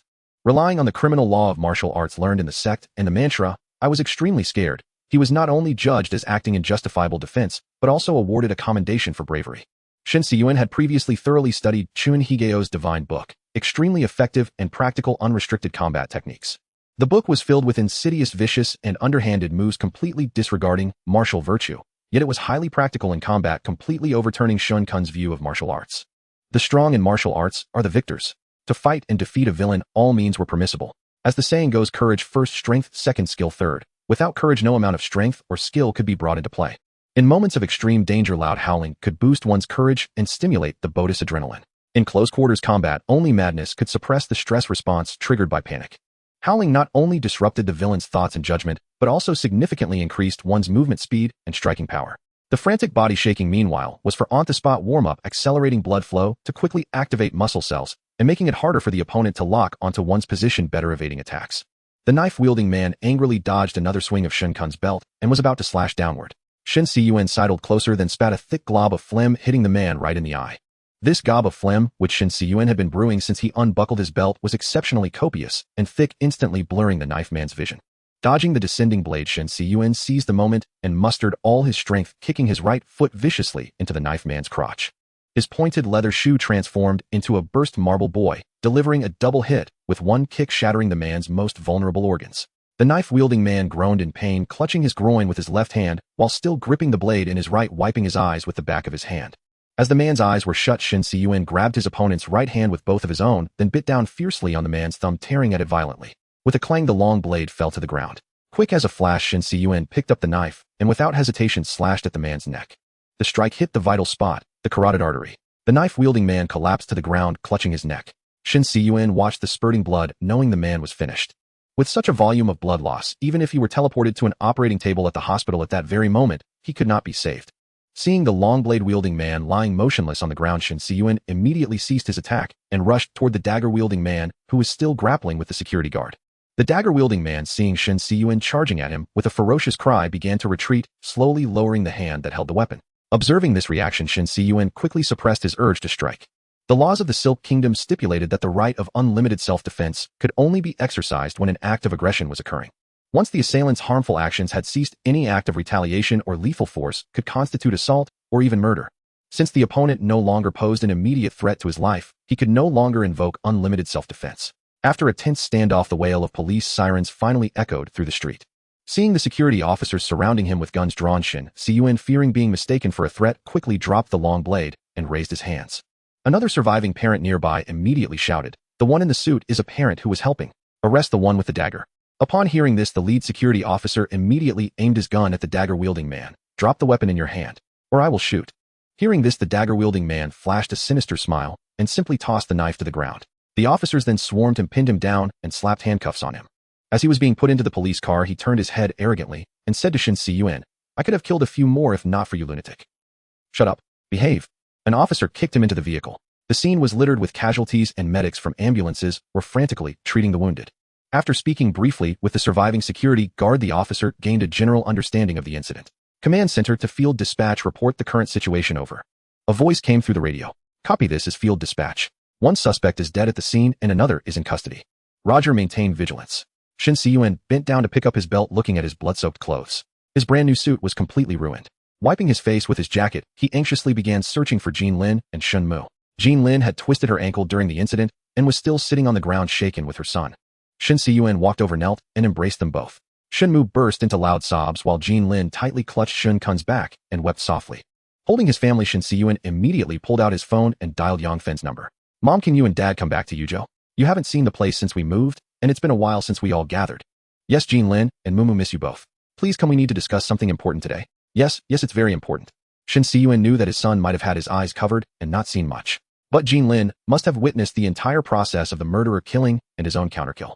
He was now deeply worried that his wife might develop post-traumatic stress disorder, or in the worst case, suffer lasting psychological trauma. Having just killed an assailant, he would inevitably have to give a statement. So he immediately called his parents-in-law back from the mountains, knowing Jean Lin needed her parents' company most right now. Next, Shen Cun called his mother Wang Qin. After a brief exchange, he hung up and continued comforting his wife and son. It's okay, everything is fine now. Let's go home." As Shen Cun helped his wife up, his legs suddenly gave way, and they both nearly fell. The adrenaline rush had worn off, and he now felt weak in his limbs. A security officer who had been waiting nearby immediately steadied them. "Sir, we'll need you to come to the station with us to give a statement later. Don't worry, it's just routine. Don't take my daddy away." Wah! Shen Mu immediately started crying loudly upon hearing this. Shen Cun knelt down and firmly grasped his son's hands. "Mumu, a bad guy, needs to be punished by the law. Daddy has to go testify for the officers, but he'll be right back. Promise Daddy you won't cry, okay?" "Hick, really? You'll be right back. Don't lie to me." It's true. Daddy promises to come right back. See, Mommy's foot is hurt. Can you promise Daddy to stay with her until I get back?" "Hick, okay. You have to keep your word." Shen Mu stopped crying. Shen Cun stood up and said to the officer, "My wife has a sprained ankle and is in shock. My mother is on her way. Could you possibly help take her to the hospital later?" "No problem. We'll arrange transport immediately. We'll also provide psychological counseling for everyone at the scene later." Soon Wang Qin arrived anxiously. "Don't worry, we're not hurt. Mom, please stay with Jean Lin. I need to go give a statement." With that, Shen Cun followed the officer into a car. Upon learning from the surviving parents that he was the one who had neutralized the assailant, the gathered onlookers broke into applause. Due to the many dead and injured, the officer gestured for silence. The statement and evidence collection were completed quickly. Multiple cameras at the school gate had clearly recorded the entire incident. Shen Cun was quickly ruled to have acted in self-defense. The police issued a certificate of innocence explicitly stating that no criminal charges would be filed. That evening, Shen Cun returned home from the station. Before leaving, the district official in charge of legal affairs even came to commend him, telling him that an application for a certificate of bravery was being processed. This heinous case ultimately resulted in 4 deaths and 8 injuries. Apart from the one assailant killed at the scene, the security guard with the pitchfork, 1 parent, and 2 students could not be saved. The captured dagger-wielding man quickly confessed, stating his motive was simply that he no longer wished to live. The police investigation revealed he had been long-term unemployed and living alone, deeply in debt. He subsequently developed a misanthropic mood, feeling he had lived enough. He attempted suicide by jumping into a river, but hesitated due to fear of pain. He then happened to encounter the long blade-wielding man on a bridge. The latter was a fugitive wanted for robbery and murder committed during a solar storm. With the police cracking down and seeing no way out, he planned to take revenge on society one last time before being caught. He convinced the dagger-wielding man to join him in a joint attack. His argument was that current death sentences were mostly carried out by lethal injection, offering a painless, peaceful death. As the new school term approached, the two targeted the school, choosing Jinjiang Elementary School as their location. In the days that followed, as he watched the news reports on the television screen, Shen Cun was engulfed by a profound sense of lingering dread. Had those two men wielded anything more perilous than knives, he and his family would surely have been doomed. He had, after all, underestimated the sharpening social conflicts in the wake of the solar storm. The severity of the current public security situation had encroached upon his very doorstep. Were it not for his child's education and childhood, he would have immediately taken his family into the shelter and never emerged. After the incident, Jean Lin's company granted her a half-month leave, and she soon overcame her psychological trauma. Shen Cun, however, began to suffer from nightmares upon returning home. He found himself involuntarily replaying the scene in his mind, pondering what he could have done better. Though it was an act of self-defense, it was the first time a life had been directly taken by his hand, and his heart could not remain unmoved. Fortunately, with his family by his side, his attention was soon diverted. What troubled him now was his son Shenmu. After this ordeal, Shenmu had grown considerably tougher, but the boy now pestered him incessantly, wanting to learn the mad dog fist. Considering the child's immature mind, Shen Cun flatly refused his son's request, only urging him to exercise more and lay a solid foundation for the future. When school reopened, his son's nickname was Son of the Battle Cry. The reason for this could be traced back to a news program called 1717 Silvereye. After receiving the certificate of bravery, the honorary certificate, and the reward money, Shen Cun was immediately arranged for media interviews. In the past, the Silk Nation had been extremely stringent in its recognition of justifiable defense. If one's actions were not sufficiently restrained or one's attitude not properly respectful, it was all too easy to be deemed excessive defense. Even if ultimately acquitted, one might still spend days in jail during the process. Fortunately, with the current crackdown, this unreasonable tendency had begun to shift. Coupled with the fact that this was a vicious school attack, Shen Cun's intervention had greatly reduced the final casualty count. Thus, he was not harassed, released that very night, and swiftly turned into a positive propaganda example. Facing the camera, the law-abiding citizen Mr. Shen naturally did not forget his sect's teachings and quickly put on a formulaic performance. I was terribly scared at the time, so frightened that I screamed. The thug was slashing at me wildly, and I barely managed to dodge. Then we started grappling, and somehow his knife fell to the ground. I quickly picked it up, closed my eyes, and struck out. Who would have thought I'd hit him right on the head? It has left me with a severe psychological shadow. Then the television screen switched to the surveillance footage. Though it was pixelated, the entire process of Shen Cun's smooth, fluid counterattack and killing of the thug was clearly visible. As the camera was equipped with a microphone, Shen Cun's strange on-site screams were also broadcast in full. As soon as these words were spoken, they immediately drew widespread attention from netizens. A user named Unknown Netizen commented, "I don't know if he was scared, but the thug was probably terrified at the time." Chen Min Gaosho commented, starting with a howl, then eye gouging and groin kicking. A true disciple of the unlimited fighting style, no doubt. Zhang San the outlaw commented, "One strike, to kill, no follow-up. This man must be well-versed in martial arts criminal law." The famous 5-star critic and part-time General MacArthur also weighed in, "If I ever encounter him on the battlefield, I will make sure to prepare my iron codpiece in advance." The large-scale documentary The Madman with Broken Eggs continues to air for you. Then Shen Cun received a notice from the school inviting him to speak as a parent representative at the next parent-teacher meeting. After exhausting his eloquence to decline this thankless task, Shen Cun wearily put down his phone. As a survivalist, the best defense was to conceal oneself within the crowd. To survive long and chaotic times, one must always maintain a low profile and avoid attracting attention. Shen Cun had never liked being in the spotlight, especially in the current online environment where the higher you were lifted, the harder you fell. Those who praised you today could be the ones cursing you tomorrow. The saying goes, one fan is worth 10 haters, and low-level praise is high-level slander. Being caught in the vortex of public opinion and swept along by it was never a good thing. Thus, he quickly hid the content of his various social media accounts to avoid having his information dug up. What annoyed Shen Cun the most, however, was the trial record of the knife-wielding man. In court, the knife-wielding man's parents produced a psychiatric diagnosis insisting that their son was mentally ill, should not bear criminal responsibility, and should not be sentenced to death. The Public Security Bureau immediately presented the judicial appraisal results. First, his mental state at the time of the crime, no mental illness. Second, his capacity for criminal responsibility, at the time, full criminal responsibility. Upon hearing the prosecution's recommendation of the death penalty, the knife-wielding man actually burst into laughter in court, shouting for the judge to hurry up and sentence him to death. Based on the current trial progress, the knife-wielding man would likely be sentenced to death and, after approval by the Supreme People's Court, will receive a lethal injection. This painless euthanasia was precisely what he sought. Meanwhile, the families of the victims who died because of this despicable man had lost their loved ones, forever plunged into endless grief. The survivors bore both physical and psychological scars that were difficult to heal and would accompany them for life. Neither of the two perpetrators had any assets to recover. The victims and their families received no financial compensation, not even a single "I'm sorry." After the incident, the knife-wielding man's parents never contacted the victims' families, nor did they express any apology or intention to compensate, as if they had done nothing wrong. Watching the families weeping on camera, Shen Cun couldn't help but feel dizzy with rage, and his blood pressure soared. The subsequent developments were just as he had anticipated. The focus of public opinion shifted to how to truly punish this invincible man with the knife. The internet was in an uproar, and even many keyboard warriors emerged accusing Shen Cun of being too soft-hearted at the time and not finishing off the knife-wielding man. They claimed that if it were them, they would have struck hard, hacked him to death with a knife, or at least made him experience the feeling of having his egg shattered. Fortunately, Shen Cun had positioned himself well in advance. Though his statement, "I was terribly scared," sounded fake, it was enough to keep him invincible in the ensuing war of words. Had he chosen to show off and flaunt how brave and formidable he was, the vortex of public opinion would have begun to turn against him. When Shen Cun left the trial as a witness, he gave his final interview. Throughout the interview, he never mentioned himself. Instead, he vigorously called on all sectors of society to continue paying attention to the victims of this incident and donated his bravery award money on the spot.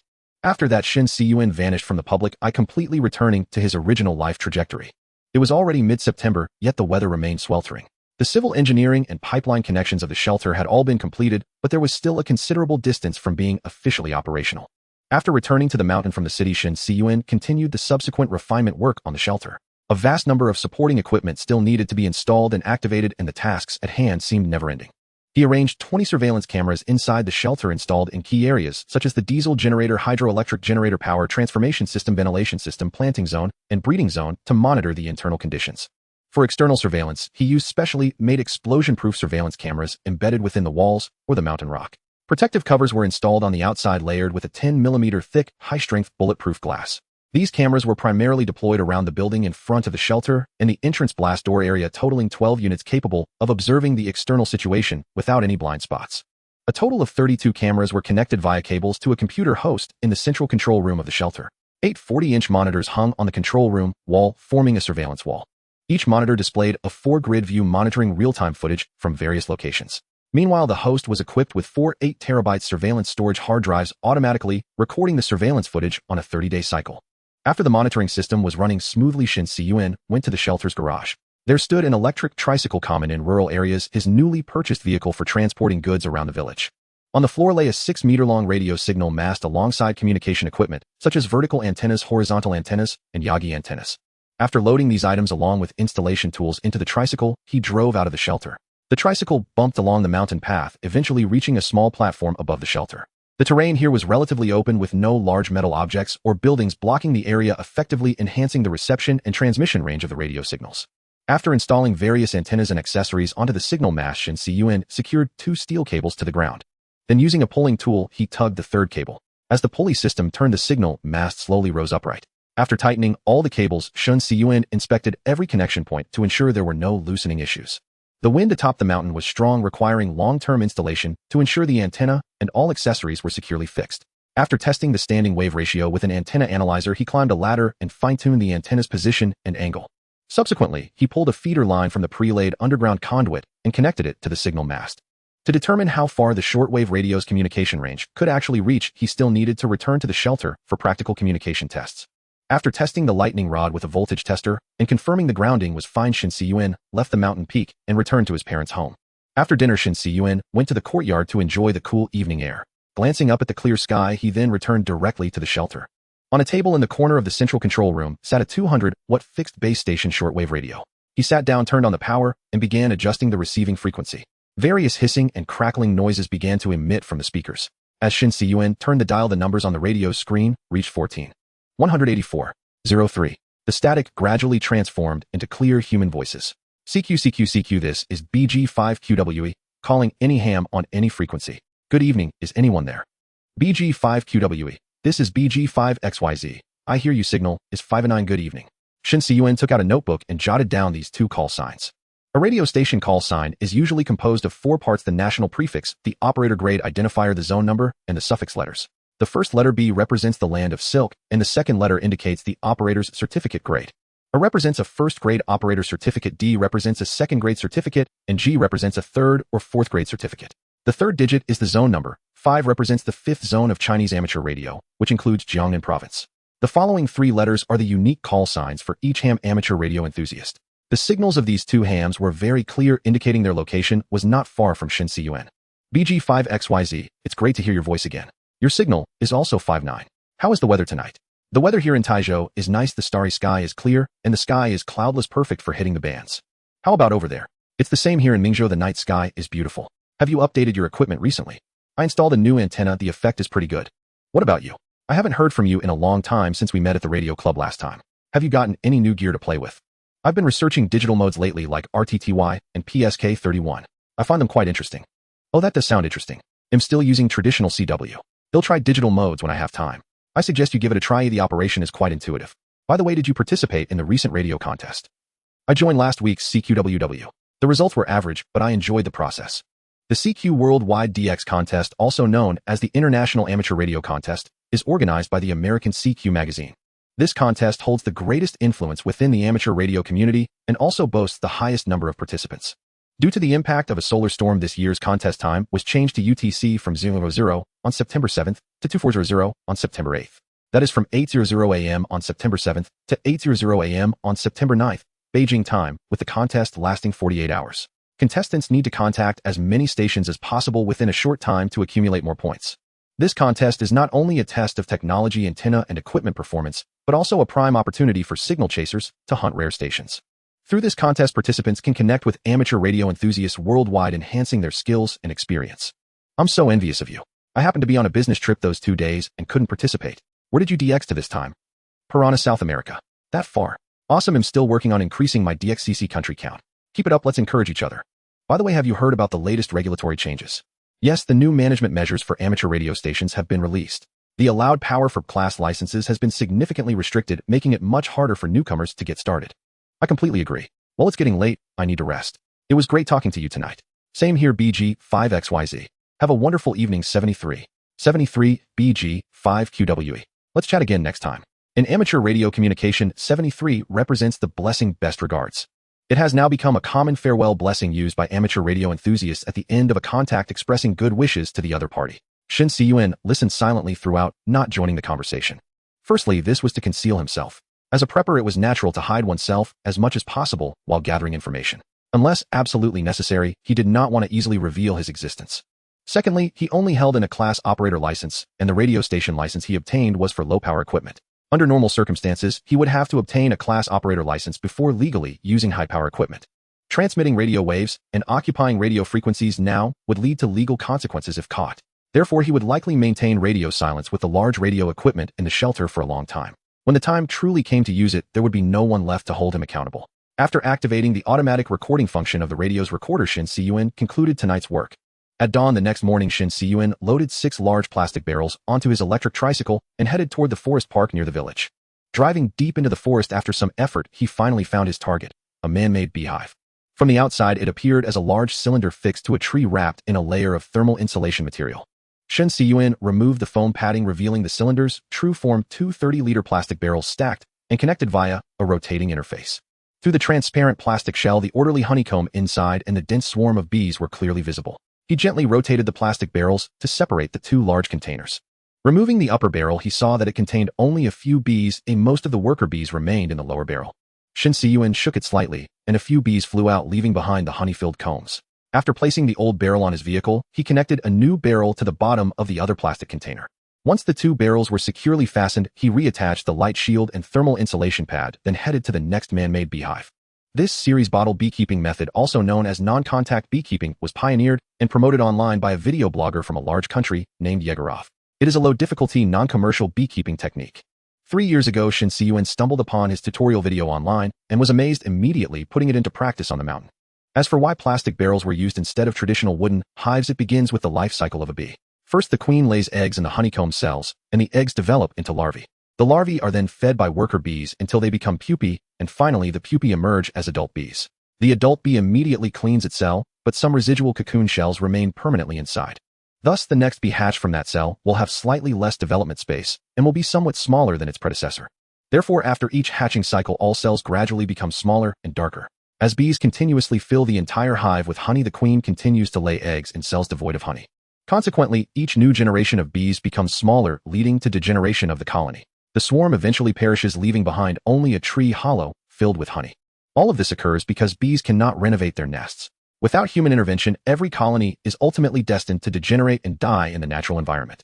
However, with the help of a beekeeper, a colony can survive almost indefinitely. The series bottle beekeeping method ensures timely renewal of the hive. Since bees always store honey from top to bottom in the hive, when the upper plastic barrel is completely filled with honey, most bees will naturally move to the lower barrel. At this point, the beekeeper can remove the upper barrel for use and add a new barrel below to expand the hive, forcing bees to use the aged cells for honey storage while using the new barrel cells for egg incubation. This ensures timely hive renewal and prevents the degeneration of the entire colony. Throughout the process, there is no need to open the hive or remove frames, thus avoiding disturbance to the bees. In essence, this method provides bees with an infinitely deep tree hollow. Although series bottle beekeeping cannot achieve the high honey yields of commercial beekeeping, it offers unparalleled advantages.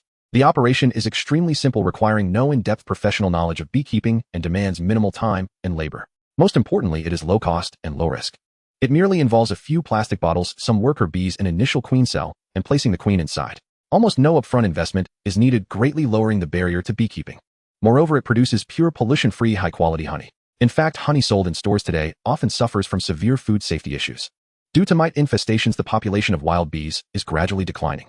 To protect their colonies, professional beekeepers extensively use the pesticide amitraz, also known as a mite killer. Amitraz has certain toxicity, and long-term ingestion can lead to human endocrine disorders and nervous system damage. Additionally, to increase yields, professional beekeepers often transport large hives near crop-growing areas. The nectar collected by bees from these areas inevitably carries traces of pesticides, growth promoters, and other harmful chemicals. Shen Cun placed his hives over 5 kilometers from Bamboo Village, deep within the primeval forest, far from agricultural zones, and thus distant from various chemical pollution sources. Although the plastic barrels used for beekeeping were low cost, they were carefully designed with a ventilation port at the top. The bottom was perforated and fitted with 3 openings using hot glue. In addition to the main entrance for bees, there were extra drainage and waste outlets. No traditional frames were needed inside. A few fixed wooden chopsticks served as attachment points, and the bees handled the rest. Wooden frames and hives used by professional beekeepers are highly prone to mold. This is because a colony evaporates dozens of liters of water daily, and when the wood becomes damp, fungi and mold immediately begin to grow. As bees crawl over the mold, spores contaminate the honey and bee pollen. In plastic bottles without frames, although the same amount of condensation occurs, the water is not absorbed by the plastic, but flows down the inner walls and out through the bottom drainage opening. The 1 centimeter thick polyethylene foam pad wrapped around the plastic barrel provides insulation equivalent to a 10 centimeter thick wooden board. It helps regulate temperature and shade the hive while effectively preventing moisture condensation in cold conditions. The vertical structure of the barrel allows for natural circulation ventilation, stabilizing the hive's temperature and humidity within the bee's comfort zone. In extremely low winter temperatures, bees themselves use propolis to seal the upper ventilation port for overwintering and reopen it the following spring. In such an environment, mites falling off bees slide down the smooth funnel-shaped bottle opening, preventing reinfestation of other bees. Bees that die from disease also fall out through the bottom waste exit, preventing hive blockage. Essentially, no human intervention is needed throughout the process except periodically replacing the plastic barrels for the colony.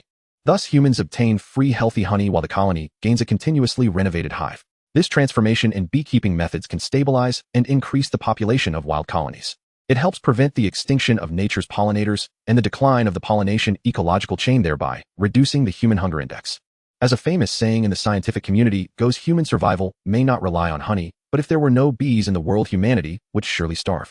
Back home, Shen Cun cut open the plastic barrel and removed the honeycombs. He then placed them into a manual honey press to separate the honey from the beeswax. Although commercial centrifugal honey extractors are highly efficient, the traditional pressing method yields honey containing more pollen particles. Thus, the flavor is richer and the nutritional value higher. From the 6 plastic barrels, Shen Cun harvested over 200 kilograms of honey along with various beeswax, propolis, bee milk, royal jelly, and bee pollen. After sealing them, he stored everything in the shelter. Thinking about the many unexplored areas of the forest park, Shen Cun began planning to expand production. Next, he intended to split the existing 6 colonies to increase honey yield. On September 16th, the Silk Nation's 4-month-long maritime fishing moratorium came to an end.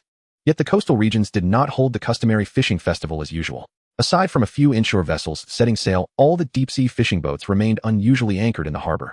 This was because modern fisheries are heavily reliant on satellite navigation systems. The failure of satellites had rendered deep-sea fishing vessels unable to pinpoint their positions and courses accurately. Today's fishermen no longer know how to use traditional methods like sextants, radio navigation, or dead reckoning with nautical charts. Venturing out to sea now would be like a headless fly. Even if they gritted their teeth and set sail, safety issues remained unresolved. Communication between sea and land was equally dependent on satellite systems. Whether reporting positions, calling for rescue, or obtaining weather information all required satellite communication. Without it, going out to sea meant losing contact. Although global fishery resources had been steadily declining since the 21st century, seafood remained one of humanity's most crucial food sources. Marine fisheries played a vital role in the world's protein supply chain, providing essential nutrition for a vast population globally. Global marine fisheries directly supplied nearly 100 million tons of protein annually. This accounted for 15% of animal protein supply and 6% of total protein supply. In the Silk Nation, these proportions were even higher at 22% and 9% respectively. It was simply impossible to find sufficient substitutes to fill the supply gap in the short term. The devastation wrought by the solar storm continued to erode the quality of life for the people of the Silk Nation as time passed. Blowing on the salty sea breeze, Shen Cun gazed at the empty Zhoushan International Seafood Market and fell into thought. As the shelter grew increasingly complete, he had carefully inventoried all its supplies during this period. After recording the list, he realized there was no stock of seafood. Thus, Shen Cun rented a refrigerated truck and headed to Zhoushan, a city renowned nationwide for its abundant seafood, intending to purchase a batch of marine products. He himself had no particular craving for seafood. This trip was to buy ingredients for his family. Shen Cun's parents-in-law were both from Mingzhou, and as coastal residents, their favorite food was seafood. In normal years after the fishing moratorium ended, it was the season when seafood flooded the market. They would always stock up heavily during this time, stuffing their freezer to the brim. It wasn't that they shared Shen Cun's hoarding obsession, but rather that the prices of various seafood products had been rising steadily in recent years. Items like baby clams and red line shrimp, once eaten as snacks, had long become luxury seafood that ordinary people could no longer afford. Moreover, the closer it got to the new year, the more expensive seafood became. The market price of many marine products could easily exceed triple digits per caddy. Therefore, they had to stock up when prices were low. Their last year's stash had been finished a month ago. Thinking of how his parents-in-law had entrusted him with the proceeds from selling their house to build the shelter, Shen Cun's heart was filled with a sense of indebtedness. Now was the time to repay them, and he did not want to return empty-handed. Finding no wild seafood available for purchase, he mulled it over and eventually set his sights on fish farmers. As an outdoor enthusiast, Shen Cun had gone sea fishing a few times in the past. However, this activity was highly challenging for participants, requiring a certain judgment of changes in currents and tides. The weather at sea was unpredictable, and every time Shen Cun's group went out, the probability of coming back empty-handed was very high. Given the enormous cost of chartering boats, the boat captains, facing dejected anglers and eager to avoid losing customers, would always take the initiative to help them cheat. On the way back to port, they would deliberately detour to take them to offshore aquaculture cages for a thrill. For the large yellow croakers caught, the farmers would charge 40 yuan per caddy. Thus, the farmers earned money and the anglers salvaged their dignity. In truth, the wild large yellow croaker population in the East China Sea had already gone extinct over a decade ago. The wild large yellow croakers occasionally caught by fishermen or anglers in the news were essentially escapees from aquaculture cages that had re-wilded. The living conditions of caged yellow croakers were largely similar to their natural state, and fishermen could only distinguish farmed fish from wild ones by the fatness of certain body parts. Back then, Shen Cun noticed that offshore aquaculture cages did not require oxygen circulation systems like freshwater farming. Apart from monitoring equipment, they had no other electricity needs. Feeding didn't rely on commercial feed either. Farmers would grind up small fish and shrimp caught inshore and directly feed them. Now that he thought about it, these offshore cages had a very high probability of having survived the solar storm's impact. Without delay, Shen Cun immediately contacted the boat captain and asked him to inquire where he could buy farmed yellow croakers in bulk. It was just after the Mid-Autumn Festival and close to National Day, the season for farmed large yellow croakers to hit the market. After a few phone calls, he quickly got in touch with a marine aquaculture cooperative. From the conversation, it seemed that high-end seafood was not included in the list of essential supplies. The authorities had little interest in imposing purchase restrictions on these expensive items. So, using the pretext of distributing employee benefits, he proposed to the cooperative's president that he wanted to purchase a batch of fish. After some bargaining, he paid 400 grams of gold bars and bought 100 caddies of farmed large yellow croakers in various sizes at an average price of over 10 yuan per caddy. The larger the yellow croaker, the higher the price. Most of what Shen Cun bought were fish weighing over 1.5 caddies, including several fish kings weighing over 3 caddies each. Raising large yellow croakers to such a size would take up to 7 years of farming, and the quality would closely resemble that of wild ones, doubling the price again. In the past, people in Modu liked to use slang to refer to gold bars as yellow croakers, calling one-tail bars small yellow croakers and tintal bars large yellow croakers. Looking back now, it felt somewhat prophetic. Although this batch of yellow croakers was exorbitantly priced, essentially edible luxury, they were the perfect gift for his parents' in-law. Seizing the opportunity, Shen Cun also spent 100 grams of gold bars to purchase 100 caddies of other farmed seafood from the cooperative, including mullet mussels, filefish, and black grouper.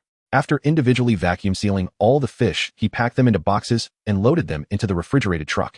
Seeing a bit of space left in the truck, he filled it with various dried seafood items, such as laver, kelp, dried shrimp, fish, maw, dried fish, fish fillets, dried abalone, dried shrimp, and dried squid. By the time he returned to the mountain, it was already dark. Shen Cun called his father Shen Hai, and they hurriedly stuffed all the seafood into the freezer container.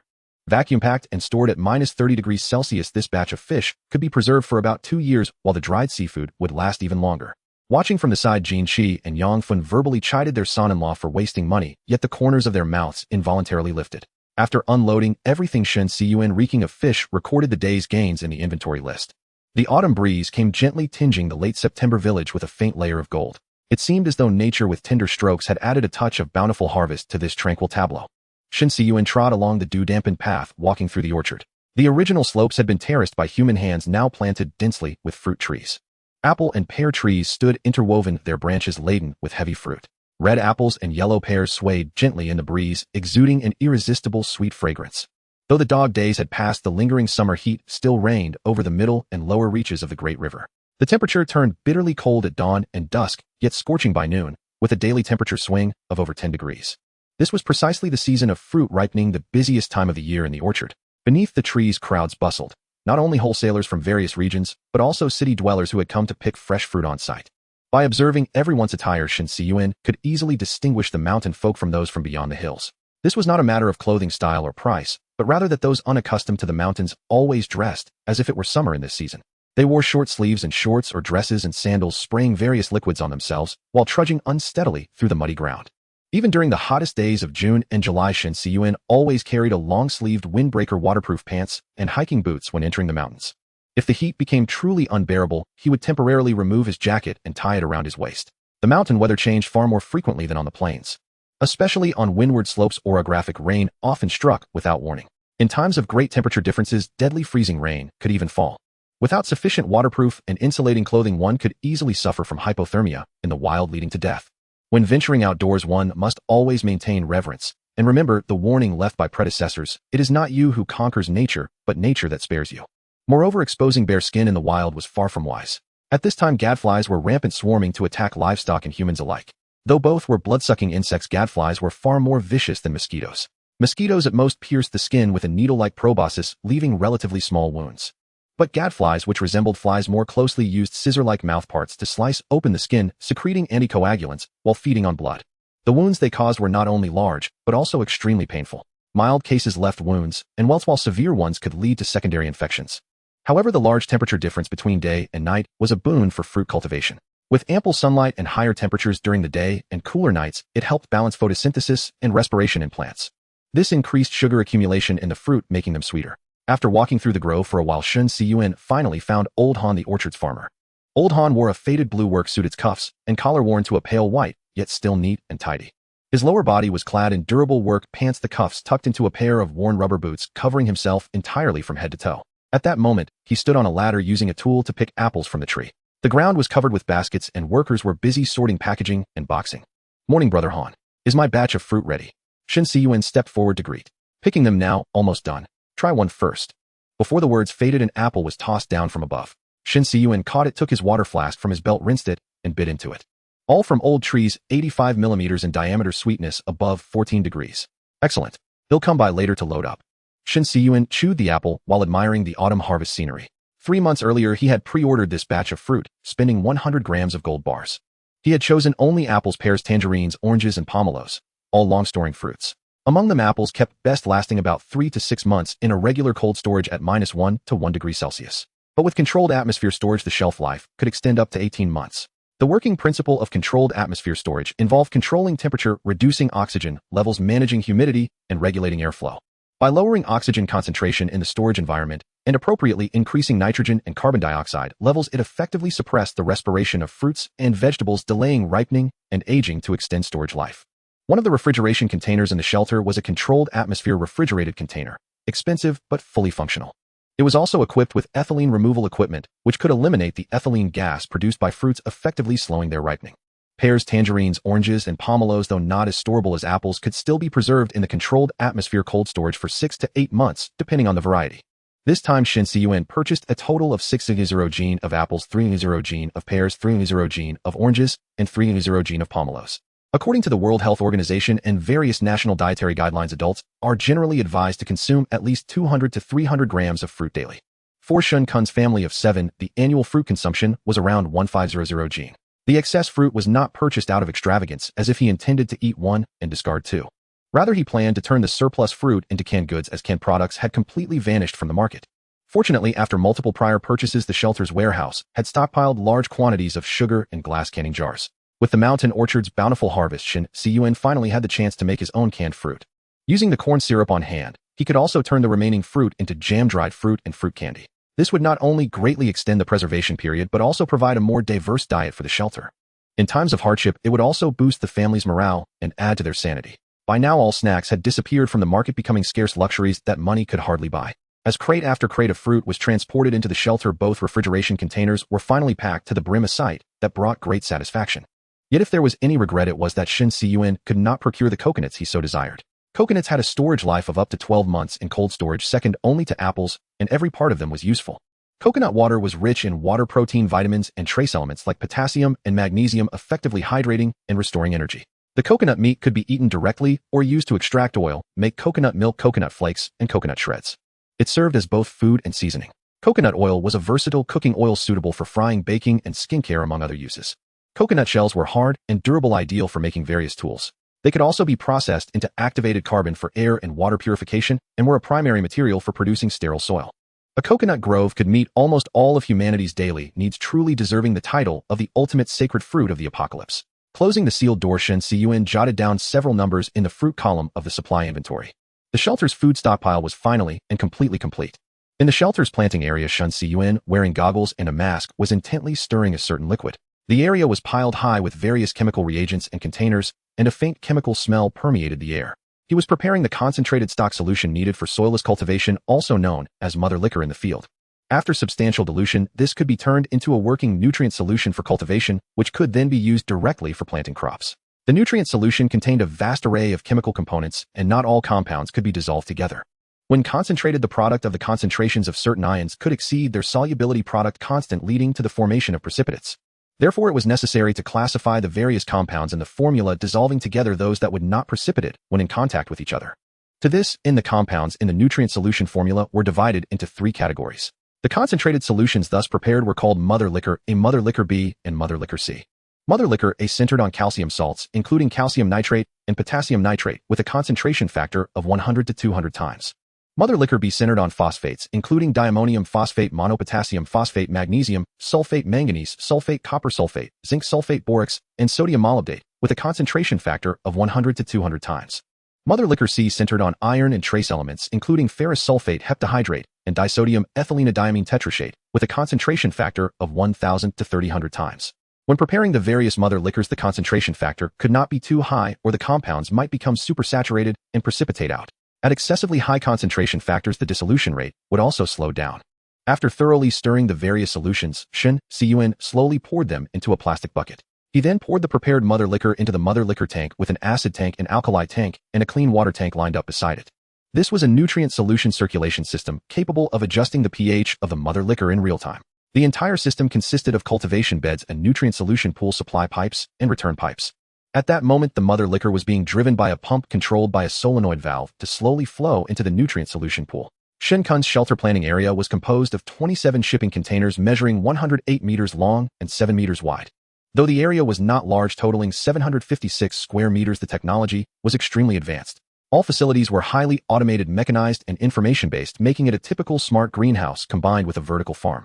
Inside the planting area, from floor to ceiling, crisscrossing PVC pipes filled nearly the entire space, leaving only aisles for operation and harvesting.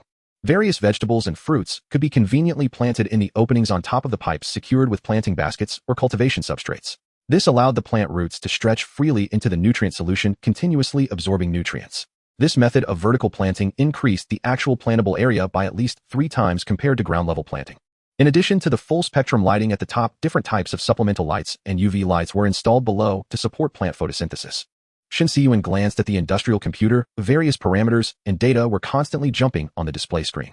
The green curves indicated that all conditions within the planting area were within the normal range. The 24-hour real-time monitoring system consisted of a detection cell, ion-selective electrodes, a conductivity electrode, and a temperature sensor. It constantly monitored key parameters such as ion concentration, pH value, EC value, and dissolved oxygen in the nutrient solution, requiring virtually no manual operation. An industrial computer controlled all the valves and heating elements.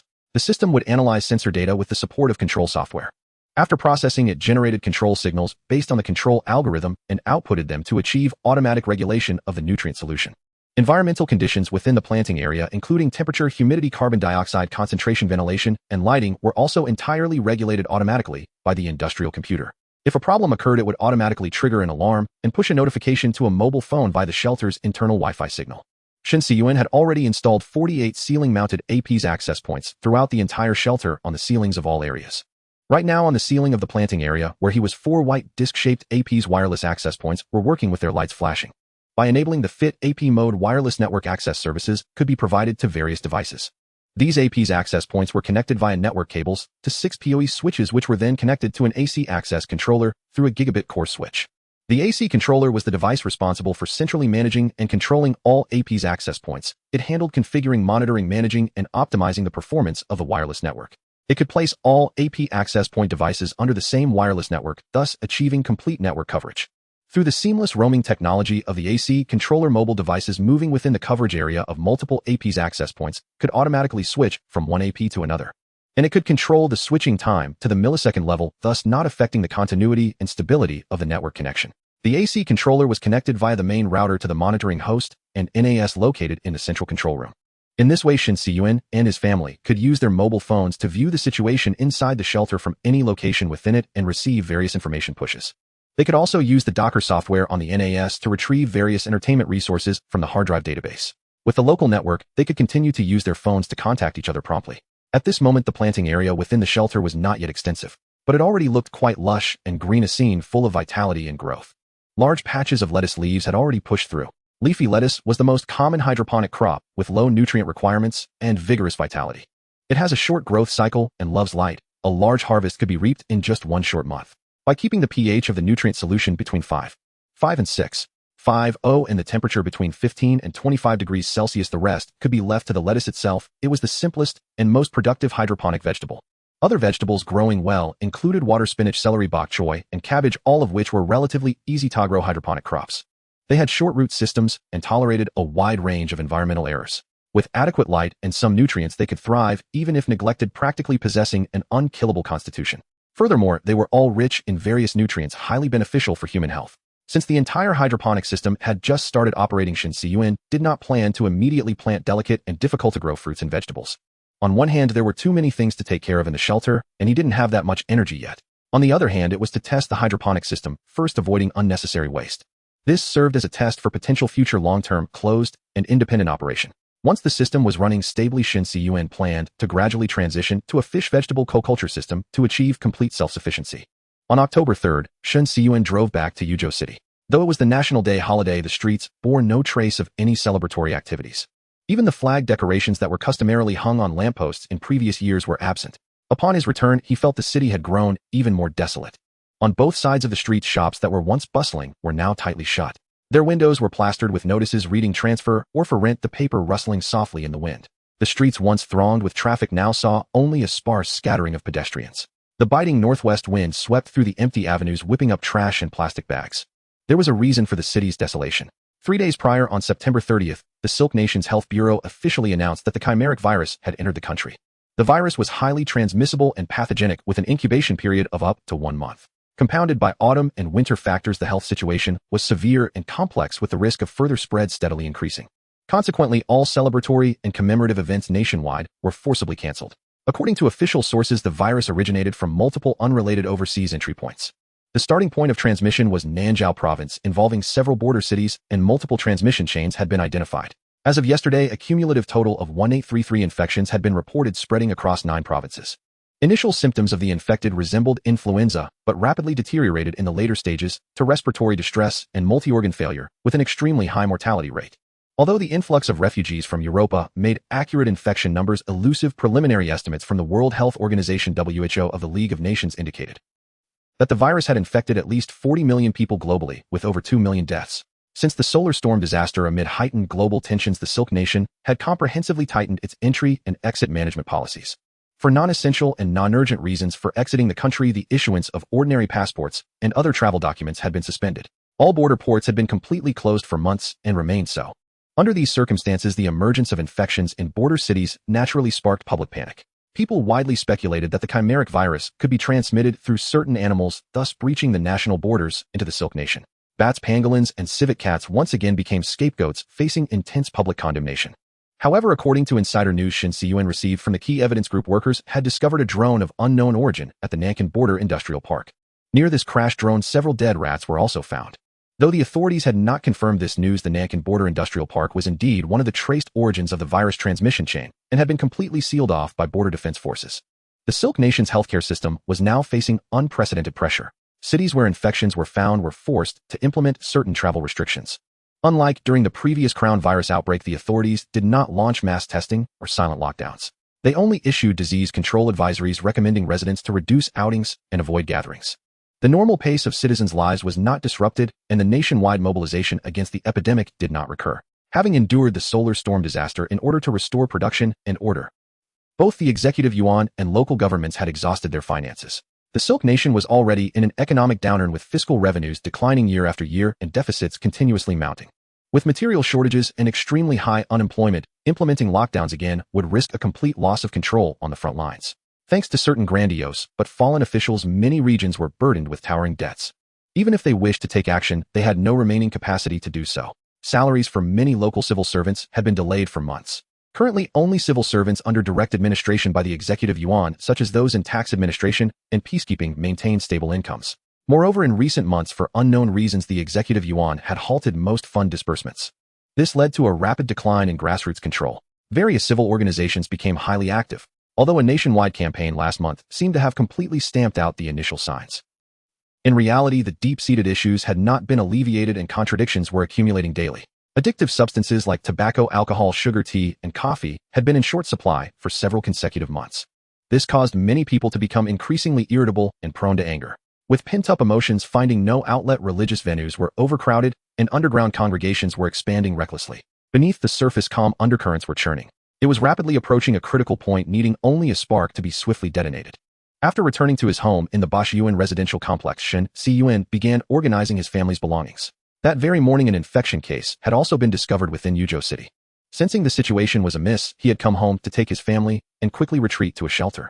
Shen Cun retrieved a standard PSK survival backpack from the storage room and placed it by the wardrobe near the entrance. Then he began rummaging through the closets, preparing a full set of professional outdoor clothing for each family member. This was to ensure they had the necessary protection in case of an emergency evacuation. Good outdoor clothing could prevent rain and snow from penetrating, keeping the body dry and avoiding hypothermia caused by dampness and cold. It also needed to efficiently expel sweat and moisture produced by the body, reducing internal dampness accumulation and preventing the chilling sensation from sweat evaporation. Being both breathable and waterproof seemed unlikely, but it was actually achievable. Many textile materials on the market possess this property, such as Gore-Tex, Event TPU, Polartec Neoshell, and Pertex Shield. Take the most renowned Gore-Tex fabric as an example. Its core is an extremely thin layer of expanded polytetrafluoroethylene EPTFE membrane densely packed with micropores. This membrane has over 9 billion micropores per square inch. These pores are 2,000 times smaller than a water droplet, but 700 times larger than a water vapor molecule. This structure prevents water droplets from penetrating while allowing water vapor molecules to pass through freely. Thus, it achieves waterproofing while permitting the escape of sweat vapor. It also provides windproof capability with an air permeability of less than 5 liters per square meter per second, effectively blocking cold wind. The outermost layer, coated with DWR, durable water repellent, creates a hydrophobic effect on the fabric. This causes moisture to condense into beads that roll off like water on a lotus leaf without wetting the surface. The standard evacuation gear Shen Cun prepared for his family consisted of a quick-dry t-shirt, a fleece inner layer, a Gore-Tex jacket, Gore-Tex pants, and a pair of Gore-Tex hiking boots. This basic set could handle various climates and environments as well as cope with unexpected situations. As he was packing his things, Shen Cun's phone suddenly rang. "Hello, Brother Jie." The caller was Wang Jie, the company's boss. "When do you have time to come back to the office?" The voice on the other end sounded extremely weary and hoarse. Shen Cun checked the time. It was 10:12 in the morning. "I'm nearby anyway, how about I come over now?" "All right." Wang Jie didn't say much more and hung up directly. Shen Cun had a foreboding feeling that his passive salary might no longer be coming. However, the monthly base pay of 8,000 had become little more than a token to him anyway. Lately, the purchasing power of paper currency in the market had nearly plummeted to that of the old gold yuan notes, and some critical supplies and scarce goods were now unattainable even with gold. Fortunately, he had already stockpiled all the supplies he could acquire. After purchasing a batch of machinery and chemical materials, he was left with only one gold bar. He planned to keep this 10-gram gold bar to pass down to his son as a family heirloom. This trip back to the company, he considered it as saying farewell to his old senior fellow. After informing his family, Shen Cun left the house. Driving all the way to the company building, he noticed the parking lot in the tech park was completely empty. Apart from a few abandoned cars that hadn't moved in years, he only saw Wang Jie's old Qian. Putting on a mask, he pushed open the familiar door. He saw Wang Jie standing alone by the floor-to-ceiling window, smoking a cigarette, staring blankly into the distant sky. "Brother Jie, you call me back. Did the company get a contract?" Wang Jie dropped the cigarette, but on the floor, and crushed it under his foot, leaving a black scorch mark on the carpet. "No, the company has been dissolved. There won't be any more contracts." Hearing his reply, Shen Cun was momentarily at a loss for words. The atmosphere instantly fell into an awkward silence. "Don't just stand there silent. You're a tough guy who took down a thug barehanded. Why so shy now?" Wang Jie laughed and patted Shen Cun on the shoulder. "I had no choice but to protect my wife and kid. If I could have run, I would have long ago." Shen Cun waved his hand dismissively. "You know we were college alumni." Wang Jie suddenly changed the subject. "Yes, senior, why bring that up?" Shen Cun asked, puzzled. "Did you know our kids are also alumni?" Wang Jie smiled. Shen Cun quickly recalled that Wang Jie's child was around the age of a 5th or 6th grader. Wang Jie's large apartment was in Rieo City, near Baosher Garden, a high-end residential area likely in the same school district. He seemed to guess why the boss had suddenly called him back to the company. "Was your son at the scene too?" "Yeah, right in the crowd beside you." "So the kid is okay, right?" "He worships you now, calls you the monster call hero." "Hey, it's not a good thing for kids to witness such a scene." "Don't say that. If it weren't for you, he might not have survived that attack." With that, Wang Jie extended both hands and grasped Shen Cun's right hand. "Words cannot express my gratitude. My son owes you his life." "Not at all, I was just saving my own life." Shen Cun shook his head. "I wanted to contact you earlier, but I ran into some things and had to go to Baosher province, only returning today. I've already given everyone else their severance pay. I notified you last because I wanted to thank you in person." "You're not angry, are you?" "No, as a boss, you've already done more than enough. The company account is empty. I plan to exchange your severance pay for a piece of information. You won't lose out." "What information?" "Take your family and head immediately to the inland provinces in the west. Don't tell anyone." Hearing this, a storm of emotions surged within Shen Cun's heart. "Is something going to happen?" Wang Jie didn't speak, only raised his hand and pointed to the sky. "How much time do we have?" Shen Cun asked. "Not sure, but it's definitely not far off." After speaking, he picked up a box and walked to the door. "Whatever's left in the company, take it all if you want." Leaving those words behind, Wang Jie departed from the company. Without time for much thought, Shen Cun immediately dashed to the company's display wall. The various medals, certificates, and trophies that once represented Wang Jie and the company were all gone.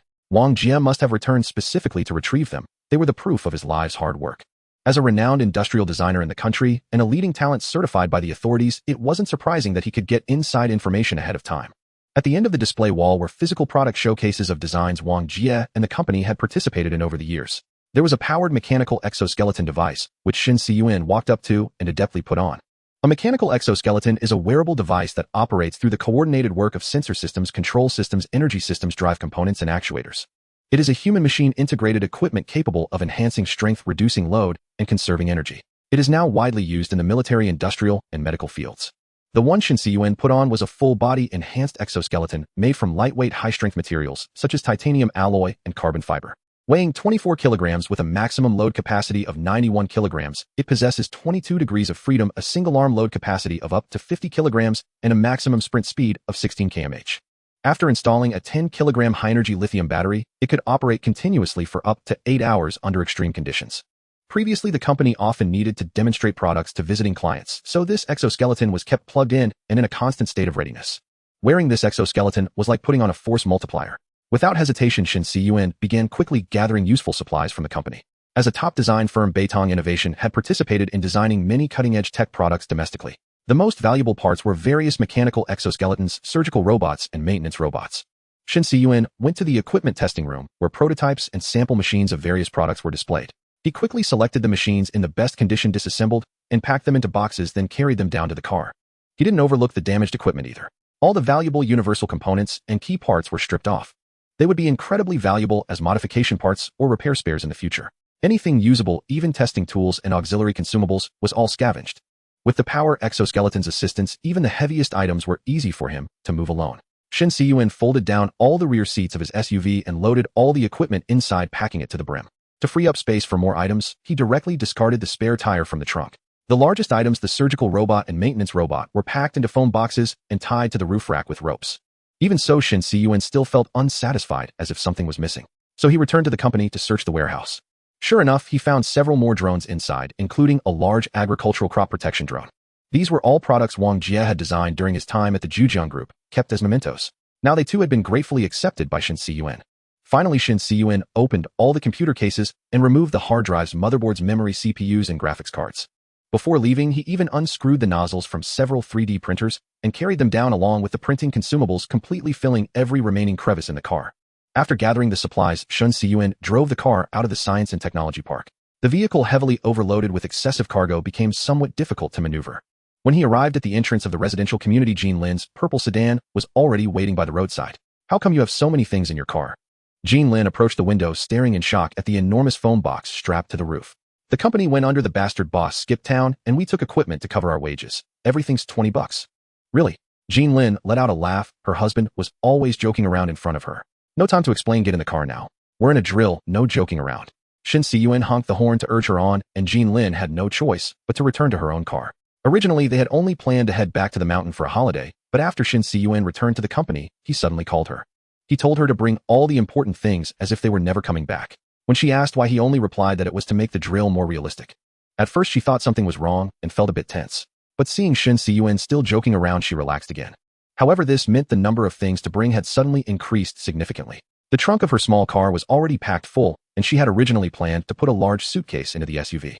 But she hadn't expected Shen Cun's car to be stuffed full when he returned from the company, so she had to put the suitcase on the back seat of her sedan. The two cars rendezvoused and began traveling westward along the city roads, then entered the Ring Expressway. While driving, Shen Cun dialed his father's phone number. "Hello. Dad, can you move all the important things from home to the cave, especially the chickens, fish fry, and mealworms in the yard? Transfer them to the shelter's breeding area." "What happened?" "Not sure, just treat it as a thorough drill." "All right, we'll have to move them sooner or later anyway. They'll go get your father-in-law and the others." After hanging up, Shen Cun, driving the SUV behind the sedan, fell into deep thought. Although Wang Jie didn't say it explicitly, it was clearly about something falling from the sky. Something falling from the sky that could cause a massive disaster could only be an asteroid impact. Shen Cun carefully recalled Wang Jie's words. His suggestion to immediately head to an inland province indicated that this impact would likely trigger a massive tsunami. Wang Jie had just returned from Bashu province, which was the strategic hinterland construction zone established by the Silk Nation. The severely inadequate supply of goods, the fiscal transfer payments that had disappeared for months, and the civil defense equipment factories operating at full capacity while still expanding production. It seemed all the clues were connecting. Wang Jie's warning was highly credible. That bastard boss just refuses to speak clearly.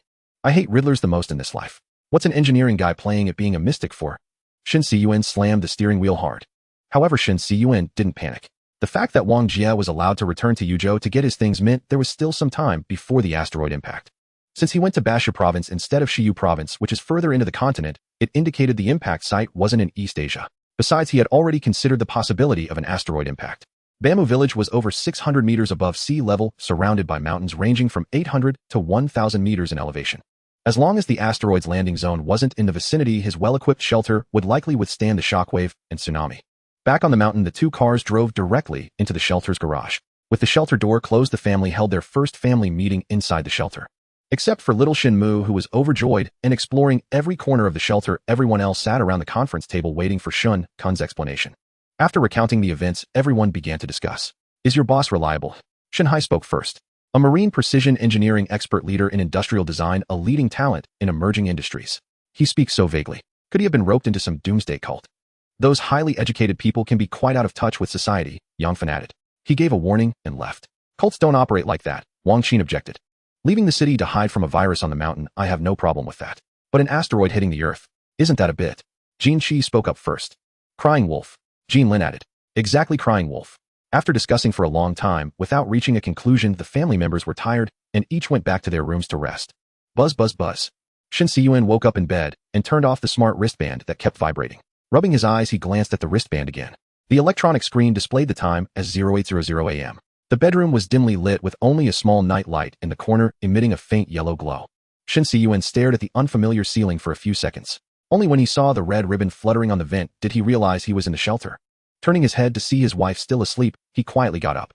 The motion sensor light strip under the bed automatically illuminated, brightening the floor of the room. Closing the bedroom door, Shen Cun entered the living room. He pressed the switch on the wall and several spotlights lit up, instantly brightening the space. The main light sources in the shelter's rest area all had a color temperature of 3500 K, giving off a warm yellowish light visually. This made it easier to feel drowsy, improving sleep quality. The floor was covered with wood grain tiles, and the natural wood-colored furniture added a cozy atmosphere to the interior. Shen Cun had not used wooden flooring, partly due to the tight construction schedule and limited budget. Another reason was the poor ventilation in the shelter, requiring minimal sources of formaldehyde. While wooden floors offered better texture and feel and were gentler on the knees, they were simply too delicate. Tiles had unparalleled advantages in waterproofing and durability and were far easier to maintain than wooden floors. Additionally, underfloor heating pipes were laid throughout the living area, and using tiles provided better heating efficiency. After pouring himself a glass of hot water at the water bar, Shen Cun sat on the sofa and scrolled through his phone. All operational parameters in the shelter were stable. After confirming no anomalies, he went into the bathroom. Sitting on the toilet, he browsed through surveillance footage, then changed clothes and left the room. Outside the room was a corridor. On the left side against the wall were various large storage cabinets filled with everyday supplies. Items previously stored in the safe room bunker had also been moved here. In the middle stood a conspicuous red fire safety box containing a fire hydrant and extinguisher. Shen Cun's room was located at the deepest part of the shelter, and he was responsible for opening the protective airtight door at the end of the corridor in an emergency. This door led to an underground cave used as a sewage drain. Although the water veins there had dried up, the air was still flowing. After several long cave explorations, Shen Cun had eventually found an exit leading down the mountain there. The emergency escape route was hidden beneath an explosion-proof manhole cover on the other side of the drainage outlet. Turning around, the right side of the corridor had 6 room doors, each room consisting of 2 parallel shipping containers. Each room was 5 meters wide and 12 meters long with an area of 55 square meters. The interior decoration was designed differently according to the family members' requirements. For example, Shen Cun and Jean Lin's room was divided into a bedroom, a living room, a study, a bathroom, and a dressing room. Shen Cun's parents' room had the study removed and was designed as 2 separate bedrooms. The reason was that Shun Hai was a heavy smoker and Wang Qin didn't want to inhale secondhand smoke. Jean Lin's parents' room had a similar structure. Jean Shi didn't smoke, but his snoring while asleep was astonishingly loud, like the bellowing of an ox. Yang Fen specifically requested that the living room be placed between the 2 bedrooms to avoid being disturbed at night. Little Shenmu's room was a standard children's room, with the living room turned into a toy room and the study into a learning room. The remaining 2 rooms were left temporarily vacant as spare rooms. A total of 18 shipping containers covering an area of 504 square meters formed the rest area. Walking through the long corridor, Shen Cun arrived at the leisure area. This space appeared much more open, formed by merging 9 shipping containers. There were almost no partitions and few items were placed, all to create a sense of openness in the space. It was 36 meters long and 7 meters wide with an area of 252 square meters. The walls were painted white and adorned with bright colors like vivid yellow, emerald green, and sky blue as decorations. Maintaining a bright and lively atmosphere visually could alleviate the oppressive feeling caused by the confined space to some extent. This area was equipped with a full daylight algorithm lighting system that simulated natural light changes from sunrise to sunset. It automatically adjusted brightness, color, temperature, and angle according to the time, helping family members maintain a normal daily routine and avoid circadian rhythm disruptions. 30 full-spectrum skylights were installed on the ceiling, each emitting 2,600 lumens. These lights were manufactured based on the Rayleigh scattering effect. Through internal lenses and optical honeycomb refraction nets, they simulated the effect of natural light. Standing beneath them, looking up, one could almost see a clear blue sky. After becoming accustomed to modern heating and cooling systems, most people actually underestimated their ability to adapt to temperature. At the same time, they greatly overestimated their ability to adapt to daylight duration. Without sufficient sunlight, people easily become drowsy and lethargic. Over time, this could lead to psychological and mental issues. The 3 Nordic countries often ranked high on lists of the happiest nations with flat social structures and comprehensive welfare systems, yet they had disproportionately high suicide rates. The main reason was their location in high-latitude regions. Long winters and extremely short daylight hours affected the metabolism of serotonin and melatonin in the body, leading to mood disorders and depressive symptoms.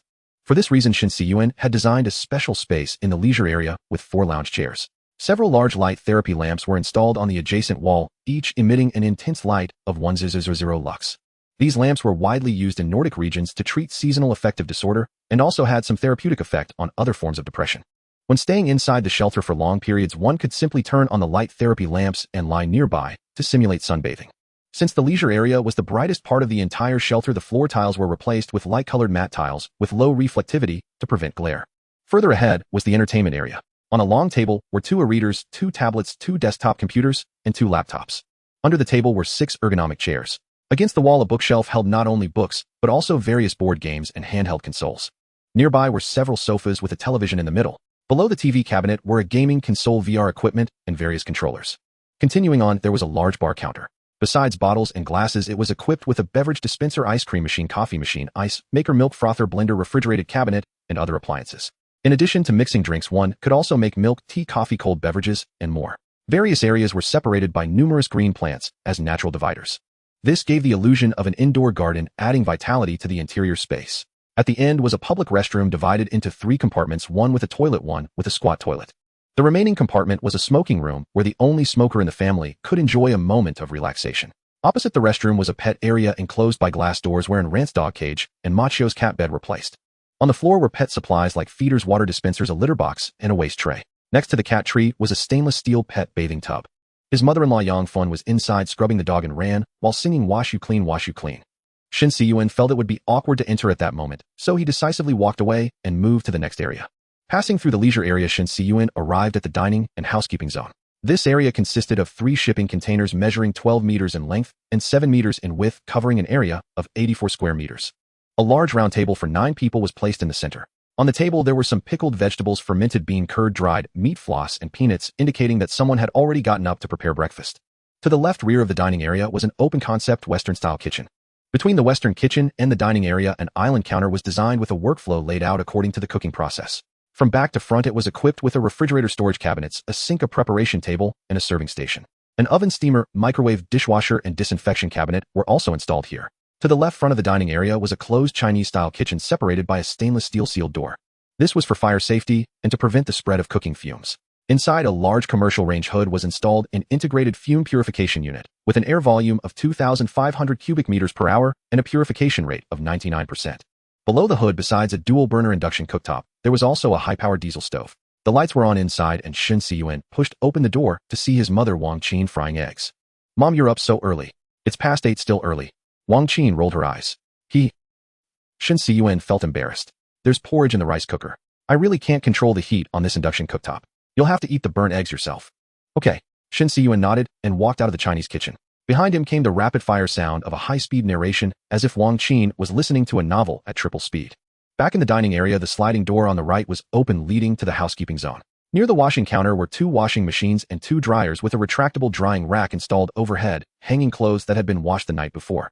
Below the row of wall cabinets was an ironing and folding table. 2 basins and a mop sink were arranged in the corner. Cleaning tools like brooms, dustpans, mops, vacuum cleaners, and floor scrubbers were all neatly hung on the wall. Shen Cun continued toward the outer perimeter of the shelter, planning to take a full circle before returning for breakfast. The next area was the fitness and activity zone. This area also consisted of 3 shipping containers measuring 12 meters in length and 7 meters in width, covering an area of 84 square meters. First to catch the eye were various fitness machines, treadmills, ellipticals, rowing machines, spinning bikes, strength training equipment, and boxing heavy bags. The entire floor was covered with soundproofing and shock-absorbing mats with yoga mats, yoga balls, and dumbbells placed on the ground. Several tables were set up in the fitness area, including a billiard table, a ping pong table, and a table football for recreational sports. The 4th table was an automatic mahjong table. Since it was noisy when in use, it was also placed here, barely qualifying as a piece of fitness equipment. Against the wall, there was a ball pit, a small slide, and a small climbing wall designated as the play area for the child Shenmu. Shen Cun opened the next door to the bathing area, where the floor tiles had been replaced with slip-resistant ones. This area consisted of 3 shipping containers measuring 12 meters in length and 7 meters in width, covering an area of 84 square meters. Besides conventional facilities like changing rooms, shower stalls, a steam room, and a massage bathtub, there was also a white platform raised high above the ground. This was an endless pool measuring 6 meters in length, 2.2 meters in width, and 1.4 meters in height. It could generate a directional water flow through a special hydraulic propulsion device. This design principle was similar to that of a treadmill. Swimmers would swim against the current in the pool to achieve exercise. The water flow speed was adjustable, and the speed of the endless pool's current corresponded to the swimmer's pace. It integrated the functions of a year-round constant temperature pool and a spa, so swimming was unaffected by temperature changes. When the water was heated to between 34 and 40 degrees Celsius, the endless pool could also be used as a spa. Compared to traditional pools, the one-time construction cost of an endless pool was more economical. It made full use of water circulation, significantly reducing the pool's footprint and daily water consumption. This greatly lowered the barrier to use and daily maintenance costs. To reduce weight, such endless pools were typically made from one-piece acrylic, which was quite expensive under normal circumstances. This particular machine was originally custom-ordered by a wealthy man living near the Baoshuan residential area intended for the backyard of his villa. However, before it could be delivered, a typhoon triggered floods. The original owner subsequently listed the house for sale along with this uninstalled pool on the internet. When Shen Cun saw it, he wielded his bargaining skills like a legendary sword and managed to snag a bargain. The shelter's initial design configuration was actually much more rudimentary than its final realized state. It was only because he acquired a large amount of gold midway, coupled with a surge in gold prices, that it gradually became luxurious. Leaving the bathing area, Shen Cun arrived at the outermost layer of the living zone. The next 3 shipping containers were divided into 4 rooms. First was the massive central control room, the command and control hub of the entire shelter. The console in front of the surveillance wall controlled all equipment within the shelter. Shen Cun walked over to the shortwave radio equipment placed nearby, put on the headphones, and tuned into a broadcast station. The station was playing some domestic and international news as usual, with nothing unusual for the time being. After setting down the monitoring headphones, Shen Cun stood up again. There were 2 doors on the left and right sides of the central control room. The door on the left led directly to the electrical room. Upon entering, one could open the power distribution cabinets to control the circuits throughout the shelter. The door on the right led to the equipment room, where the main router, core switch, AC controller, NAS host, hard drive array, and other low-voltage systems were housed. Further ahead, the 4th room was the armory, where a dehumidifier was operating. In a land of so-called freedom, this place would probably be filled with all sorts of firearms and ammunition. Now it only contained some cold weapons, defensive gear, and auxiliary equipment arranged on storage shelves. For example, Zulu spears, grain samplers, recurve bows, compound bows, hunting arrows, and night vision devices. The exoskeletons, drones, and maintenance robots previously scavenged from the company were also stored here. Additionally, there were bulletproof vests, ballistic helmets, and ballistic shields. These 13 shipping containers constituted the main part of the shelter's living zone. The last container in the living zone was a corridor leading to the work area, serving as a buffer zone and connecting to a waste disposal point within the work area. This area consisted of 2 shipping containers arranged parallel to the corridor. To facilitate daily cleaning and thorough disinfection, the waste disposal point was designed as a fully enclosed area. Through the glass of the sealed door, the interior space was visible. Besides waste decontamination equipment and categorized trash bins, some waste processing facilities were also placed inside. There were 3 machines in total, all specialized equipment for crushing and compacting various types of waste. One was a single-shaft medium-speed shredder with a single-blade rotor structure operating at a speed of 90 revolutions per minute. It was suitable for wood, paper, plastic, and brittle materials, capable of crushing low-strength waste into small particles of 20 to 40 millimeters. Another was a dual-shaft low-speed shredder with a dual-blade rotor structure operating at a speed of 24 revolutions per minute. Due to its high torque, it could crush high-strength materials such as metal, stone, and rubber products. Between the 2 shredders was a waste compactor and baler. The crushed material falling from the shredders would drop into the mold of the compactor baler, where it was compressed into convenient blocks for transport. These blocks were then manually thrown into an underground cave designated as the sewage and waste storage point, awaiting possible future reuse. 20 ultraviolet ozone lamps were installed on the ceiling of the waste processing area to maximize the elimination of bacteria and microorganisms. Most of the items Shen Cun had stockpiled were sealed in plastic packaging, and modern industrial products were severely overpackaged, which was very unenvironmental. Considering the expansion ratio of various packaging materials, on average, for every 100 cubic meters of supplies consumed, approximately 5 cubic meters of waste would be generated. Therefore, a large amount of waste was produced inside the shelter every day. Without proper waste treatment facilities, it would severely impact the living environment within the shelter. Passing through the waste disposal point, one formally enters the shelter's work area. The first zone reached is the processing area, which is crucial for maintaining the long-term operation of the shelter's equipment. Composed of 6 shipping containers, it measures 24 meters in length and 7 meters in width, totaling 168 square meters. Raw material processing, repair of damaged parts, equipment modification, and mechanical manufacturing are all conducted here. The first things that catch the eye are the lathe and milling machine placed in the center. The lathe can be used to rotate workpieces and perform turning operations. The milling machine is used for milling operations, capable of machining flat surfaces, grooves, and gears. Looking to the left, there is a drill press for drilling and tapping. On the right is a planer used for planing the surfaces of workpieces. Several metal plates for testing are placed on the operating table. Continuing forward are the dual masters of metalworking, the sawing machine and the plate shear. These 2 are responsible for cutting large pieces of metal into the required shapes and sizes, providing pre-processing of base materials for the shelter's repairs and construction. Nearby are also a punch press and a bending machine, where metal sheets can be stamped, bent, and stretched into desired shapes. Moving on, there are 2 electric threshers, 2 flour mills, and 2 vacuum packaging machines. These machines form the shelter's food processing area. The entire left wall is occupied by tool racks and cabinets with various tools sorted and placed in categories.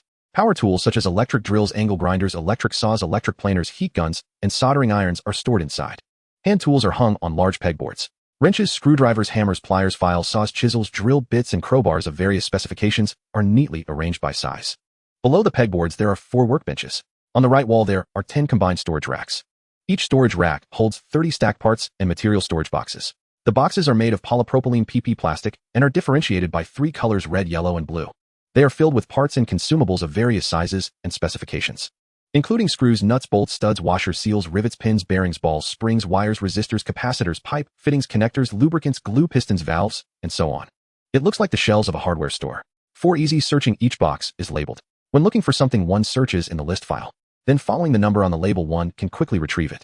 In the corner of the room, there is also a laser cutting machine. Although its power is not high, it possesses high-precision cutting capabilities, allowing complex design blueprints to become reality. It is currently covered with a cloth awaiting activation. To avoid dust, several 3D printers are placed in a glass compartment nearby ready for use. The other corner has been partitioned off into a separate room, which houses a welding workbench and various auxiliary equipment. The room is equipped with a welding fume extraction system used to collect and purify the fumes and harmful gases generated during the welding process. Passing through the restroom and cleaning room of the processing area, Shen Cun arrived at the shelter's medical zone. The medical zone consists of 3 containers with an area of 84 square meters divided into 2 parts. As it was designed more as an isolation ward for disease outbreaks, it does not have much medical equipment. A large portion of the space is occupied by the isolation ward. In the event that a family member might be infected, potential carriers would don full-body protective suits before entering the isolation ward. The isolation ward has 2 passages. One is the entrance, which has 2 doors. The doors on both sides cannot be opened simultaneously, and the interior space serves as a buffer zone. Patients and caregivers enter the contaminated area from here. The contaminated area is where patients reside and receive treatment with independent sanitary facilities. The sewage pipes operate independently, and even the septic tank is separate. To leave the contaminated area, Ward 1 cannot return by the same path, but must use another exit. The exit is a square space divided into a T-on character shape, requiring passage through a total of 5 sealed doors. Each door cannot be opened simultaneously. The caregiver starts from the lower left corner of the T-on shape, proceeds counterclockwise, closing one door before opening the next. After pushing open the first door, one must first perform hand hygiene with alcohol-free hand sanitizer and spray alcohol disinfectant. Then pushing open the second door leads to the first doffing room. After hand hygiene, sequentially remove the face shield, protective suit, outer shoe covers, and outer gloves and dispose of them in the medical waste bin. Then push open the third door to enter the second doffing room. After hand hygiene, sequentially remove the inner shoe covers, inner gloves, disposable cap, and mask, and dispose of them in the medical waste bin. The above 3 areas constitute the potentially contaminated zone. Then push open the 4th door to enter the buffer zone. After hand hygiene, put on a new mask, and finally push open the 5th door to return to the clean zone. The ventilation ducts in the contaminated area operate independently, capable of maintaining the room in a negative pressure state when activated. Air flows sequentially through the clean zone, buffer zone, potentially contaminated zone, and contaminated zone. Contaminated air also passes through a 3-stage filtration system of primary, medium, and sub-high efficiency filters before being exhausted outdoors. The location Shen Cun is passing through is the periphery of the clean zone, where 2 movable nursing beds are placed. On a nearby diagnostic table are a stethoscope, thermometer, blood glucose meter, and pulse oximeter. Against the wall are an equipment cabinet, a medicine cabinet, and a refrigerator. Shen Cun has a habit of stockpiling various commonly used medicines. He never regrets discarding expired ones, as it's better than needing them when sick. Through the cabinet glass, one can see disinfectants, sterile cotton swabs, bandages, and dressings inside. Nearby are also wound treatment tools such as tweezers, scissors, suture needles, and thread. Hanging on the wall are 2 first aid kits and an automated external defibrillator AED for easy access in emergencies. The most valuable item in the entire medical zone is the surgical robot brought in yesterday. Surgical robots have been used in clinical practice for over 20 years, with more than 300 units installed in the Silk country alone. The total number of surgeries has now exceeded 3,000, and in some regions it has been included in medical insurance. The precision of the robotic arms is extremely high, capable of performing very delicate surgical operations, greatly reducing errors during procedures. Not only can it significantly improve the success rate and safety of surgeries, but it can also perform minimally invasive procedures. Patients experience less trauma and recover faster postoperatively. Its high-resolution 3D camera provides a clear, magnified surgical field of view with a level of detail far surpassing the human eye. Surgeons can also perform remote surgeries via the network.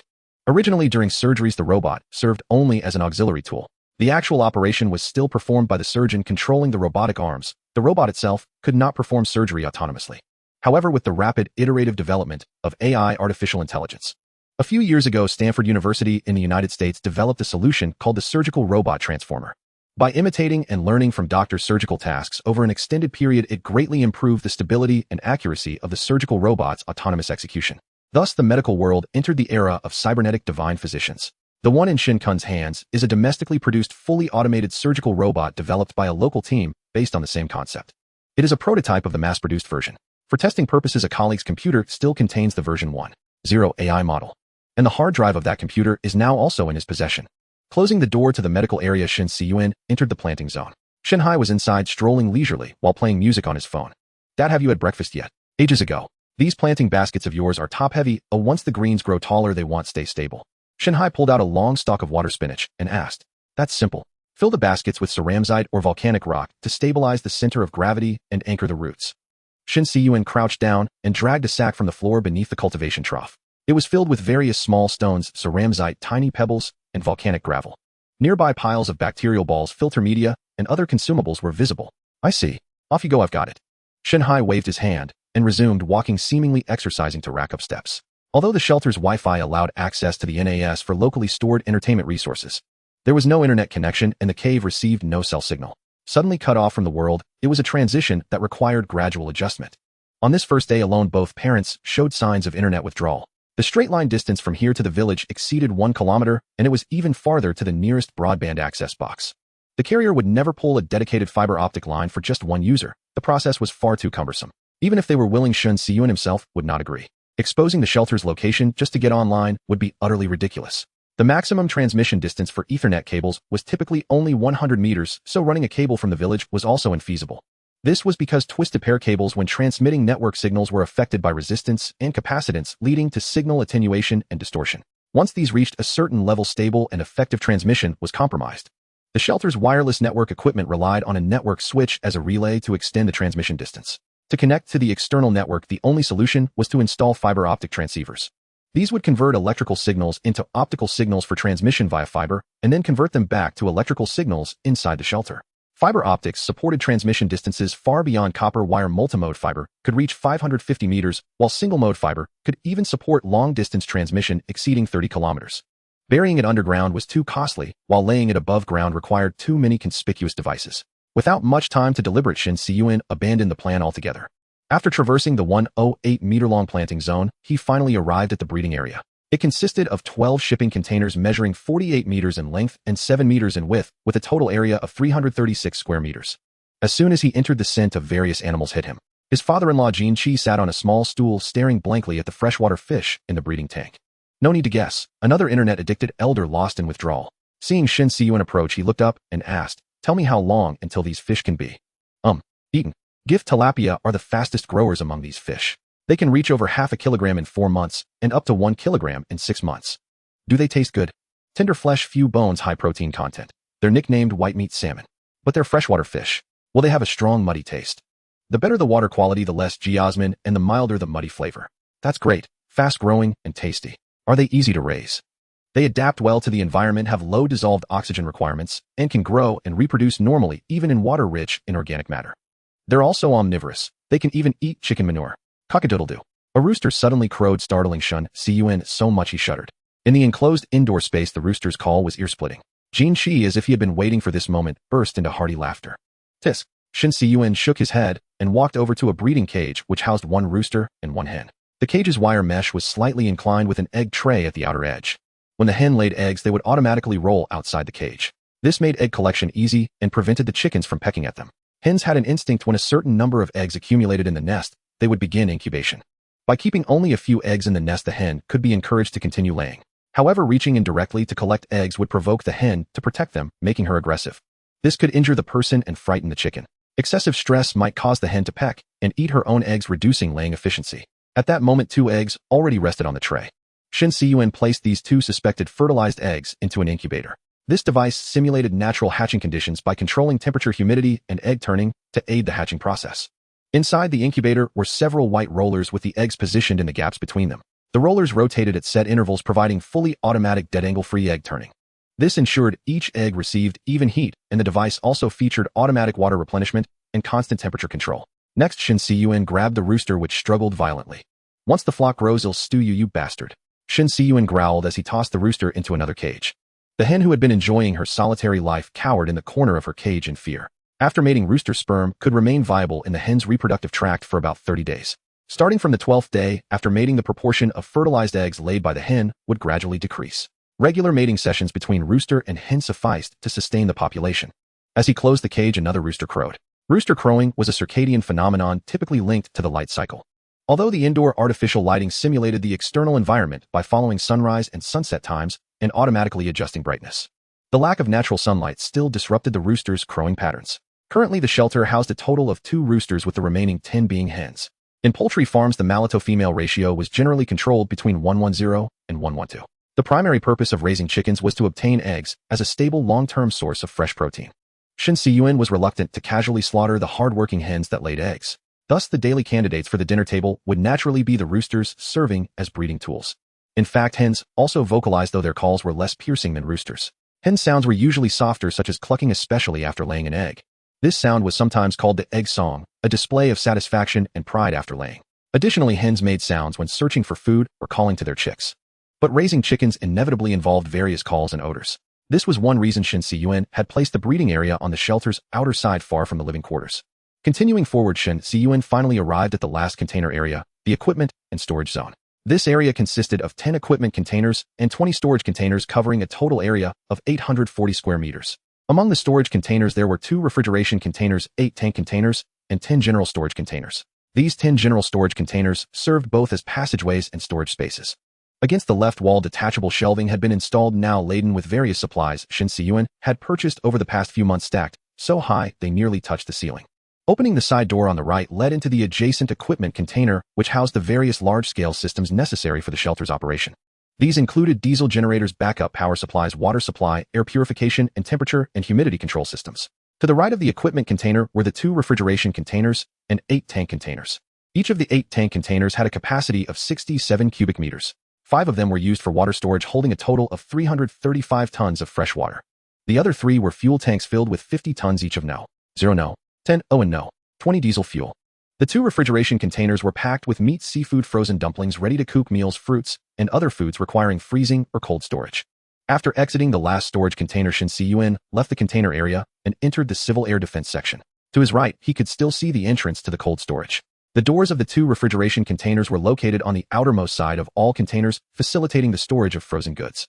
With this, Shen Cun had completed his inspection of the entire container area. In total, there were 120 containers stretching 480 meters in length and 7 meters in width, covering an area of 3360 square meters, roughly the size of 8 basketball courts.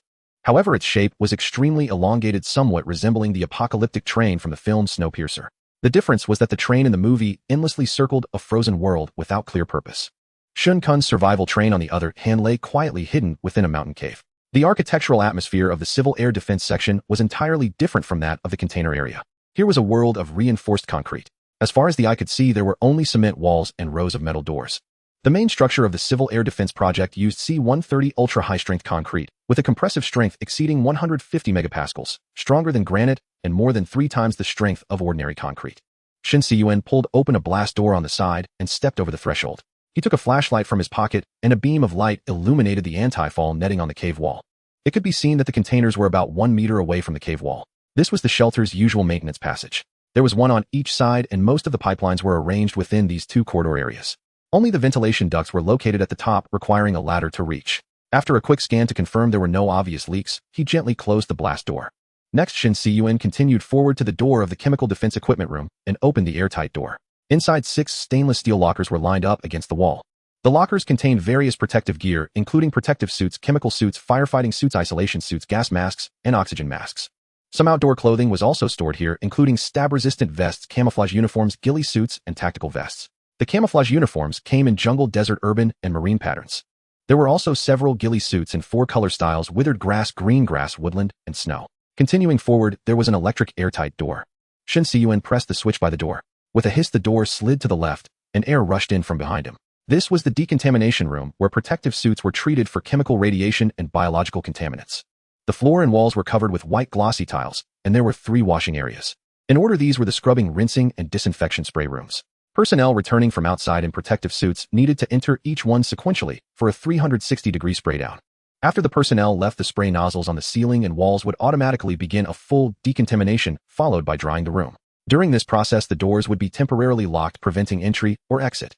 The floor was intentionally designed with a two-slope ending in a full-length stainless steel drain, so there was virtually no standing water. Shen Cun pressed the switch on the wall, and the rear airtight door closed automatically, followed by the slow opening of the front airtight door. He had lost count of how many thresholds he had crossed, but he knew he had entered the gas-tight passage. This area was similar to the buffer zone in a medical section, but the ventilation direction was reversed. When activated, the overpressure exhaust system would make the indoor air pressure higher than the outdoor air pressure. This prevented the intrusion of toxic agents or radioactive dust from outside. Stepping out of the gas-tight passage, the space before him opened up dramatically. Both the horizontal space and the ceiling height increased. This was the shelter's garage, its floor covered with gray epoxy. Under the garage lights, it reflected a bright sheen. Parking spaces had been marked on the ground with white lines, and the family's vehicles were all parked there. In order, they were Shen Cun's pure electric SUV, Jean Lin's hybrid sedan, Shen Hai's off-road Jeep, and Jean Shi's diesel pickup truck. Additionally, an electric agricultural tricycle was parked in a corner. On the wall nearby were 2 charging stations and a diesel dispenser. The outermost part of the garage was the shelter's main entrance. This consisted of 2 large, outward-opening protective airtight doors, their locking mechanism secured. To open them, one first had to turn 2 hand wheels on the inside, driving a worm gear to release the lock. Then someone inside had to push outward with force to slowly open the 200 thick doors. The design of the locking mechanism meant there were virtually no exposed parts on the outside of the doors. For unauthorized personnel outside, opening the doors while locked was nearly impossible. The doors had a steel structure on both sides filled with reinforced concrete. What made it even more daunting for an enemy was that there were 2 such protective airtight doors. The area between the 2 doors had been designated by Shen Cun as a car wash zone. Even if someone breached the first protective door, they would only see spray guns and car washing tools hanging on the wall. Shen Cun had no intention of using the main passage. It would have been too much like a workout. He turned right and headed to the secondary entrance, which was used for personnel access. This was also the location of the shelter's ventilation openings and associated equipment, with the diffusion chamber, dust removal room, filtration room, and fresh air machine room, all separated in the vicinity. Shen Cun went directly to a small protective airtight door. The material and structure of the door were identical to those of the main passage, only much smaller in size. The secondary entrance also had 2 doors spaced 2 meters apart. It took some effort for Shen Cun to open them both. Passing by the adjacent suspended blast wave valve and turning a right-angle corner, Shen Cun finally stepped out of the shelter. The weather outside was splendid today, a scene of gentle breezes and radiant sunshine. The air was crisp and cool, carrying the fresh scent of leaves. The azure sky was adorned with a few stratus clouds, heralding the approach of cold air from the north. Emerging from the secondary entrance, Shen Cun stepped onto the fallen leaves and walked to the apron before the cave entrance. The original concrete floor had been replaced with grass planting bricks, and weeds had begun to sprout in the circular holes. The grass planting bricks possessed formidable compressive strength, crafted using 6-sided, high-frequency vibration technology. The aggregate was evenly distributed, and the surface was rough, making the top layer resistant to wear. Laid on the ground, they offered excellent stability, capable of withstanding vehicle rolling without damage. They were widely used in parking lots, parking spaces, and vehicle passageways. Their wear resistance and impact resistance were commendable, and they exhibited strong resistance to high temperatures and freeze-thaw cycles. Durable and long-lasting, their service life could exceed 20 years. Due to the small size of the grass planting bricks, their flexural strength was high, and they adapted well to uneven foundation settlement. Most importantly, maintenance was far simpler than concrete. Just dig out and replace. Compared to concrete aprons, they also offered superior permeability and water retention. Once the grass grew, it would enhance concealment. The exterior facade of the shelter's civil air defense structure and the protective doors had been painted with a facade coating in a soil yellow hue matching the mountain. A layer of anti-aerial reconnaissance camouflage netting was draped over for concealment. These nets were widely used on outdoor structures, primarily for shade and decoration. Sometimes they were also employed to deceive environmental inspectors, concealing illegal constructions or industrial plants. Due to their simple materials and massive production volume, their price was extremely low. Much like ghillie suits, Shen Cun had prepared the shelter's camouflage nets in 4 color specifications: grass, green, woodland, desert, and snow camouflage, allowing replacement according to environmental changes. Walking down the gravel path, Shen Cun arrived at a single-story bungalow. This was the narrowest point of the road leading to the shelter, flanked by steep mountain slopes. The house blocked the intersection like an ancient pass. Its structure resembled a city gate, windowless, with only 2 industrial lifting doors at the front and back. The door panels were made of 40mm thick steel lined with PU foam filling. These lifting doors were widely used in factory workshop passages, though their strength was far inferior to that of protective airtight doors. But their advantage lay in low cost and rapid opening and closing speeds. Opening the control box, Shen Cun pressed the power button, then held the upward button. With the whir of the motor, the door rose. The interior height of the bungalow was 5 meters, and a gentle ramp followed the wall, bending its way to the rooftop. Shen Cun followed the ramp to the rooftop. The cement parapet wall was equipped with embrasures, wider on the inside and narrower on the outside, and the ground was littered with stones and bricks. Small construction debris left over from the civil air defense project was piled up as ready-toss projectiles. Molotov cocktails, smoke grenades, and the like were stored in a stainless steel utility cabinet below. After surveying the road outside and confirming no people or anomalies, Shen Cun returned below and opened the outer lifting door. Stepping outside, he removed the previously hung company nameplate and the fierce dog warning sign. Then from the corner he retrieved 3 other metal signs and nailed them back up. One blue sign with white lettering read, "Affected by geological disasters, landslide danger zone. Keep away." A yellow sign with black lettering read, "Hazardous section for geological disaster control. Beware of falling rocks. Watch out for mudslides." A white sign with red lettering read, "Mountain collapse. Beware of ground subsidence. No stopping or parking for pedestrians or vehicles." The signs were adorned with various warning symbols looking exceedingly ominous. After swapping the signs, Shen Cun closed the door securely and began retracing his steps. Before entering the secondary entrance, he glanced at the sky. Same shit, different day? We are all dead men walking. With that, he closed the blast door. Back inside the shelter, he connected to the Wi-Fi and saw a message from Jean Lin in the family group chat. "The aromatherapy machine we brought from home seems to be broken. After breakfast, I'll come over and see if I can fix it," Shen Cun immediately replied in the group. Leaving the dining area, Shen Cun picked up the aromatherapy machine from the table and headed to the processing zone. Finding a workbench, he used tools to disassemble the device. Upon inspection, he discovered that prolonged disuse had thickened the aromatherapy fluid, clogging the pipes. After injecting clean water to dilute it, the motor resumed normal operation. Shen Cun noticed that the machines lacked any sealing gasket. Having been placed in a humid area like the bathroom for an extended period, the motor had already begun to rust. Even if the pipes hadn't clogged, it would eventually fail due to motor corrosion. After thoroughly scraping and treating the rust with a rust remover, Shen Cun cut a suitably sized sealing gasket, affixed it, and reassembled the machine. Compared to the past, the service life of various industrial products today had shortened considerably. The reasons were complex, but the business strategy of planned obsolescence undoubtedly played a major role. The history of planned obsolescence dates back to the early 20th century, with the most famous case being the Phoebus Plan.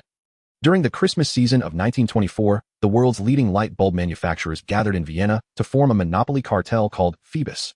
The cartel's aim was to artificially control the lifespan of light bulbs, limiting it to around 100 hours, while bulbs at the time could last up to 2500 hours.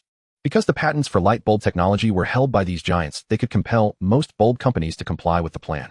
The Monopoly Alliance required each manufacturer to regularly send bulb samples to a central testing laboratory in Switzerland to check compliance with the specified lifespan and other standards. If a factory failed to meet the standards, it had to pay a fine. From that year onward, the Monopoly Alliance sold an additional 100 million bulbs globally each year. It wasn't until 1942, after media exposure, that the Phoebus cartel was taken to court. Although the agreement was nominally terminated, the companies paid no compensation, and the standard of a 100-hour lifespan for ordinary bulbs continued to be followed. Thereafter, the concept of planned obsolescence was widely adopted across various industries. Products were deliberately designed with reduced lifespans to compel consumers to purchase the latest models. Capital artificially created demand, thereby boosting sales. For instance, printer counting chips would automatically lock the device after a set number of prints. Another example was the low-temperature soldering process in laptops, which would inevitably fail after the warranty expired. Shen Cun had always harbored a profound aversion to such practices. Whenever he discussed planned obsolescence with his designer friends, he would vehemently praise a certain grain-based brand. The plastic knob on the induction cooker's rotary switch had been deliberately weakened with a cut, causing it to break under prolonged use. The sensor panel of the hand sanitizer dispenser lacked waterproof rubber, leading to the sensor corroding over time. For a survivalist like Shen Cun, planned obsolescence was synonymous with nightmare. But he had no great solution, only to avoid certain notorious products as much as possible while diligently honing his repair skills and stockpiling backups in abundance. October 7th, the final day of the long holiday. It was also the 5th day since Shen Cun's family had entered the shelter. Throughout the past 4 days, the outside world had remained calm, with radio stations merely broadcasting daily news. In the Silk Nation, the CPI inflation index had not been published for a long time, and the number of infections from the Chimera virus was still rising. The mandated official conducted a Western inspection and delivered a speech demanding an acceleration in the construction of the Western Strategic Hinterland. Starting from the 3rd day, yielding to his parents' strong insistence, Shen Cun agreed to let his family members take turns returning to the village. The precondition was to carry walkie-talkies to maintain contact with him and to wear masks to avoid contact with outsiders. The ostensible reason was that a prolonged absence would arouse suspicion among the villagers. But Shen Cun knew that in truth they mostly wanted to get out for some fresh air and sunlight, and most importantly to connect to the internet and play on their phones. However, this was perhaps for the best. If the entire family suddenly went missing without a trace, the villagers might think a massacre had occurred and call the police, which would be troublesome. In the days that followed, Shen Cun took on the role of a gatekeeper. He moved a chair outside, set up an outdoor umbrella, and stood guard at the city gate. Occasionally, he would grab a few cans of beer or other drinks from the cooler. On the ground beside him lay his duty tools, a boar spear, and a black case. The case contained a compound bow and a set of hunting arrows. Just as Shen Cun finished a game and was changing the batteries in his handheld console, the walkie-talkie on his chest suddenly crackled to life. "We're back. Open the door in a bit. Over." Hearing Shun Hai's voice, Shen Cun glanced at his wristband. It was a little past 2 p.m. "Roger that. Why are you back so early today?" "Over. Just listen to the news. Your boss wasn't lying to you." "Over." Back inside the shelter, Shen Cun sifted through various news reports, finally piecing together the full story. Earlier that morning, the president of the Great Mao Nation and the military representatives of the Yuz Nation had issued a joint statement. They announced that in light of the impending asteroid impact, and to jointly address the global crisis, the Yuz Nation would be incorporated into the Great Mao Nation Federation effective immediately, and the Baikonur Space Center along with its surrounding areas would be fully transferred. The Great Mao Nation's representative to the International League, who had been criticized by various parties for days over the Yuz Nation issue, suddenly turned the tables. He began vehemently accusing governments worldwide of blatantly deceiving their citizens and deliberately concealing the truth. This explosive news instantly sent shockwaves through the global media. Under immense public pressure, governments were forced to confirm the existence of the risk of an asteroid impact on the blue planet. Asteroid 99942, codenamed Apophis, also known as the Destroyer. The name Apophis is derived from the ancient Egyptian god of darkness, chaos, and destruction, Apep. This near-Earth asteroid was discovered in 2004 and has an orbital period around the Sun of approximately 323 days. Each time it approaches and recedes from the Sun, its orbit intersects with that of the blue planet. When first observed, astronomers calculated the probability of its collision with the blue planet. At its peak, the odds were as high as 1 in 37, reaching a level 4 on the Torino Impact Hazard Scale Yellow.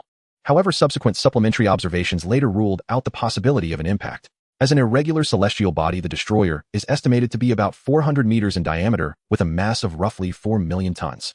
Traveling at a speed of at least 20 kilometers per second, a collision with the blue planet would release energy equivalent to 1.5 billion tons of TNT, a force comparable to 100 Hiroshima atomic bombs. Although far less powerful than the Chicxulub impactor over 10 kilometers in diameter that caused the extinction of the dinosaurs, the Destroyer's destructive force would still be sufficient to wreak catastrophic consequences on the blue planet. If the impact point were on land, nearby cities would be instantly obliterated.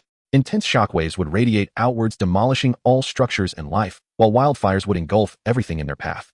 If the impact occurred in an ocean region, it could trigger tsunamis hundreds of meters high, devastating all coastal areas.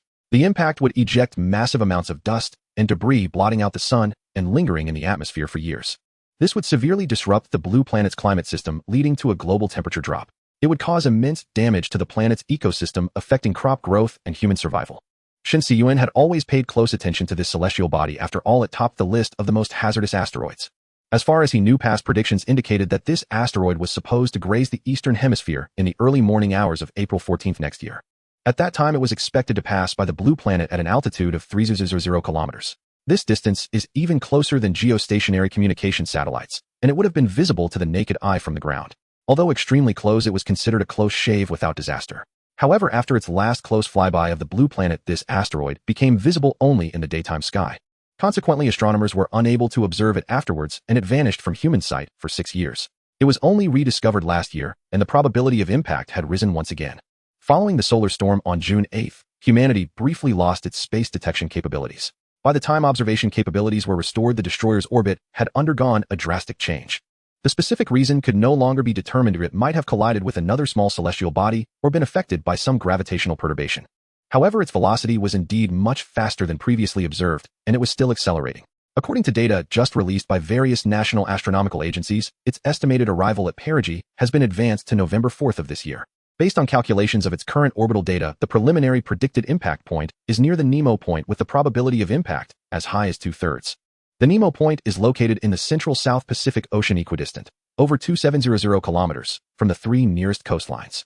Known for its extreme isolation and desolation, it is called the loneliest place on the blue planet. Virtually devoid of life, it is one of the most inaccessible places on Earth, known as the oceanic pole of inaccessibility. To avoid panic, governments worldwide imposed a gag order on this news.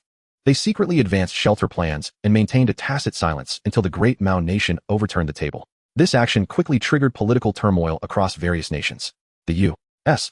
House of Representatives immediately initiated impeachment proceedings against the president, while parliamentary systems saw votes of no confidence against their cabinets and prime ministers. Just moments ago, U.S. President Vance delivered a live speech officially disclosing the details regarding Apophis to the public. In his address, he explained to the nation that the impact point was remote and far from the U.S. He stated that the federal government had chosen to delay the announcement to avoid causing public panic. He assured the public that the federal government had been secretly advancing official shelter projects.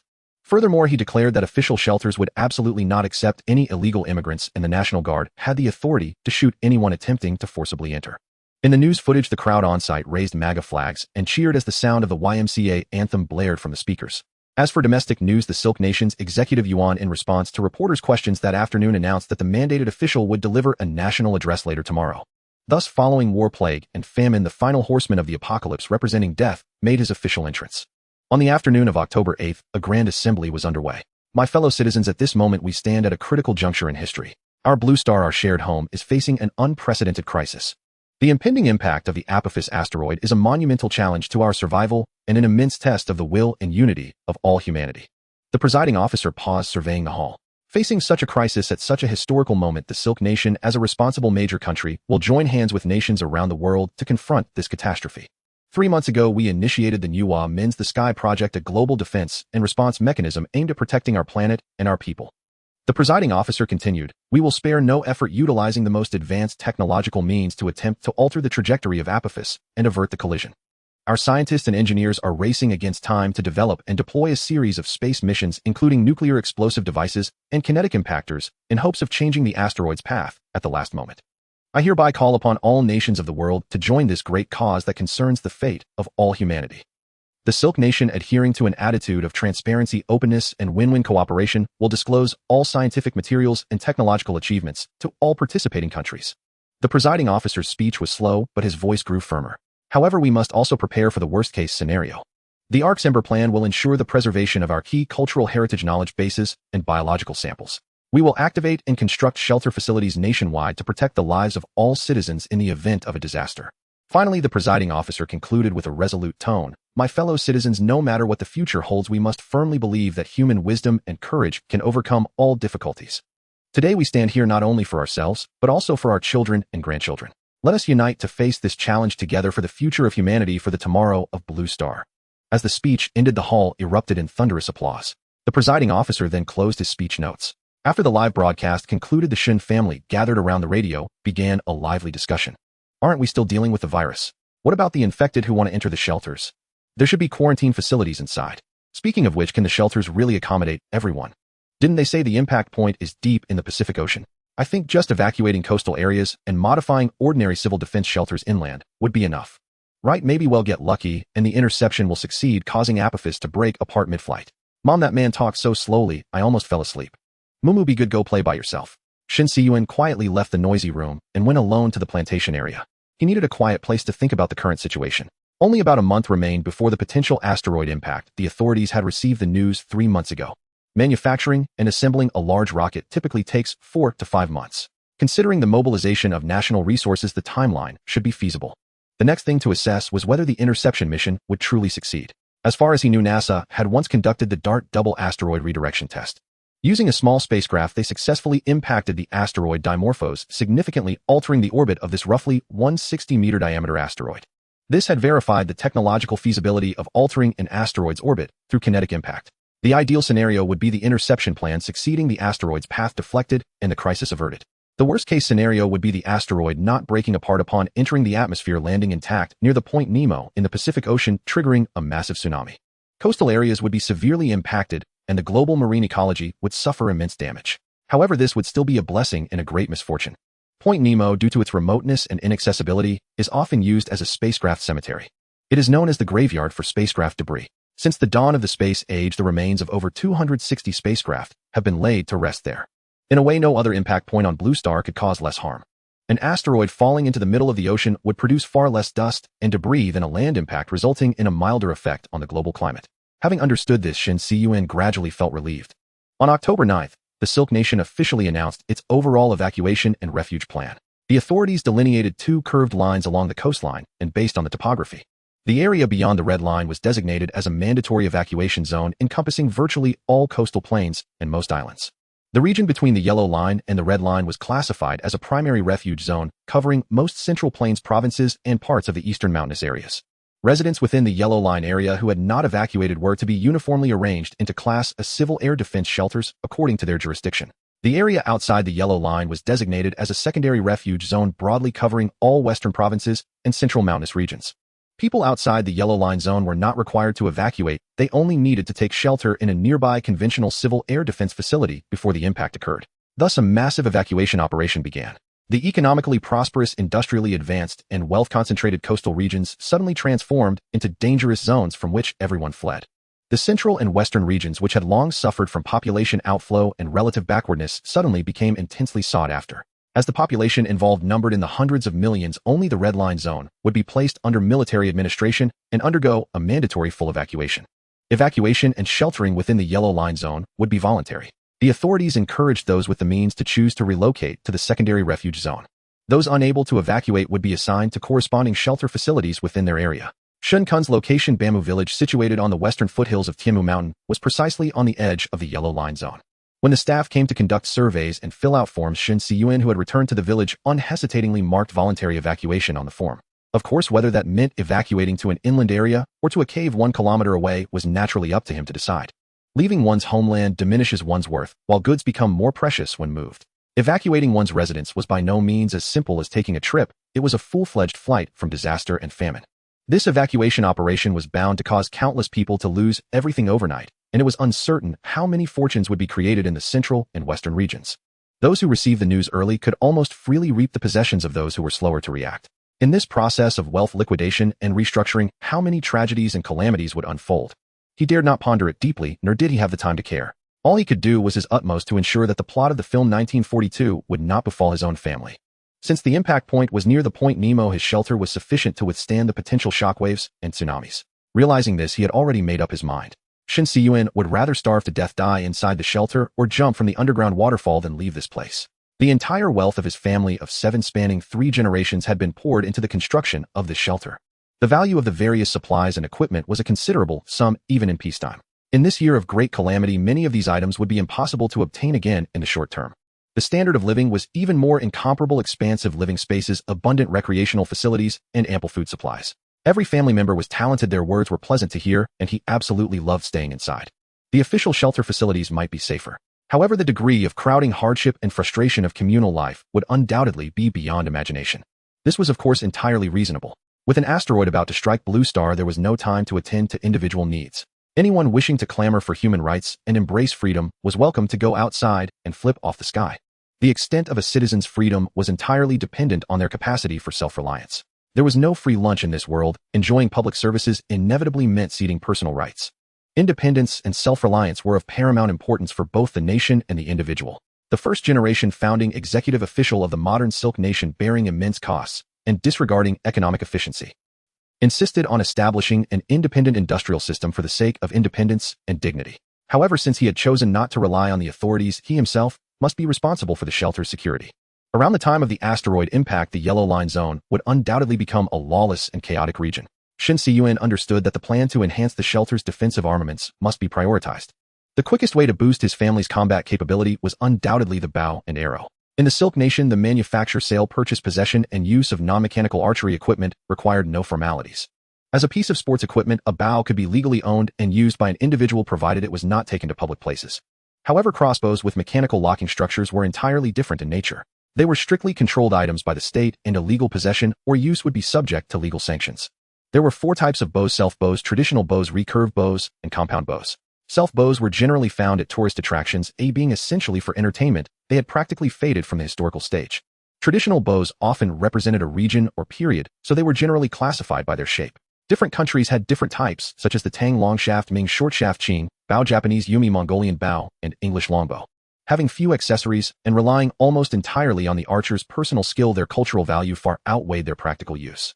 Therefore, in modern times, the mainstream bows were reduced to just recurve and compound.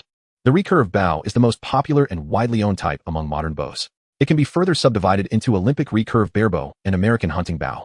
As a universally recognized standard bow type, most bows that ordinary people experience in archery ranges belong to this category. It has a mature system and experienced coaches, making it suitable for beginners in archery. The entry barrier was quite low. A decent bow could be purchased for as little as 300 to 500 yuan, and its weight was relatively friendly for novices. However, achieving accuracy was not easy and required a significant investment of time and practice. But once mastered, it could work wonders in hunting. Its faster knocking speed, more portable weight, and lower noise during shooting made it exceptionally suitable for stealthy ambushes. The compound bow, on the other hand, was a formidable tool developed by modern technology, boasting high power and poundage. Its arrow speed at the same draw weight was also the highest among all bow types. It was divided into compound hunting bows and compound target bows, possessing a unique advantage in let-off percentage. Taking a 50-pound compound bow with a 90 let-off as an example, after drawing the bow with 50 pounds of force, only 5 pounds of force was needed to maintain the drawn position and aim. Furthermore, it had a fixed stop point after drawing, which better ensured the consistency of the archer's form, a feature not found in other bow types. Compound bows were typically equipped with sights and other accessories such as stabilizers and dampeners. These devices helped improve shooting accuracy and consistency. When fully kitted out, not only was the accuracy extremely high, but the difficulty was also greatly reduced. Compound bows were generally much heavier than other types, had complex structures, and demanded high standards of maintenance and care. The lifespan of the cables was shorter than that of the limbs, requiring regular application of specialized bowstring wax to extend their life, as well as cleaning, rust prevention, and lubrication of metal moving parts. Complex mechanical structures inevitably led to higher failure rates. Improper use and maintenance could cause issues like the bowstring coming off the cams, posing safety hazards. Since archery relied heavily on talent, Shen Cun planned to have his family members try it out firsthand before deciding on the next steps for their armament plan. Outside the shelter, Shen Cun secured a canvas bag onto a stand. The square electrician's canvas bag was stuffed with long nylon filament fibers, its surface fixed with a target paper using self-adhesive nylon mesh. Archery targets are generally divided into two types based on their arrow stopping principles. One type stops arrows by compressing the arrow shaft through material density, with the material becoming denser as the arrow penetrates deeper. For example, targets made from EVA or XB materials. This type is less likely to damage arrows, but because it relies on friction to stop them, pulling the arrows out becomes quite laborious. The other method uses fibers that are not easily broken to drag and hinder the arrow's motion. Since this method exerts little friction on the arrow shaft, pulling the arrows out becomes very easy, requiring only 2 fingers. Shen Cun's homemade target belongs to this latter type, and fiber targets require minimal maintenance with a long lifespan. The only consumable part is the target face, which can be replaced after several thousand shots when it wears out. Most importantly, such homemade fiber targets are extremely cheap. In his view, commercial fiber targets are synonymous with exorbitant profits. Waste filament fibers costing 100 yuan per ton, made into a 20-kilogram target, can be sold for several hundred yuan. Returning to the shooting position, Shen Cun picked up a practice recurve bow and began instructing his family. First, remember absolutely no dry firing. Doing so transfers all the energy meant for the arrow onto the limbs and string, potentially causing the limbs to shatter. After putting on his arm guard and finger tab, he assumed the stance. Feet shoulder width apart, body weight evenly distributed between both feet, leaning slightly forward. Remember my posture, stand sideways facing the target. Keep your knees and back straight, lightly squeeze your glutes, open your chest, and align your neck and head properly.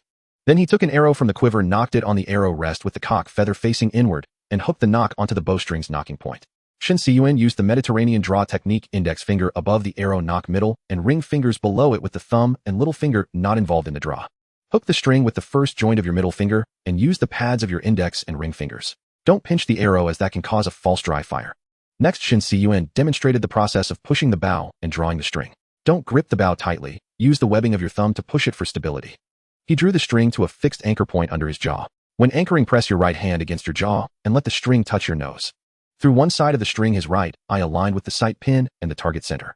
During release, let your index, middle, and ring fingers relax sequentially, allowing the string to slide smoothly off your fingers. Keep your arm steady, don't move it. With a crisp sound, the arrow struck the target. You'll never learn just by watching. Come on everyone, give it a try. Shen Cun had each family member attempt archery one by one. 2 hours later, he sat on the ground in resignation. His family seemed to possess no hidden archery talent. He demonstrated the correct posture and release technique over and over, hoping they would grasp the basics. But hitting the target was out of the question. Even getting his parents to shoot the arrow was an achievement. The arrows seemed to dance through the air rather than fly toward the bullseye. After a few attempts, they all gave up with laughter, claiming they lacked archery talent, swiftly completing the journey from novice to quitter. Jean Lin fared slightly better, but her best result was merely grazing the target's edge. Fortunately, she seemed to enjoy the sport, showing potential for further cultivation. After cleaning the bow with a dry towel, Shen Cun applied a fresh layer of bowstring wax, unstrung it, and placed the bow into a dehumidifying case. He then pondered whether to modify a few crossbows while organizing the arrows. Arrows come in many types, functionally categorized as competition, practice, and hunting arrows. Arrowheads also come in various models, such as willow leaf, armor-piercing, spiral, blood groove, triangular, jade, fishing, and dovetail. Material-wise, they include carbon, aluminum, composite, and fiberglass arrows. The arrows Shen Cun had were mostly carbon and aluminum, two common types. Carbon arrows made from carbon fiber boast high strength, light weight, and excellent rigidity. Suitable for various archery activities including competition and hunting, they offer superior flight characteristics and accuracy. Due to the high material cost, a mid to high-end pure carbon arrow costs around 40 yuan each. Aluminum arrows offer good durability and impact resistance, but are heavier than carbon arrows. They are generally more affordable with a price of about 10 yuan per arrow. Composite carbon aluminum and aluminum carbon arrows combine carbon and alloy materials, providing high durability and impact resistance while maintaining some lightness and rigidity. Given the wide variety of brands and models, prices vary. Among the many arrow types, fiberglass arrows were the only ones Shen Cun refused to use. Made from glass fiber, they are very cheap. However, their quality is extremely poor and they are highly prone to damage. In the long run, costs might even be higher, but that wasn't the most serious issue. The notorious glass fiber is an extremely hazardous material, yet it frequently appears brazenly in many household products and toys. For example, tent poles, mosquito net poles, fishing rods, kite rods, umbrellas, cat teasers, alloy chopsticks, and fitness resistance bands. Its advantages lie in good insulation, strong heat resistance, corrosion resistance, and high mechanical strength. Plus, the trait manufacturers love most low cost. Carbon fiber materials often cost hundreds or thousands, but by downgrading to glass fiber, tens of yuan suffice to cover expenses. With this tenfold price difference, who wouldn't call it a bargain? But what is the cost? This material is very brittle and has extremely poor wear resistance. Glass fiber raw material is silica sand mixed with other ingredients, then processed through high temperature melting and drawing into fibers. The monofilament diameter of glass fiber is only a few to over 20 micrometers, equivalent to 1/5 to 1/20th of a human hair. Each fiber consists of hundreds or thousands of filaments. Because it is so fine and brittle, once it pierces the skin, it is difficult to remove. It can irritate the skin, causing roughness and redness. In severe cases, it can lead to contact dermatitis with erythema, mild edema, and blisters. After blisters burst, it may cause skin necrosis and ulcers. If it enters the eyes, it can also cause irritation and pain. Tiny glass fiber particles may enter the lungs through respiration, irritating lung tissue and causing fiber encapsulation nodules, pneumoconiosis, bronchitis, asthma, and other respiratory diseases. If accidentally exposed to glass fiber, there are few remedies. Aside from immediately washing the affected area with warm water and soap, one can only use tape to remove residual fibers from the skin. Therefore, Shen Cun always made sure to avoid products containing glass fiber materials when purchasing anything. Following the announcement of the New Mins the Heavens project, the international community bestowed high praise upon it. However, most nations' honeyed words, when compressed from lengthy rhetoric, essentially conveyed but a single message: we shall provide every support except actual assistance. Among the Pacific Rim nations, only the ASEAN countries and those in Central and South America collectively declared their participation in the project. Japan, preoccupied with its own earthquakes, was set aside for the moment. The United States, Canada, Australia, and New Zealand, all developed nations, announced no intention of joining. South Korea declared its involvement only as an observer state. Australia and New Zealand, as the nations potentially facing the greatest impact, yet failing to join the asteroid interception operation, truly left observers astounded. Among the non-Pacific Rim nations, those announcing their participation were also developing countries. Ultimately, the nations that joined the plan and possessed actual spacefaring capabilities were only the Great Bear Country and the Third Country. The Great Bear Country was originally a nation that would suffer a relatively minor direct impact, with the affected region limited to its far eastern coastal areas. These places were already sparsely populated, facilitating evacuation. However, due to the nation's high latitude and cold climate, the global temperature drop following the impact would make the Great Bear Country one of the nations suffering the greatest losses. Therefore, they were particularly attentive to the interception operation, not to mention the immense benefits to be gained by annexing the Yuz state under this pretext. The Third Country, on the other hand, was clearly there to poach technological achievements. Given their Brownian motion-like level of aerospace technology, it would be a relief if they didn't cause any trouble. In the end, the only nations truly attempting to intercept the asteroid for all mankind were the Silk Country and the Great Bear Country. Inside the shelter, Shen Cun's family was playing mahjong, wagering beef jerky. You think the Americans, by not participating in our nation's plan and not initiating an interception operation themselves, are just giving up? Wang Qin asked, spinning a mahjong tile in her hand. Isn't it said their national debt has exploded? Maybe the government has run out of money, Yang Fen said, discarding an 8 bamboo. Given their current state, they probably don't have time to manufacture interception devices, Jin Shi said with a smile, examining his hand. Their nation has a smaller population, perhaps their evacuation is easier than ours. After speaking, Shen Hai drew a tile, his eyes then lighting up. Haha, finally got the red dragon. Mahjong. Big 3 dragons. Instantly the room was filled with a chorus of laughter and groans. Shen Cun was exercising on a rowing machine nearby. He had a different perspective on the topic his family was discussing. In fact, the most crucial reason also involved political factors. According to American law, November 5th of the next month was Election Day. However, the day of the asteroid impact was November 4th, just one day before the election. For the MAGA faction of the Republican Party, this created a prime source of entertainment. All three West Coast states of the U.S. were solid blue states for the Democratic Party. An asteroid falling from the sky just before the election, a tsunami sweeping the West Coast. What a magnificent spectacle that would be. This is the mandate of heaven for MAGA, this is God's will. As for how many people would die, that would be the state government's problem, none of the federal government's business. If the disaster were severe enough to plunge the U.S. into a state of emergency, preventing the election, allowing the current federal government to remain in power long-term, that would be even more splendid. No nation is a monolith. Most of the time people's joys and sorrows are not connected. After finishing his workout, Shen Cun stood up. Stretching to relax his muscles, he walked towards the processing area. The laser cutter had stopped running, and the cut metal sheets lay quietly on the workbench. Shen Cun removed the fixture, picked up the steel plate, and took off the processed parts. These components were the crossbow mechanism, arrow groove, front sight, and rear sight he had designed. Their shapes looked somewhat peculiar, differing from the common ones, clearly requiring further modification and polishing. The reason was simple: before leaving the factory, laser cutters had unavoidable restrictive measures programmed into their systems. Those special shapes listed in the penal code could not be cut. Some high-power laser cutters even required a mandatory internet connection to operate. If strange irregular parts were produced, the local sheriff would quickly come knocking down the door. Shen Cun's plan was to use a compound bow as the modification base to solve the issues of the crossbow prod and string. For the other parts, he would fabricate them himself using the equipment in the shelter. To that end, he still needed to make the crossbow stock, tiller, stirrup, and other components, and then assemble all the modified parts together. Therefore, Shen Cun still had a lot of work to do before completing a handmade crossbow. However, the shelter's long-range defensive measures were no longer limited to bows and arrows. On the storage rack behind him, there were now 7 javelins, clearly just made. The grips were wrapped with badminton racket overgrip tape, and they appeared somewhat rough in construction. Yesterday, while practicing archery, Shen Cun was trying to train Jean Lin. When the 4 elders who had given up on themselves due to their inability to grasp the technique started playing a game of pitchbot with arrows on the side. As a result, his father-in-law Jin Shi performed an ultra-long-distance hand-thrown arrow for everyone present, astonishing the entire audience. Then he began to boast incessantly, claiming he had been a javelin athlete in school when he was young, and that many girls had secretly admired him back then. Although his strength had waned, now his feel and accuracy remained. Feeling he had struck gold, Shen Cun immediately ran to the processing area and quickly turned a javelin on the lathe. Back in the open area outside, Jin Shi took the javelin and began his warm-up exercises. After familiarizing himself with the movements, he started the throwing test. He inhaled, started his run, leaned forward, then arched back, a fluid sequence of motions. With a sudden forward sweep of his arm, the javelin sliced through the air, landing firmly in the center of the ground target with a dull thud. As an ancient throwing weapon, the javelin was widely used in warfare and hunting throughout history.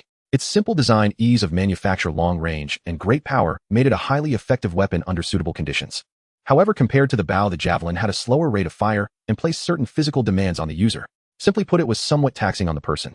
Its accuracy was also not ideal, suitable only for attacking stationary targets. Yet this opened up a new line of thought for Shen Cun. The gravel road leading to the shelter was narrow. It seemed he should dig a few more pits along the way. After all, this was a geological disaster zone of his. Having a few pits in the road and many piles of rubble by the roadside, that was perfectly reasonable, wasn't it?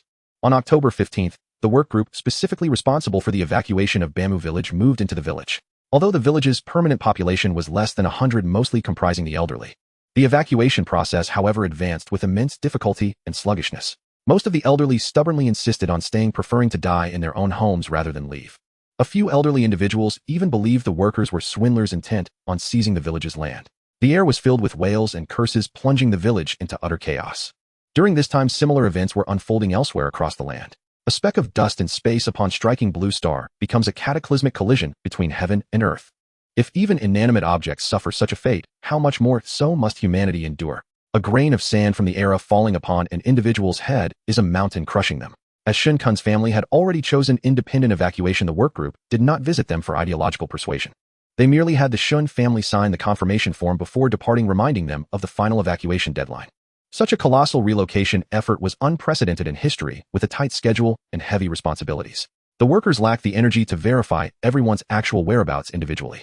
As long as the documents were signed providing an account to their superiors, they considered their duty fulfilled.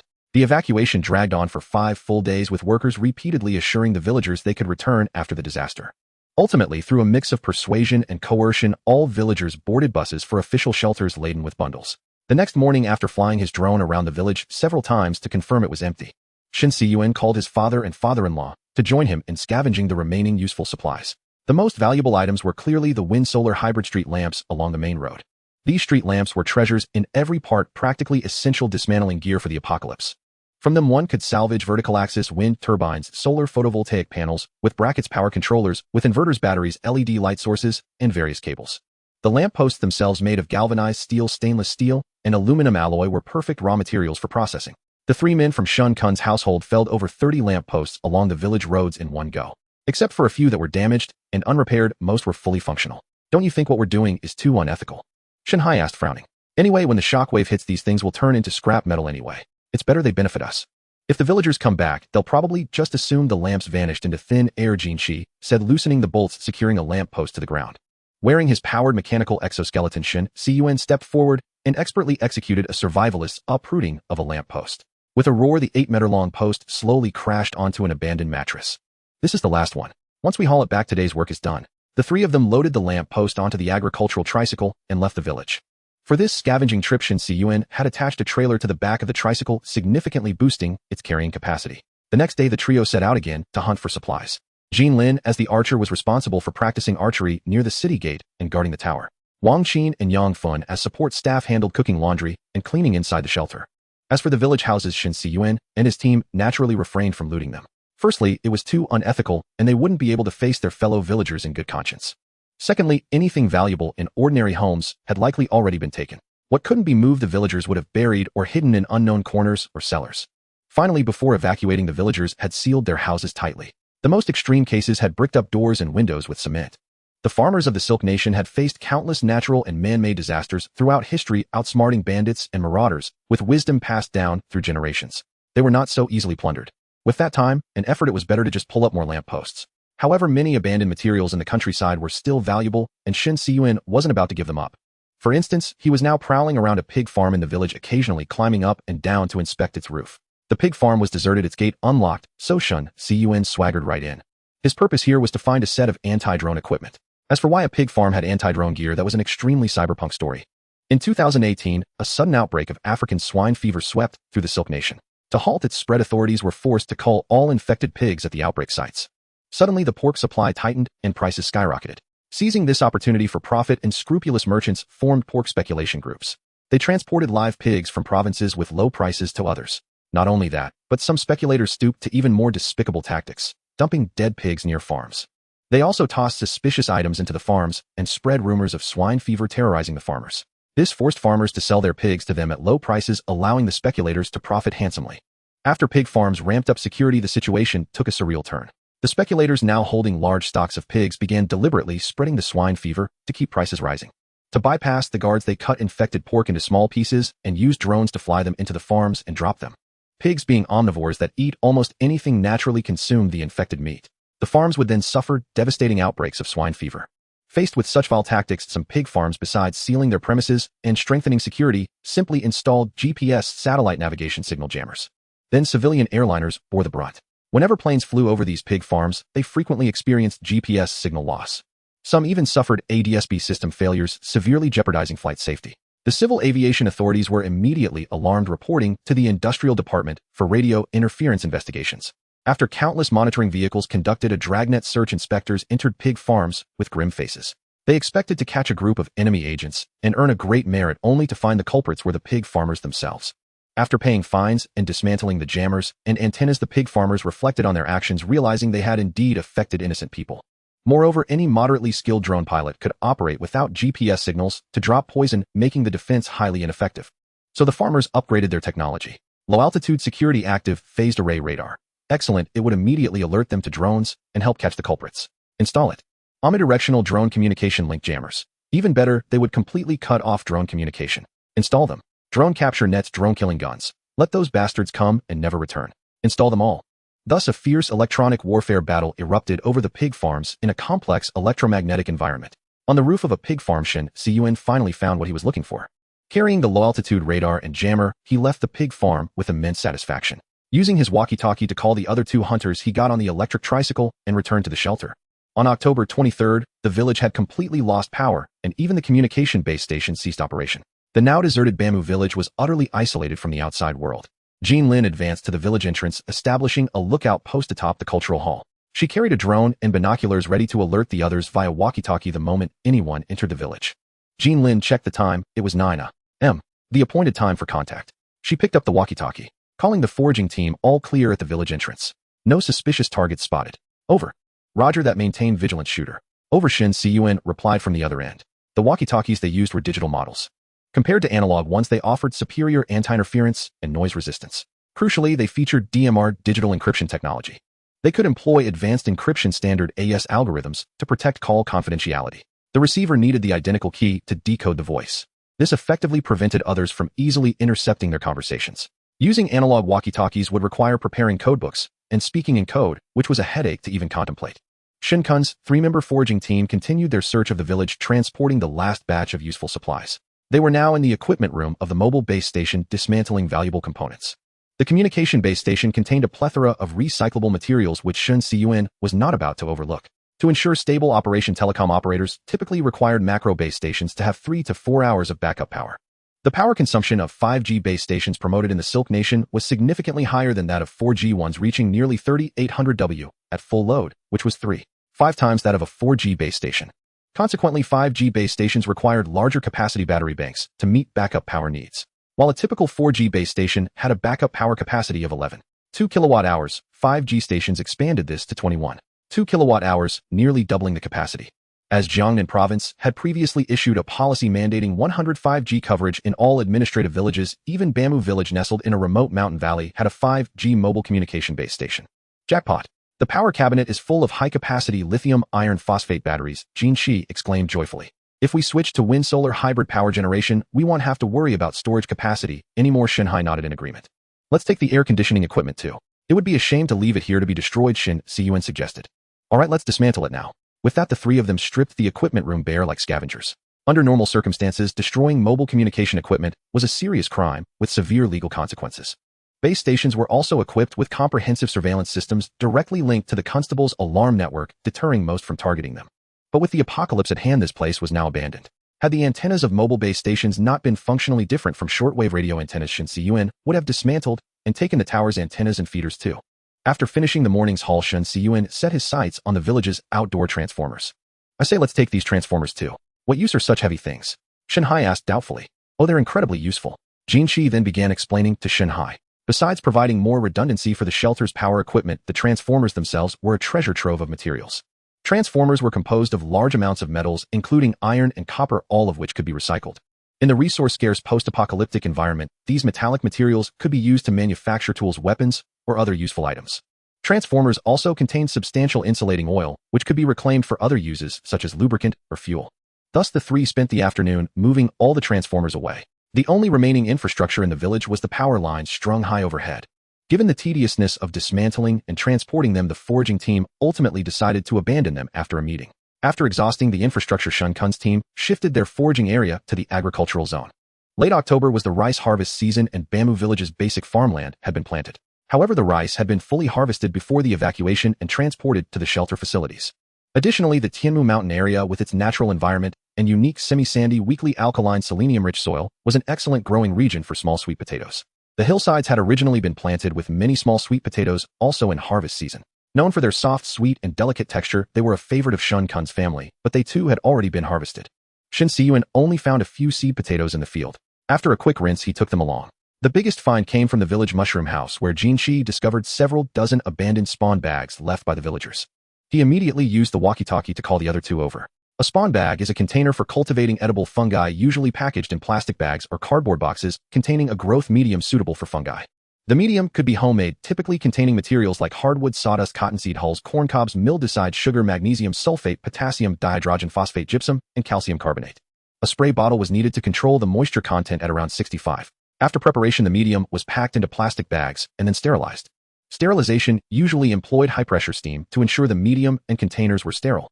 Next, the spawn had to be inoculated into the medium under sterile conditions with strict disinfection throughout to prevent contamination.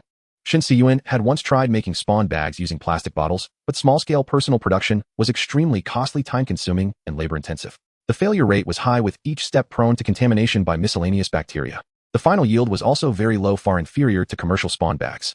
The bags abandoned in the mushroom house were quite diverse in variety.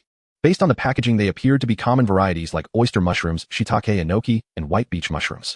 Mushrooms needed to be harvested promptly when they reached the appropriate size. After harvesting, the bags would continue to produce new flushes of mushrooms.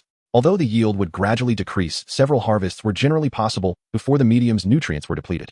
Mushroom growth required controlling conditions such as temperature, humidity, light, and ventilation. For example, oyster mushrooms had an optimal growth temperature of 20 to 30 degrees Celsius, a humidity requirement of 60 to 65, and needed to grow in a dark environment. Such conditions were not hard to find in the shelter, and Shen Cun already had a plan. He intended to set up a darkroom in the breeding area to cultivate these spawn bags. With these several dozen large agricultural spawn bags, the shelter would enjoy a steady supply of mushrooms for a long time. They could even experiment with adding fresh medium to the bags to ensure a perpetual harvest of fresh mushrooms. On October 28th, outside the city gate of the shelter, 2 men were sweating profusely as they dug into the earth with tools. Since finishing the scavenging of useful supplies from the village, Shen Cun had immediately launched Operation Digging Pits. This work had continued for many days, and the road was now fragmented by deep pits of various sizes along with mounds of earth and piles of rocks. What was once a road passable for vehicles now only had a narrow, winding path, barely wide enough for a single person. Don't you think digging up the road like this traps us inside too? Jin Chi set down his shovel and sat on the ground to rest. There's nothing left to scavenge in the village. Anyway, for a long time to come, we'll be staying inside the shelter and not going out. That's fine. Shen Hai also put down his pickaxe and lit a cigarette. The uneven ground could severely limit the enemy's movement area and speed, making it easier for their own ranged weapons to hit. If the enemy tried to hide in the pits, even better, they would be at a height advantage, and a Molotov cocktail thrown in would hit its mark every time. But the main reason for ruining the road was to prevent enemy vehicles from charging straight to the city gate. The industrial rolling door would be difficult to break open by sheer manpower, but it couldn't withstand the impact of a vehicle. To that end, Shen Cun had buried a layer of caltrops along the road starting from 500 meters away from the shelter city gate. Caltrops are iron spike obstacles scattered on the ground, with their earliest use dating back to the Warring States period. They were already employed in city defense battles back then and continued to appear throughout human warfare history. Their shape features 4 protruding iron spikes, each several inches long. This specially designed form ensured that no matter how a caltrop was thrown, one spike would always point upward, hence its name. Because the iron spikes were extremely sharp, stepping on them was unpleasant for both humans and horses. Even today, they are highly effective against tires. Once scattered widely on the ground, unless the enemy had tracked vehicles, their movement speed would be greatly hindered. Shen Cun had already moved the 3 geological hazard warning signs originally nailed beside the city gate to the starting point of the road leading to the shelter. If anyone insisted on ignoring the warnings and tried to force their way toward the shelter, they would have to bear the consequences. However, by this time, anyone still wandering outside instead of heading to official shelter facilities could basically be considered desperados. If someone actually approached the shelter, Shen Cun would most likely skip the communication phase and directly initiate combat. Since caltrops were extremely cheap and offered great cost-effectiveness for defense, Shen Cun had bought several boxes. After finishing the digging work, he planned to scatter these little treasures inside and outside the pits as well. At that moment, he was wearing a powered exoskeleton, silently moving the large chunks of rubble that had been dug up. He stepped onto a steel plate and crossed the moat below the city gate. Since he had no excavator to break through the bedrock beneath, this trench wasn't deep. Shen Cun slowly placed stones into iron cages behind the moat. These cages had all been welded recently using basic materials entirely sourced from street lamp poles. Once filled with stones, these iron cages would form a stone wall serving as a Yangma wall below the city gate. The Yangma wall, also known as the Yangma City or Yangma Rampart, was an important component of ancient city defense systems. The origin of its name is varied, with 2 main theories. One holds that during wartime, civilians outside the city would drive livestock like sheep and horses into the city for refuge. To prevent the spread of disease within the city, these animals were kept between the city moats, hence the name. Another theory suggests that because its defensive role resembled an extension of the city wall acting as an additional barrier, it was called the Yangma Wall. It was typically located outside the main city wall and inside the moat, serving as a fortification built outside the city to aid defense, similar to a ring of walls. If enemy troops broke into the area within the Yangma Wall, the narrow space between it and the main wall would prevent them from deploying fully. The defenders could exploit this to attack the enemy from both the Yangma Wall and the main wall, putting the enemy in the disadvantageous position of attacking one side while being attacked from 3. However, in Shen Cun's case, the Yangma Wall primarily served as a barricade. With the Yangma Wall blocking the way, reaching the industrial rolling door now required a long detour from the side to get to the entrance.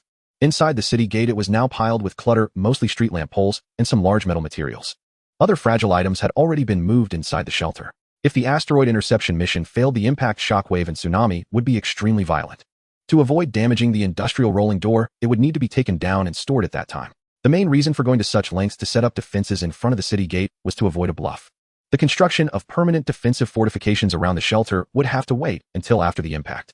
Working until it was almost dark, the family closed the city gate and returned inside the shelter.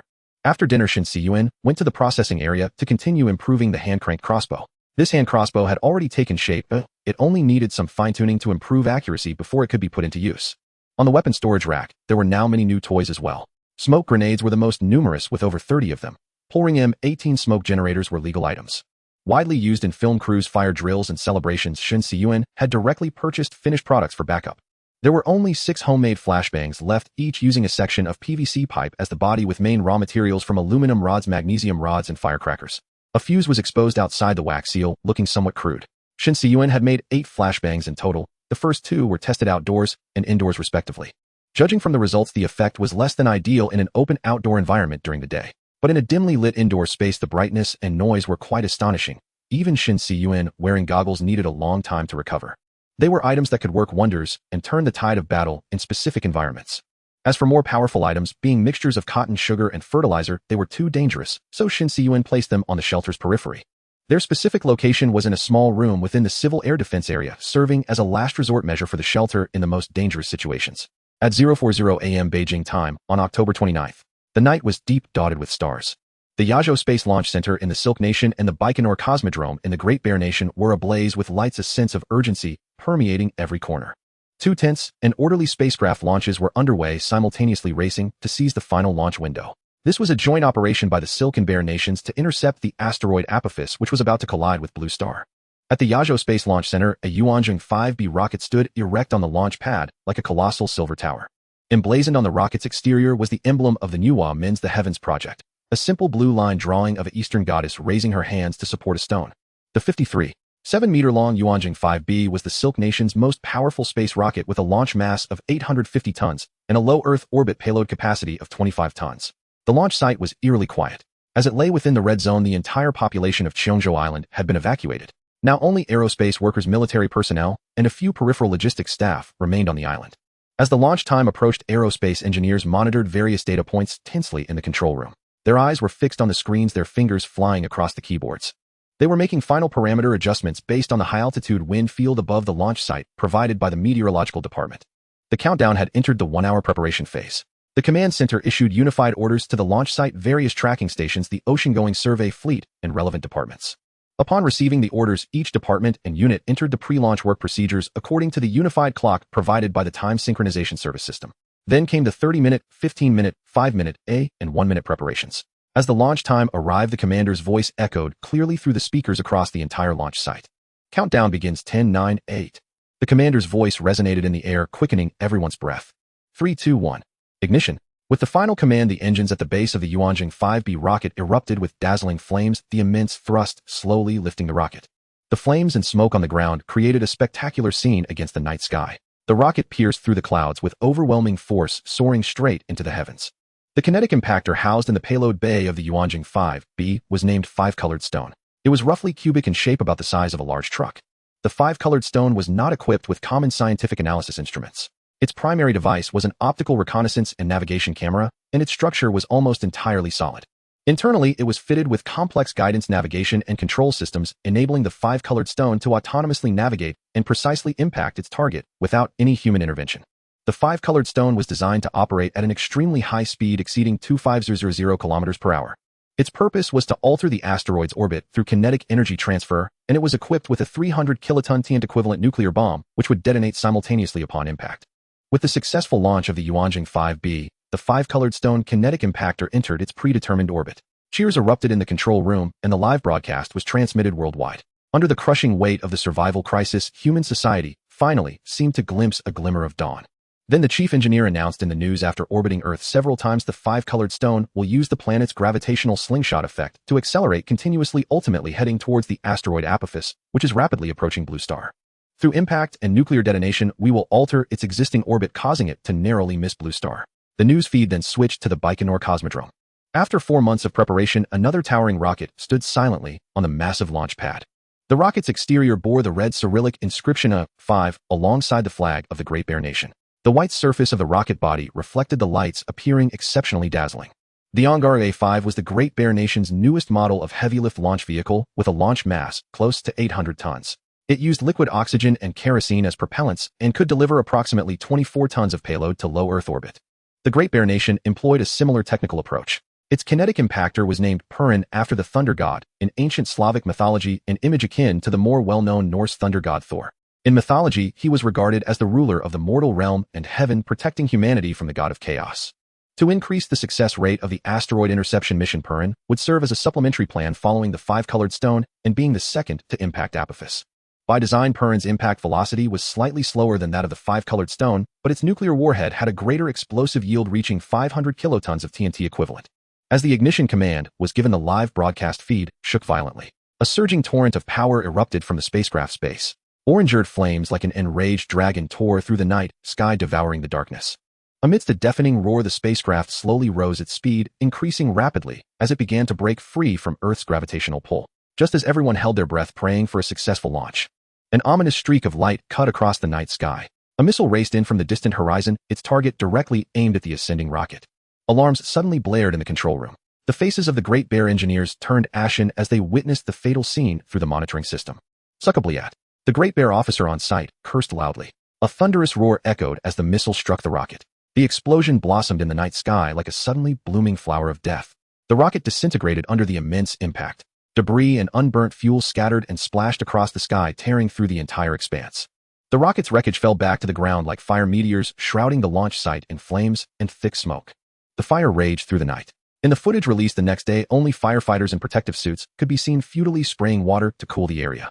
The explosion did not detonate the nuclear warhead, but it caused damage and leakage. News reports stated that multiple terrorist organizations and cults claimed responsibility for the incident. A doomsday cult leader emerged, declaring that the interception operation was a blasphemy against God's apocalyptic will and must be stopped. A resistance organization from the Second Bear Nation also issued a statement calling it an act of revenge against the Great Bear Nation.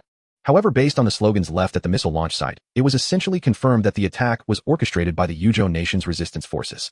The Great Bear Nation's insatiable greed for land had unsurprisingly turned back to bite them, casting a long shadow over humanity's asteroid interception mission. On October 30th, the kinetic impactor Wutsai stone achieved the second cosmic velocity, breaking free from Earth's gravitational pull. Subsequently, the impactor activated its chemical thrusters to perform multiple phases of orbital adjustments, ensuring it would intercept Apophis along its trajectory. Global media began round-the-clock coverage of the operation. Experts from various fields conducted live analyses on television and the internet, elucidating the scientific principles and potential outcomes of the Nuwa Mends the Sky plan. On social media, people in the secondary evacuation zones shared either their hopes for the future or their fears of the unknown. The most discussed topic on international platforms was "Don't let Musk escape." Just today, the American aerospace company SpaceX launched multiple Starship rockets. These rockets carried Mars colonization spacecraft and vast supplies. The company's spokesperson announced that the spacecraft would transport 7 astronauts to Mars in 9 months. Subsequently, a permanent base named Mars Base Alpha would be established on Mars. The sudden launch of Mars rockets at this critical juncture clearly carried undertones of escape. Although Musk's social media accounts were still being updated, insiders revealed that he had most likely boarded the Mars spacecraft. In the first-level evacuation zones of the Silk Nation, most residents had entered official shelters. The relocation of supplies was still ongoing, while vital facilities that could not be moved were reinforced and sealed on-site, awaiting reactivation during post-disaster reconstruction. However, in some remote areas, a small number of individuals refused to evacuate for various reasons. They seemed to believe that their luck and abilities would see them through the disaster. Compared to the possibility of death, they valued their current freedom more. Among these people were also doomsday preppers like Shen Cun, who owned private shelters. Meanwhile, the mandatory evacuation zones had nearly degenerated into lawless territories. Since a failed interception would subject these areas to intense shockwaves and tsunamis, the authorities had completely withdrawn from the region. As the saying goes, imperial power does not extend to the countryside. In chaotic times, every grassroots becomes a king. Once the evacuation was complete, the red zones immediately turned into playgrounds for various heroes and social outcasts. There were conspiracy theorists who firmly believed the asteroid impact was a hoax and refused to evacuate. There were also doomsday cults that viewed the impact as divine, while leading their followers to stay behind for orgies awaiting ascension to heaven. Most were fugitives with criminal records evading capture. Some were even thrill-seekers who actively ventured in for excitement. Given the diverse composition of these groups, they had turned the red zones into a real-life battle royale. Many countries had descended into similar chaos, with governments collapsing and society growing increasingly disordered. At this moment, the asteroid Apophis was hurtling toward Earth at a speed of 1.0 kilometers per hour. Its image grew increasingly clear across various observation instruments. The latest detection results revealed that the asteroid was irregularly shaped, resembling a fat peanut. 500 meters at its longest and 320 meters at its shortest, significantly larger than earlier predictions. The asteroid's surface was pockmarked with a massive impact crater that had formed recently, possibly one of the reasons it had suddenly veered toward Earth. Spectral analysis of reflected light indicated that Apophis was primarily composed of a nickel-iron metal mixture and silicate rock, with metal content exceeding rock. This caused its material density to far exceed initial estimates. Scientists revised the original estimated mass of 4 million tons to a range of 21 million to 40 million tons. This meant that the kinetic impactor's final effectiveness might be significantly compromised, and the consequences of an impact on Earth would need to be reassessed.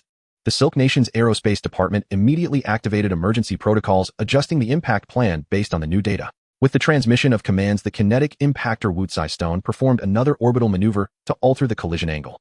However, this unforeseen adjustment increased fuel consumption, causing the final impact velocity to drop to 2.0 km per hour. In the early hours of November 3rd, Eastern Hemisphere time, at a distance of 2 million kilometers from Earth, Wutsai Stone approached the asteroid Apophis. After a final adjustment of the impactor's attitude, the Silk Nation's aerospace technicians issued the final impact command. In a vacuum, the speed of light is approximately 3.0 kilometers per second. At a distance of 2 million kilometers, the communication delay reached about 7 seconds. Accounting for round-trip communication, the total delay approached 14 seconds. Therefore, during the final phase, the impactor would rely on its onboard computer for autonomous navigation and collision with the predetermined target.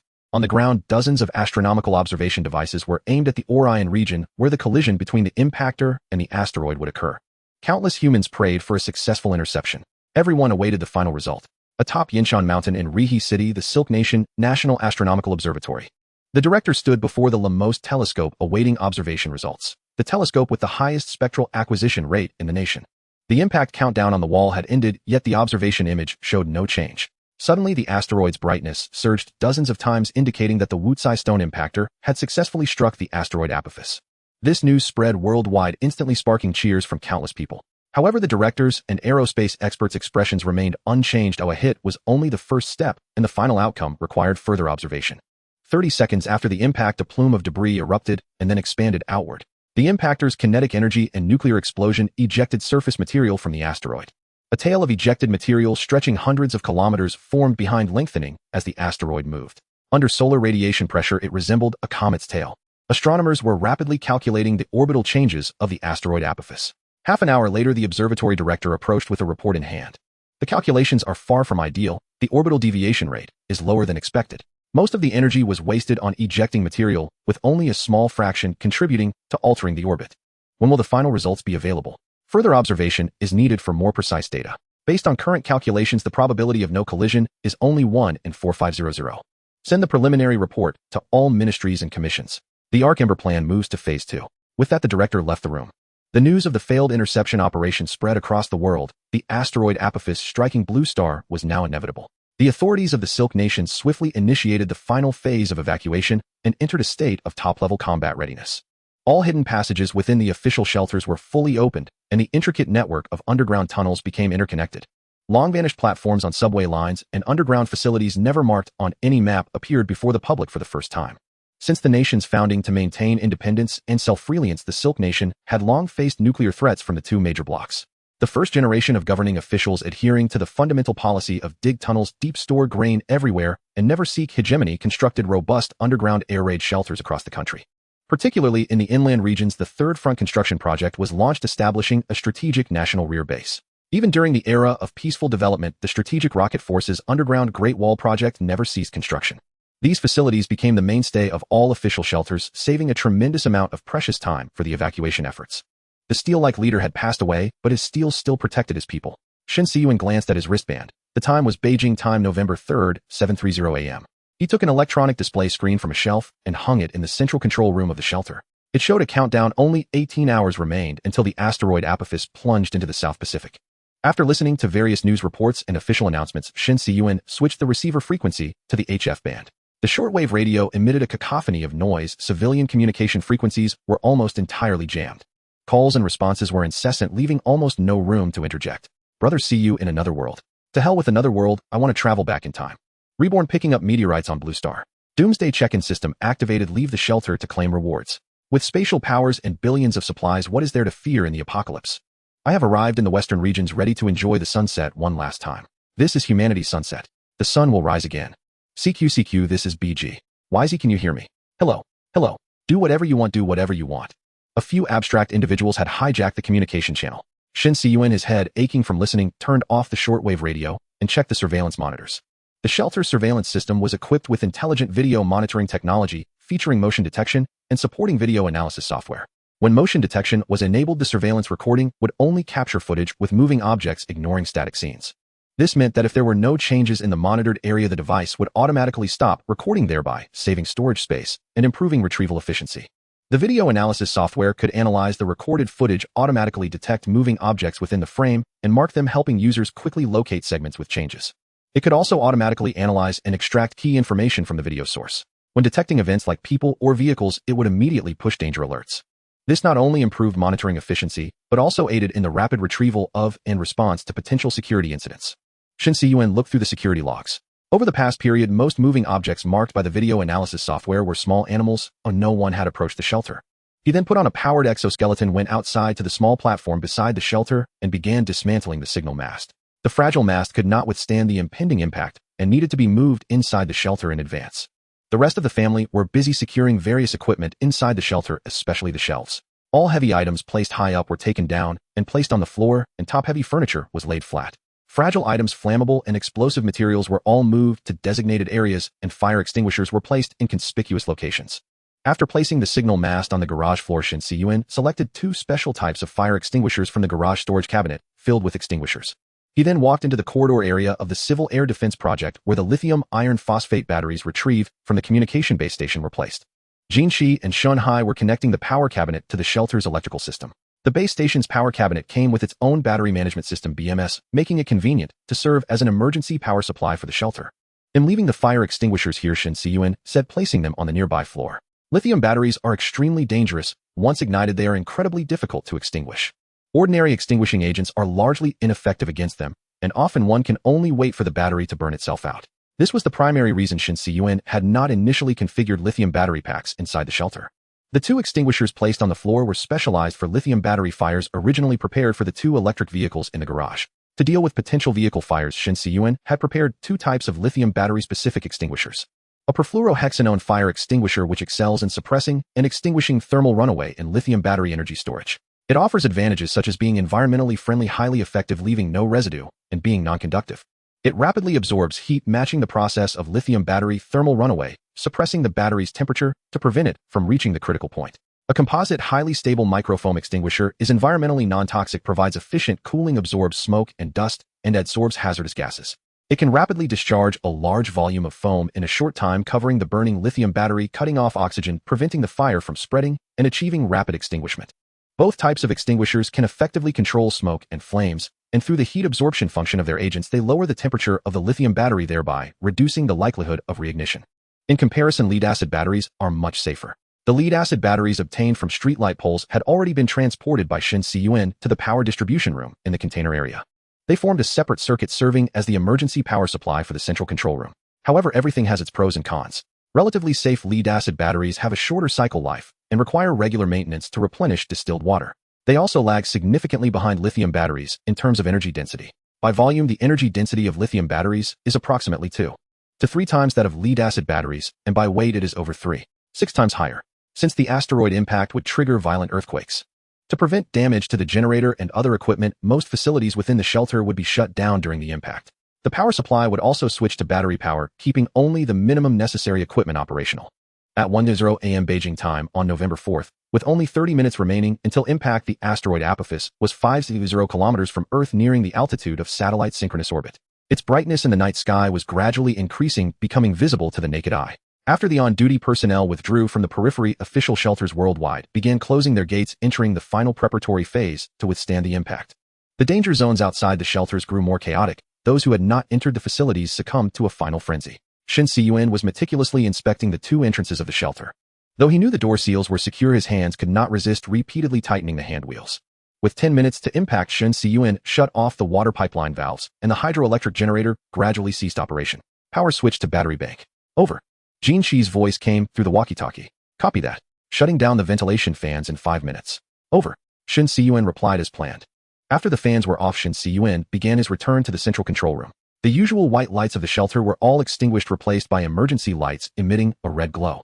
There was a scientific reason for choosing red light for emergency illumination. In darkness, the human eye requires time to adapt to low-light environments, and red light does not impair night vision. Thus, when transitioning from emergency lighting to complete darkness, the human eye can adapt more quickly. Furthermore, red light does not cause glare like white light, reducing visual interference during emergency lighting and helping the eye perceive the surroundings more clearly. Red light has a longer wavelength and stronger penetration. Under low light conditions, the human eye's sensitivity to red light is relatively high. Therefore, even in very dim light, the human eye can see red light well enough to provide guidance. In smoke or dust, red light also travels farther, which is particularly crucial during fires or other emergencies. Back in the central control room, his family were all seated staring tensely at the surveillance monitors. On the screens under the infrared surveillance cameras, the area outside the shelter was utterly still with no sign of wind stirring the trees. 6 hard hats lay on the table. Shenmu wore a child's full-face electric scooter helmet and was making incomprehensible gestures as if role-playing some anime character. Don't be scared. There's still time, Shen Cun said, scooping up his son. But impact is less than 5 minutes away, Yangfen replied. Point Nemo is over 1,000 kilometers from us. The fastest waves from the earthquake will take about half an hour to reach us. The shockwave travels at near sonic speed and will take 8 hours. The first tsunami will probably arrive around then too. Then why did our plan call for shutting down the generator so early? Jean Lin asked, puzzled. Safety first, leave some buffer time. Besides, no one can guarantee exactly where the asteroid will land. If the impact point turns out to be closed, we'd be in trouble. Shen Cun put his son down and removed his helmet. Exactly. Some scientists on the news said Apophis might be torn apart by Earth's gravity into several fragments before impact. It's wise to be prepared. Shenhai stood up and walked towards the smoking room. Which do you think is more destructive, a single intact asteroid impact or one that breaks into multiple pieces? Jin Shi asked. A single intact impact would release energy in a concentrated area, causing more intense earthquakes and tsunamis and potentially ejecting more dust and debris. A fragmented one would create multiple craters with shock waves interacting and expanding the affected area. It's hard to say which is worse. As he spoke, the countdown timer reached 0 and began counting forward. Shen Cun planned to calculate the distance to the impact point based on the timer when the seismic waves arrived. He noticed that on several surveillance screens showing the sky, the brightness was gradually rising. The clouds became increasingly distinct. The impact 10,000 kilometers away had already occurred. Jean Lin suggested playing cards to pass the time before the seismic waves arrived. However, everyone was too stressed to play. They simply sat in silence waiting.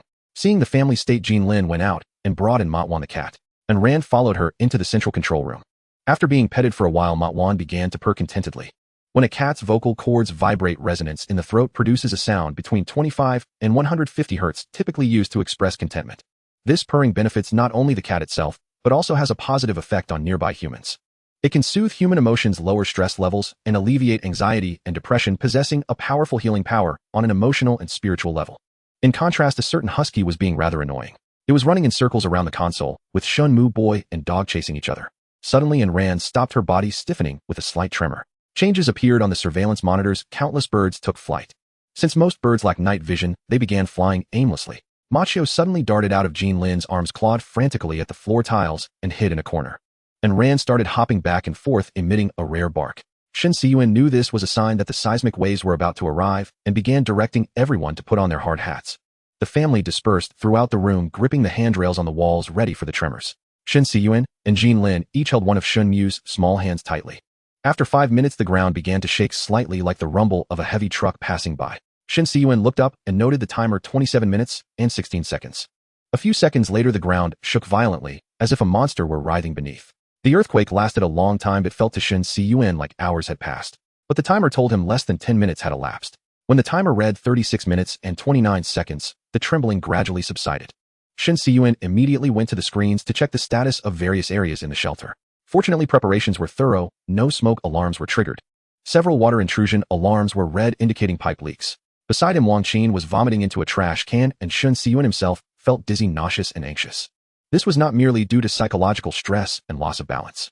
During an earthquake, the fracturing of crustal rock layers and surface undulations generate infrasound waves. Since the shelter was within a mountain, the infrasound from the mountain's shaking was particularly intense. Infrasound waves have long wavelengths and frequencies below 20 Hz. They can easily bypass obstacles, so even wearing earplugs in advance is ineffective. The central control room was located at the shelter's core, surrounded by thick soundproofing materials, yet even this could not fully block the harmful effects of infrasound. The surveillance images from outside the shelter became blurred. A massive cloud of dust enveloped the entire mountaintop. Shen Cun knew this was only the first wave. The great catastrophe had just begun. Before he could catch his breath, a more violent tremor ensued, accompanied by the grating sound of rock scraping against rock, a noise that set one's teeth on edge. The shear waves are here. Hold on to the handrails. Shen Cun shouted. Seismic waves are primarily categorized into two types: primary waves, waves, and secondary waves, waves. Within the crust of the blue star, waves travel at approximately 5 to 7 kilometers per second, while swaves travel at roughly 3 to 4 kilometers per second. Those slower swaves possess far greater destructive power than waves. The amplitude dispersion of swaves is more pronounced, wreaking havoc on the surface. They also tend to induce lateral oscillations in buildings, rendering them more susceptible to damage. In the container area of the shelter, numerous spring damper shock absorbers had been installed at the base during initial construction. When an external force acts upon a container, the springs deform, first absorbing a portion of the energy. Subsequently, this energy is transmitted through the dampers to other components. The viscous fluid sealed within the dampers generates resistance during damping, consuming vibrational energy through the fluid's internal viscosity and hindering motion. This process converts vibrational energy into thermal energy, achieving a shock-absorbing effect. Even so, the shaking within the shelter remained intense, making it impossible to imagine the chaos unfolding outside. Suddenly, Shen Cun felt a pressure building in his eardrums and chest. The air pressure was shifting, and he found it increasingly difficult to breathe. The expressions of his family around him were fraught with agony. A Wang Qin sat on the ground on the verge of fainting. A severe resonance phenomenon had emerged within the shelter. The resonance of the mountain cavity amplified the potency of the infrasound waves, subjecting everyone present to an immense discomfort. Shen Cun could faintly hear a rumbling sound, as if a landslide were occurring nearby. After more than 10 minutes, the earthquake gradually subsided. Has it stopped? Jean Lin, her face pale, was the first to speak. There should be a few more tremors. An asteroid striking the blue star is akin to striking a bell. The seismic waves will reverberate within the planet multiple times. The worst-case scenario could trigger a chain reaction. Shen Cun sat on the ground, patting Shen Yu's back to comfort his trembling son. A chain reaction. Large-scale volcanic eruptions and megaquakes. Don't worry about that now. I'll prepare for the impending shockwaves. Shen Cun called out to Shun Hai, who could still move, and they began to tidy up the chaotic central control room. After settling the other family members, he donned a headlamp and headed to several leak points. After some effort, he found the maintenance toolbox in the processing area. The once orderly processing area was now nearly impossible to navigate. To brace for the earthquake, everything that had been hanging on the walls was laid flat on the ground. In the aquaculture area, the floor was covered in puddles. The freshwater fish tanks had sloshed some water out due to the violent shaking. Under the dim red light, bubbles rising from the tanks indicated that the oxygen pumps were still functioning normally. After a quick cleanup of the standing water, Shen Cun pressed on. He opened the blast door and entered the maintenance corridor. Outside the containers, a thick layer of dust had settled within the cave. Under the beam of his headlamp, the suspended particles became starkly visible. Shen Cun quickly retreated and retrieved a gas mask from the protective equipment room. Returning to the maintenance corridor, he inspected the surroundings. The cave walls showed no cracks. A visual inspection revealed only minor surface flaking, all caught by the anti-fall netting. The shelter had successfully withstood the first wave of the earthquake's impact.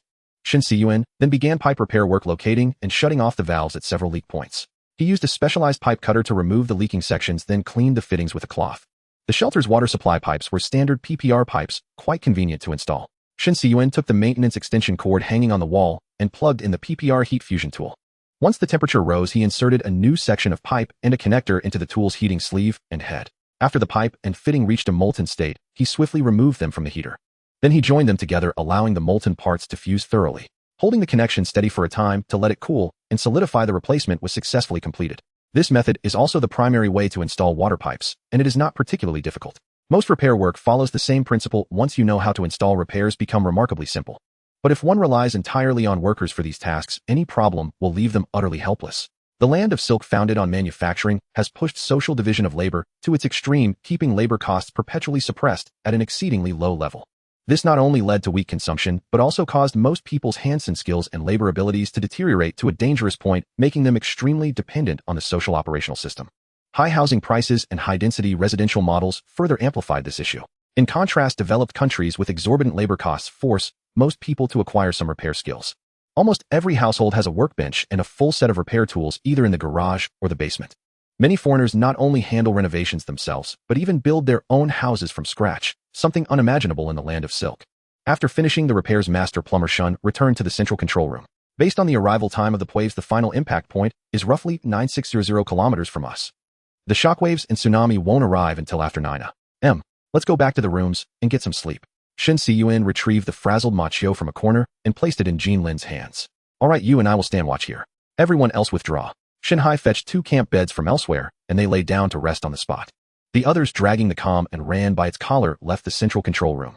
Due to the violent earthquake, both father and son were now experiencing some neurological dysfunction. Despite feeling utterly exhausted, sleep was elusive. In the time that followed, aftershocks occurred intermittently, further disrupting their rest. They lay in a daze until morning, when Yangfen brought in 2 bowls of wontons and roused them. Shen Cun was both tired and hungry, yet had no appetite. He had to suppress the urge to retch and force himself to swallow the breakfast. Beside him, Shan Hai was in a similar state, devoid of any desire to eat. Lin Lin and the others can't eat much either. Could we be infected with the chimeric virus? Yang Fan asked worriedly. No, it's just the aftermath of the earthquake. The central nervous system has been stimulated, causing gastrointestinal dysfunction. It'll pass in a few days. Shen Cun reassured her. Shen Cun returned to the monitor screen. Through the outdoor surveillance, he could see that the distant mountains had undergone drastic changes. Many trees were snapped in half or uprooted entirely. Boulders tumbled down, leaving scars across the mountain slopes. Though it was already 9 in the morning, the light outside remained dim and dazzling fireballs streaked rapidly across the sky above. These were the glowing trails of debris from the impact re-entering the atmosphere at high altitude. Outside, it seemed to be raining heavily, but instead of melting upon hitting the ground, the droplets accumulated. Zooming in, Shen Cun realized these were not raindrops at all, but countless impact glass beads. When an asteroid strikes, molten rock and soil are flung into the air as superheated materials. These materials cooled and solidified rapidly at high altitudes, turning into glassy spheres that fell back to the ground. This meant the shockwave was nearly upon the shelter. Sure enough, a thunderous roar soon echoed, and the mountain shook once more. Even gripping the handrails, Shen Cun and Shan Hai felt a powerful force pressing them back. The monitor screen jolted violently. In the footage, boulders rolling down the mountain began tumbling again like billiard balls. The opposite peak was stripped bare in an instant, trees floating into the sky like dandelion fluff. The shelter nestled on the mountainside and surrounded by peaks was already in such a state. What happened in areas directly hit by the shockwave was beyond imagination. The sky turned a deep crimson and debris rained down like hail. Amidst intense air convection, a massive thunderstorm raged within the black clouds. Then black raindrops like mud began to fall outside, blurring the outdoor camera feed. Several hours later, feeling the tremors had ceased for a while, Shen Cun went to the power room and started the diesel generator. The hydroelectric system could not be used yet. It required a full inspection of the water pipes and generator before activation. Starting it prematurely risked damaging the turbine unit. With power restored, Shen Cun flipped several switches. The red emergency lights went out, white lights came on, and the shelter reverted to normal lighting mode. Then the fans restarted and the vents, which had been still for a day, began to release fresh air again. Despite multiple layers of air purification, Shen Cun could still detect a faint odor reminiscent of gunpowder in the air. The incoming air was quite hot, as if the vents were blowing warm air. Shen Cun had to turn on the air conditioning to cool the room. After finishing all this, Shen Cun checked the internal surveillance feeds. Scanning around, he noticed a chicken in the breeding area that seemed to have stopped moving. He immediately went to the breeding area to investigate. The chickens in the cages appeared listless. The earthquake and shockwave had clearly taken a toll on them as well. One hen had already closed its eyes, lying on its side in the cage. To determine the cause of death, Shen Cun lifted it onto the work table. Upon dissecting the dead hen, he found 2 broken eggs inside. Clearly it had died from dystocia and last night's infrasound attack. The dead chicken could not be bled, so its meat would be coarse and heavily gamey. Consuming it could pose health risks like food poisoning, so Shen Cun decided not to eat it himself. He quickly processed the dead chicken, chopping the organs and mixing them with feathers and feet, then threw everything into the insect-rearing box, which was densely crawling with mealworms. Mealworms, scientifically known as Tenebrio molitor larvae, are widely used as animal feed due to their high protein content. Their life cycle spans about 4 months, undergoing complete metamorphosis through egg, larva, pupa, and adult stages. During the larval stage, mealworms eat almost anything, serving as decomposers in the shelter. Chicken manure, fish waste, food scraps, carrion, rotten vegetables, and fruits. Any organic matter can be fed to them. Once grown, mealworms become high-quality feed for chickens and fish. For those without insect allergies, humans can also eat mealworms directly. Crispy, with a chicken-like flavor, rich in protein, fat, and various vitamins, they are a good option for those needing nutrition in the post-apocalyptic era. As for the remaining chicken meat, Shen Cun used a meat grinder to mix it with aquatic plants, then rolled the mixture into balls and placed them into the freshwater fish tank. Pellet-shaped feed is more stable than powder, less likely to disperse, giving fish more time to feed. It also makes it easier to control the feeding amount, reducing waste and helping prevent water pollution. The tilapia were in good spirits.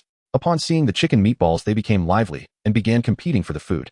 Today they were feasting. Usually Shen Cun fed them chicken manure pellets made from a powdered mix of chicken manure, mealworms, and aquatic plants. While the fish gathered at the feeding spot, Shen Cun took the opportunity to harvest some aquatic plants. The plants growing at the bottom of the freshwater fish tank were mainly submerged species like Vallisneria and Brazilian Elodia, forming part of the ecological cycle. They absorbed excess nutrients from the water, controlling ammonia, nitrogen, and nitrite levels to maintain water quality balance. Then Shen Cun placed the remaining eggshells and chicken bones into the specialized dryer in the breeding area. If chickens lack calcium, they develop soft bone disease, leading to soft-shelled or thin-shelled eggs. He certainly would not waste these valuable calcium sources. After drying, he would grind them into powder with a crusher and mix it into the feed to supplement the chicken's calcium. The feed for these chickens was all custom-made by Shen Cun, primarily composed of rice bran and wheat bran from dehulling. Supplemented with aquatic plants, vegetables, salt, calcium powder, and mealworms, it was both flavorful and nutritionally comprehensive. Just as Shen Cun was about to wash his hands after finishing his work, a faint sound came from the incubator. Gently lifting its lid, a warm, humid air rushed out. To his delight, several fluffy chicks had already hatched. Their bodies were damp and their eyes were still closed, but they were already wobbling around inside the box. Shen Cun immediately transferred them to the brooder box and turned on the heat lamp. In the first few days after hatching, chicks need a warm environment. The temperature needed to be kept around 35 degrees for the first week, then lowered by about 3 degrees each week until it approached room temperature. Next, Shen Cun placed a filled feeder and waterer inside. The arrival of new life alleviated the shadow of the disaster, bringing more vitality to the shelter. The world outside was no different. Though in chaos, now given time, life would always find its own way. On the morning of November 5th, the day after the asteroid struck Blue Star, Shen Cun jolted awake from a harrowing nightmare, his forehead beaded with fine sweat and his heart pounding like a drum within his chest.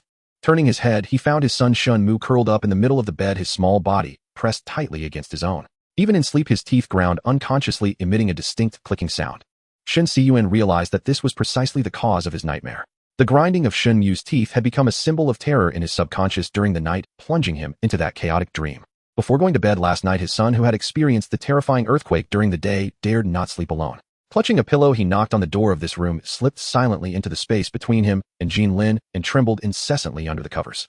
It took him and Jean Lin a long time, taking turns soothing him before Shen Mu finally fell asleep. Shen Cun let out a soft sigh, a complex surge of emotions welling up within him. On one hand, he felt a touch of concern for his son's state. Children who are emotionally tense or anxious are more prone to teeth grinding. The disaster's impact from yesterday must have left a profound shadow on his childhood. On the other hand, he also felt a trace of warmth. In this world ravaged by calamities, his family could still remain safe within their private shelter. Moreover, their standard of living had not suffered a severe decline, largely maintaining its pre-disaster level. This sense of security and contentment was beyond words. Shen Cun gently stroked Shen Mu's forehead, trying to soothe his son's unease with a tender touch. As if sensing his father's presence in his sleep, Shen Mu's grinding gradually subsided, replaced by the calm sound of breathing. He then carefully rose from the bed, avoiding disturbing his sleeping wife and child. Tiptoeing, he closed the door softly, entered the bathroom, and took a shower to dispel the lingering dread of the nightmare. After changing clothes, he silently vowed within his heart, no matter how difficult the future, he would guard this home and protect those he loved. The time on his phone showed it was now 7:30 a.m., and there had been no warning alerts during the night. This was likely the safest period around the shelter. The violent earthquakes and shockwaves had swept everything clean on the surface. After such a terrifying global catastrophe, there would be no signs of human activity outside for a short while. In the apocalyptic era, strangers were far more terrifying than natural disasters. As long as no one came knocking, there was nothing to worry about. With the sound of Shen Cun's footsteps, motion sensor lights illuminated one by one, guiding him to the recreation area. The sky lamp in the recreation area had already lit up automatically according to the schedule. The artificially simulated fake blue sky was likely far more pleasing to the eye than the real sky outside at this moment. Arriving at the central control room, Shen Cun observed the surveillance screens. He was the first to wake up. His parents were old, and enduring yesterday's ordeal would likely take them a long time to recover. Outside the shelter, a heavy rain was falling, not letting up since yesterday. When an asteroid strikes a planet, it releases immense energy. This energy rapidly heated and vaporized the seawater and rocks in the impact zone, forming massive amounts of water vapor. If it triggered an eruption of underground magma, the water vapor content in the atmosphere would increase further. The high temperatures from the impact also prompted chemical reactions between water vapor and other gases in the atmosphere, such as oxygen and nitrogen, generating new compounds that further altered the composition of the atmosphere. These compounds became countless cloud condensation nuclei, or ice nuclei, forming cloud layers over 10 kilometers thick. Compounded by the dust and debris from the impact blocking sunlight, the surface temperature of Blue Star dropped, leading to prolonged torrential rain. This impact event not only left an indelible mark on the geological level, but would also profoundly alter Blue Star's atmospheric circulation and ocean current systems. With sunlight blocked, photosynthesis and surface plants would nearly cease. This would lead to massive die-offs of plants and algae, severely damaging the ecosystem and biodiversity. Although the shelter was at a high altitude and mountains blocked the direct impact of tsunamis, the coastal plains were entirely different. They must now be completely submerged in seawater. This seawater contained high concentrations of salt. Once the seawater receded, the salt would remain in the soil, increasing its salinity, leading to soil compaction and salinization. During post-disaster reconstruction, large amounts of fresh water would be needed to flush the soil. To reduce salt content, or salt-tolerant plants could be cultivated to help improve soil structure. Whichever soil improvement technique was adopted, it would consume significant time, manpower, and resources. Inland areas untouched by tsunamis would also face severe land contamination. The rocks and dust ejected into the atmosphere contained sulfur and other chemicals. When they reacted with atmospheric water vapor, they formed sulfuric acid and other acidic substances leading to acid rain. Acidified soil accelerated the weathering of primary and secondary minerals containing aluminum, releasing large amounts of aluminum ions. This formed aluminum compounds absorbable by plants, causing poisoning and even death. Acidic substances in rain also reacted with soil nutrients such as potassium, sodium, calcium, and magnesium, leading to their depletion. Prolonged acid rain would cause substantial loss of nutrients from the soil, resulting in severe nutrient deficiency and gradual impoverishment of the soil. For plants, acid rain would damage the waxy protective layer and epidermal tissue of leaves, directly harming growth and development and inhibiting seed germination. Acidification of river and lake water would similarly lead to the extinction of many acid-sensitive aquatic species, rendering lakes ecologically dysfunctional. Each of these factors was lethal to agricultural production. Shen Cun had already begun to ponder how survivors of this disaster would address the food supply shortage. Just then Jinshi walked in. "How are things outside now?" "It's been raining acid constantly. The spring water in the underground reservoir can't be used directly from now on." Shen Cun pointed to the numbers on the screen. The water quality detector placed in the natural cave passage showed that even after filtration through the mountain, the pH of the water flowing into the reservoir was still 3.7, far below the normal range of 5.6 to 5.7, exhibiting clear, strong acidity. Will the water supply inside the shelter be affected? No, there are still over 300 tons of fresh water in the storage tanks, enough for a while. So we'll just be depleting our reserves without replenishment, Jinshi joked. "It's time to start the wastewater treatment equipment." Shen Cun stood up and stretched. Arriving at the equipment area, Shen Cun and Jinshi opened the door of a shipping container. This was a set of mobile, containerized, integrated wastewater treatment equipment without any modifications. Originally designed in a container format for ease of transport and installation, it could be rapidly deployed across various sites, suitable for temporary or mobile wastewater treatment needs. Widely used for wastewater treatment and reuse in temporary settlements, scenic areas, oil fields, mines, and construction sites, it represented a highly mature domestic solution. Compared to traditional systems, this equipment was extremely compact, requiring only the space of a standard 40-foot container, ideal for sites with limited space. After Shen Cun switched the wastewater pipeline valve, the sewage began flowing into the equalization tank. The lifting pump within the tank detected the sewage and automatically started lifting it into the treatment equipment. The first device was a screen. Since wastewater often contained large amounts of debris, it was necessary to intercept larger solid particles outside the system to ensure normal operation. The second device was an anoxic tank designed to break down macromolecular substances into smaller, easily degradable ones and to achieve nitrogen removal through denitrification. The third was the core technology of the wastewater treatment system, the membrane bioreactor (MBR). MBR technology provided far superior solid-liquid separation compared to traditional sedimentation tanks, yielding high-quality effluent with suspended solids and turbidity near zero, making it directly reusable. The efficient interception of the membrane completely retained microorganisms within the bioreactor, achieving complete separation of hydraulic retention time and sludge retention time, allowing for flexible and stable operational control. It also combined the aeration tank and secondary sedimentation tank of traditional wastewater treatment into one, completely replacing all tertiary treatment processes, thereby reducing the footprint by more than half. It featured fully automatic operation, no need for personnel on duty, low sludge production, and easy maintenance. "Does this equipment require adding chemicals to the water?" Jinshi asked doubtfully. "No, the only manual tasks are disposing of the filtered sludge into the trash and replenishing the cleaning chemicals. The machine has a built-in chemical cleaning system that automatically cleans the MBR membrane once a week." After speaking, Shen Cun opened a bottle of sodium hypochlorite solution and poured it into the machine. "So simple. Can the membrane last forever?" "The replacement cycle for MBR membranes is about 5 years. We have several spare membrane sets, so it can last for 20 years without issue." "Can the purified water be used directly?" "There's one final disinfection treatment process, and then it's pumped into the storage tank. It goes through the same purification process as the mountain spring water we used before, and then it becomes domestic water." Nice. "So can this membrane purify acid rain?" "That's beyond its capability. It's designed only to handle conventional pollutants in wastewater. Treating the acidic substances in acid rain would require methods like chemical precipitation or ion exchange." Shen Cun laughed. Before leaving, Shen Cun also turned on the fan and ultraviolet light inside the container. After the wastewater treatment and recovery system started, the smell here would begin to become a bit peculiar. Arriving at the dining hall, Yang Fun had already prepared breakfast. She beckoned the two to sit down and eat. After breakfast, Shen Cun took a few rounds in the planting and breeding areas, finished some routine work, and concluded his morning tasks. Feeling a bit tired, he lay down on the sofa in the living area to rest. After thinking for a while, he pulled out a smart AR glasses from under the TV cabinet and plugged the connecting cable into the smart terminal. After activating the electrochromic adjustment function, the lenses began to darken, making the glasses look like they had suddenly turned into sunglasses. The 400 nit brightness image instantly became much brighter. The 55-inch micro-OLED displays worn in front of the eyes provided an equivalent super-large screen experience of 120 inches. With 4K resolution and a 120Hz refresh rate, the viewing experience was exceptionally clear. Shen Cun operated the smart terminal to connect to the NAS, then selected a classic film by Quentin to watch. The dual speakers on the temples of the glasses began to sound. The shelter was not equipped with a media room. This was not due to a lack of space, but because Shen Cun had abandoned the idea during the initial design.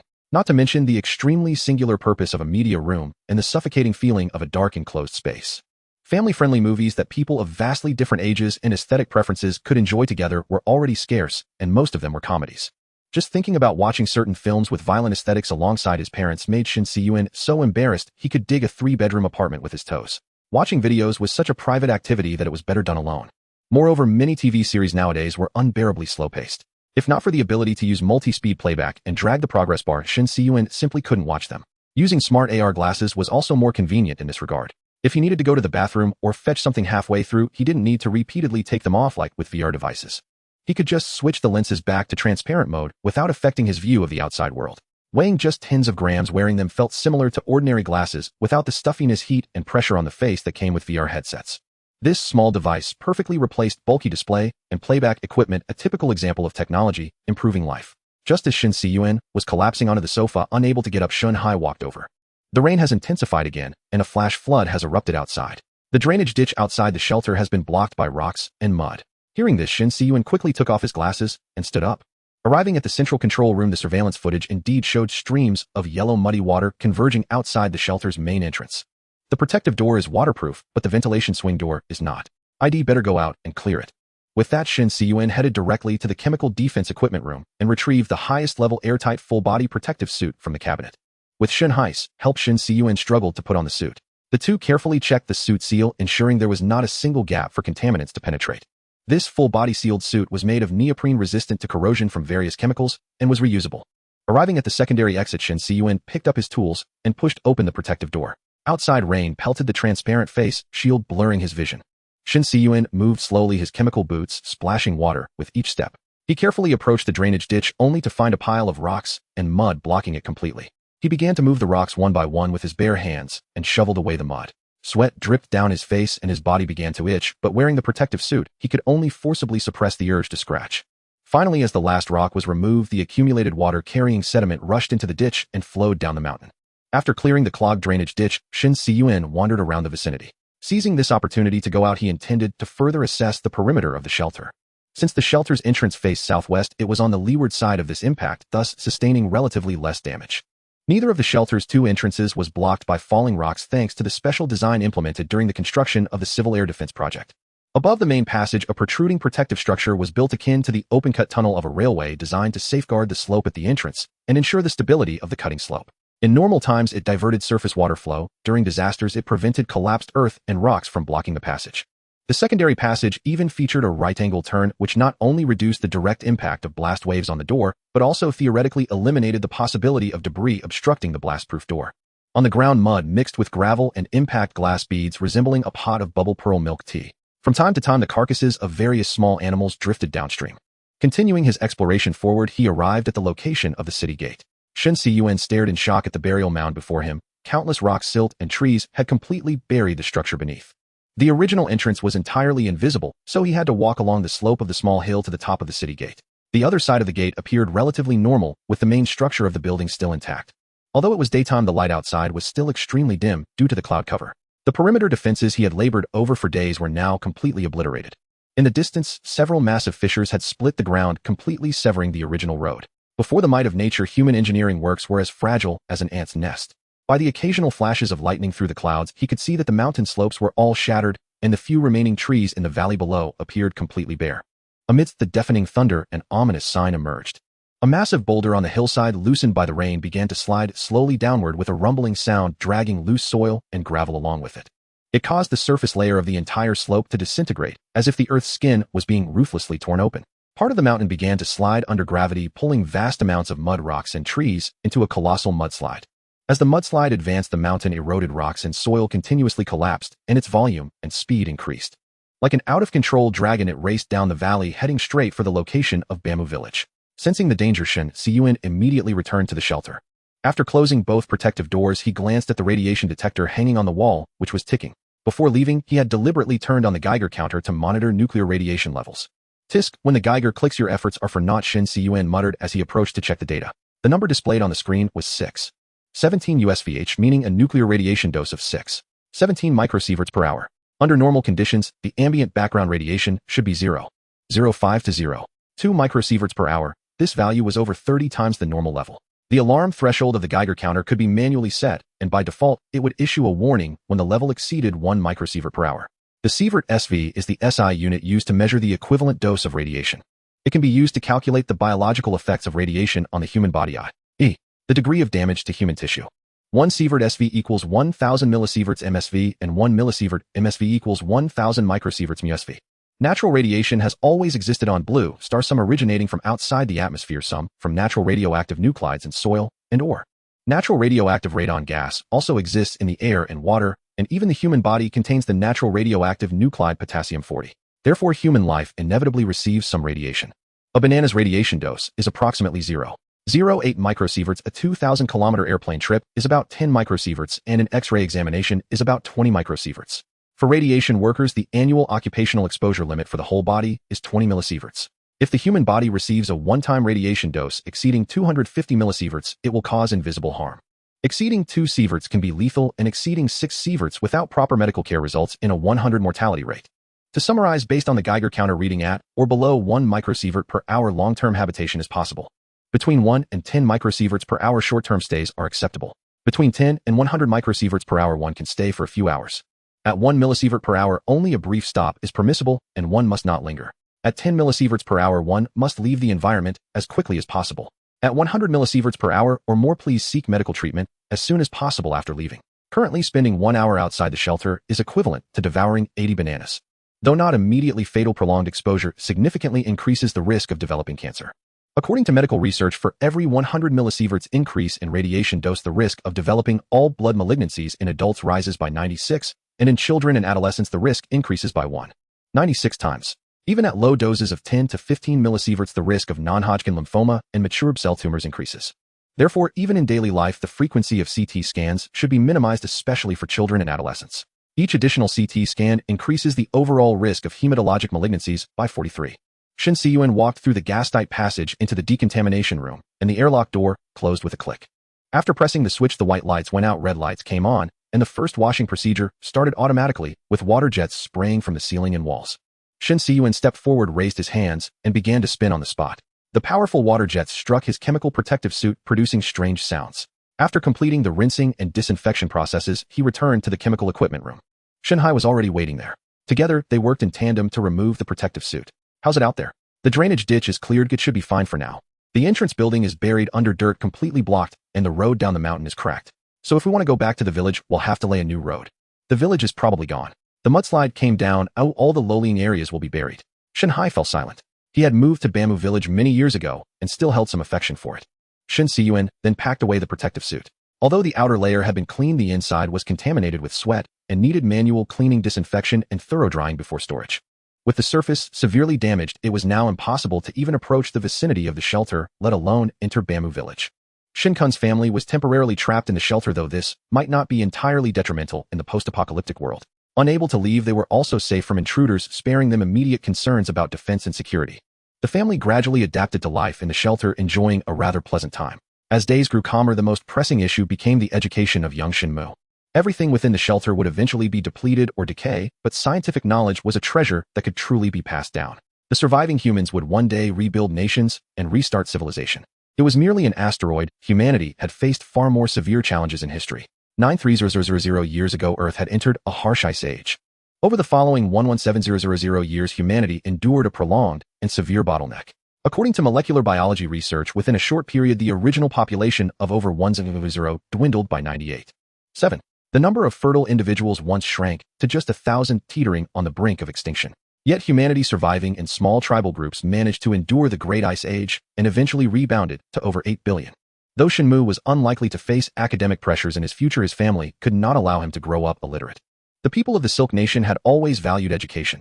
Even in the post-apocalyptic era, knowledge could still change one's fate.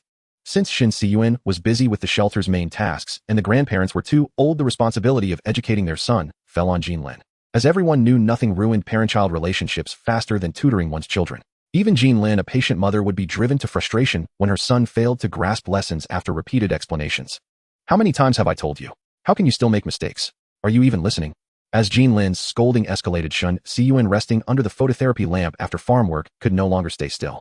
He sensed that the mother-son bond was on the verge of breaking and knew he had to intervene. Hey, stop. Take a break from the lesson. Shen Cun clapped his hands as he approached. Shenmu, relieved, stuck out his tongue and ran off. Don't go elsewhere or play under the phototherapy lamp. Shen Cun called after his son. Got it. Shenmu grabbed his unfinished Lego blocks and ran beneath the phototherapy lamp. The intensity of outdoor light is closely linked to myopia. Increasing outdoor activity, especially under high light intensity, plays a positive role in preventing and controlling nearsightedness. Studies found that adding 20 minutes of outdoor activity daily could reduce myopia incidence by 4.8. Over 11 hours of outdoor activity per week provided significant protective effects against nearsightedness. Thus, the most effective way to prevent a child from becoming nearsighted was to increase outdoor time and expose them to strong light stimulation. Since they were trapped in the shelter, Shen Cun forced his son to stay under the phototherapy lamp for a set duration each day. It was better to have poor grades than to suffer from myopia. If you spoil him like this, he'll never develop study habits, Jean Lin said resentfully. Don't rush, he's still young. Take a break and let me pitch in. With that, Shen Cun picked up the textbooks and studied them. He consulted the book. Its content was illogical, each page crookedly inscribed with the words, quality education. He couldn't make sense of it no matter how he read. After scrutinizing it carefully, he discerned 3 words hidden between the lines: anti-self-study. What crappy textbooks. Fragmented knowledge, incoherent sentences, more nonsense than substance. Is this what schools use to mislead students? Exactly. What's taught in the book has nothing to do with what's tested in exercises. I have to teach him slowly based on the problems. Oh, my aching back. Jean Lin groaned in pain. Shen Cun put down the Chinese book and picked up the math one. Good grief, a math textbook without a single formula. Just pictures and thought-provoking content. Are they trying to cultivate an Euler or a Gauss? Reinvent centuries-old mathematical theorems? Right, our childhood textbooks weren't like this, Jean Lin realized. These books were definitely tampered with on purpose. Throw them away, you'll find old textbooks on my computer. Shen Cun turned on his computer connected to the NES and began searching the database. When he was a student, exams sometimes went beyond the syllabus. But it was never like this, where the textbook taught only the meaning, purpose, and thinking behind car repair, while the exercise book suddenly demanded assembling a car. Damn it, I thought my son was dumb. Turns out it's the textbook's fault. Instead of teaching proper knowledge, it's full of brain-teaser nonsense that tortures people and wastes time. Shen Cun dug out old textbooks from the 80s and 90s, Type A editions, and skimmed them on the screen. This is much better, clear systematic knowledge with explanatory notes. If you study diligently, you can teach yourself without a teacher.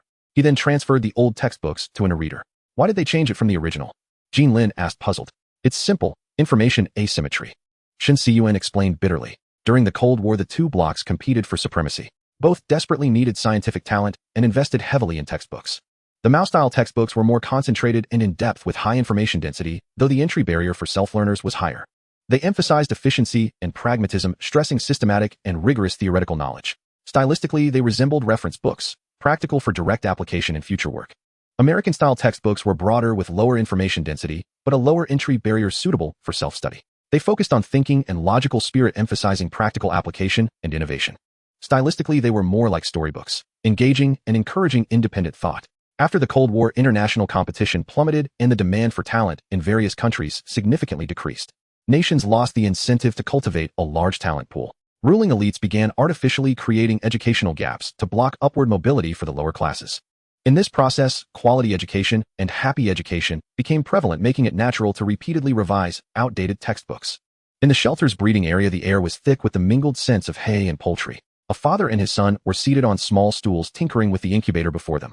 Shen Cun selected an egg from the pile and shone a flashlight beam onto one end of it. Son, look here.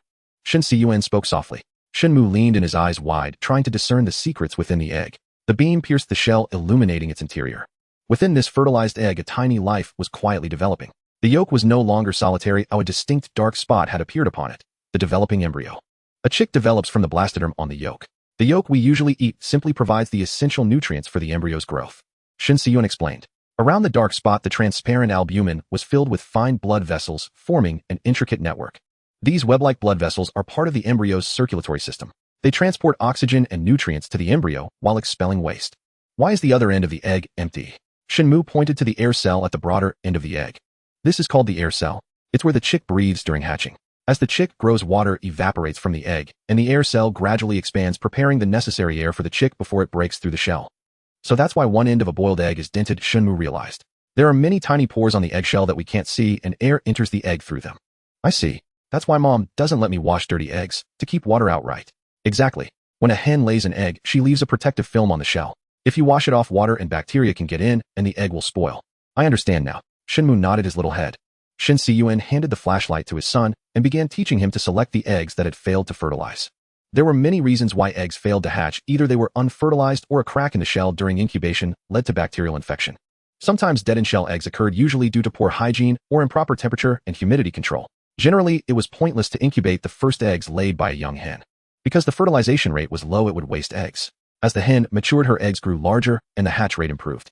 The optimal storage time for hatching eggs was only 7 days, 15 at most, with the best storage temperature at 15 degrees Celsius. The longer the eggs were stored, the lower the hatch rate. Storage conditions also had requirements. The eggs needed to be stored with the large end up in a place away from light. Also, the eggs must not be shaken vigorously, as this could turn them into bubbled eggs. This was why purchased hatching eggs needed to be left to rest for a while. Small bubbles would dissipate on their own after resting. If large bubbles appeared, it was not worth wasting time trying to incubate them. Before incubation, the egg surface also had to be disinfected, usually using chemical methods like potassium permanganate iodine solution or bleaching powder. To save on supplies, Shen Cun used ultraviolet disinfection. He used a 40-watt UV lamp positioned about 40 centimeters from the eggs and irradiated each side for 20 minutes to achieve thorough disinfection. After each batch of eggs hatched, the incubator also needed a thorough cleaning and disinfection. A temperature of around 38 degrees Celsius was already extremely conducive to bacterial growth.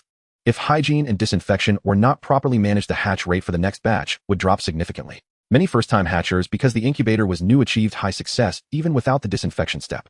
Then they would think the process was simple, neglect some details, and end up failing on their second attempt. The default temperature setting for an incubator from the factory was usually 38.5 degrees Celsius. There was often some deviation, requiring the user to experiment and adjust to find the optimal setting. Humidity was also crucial for incubation. It needed to be maintained at around 55% initially, then gradually increased to between 65 and 70% to help the chicks break out of their shells. The incubation period for chicken eggs was 21 days. If the temperature was too high, development sped up, leading to early hatching. Conversely, if hatching was late, it indicated the temperature was too low. The incubator should ideally maintain a constant temperature, with the optimum range being 37.5 to 37.8 degrees Celsius. Temperatures too high or too low would affect the hatch rate and the quality of the chicks. The incubator also needed good air circulation to ensure the embryos received enough oxygen and expelled carbon dioxide. In the early stages of incubation, the eggs needed to be turned regularly to prevent the embryo from sticking to the shell, usually every 2 to 4 hours.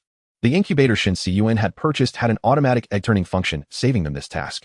During incubation, the first candling of the eggs was done 5 to 6 days after incubation began. The main purpose was to check the fertilization rate and the development of the embryos. Under the light, a normally developing embryo was faintly visible, floating upwards with the blood vessels on the yolk sac spreading outwards like a spider's web. Weak embryos had thin blood vessels and a small spread area. Infertile eggs were transparent inside with the faint shadow of the yolk visible. Dead embryos showed blood lines or blood rings, and sometimes small black spots stuck to the shell. Problem eggs had to be removed immediately to prevent contamination of the normal eggs nearby. After Shenmu finished his first selection, Shen Cun checked his work and then closed the incubator lid again. The father and son broke the selected eggs and fed them to the mealworms while the eggshells were cleaned and placed in a dryer. Then Shen Cun personally taught Shenmu how to make chicken feed, explaining the nutrients provided by each different ingredient. Soon Shenmu had refilled all the feeders and waterers in the chicken coop. After completing his practical work, he happily went to play with the first batch of hatched chicks. Compared to tedious textbook learning, he clearly preferred this kind of hands-on experience. What is learned from books is superficial after all. True understanding comes from personal practice.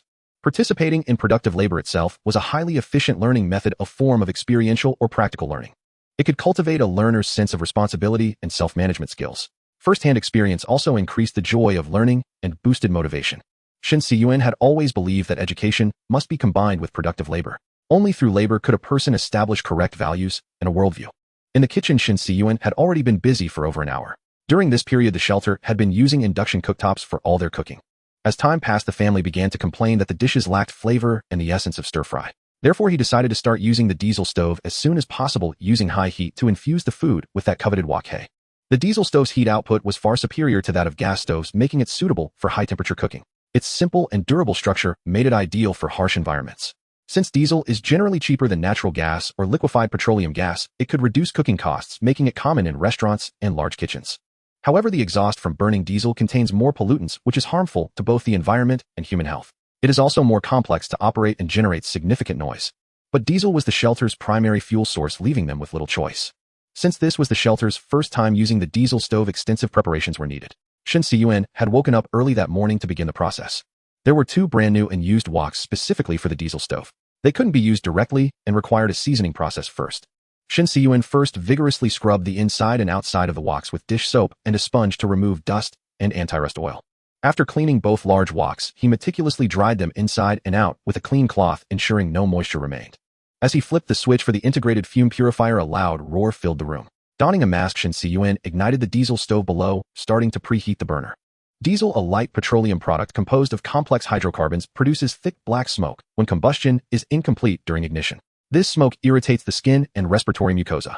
Long-term inhalation of diesel soot can lead to acute renal failure, and prolonged exposure in high-density environments increases cancer risk. Therefore, wearing a mask and ensuring proper ventilation were mandatory when using the diesel stove.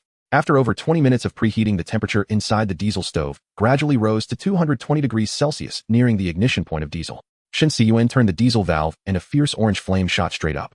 He adjusted the air damper again, reducing the flame to medium heat. He then placed the wok on the burner. As time passed, the wok began to dry slowly. After pouring in a small amount of vegetable oil, he used a spatula to move a paper towel around, gently wiping the entire wok. He then turned off the heat, used a cloth to remove the hot wok, washed it with clean water again, and dried it. After heating the wok a second time, Shen Cun reduced the heat to low and used a piece of fat to rub the entire surface in circular motions, ensuring an even distribution of oil to form a protective layer. As the wok's temperature increased, the oil coating began to decompose, forming a thin layer. The color of the wok's bottom also started to change, showing a bluish-gray luster. He turned off the heat and set the wok aside to cool naturally.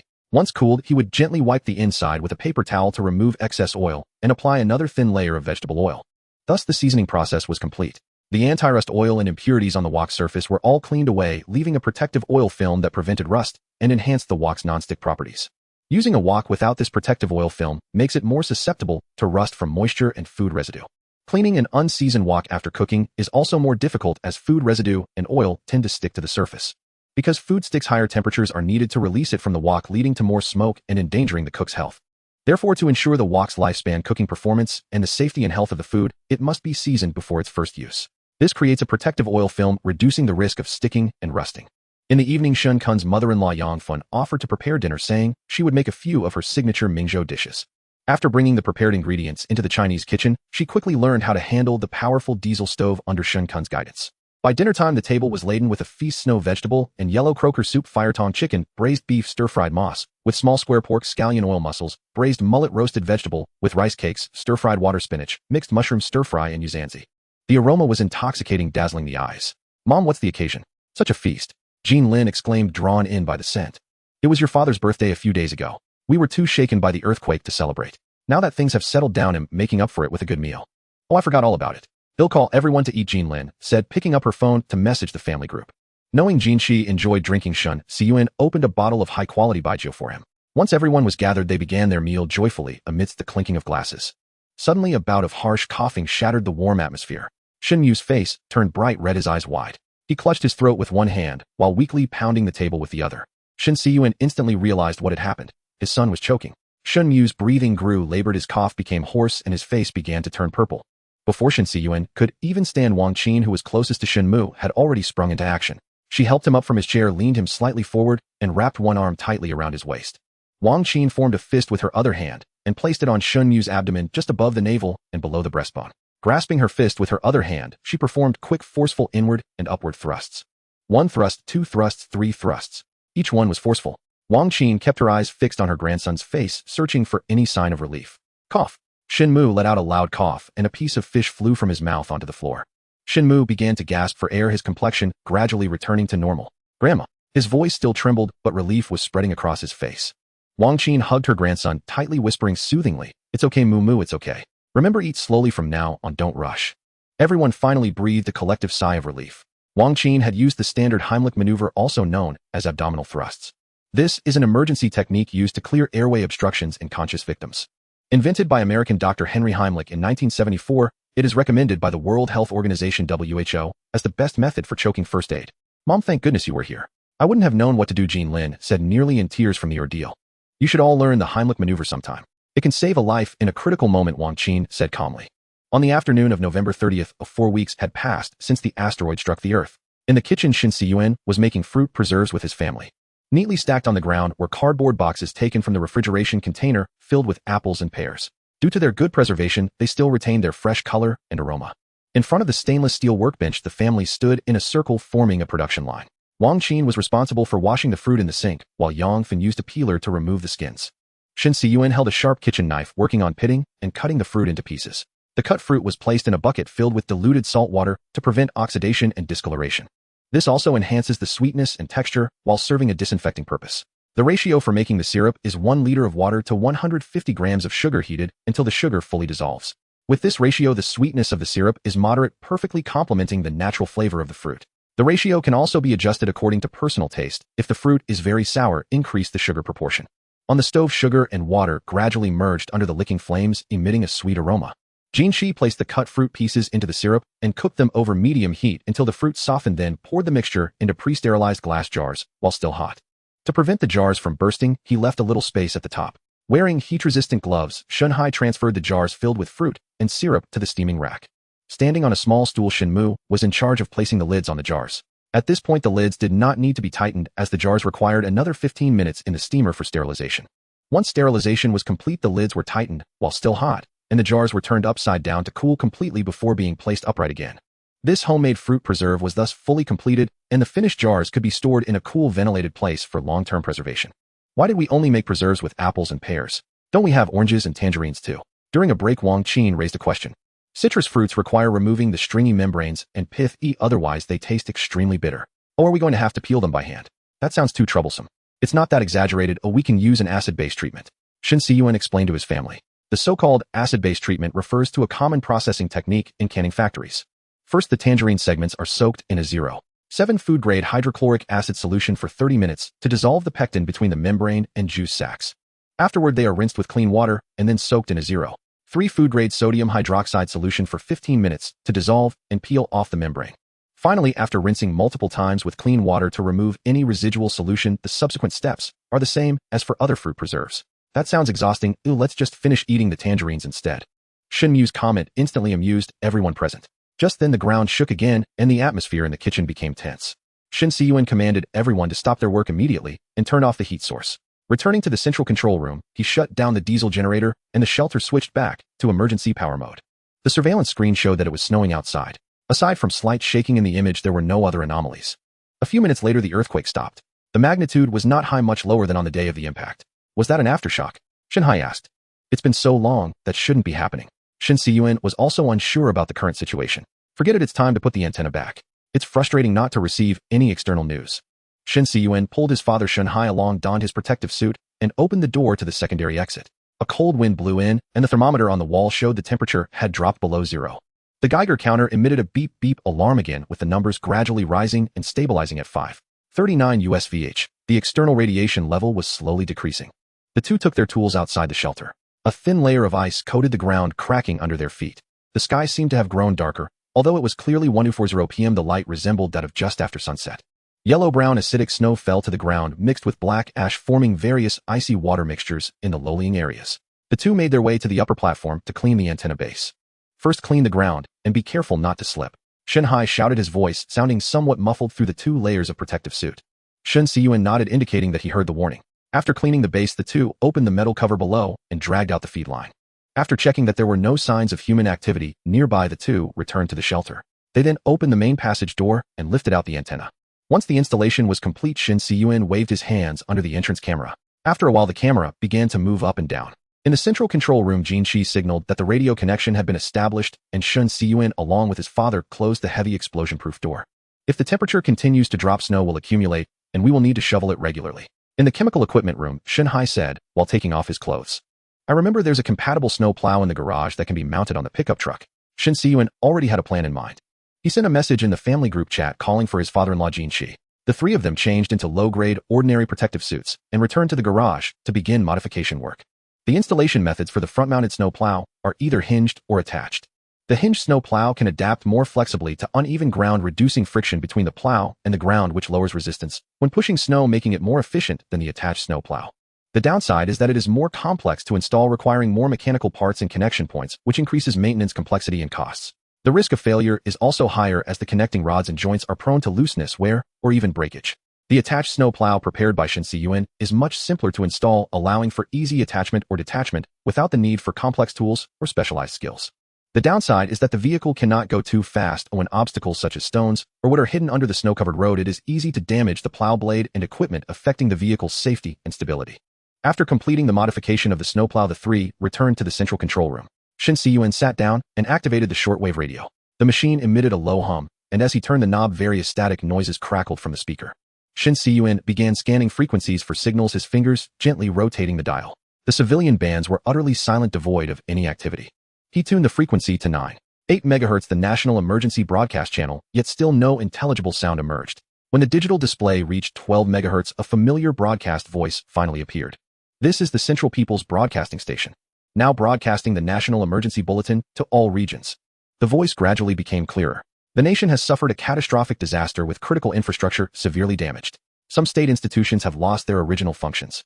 Congress has authorized a national mobilization calling upon the masses to launch self-rescue and mutual aid efforts. The official in charge has pointed out that all shelters must actively organize post-disaster reconstruction, uniting every possible force to form a unified front for rebuilding. Having received no news from the outside world for so long, everyone grew excited.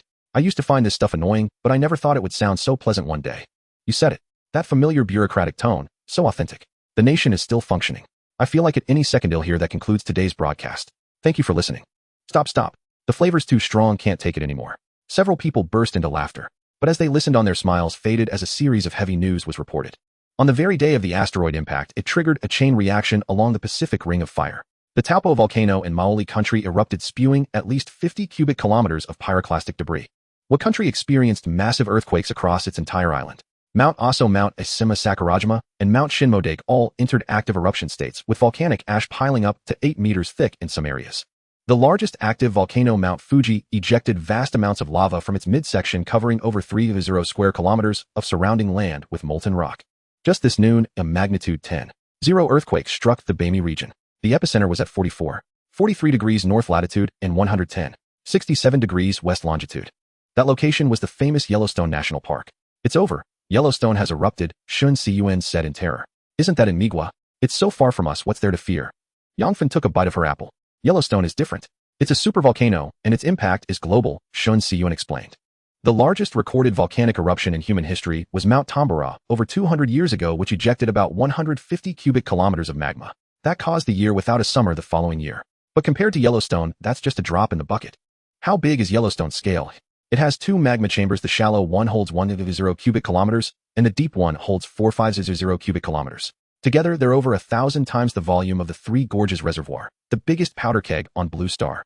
Maybe it's just an earthquake. Perhaps it hasn't erupted, Wang Qin offered reassuringly.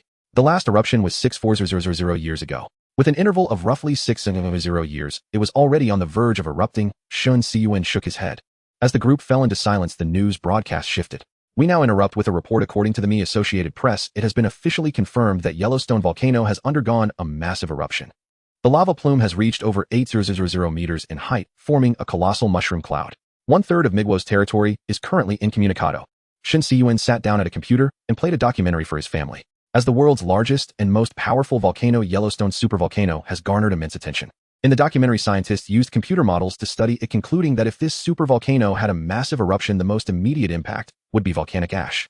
Vast quantities of ash would submerge 3/4 of Migwo's area, even spreading to New York in the east. No one within 100 kilometers would survive, with most dying from inhaling the ash.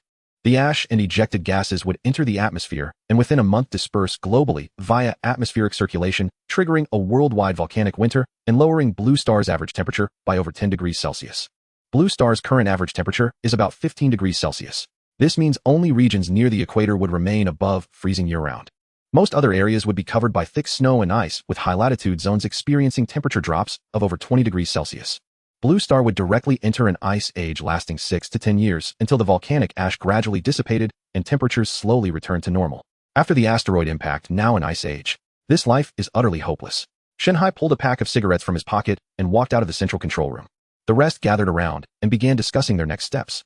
The average annual temperature in the Tianmu Mountain area is 14 degrees, a dropping by 0.6 degrees for every 100 meters of elevation gain.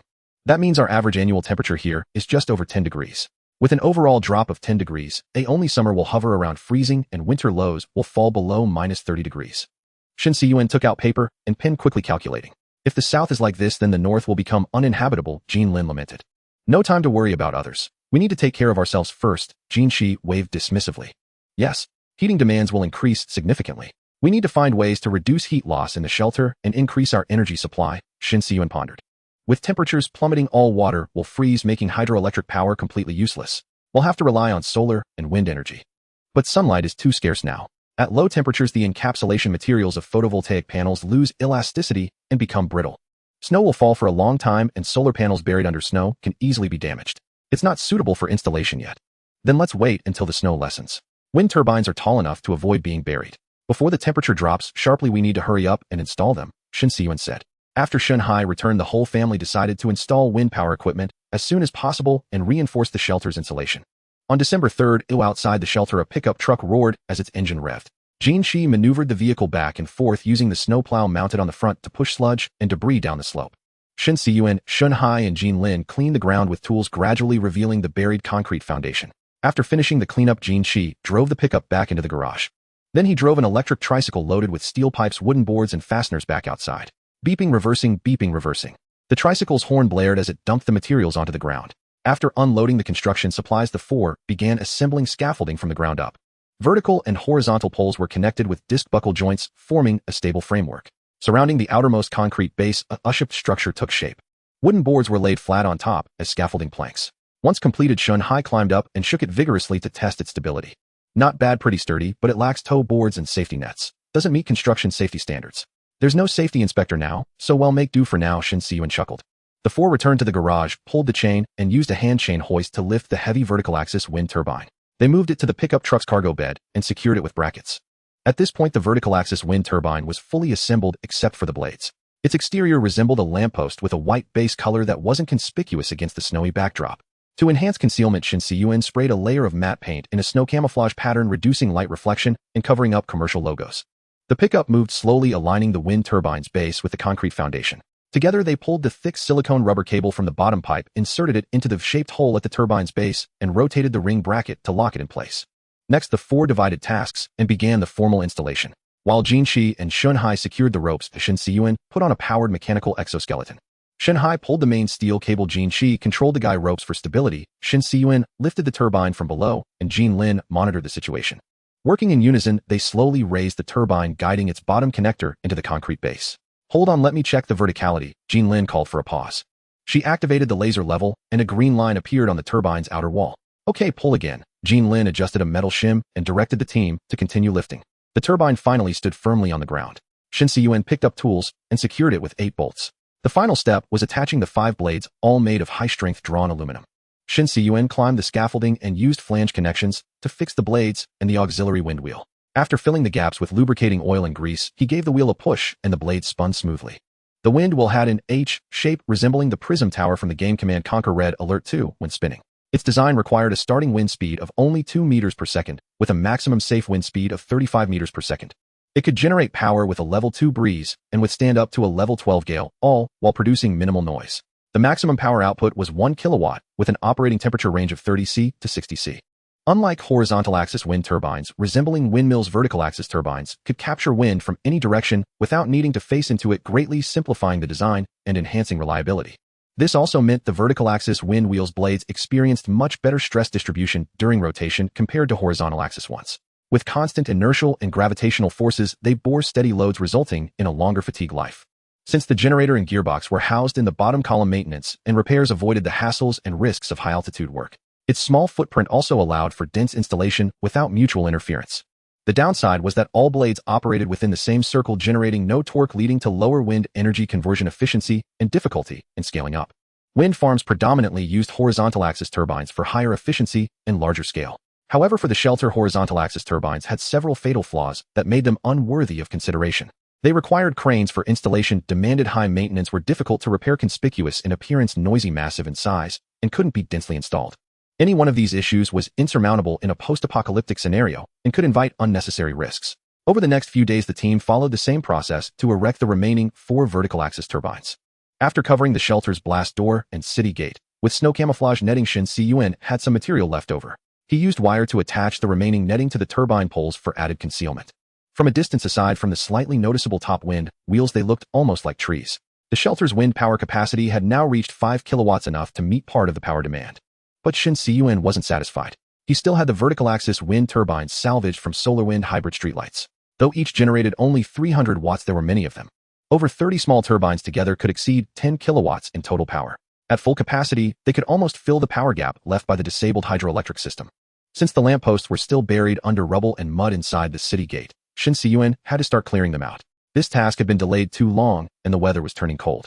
If left unclean, the mud would soon become frozen soil, impossible to dig by hand. Frozen soil was far stronger than thawed soil, sometimes 10 to 20 times harder, with ultra-high shear and compressive strength requiring specialized equipment to break. After another day of hard work, Shen Cun and his team finally cleared the pile before it froze solid. Inside the gate, the lampposts, industrial rolling doors, and various metal debris looked like unearthed relics. Fortunately, these items were sturdy enough that cleaning and rust removal would restore their usability. Dong dong dong. Shun Hai was striking the wall with a rebound hammer inside the city gate of the shelter, testing the concrete strength. Since this building had suffered immense impact and damage during the previous asteroid strike, he was conducting a structural safety assessment to eliminate potential risks.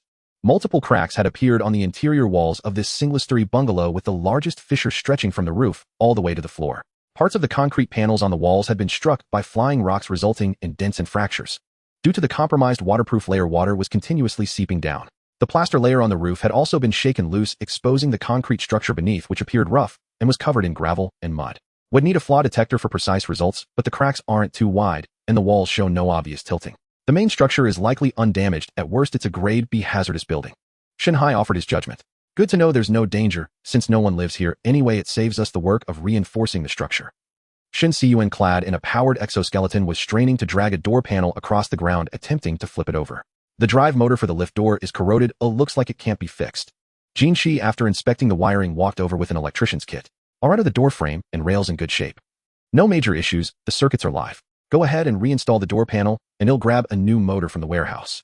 After an afternoon of labor, the gate repair was finally complete, and Shen Cun reconnected the power. The industrial lift door rumbled back to life, emitting a strange creaking sound.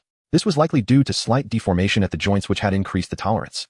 Over the following days, Shen Cun led his family in repurposing the street lamp poles. They used grinding wheels to polish the rusted areas, restoring the galvanized steel pipe surface smoothness, and applied a fresh coat of anti-rust paint. This protected the base material from corrosion, extending its service life. While waiting for the paint to dry, the group kept busy by drying the tree fragments collected during the cleanup of the surrounding area for later use. Once the anti-rust treatment on the poles was finished, they used cutting tools to shorten all the street lamp poles. Vertical axis wind turbines for hybrid solar wind streetlights are typically installed at the middle or top of the pole, with the space below used to house lead-acid batteries.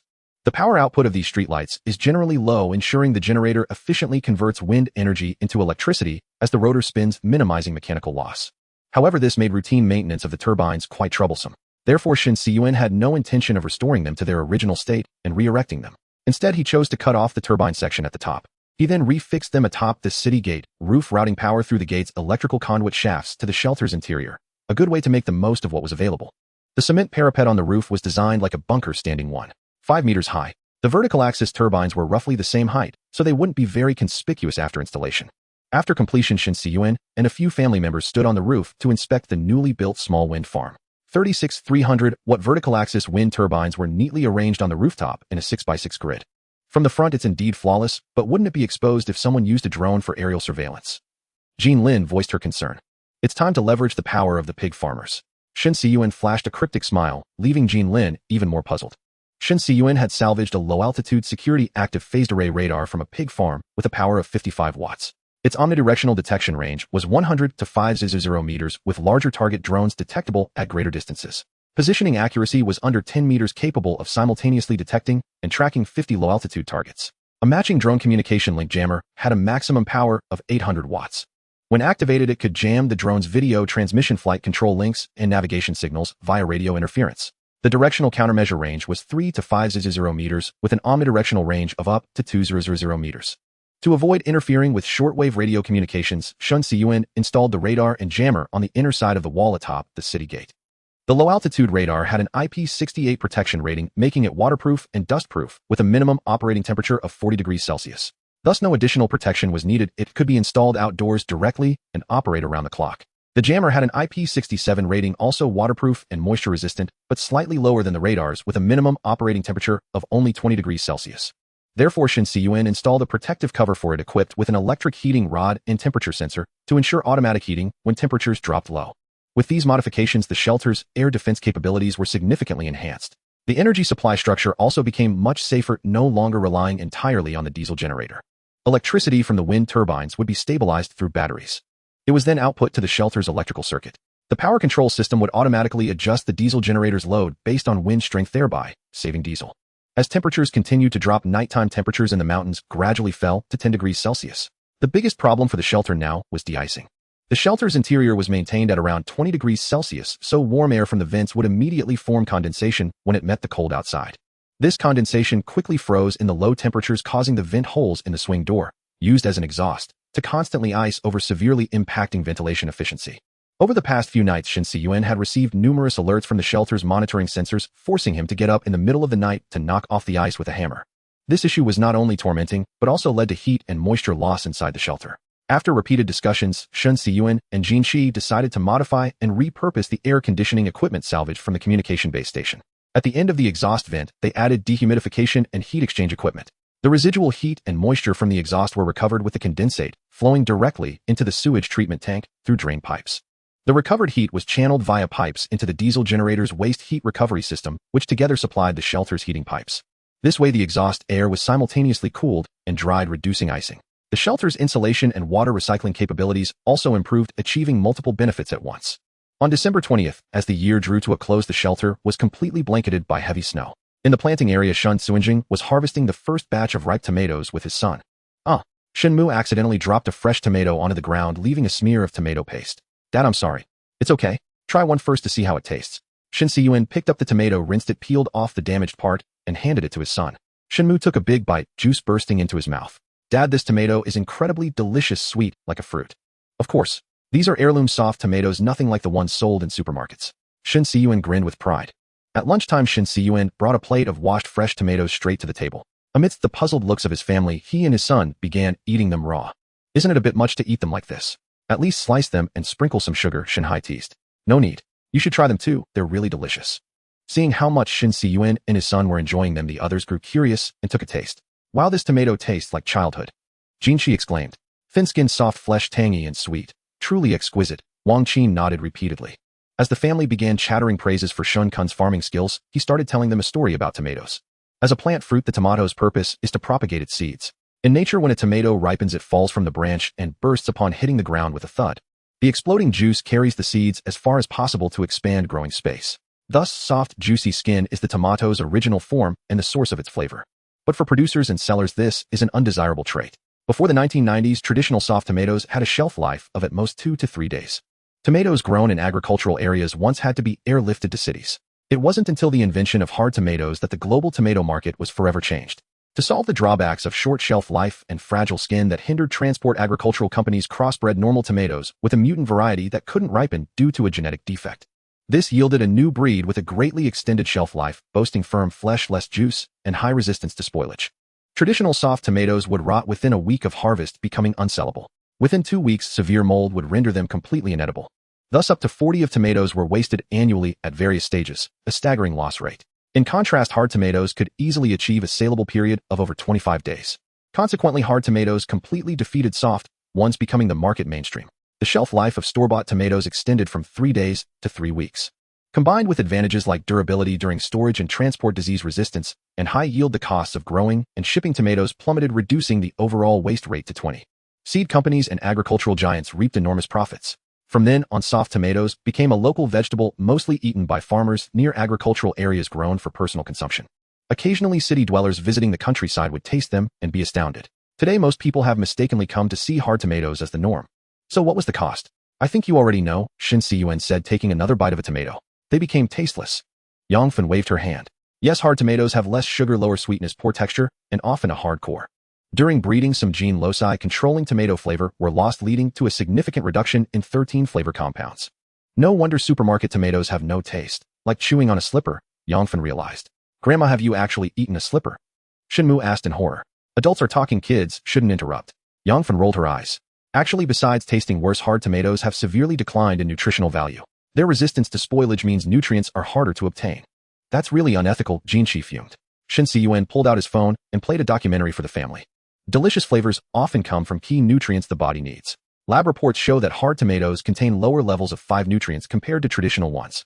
Calcium is down 63, magnesium 29, vitamin C 72, lycopene 58, and polyphenol 56. I always wondered why modern produce tastes so bad. I thought it was just my aging palate, but it's not an illusion. It's the varieties, Shanghai sighed. Yes, tomatoes are just the tip of the iceberg in the food industry's tech and tricks. While yields of various crops have soared, nutrient content has steadily declined. Iron content in corn, potatoes, cauliflower, and green beans has dropped by about 40 over the past century. Artificial breeding and fertilizers have made these high-yield fruits and vegetables bloated and weak. Wang Qin couldn't help commenting. Indeed, these issues transfer to humans too. Insufficient nutrients drive people to eat more, consuming excess carbohydrates. That's one reason why poorer people are more prone to obesity, while the rich who eat organic food stay fit. What about meat? Is it also full of tricks? Jean Lin picked up a slice of pork. The nutritional content of what animals eat is even worse. Livestock feed is mostly low-grade agricultural waste. When humans eat animal meat, this problem intensifies. The taste suffers too. Native black pigs in the land of silk have been replaced by fast-growing white pigs, ruining dishes like twice-cooked pork. So will the crops and livestock we grow ourselves have the same issue? No. The seeds in the shelter were carefully selected. All commercial seeds from seed companies were discarded. Those high-yield seeds are like eunuchs, only good for one planting. When stocking up, I specifically bought a batch of high-quality organic seeds. They yield less and grow slowly, but in terms of nutrition and flavor, they're far superior. Shen Cun said smugly. On the eve of New Year's Day, December 31st, the catastrophic impact still seemed vivid. 2 months had quietly slipped by, and Blue Star was about to welcome the new year. Over the radio, a New Year's Eve speech was being delivered. As the new year approaches, we stand at this unique historical juncture, looking back on the past and gazing into the future. On November 4th, our Blue Star faced an unprecedented trial. The asteroid impact brought immense challenges. Over these past 2 months, we have collectively endured grief, challenges, and the hardships of reconstruction, but we have also witnessed unity, courage, and an indomitable spirit. The past year has been extraordinary. Facing the great disaster wrought by the asteroid impact, the people of the Silk Nation have displayed unprecedented unity and resilience. We acted swiftly, responded together, and did our utmost to protect the safety of people's lives and property, minimizing the losses from the calamity. In this disaster, we lost much, but we gained even more. We gained the strength of unity, the spirit of mutual aid, and the determination to rebuild our homeland. Here I extend special tribute to the brave souls who stepped forward and selflessly contributed during the disaster. You are the most beloved of this era. It is your actions that embody humanity's unyielding spirit. At the same time, I offer my deepest condolences to all who lost loved ones and friends in the catastrophe. We stand with you, sharing this sorrow. Fellow citizens, friends, the new year is upon us. Let us join hands and stride forward with firmer steps toward a brighter future. Let us wish together that in the new year the world may know peace, humanity may enjoy well-being, and our Blue Star home.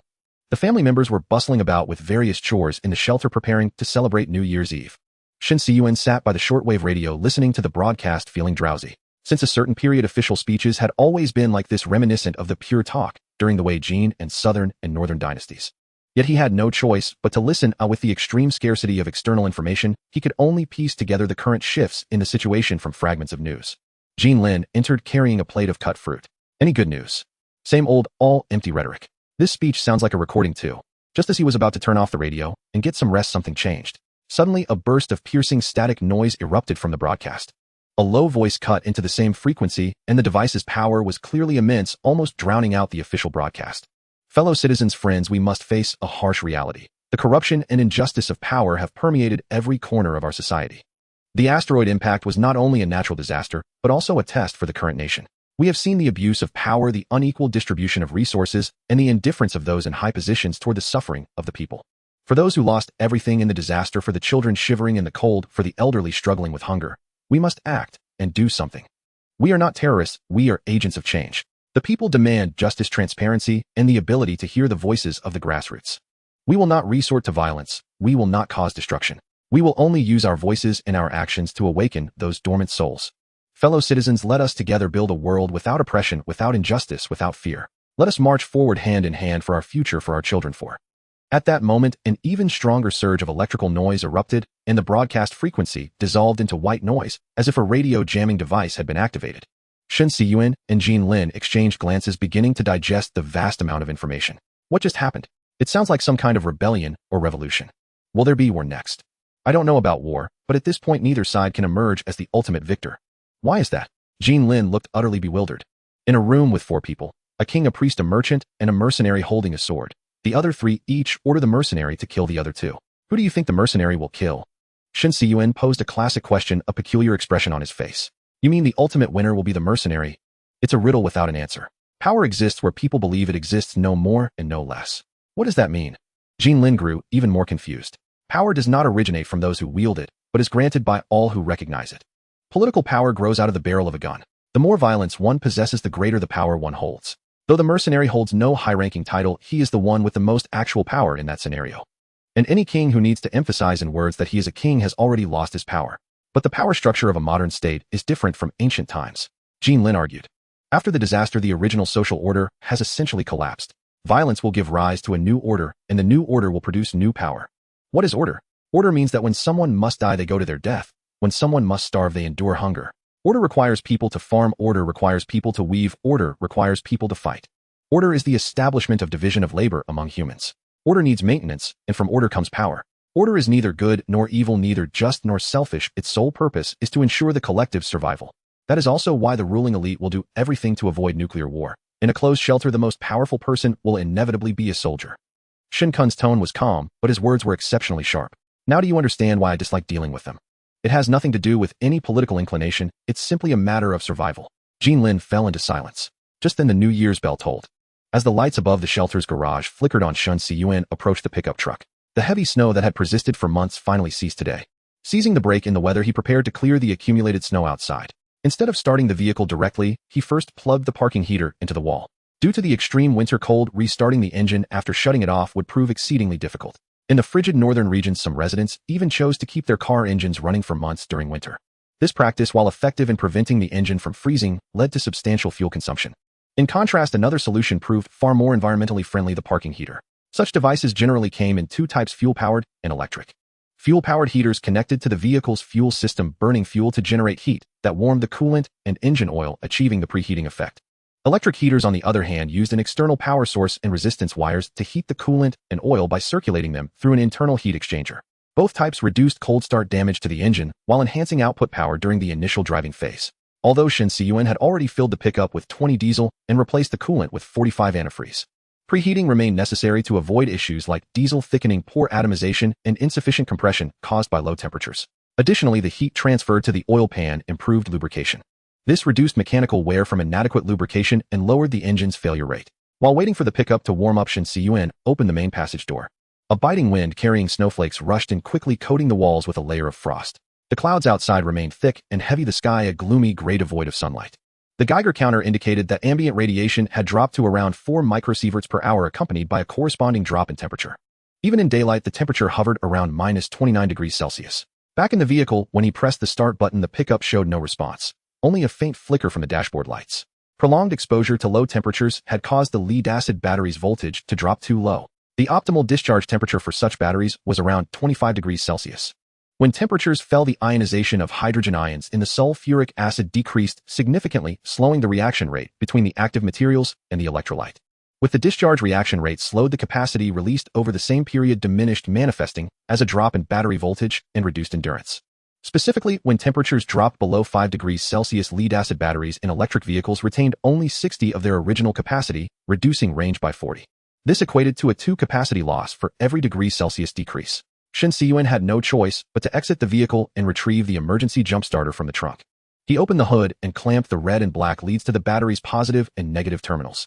Standing outside, he pressed the start button and the engine finally roared to life.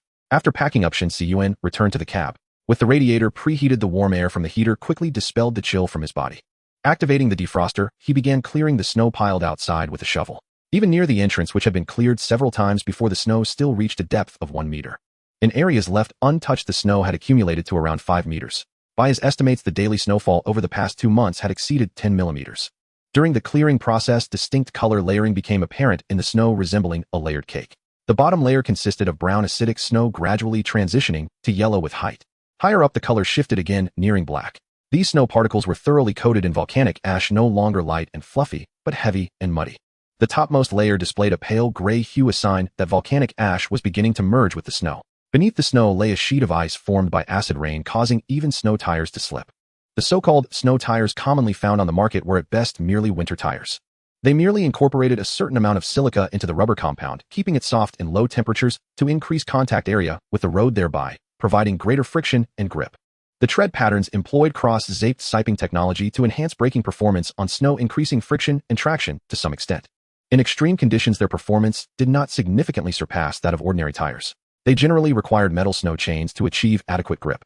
Not only did these chains need to be installed before driving, but they could also cause severe wear to both tires and rims, drastically shortening tire lifespan. Thus, Shen Cun had outright dismissed such conventional solutions. The studded tires fitted on his pickup were the true specialized tires designed for icy and snowy roads. The tire surface was densely embedded with metal studs whose protrusion length could be adjusted according to snow depth. These studs penetrated the ice and snow to enhance friction and grip. They were particularly suited for regions with deep snow or poor ice adhesion, offering exceptional anti-skid performance in extreme winter conditions, and were widely used in high-latitude countries. However, because studded tires severely damaged regular roads, their use was strictly prohibited on urban roads in the Silk Kingdom. Getting caught by the road administration would result in heavy fines. Consequently, they were uncommon, and many people were unaware of their existence. After clearing a path to the city gate, Shen Cun got out and grabbed a shovel from the truck bed. Recent power system logs showed a significant drop in output from the wind turbines, indicating they required maintenance. Upon reaching the rooftop, he found that some wind turbines were indeed buried in snow and had stopped spinning. Shen Cun began the manual task of digging them out. The turbine blades were coated with a polyurethane anti-icing paint, which boasted excellent ice-repelling properties, effectively delaying ice buildup and reducing ice adhesion. With a few simple sweeps of a cleaning tool, the ice accumulated on the blades fell away, and the wind farm resumed normal operation.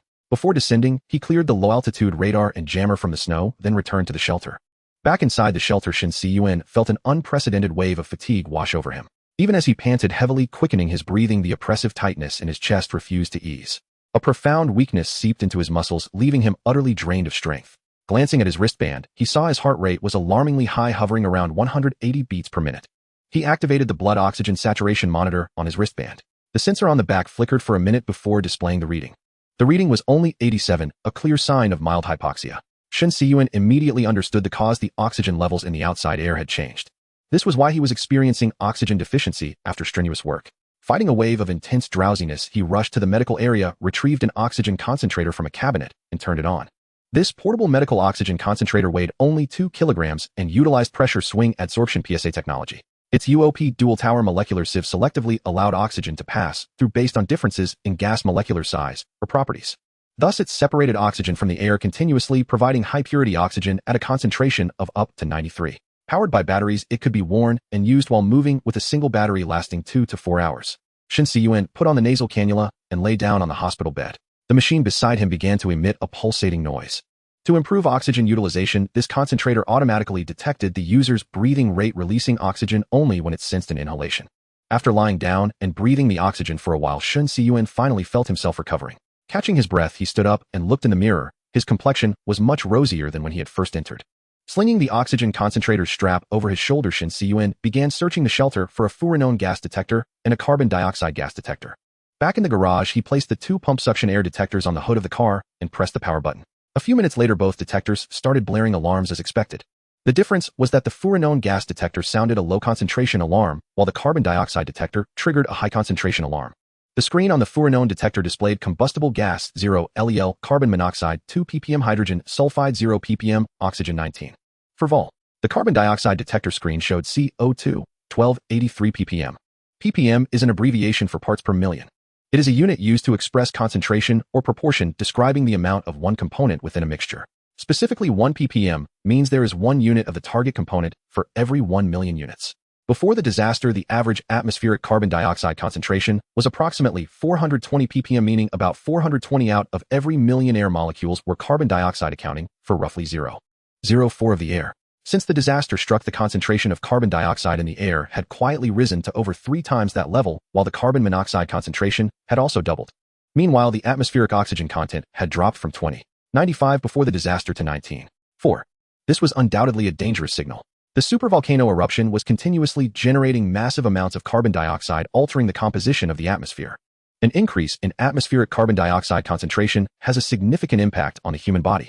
At concentrations between 350 and 450 ppm, the air is fresh and comfortable for humans. Between 450 and 1000 ppm, breathing remains smooth and the environment is considered harmless. Between 1000 and 2000 ppm, people begin to feel the air is stale and become drowsy. Between 2000 and 5000 ppm, individuals experience noticeable discomfort, including headaches, lethargy, sluggishness, inability to concentrate, rapid heartbeat, and mild nausea.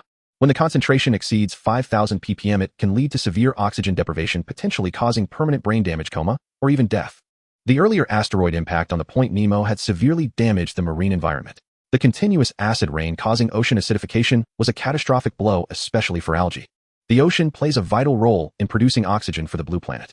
Authoritative data suggests that over 70% of the atmosphere's oxygen originates from marine algae, and some research reports put this figure as high as 88%.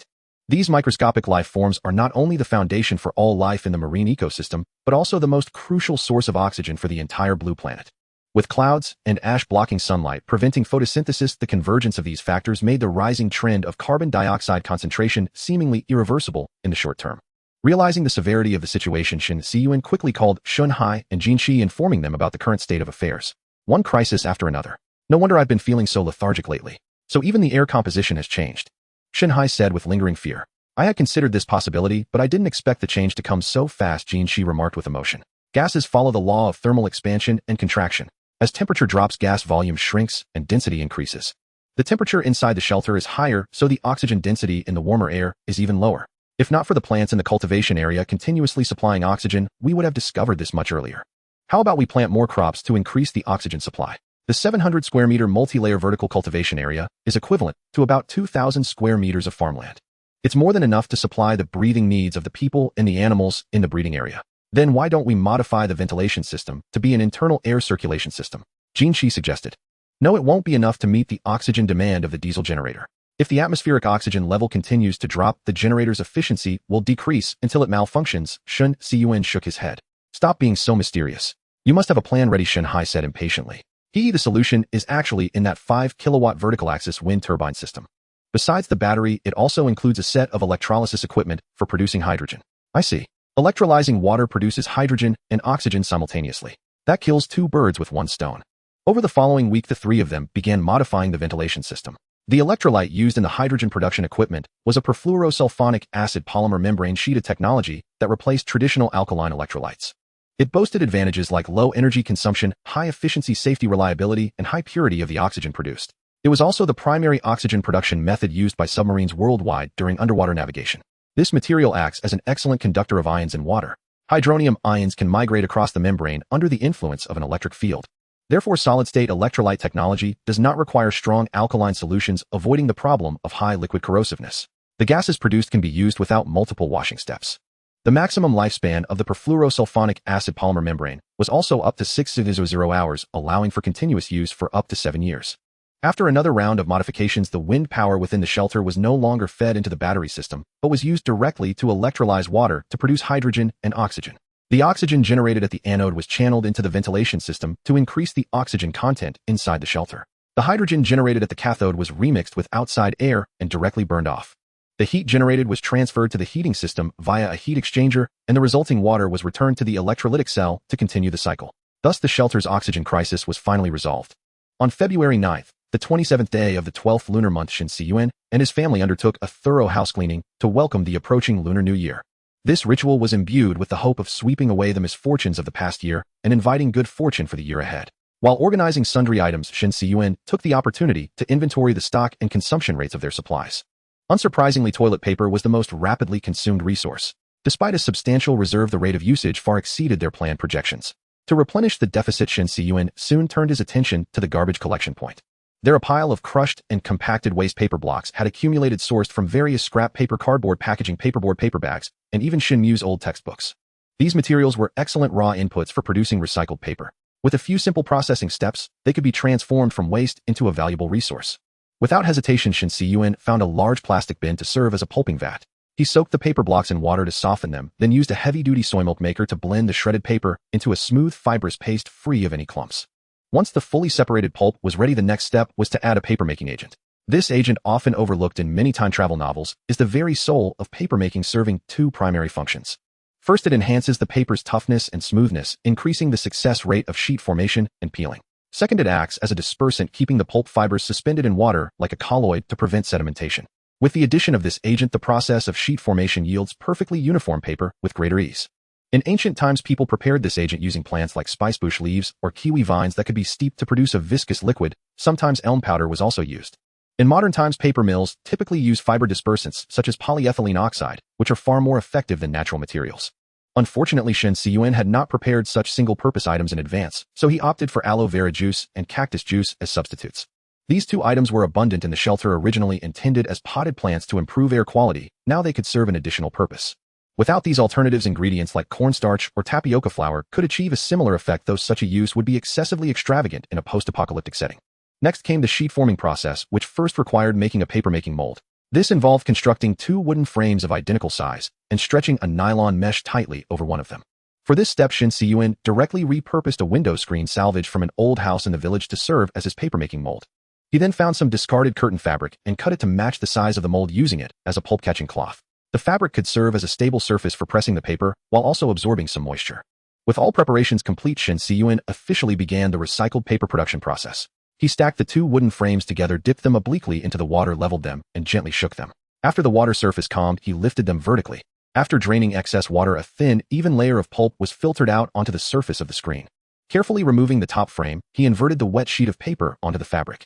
He then used a sponge to press and wipe the back of the screen vigorously, continuously absorbing excess moisture.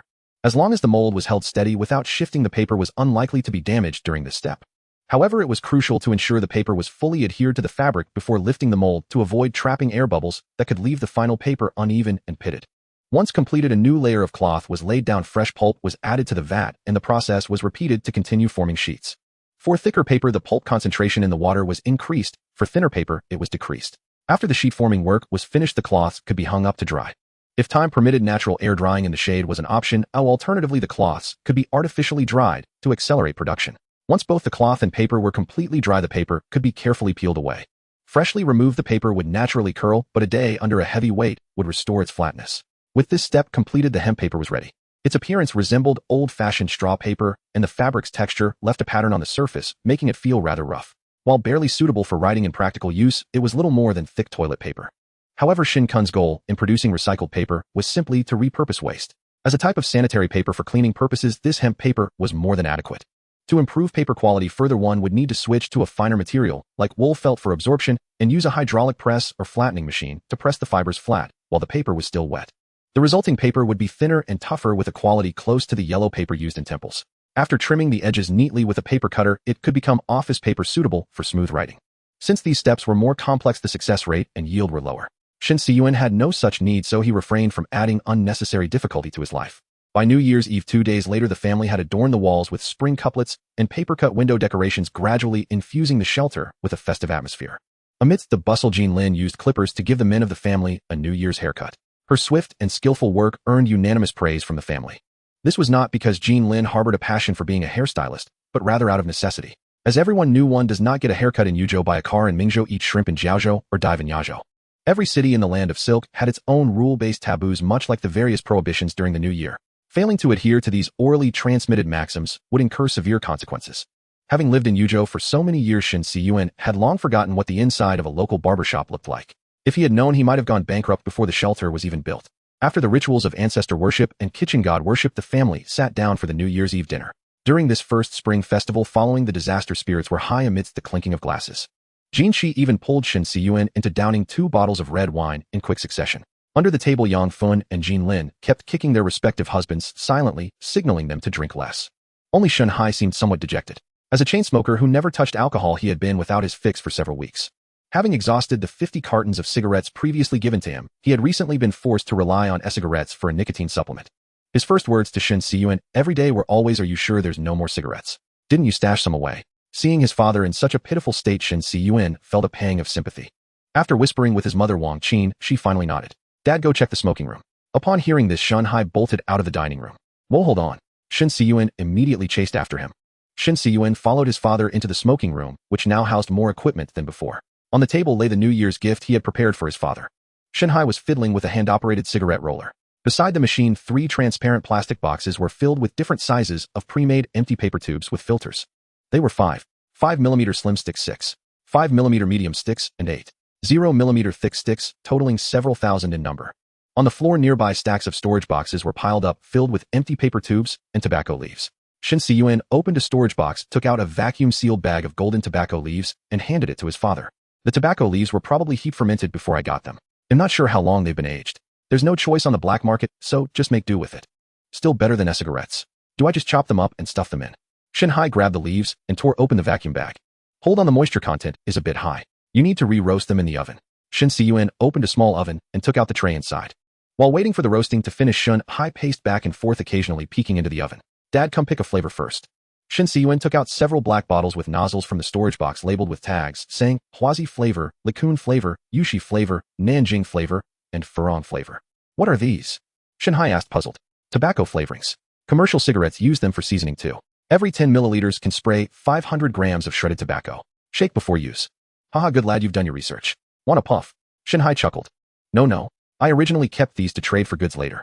Since transportation is cut off, now they're better off for you, old man. As he spoke, Shen Cun pulled out a leather cigarette case from the storage box and handed it to his father. Use this for your cigarettes from now on. It fits exactly 20. Quite the service, boss, Shen. Shen Hai took it and examined it. A ding sounded from the oven. Under Shen Cun's guidance, Shen Hai removed the stems and impurities from the re-roasted tobacco leaves and placed them into a hand-cranked tobacco shredder. As the handle turned, the leaves were evenly cut into 0.7mm shreds. He put the shreds into the hopper of the hand-operated roller, inserted an empty paper tube, and pulled the handle. A homemade cigarette was complete. Shen Hai couldn't wait to light it and taste it, but found the lighter was out of gas and wouldn't spark. Shen Cun stopped his father from going to the kitchen stove for a light and hastily found a can of propane gas. He opened the can, aimed the nozzle at the lighter's bottom refill port, and pressed it in, finally refilling the liquid inside the lighter. As a puff of smoke rose, Shen Hai's gaze grew distant and hazy. How does it taste? Not bad. The first draw had a bit of a horse manure smell. Next time, I'll try spraying some flavoring. After spraying the flavoring on the shreds, you can't smoke them right away. They need to air dry for 3 days. Got it. Now scram. Let me be alone for a while. Shen Cun left the smoking room dejectedly, hearing his father's sigh behind him. Life finally seems a bit more hopeful. Tobacco cultivation demands very stringent conditions which are nearly impossible to meet indoors. In the Silk Nation, growing tobacco also requires a special license, so he had no plans to cultivate it himself. He had only purchased a batch of finished tobacco leaves as a reserve before the disaster. A certain green herb, gradually being legalized abroad, was very suitable for indoor cultivation, but it was far too illegal, and he didn't want his father to ruin his mind by smoking it. Back in the central control room, the cameras showed the outside world was still a desolate, icy landscape. From space, Blue Star would probably look more like a grayish-white planet now, with thick layers of ice and volcanic ash covering the northern hemisphere and stretching all the way to the tropics. The oceans weren't frozen, but heavy cloud cover almost completely obscured the blue of the sea. Fortunately, the surge in carbon dioxide concentration had created a greenhouse effect. Blue Star's temperature had stopped declining and stabilized at its current level. In a few years, the volcanic ash and sulfate aerosols blocking sunlight in the stratosphere would completely dissipate. This ice age, lasting about a decade, would gradually come to an end, and Blue Star's average temperature would exceed pre-disaster levels. Ocean algae would also flourish again, restoring oxygen levels to their former concentration. If humanity hadn't perished, future geological history might call this period the Mudball event. Shen Cun put on headphones and sat by the shortwave radio. Even on New Year's Eve, the communication bands were very noisy. Now the surviving humans hid in their respective shelters, barely clinging to life, yet still locked in endless internal strife. With road transportation completely severed under the harsh survival conditions, shelters across the region had become isolated islands, undergoing a reshuffling of internal order amidst despair. Since the cross-year event, the authorities had maintained a prolonged silence. On the shortwave channels, things had become much more lively since then. Various factions hurled accusations at each other through the airwaves, denouncing one another as illegitimate. Though their self-proclaimed titles were grander than the next, they could essentially be divided into 3 factions: left, center, and right. Currently, the leftist faction had the loudest voice, led by idealists and former social activists. They leaned towards communal distribution, advocating unity and mutual aid to face external environmental challenges, seeking fairness within limited resources. Shen Cun didn't much enjoy listening to their radio, as it provided the least useful information. Most of the time, the leftist radio was filled with repetitive recitations of Marxist scriptures, slogans, and nostalgic reminiscences of past glories.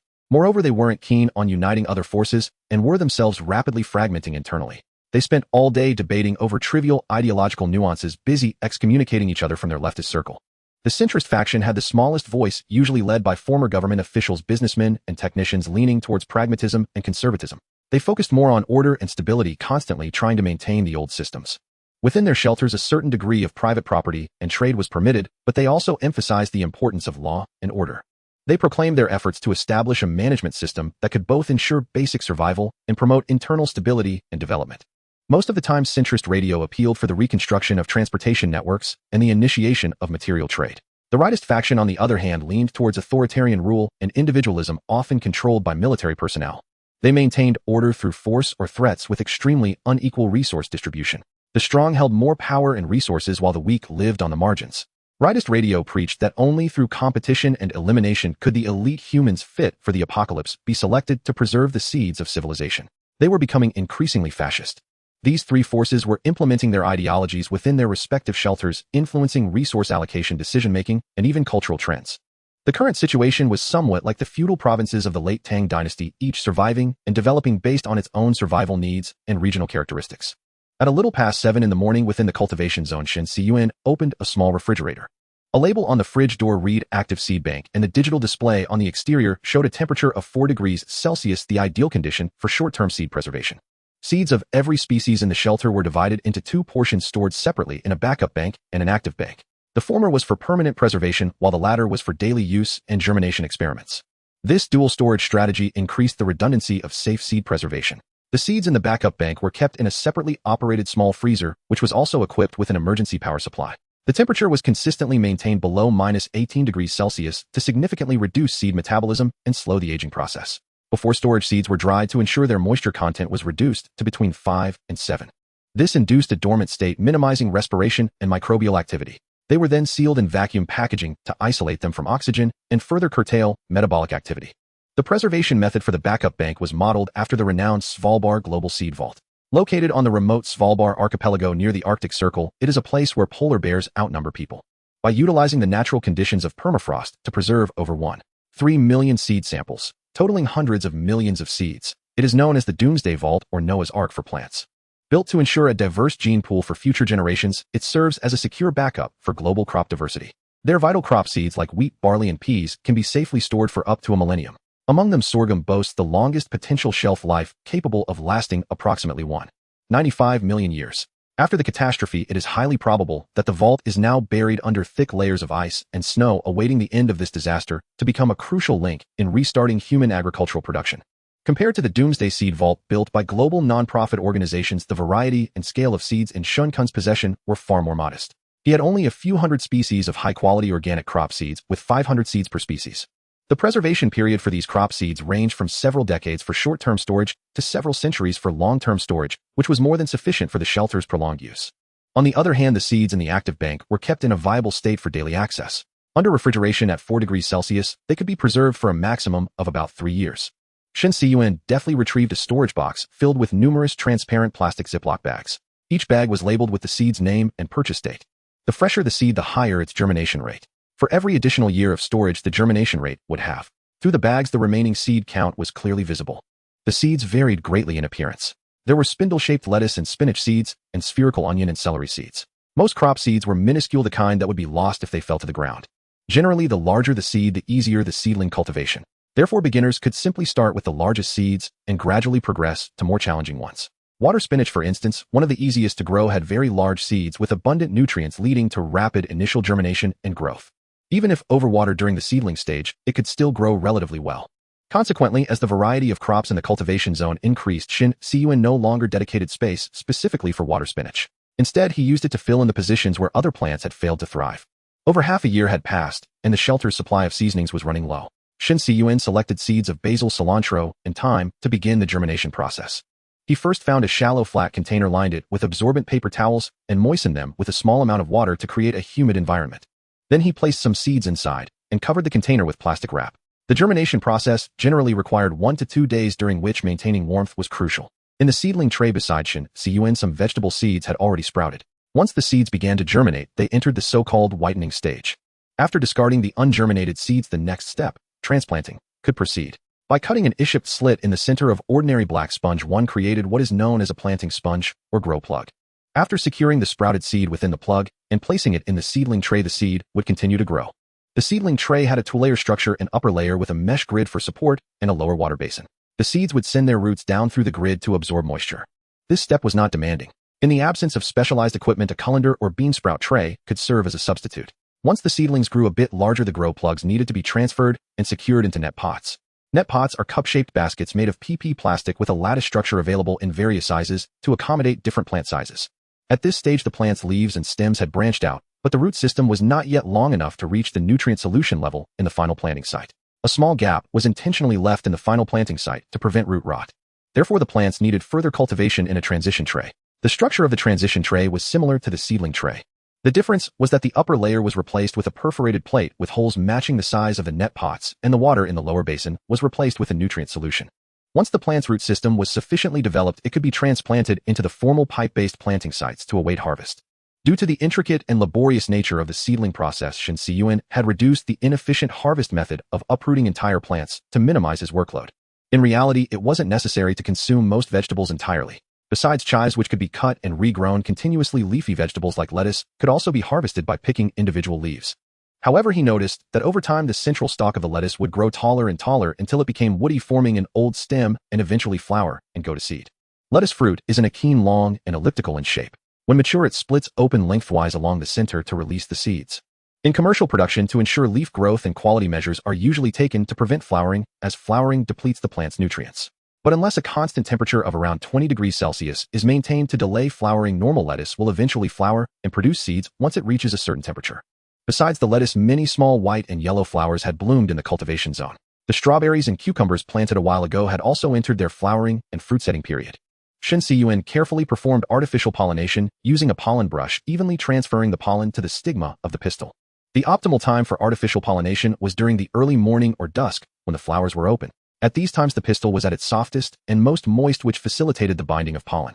After entering the fruit-setting stage, to concentrate nutrients for rapid fruit enlargement, it was necessary to prune away excess small fruits and useless flower buds. Timely removal of old leaves, side branches, and stolons was also required, retaining only 5 to 6 robust leaves. Flowers and fruits were extremely delicate. They must never be touched directly by hand, as this could cause the crops to wither without bearing fruit. After the failure of his first batch of cucumbers, Shen Cun had even posted several reminder signs on the wall of the cultivation zone warning his family not to touch them. Compared to the stably operating hydroponic system, the situation in the soil planting boxes was far worse.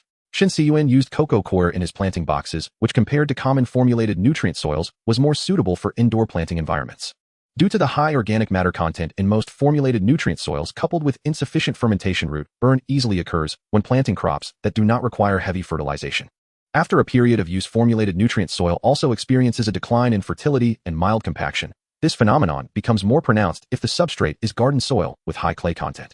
The issues of odor, insect eggs, bacteria, and mold in humus-rich nutrient soil are difficult to resolve in an indoor environment.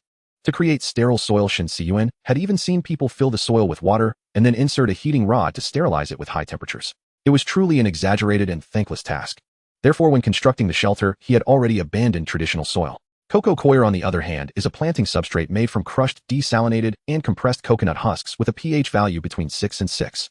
Around 5, slightly acidic, suitable for most plant growth. Its main component is plant fiber, and it only needs to be rehydrated with water before use. 1 kilogram of good quality cocoa coir brick can expand into 10 to 15 liters of cocoa coir, which is lightweight and has excellent water permeability and aeration. At the same time, because coconut husk fibers are difficult to decompose, the stability is also very good, and it can be used for a long time without problems. The cocoa coir substrate contains no impurities or nutrients and is essentially sterile. There are no issues with odor, insect eggs, or pests, making it particularly suitable for indoor environments. As for the disadvantage of excessive evaporation in outdoor environments due to its high water permeability and aeration, it is hardly a problem for an indoor shelter. It can simply be used as a medium saturated with a complex water-soluble nitrogen, phosphorus, and potassium fertilizer solution for cultivating tuber crops that cannot be grown hydroponically. Recently, Shen Cun had been trying to grow potatoes and small sweet potatoes inside the shelter. Although he succeeded in growing them, the yield was indeed poor. In many post-apocalyptic novels, the protagonist considers potatoes the ultimate survival food. Scientifically speaking, potatoes are indeed a nutritious food, simpler to grow than staple grains, and offer high yields. They are high in carbohydrates and contain small amounts of protein and fat. Apart from lacking vitamin D3, they contain almost all other essential nutrients. In theory, a person could survive on potatoes alone. However, all this is predicated on planting potatoes in spacious outdoor fields and using modern agricultural techniques like meristem tip culture for virus elimination. The limited space and depth in the shelter's planting boxes meant that when planted densely, the potatoes often failed to grow large. Moreover, potatoes cannot be continuously propagated. Prolonged use of tuber planting leads to virus accumulation, causing disease and reduced yields. Growing potatoes generally requires removing the flowers in advance, as flowering and fruiting compete for nutrients, resulting in smaller tubers. If the flowers are not removed, they will produce fruit resembling small tomatoes. Although the seeds inside can be used for planting, traditional potatoes are tetraploid plants. The next generation exhibits severe trait segregation, leading to poor quality. Various colors and sizes will appear, gradually forming misshapen tubers, followed by a sharp decline in yield. The direct cause of the famous Irish potato famine was late blight, caused by an oomycete. The genetically uniform potato crops grown from tubers quickly led to widespread rot and total crop failure. Potatoes were the primary food source for the Irish at the time, and this disaster severely devastated the livelihoods of poor farmers. It led to the starvation deaths of over 1 million people, reducing the local population by nearly a quarter, profoundly altering European history. Therefore, the stability of crops like potatoes and sweet potatoes as staple foods is far inferior to that of rice, wheat, and millet.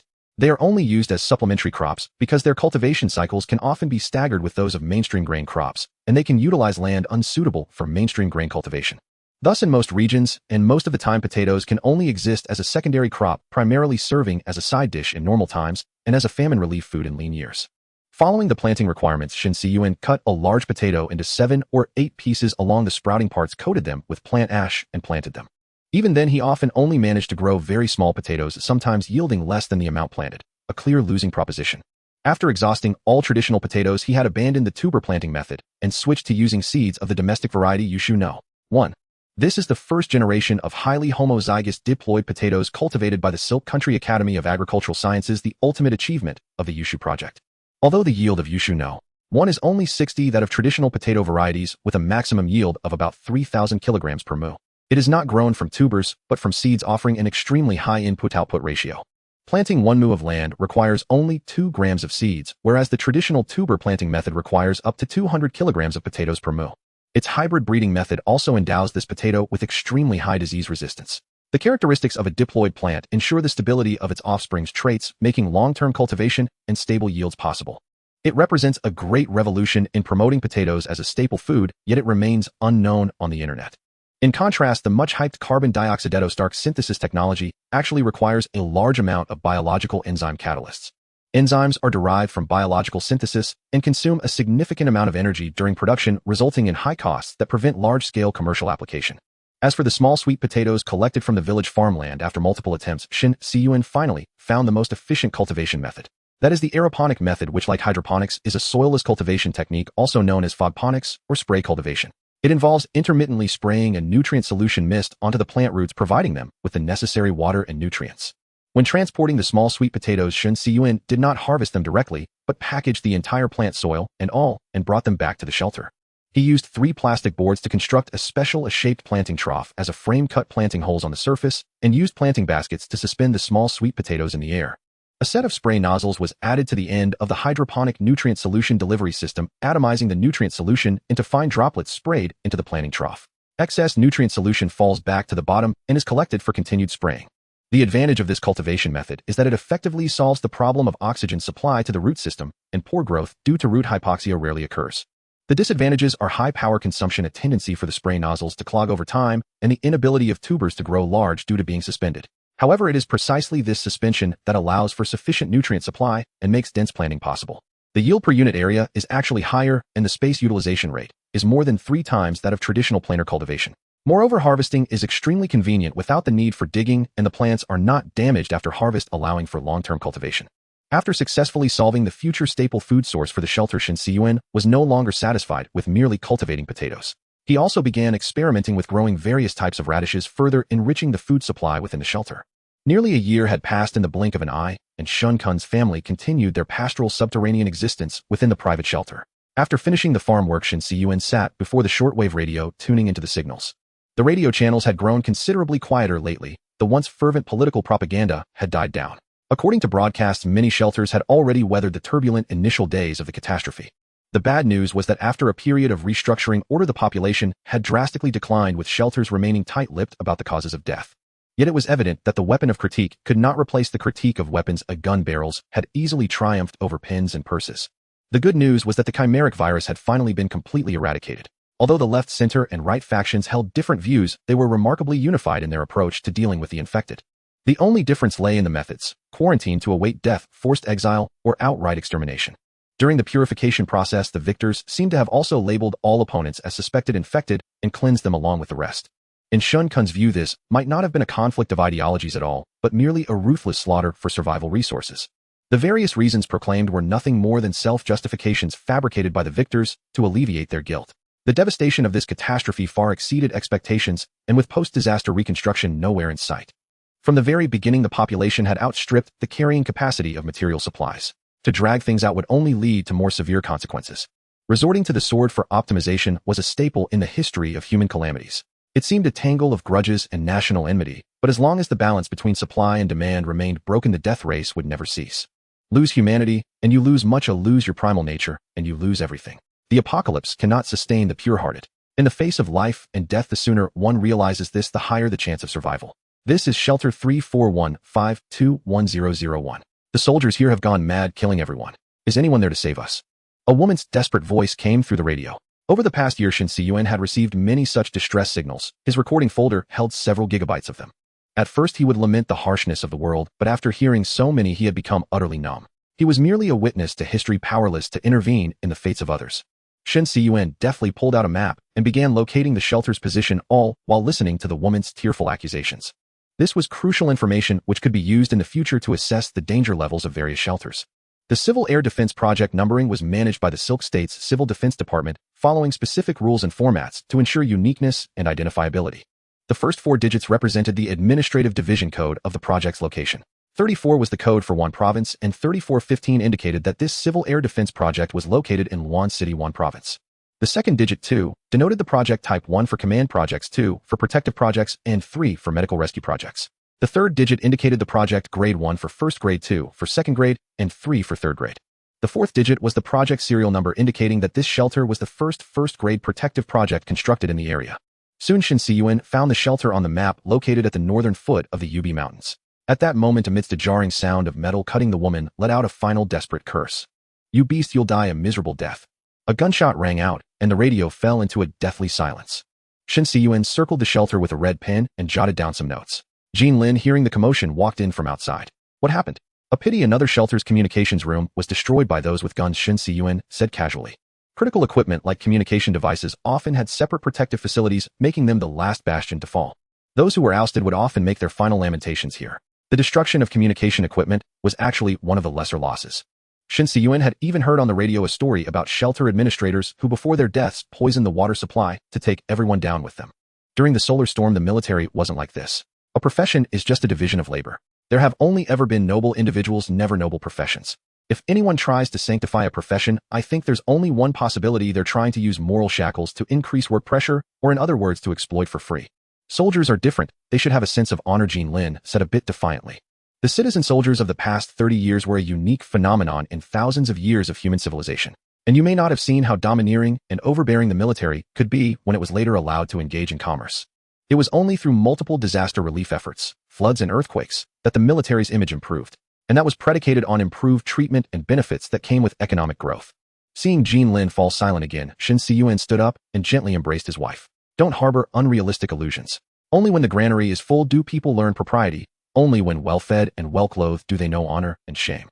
We just happen to live in a rare period of peace, which is not a historical norm, nor something to be taken for granted." "Then how will future generations view this history?" Jean Lin asked. "Baseness is the passport of the base, nobility is the epitaph of the noble. But guess who carves the tombstone? Are you planning to make these recordings public one day?" "No, even if I did, most people would probably just ignore them. In our generation's memory of the Wenchuan earthquake, all that remains is unity and solidarity. Now, aside from the survivors, how many people remember the horrific robberies and even murders that occurred in the disaster zone after the quake? Indeed, even if it were made public, it would be useless. Humans have an instinct to actively avoid unpleasant memories." Jean Lin nodded. "When the avalanche comes, every snowflake goes on an adventure," Shen Cun laughed. Just then a low rumble shattered the tranquility of the shelter. The sound grew louder and closer, as if 1,000 troops were thundering. The surveillance camera outside the shelter began to tremble, the image gradually blurring. Snowflakes danced before the lens, growing denser, until in an instant the view was filled with a blinding white. "What happened?" Shen Cun was momentarily bewildered. "Profit is your mouth, blessed by the gods." Jean Lin's face was also etched with astonishment. "This is a huge problem. We're all buried in the snow." Shen Cun approached the control panel and began shutting down various non-essential power-consuming devices. The ventilation shaft was now completely blocked by snow. To prevent exhaust backflow, the diesel generator had to be swiftly shut down. As the power source switched to the battery bank, the diesel generator ceased operation. Seeing the red emergency lights flicker on, the other family members also gathered in the central control room. Why did an avalanche suddenly happen out of nowhere? Jinshi stared at the monitor, showing a vast expanse of white. The snowfall outside has mostly stopped recently, but the wind is getting stronger. It might have been caused by sheer fracture of the snow layers. Shen Cun attempted to analyze the cause. The mountain above the shelter is about 200 meters high with a 30-degree slope. The main passage is 9 meters wide.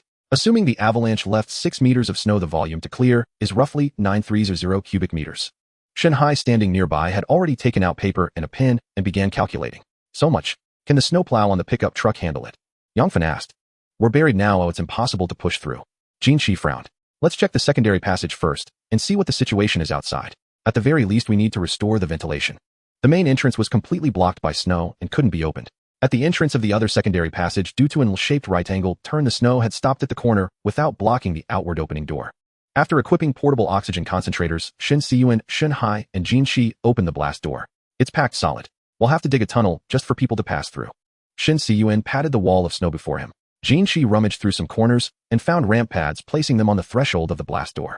Shen Cun then donned a powered mechanical exoskeleton and began shoveling the snow, while the other two took turns using small carts to transport it to the garage for temporary storage. After digging for over an hour, the snow showed no sign of diminishing. Good grief, the snow is too deep. For every bit we remove, just as much collapses down. What is this, a shifting sand tomb? Mr. Shen, the shovel-wielding proletarian, threw down his tool. It's not just the endless snow, there are plenty of rocks mixed in too. It's a shifting stone tomb for sure. Shen Hai also laughed. A shifting sand tomb was an ancient Chinese burial structure designed to deter grave robbers by filling the tomb chamber with sand. This type of tomb was popular from the Warring States period to the early Western Han Dynasty, its anti-theft principle relying on the fluidity of sand. When constructing the tomb, ancient people deliberately did not use the excavated earth for backfill, but instead used parched fine sand. When grave robbers dug a tunnel into the tomb, the sand would flow in from all sides to block the tunnel, making the act of grave robbing extremely difficult. Besides sand, they also embedded rocks within it. These rocks would fall due to the flowing sand, causing injury or even death to the grave robbers. Shen Cun and his group's situation was somewhat akin to being buried in a shifting sand tomb, except the sand was replaced by the loose snow from the avalanche. Let's pull out all the scaffolding. We'll build a tunnel as we dig. Shen Hai patted Shen Cun on the shoulder. You're way too professional at this. It sounds more and more like digging a grave robber's tunnel. Dad, when you were in construction, you didn't actually do any tomb raiding, did you? How about we light a candle in the southeast corner first? Shen Cun laughed. Stop the nonsense. If we delay any longer, our whole family will really end up as preserved corpses. Jinshi interjected, urging the two to get to work. In the time that followed, the three men divided the work. As they dug the snow cave, they simultaneously erected scaffolding and reinforced the sides with wooden planks to prevent collapse caused by the flowing snow. A step diagonal tunnel was excavated. After digging upward for about 5 meters, they finally broke through the snow layer. Finally out. It's a bit shallower than I expected. Shen Cun climbed out of the hole and surveyed his surroundings. If it had been any deeper, we would have run out of planks. Shen Hai followed closely behind. Although the impact event was long past, combined with the eruption of Yellowstone volcano, the thick cloud cover looked no different from a year ago. It was 2 p.m., but the light outside was only as bright as dusk. The two men struggled to move, crawling with hands and feet through the loose snow. The radio mast and 5 wind turbines still stood, but the turbine blades had varying degrees of damage and had stopped spinning. The distant city gate was buried again, but fortunately the snow there wasn't deep and the roof was still exposed. Let's head back for now. We'll clear it when the snow freezes solid. Walking is impossible in this condition. Shen Cun suggested. Alright, it doesn't affect the ventilation anyway. Shen Hai agreed with his son's judgment. After returning to the shelter through the grave robbers' tunnel, Shen Cun restarted the diesel power system and normalcy was restored inside. After a brief rest, the 3 men of the family drank hot coffee and discussed the situation. Let me describe the situation outside. To get back to normal travel, we need to clear at least tens of thousands of cubic meters of snow. Shen Cun began. How about we clear the snow from the secondary entrance first? Jinshi offered his opinion. That's right. Ensuring ventilation is the priority. The workload for clearing the main passage is too massive. Shen Hai seconded the idea. Manual labor is too inefficient. Even clearing just the secondary passage would take a very long time. Besides, repairing and restarting the wind turbines also requires clearing the snow first. Shen Cun shook his head. Then what if we manually clear a sloping path in the main passage first, and then use the pickup truck's snowplow? Shen Hai stroked his chin, thinking. No, the tires will definitely get stuck in the snow. In this situation, we need a tracked vehicle. Jinshi shook his head. I told you've prepared so thoroughly, why didn't you buy an all-terrain vehicle? Shen Hai complained to Shen Cun. The all-terrain vehicles you can buy are all small-wheeled ones.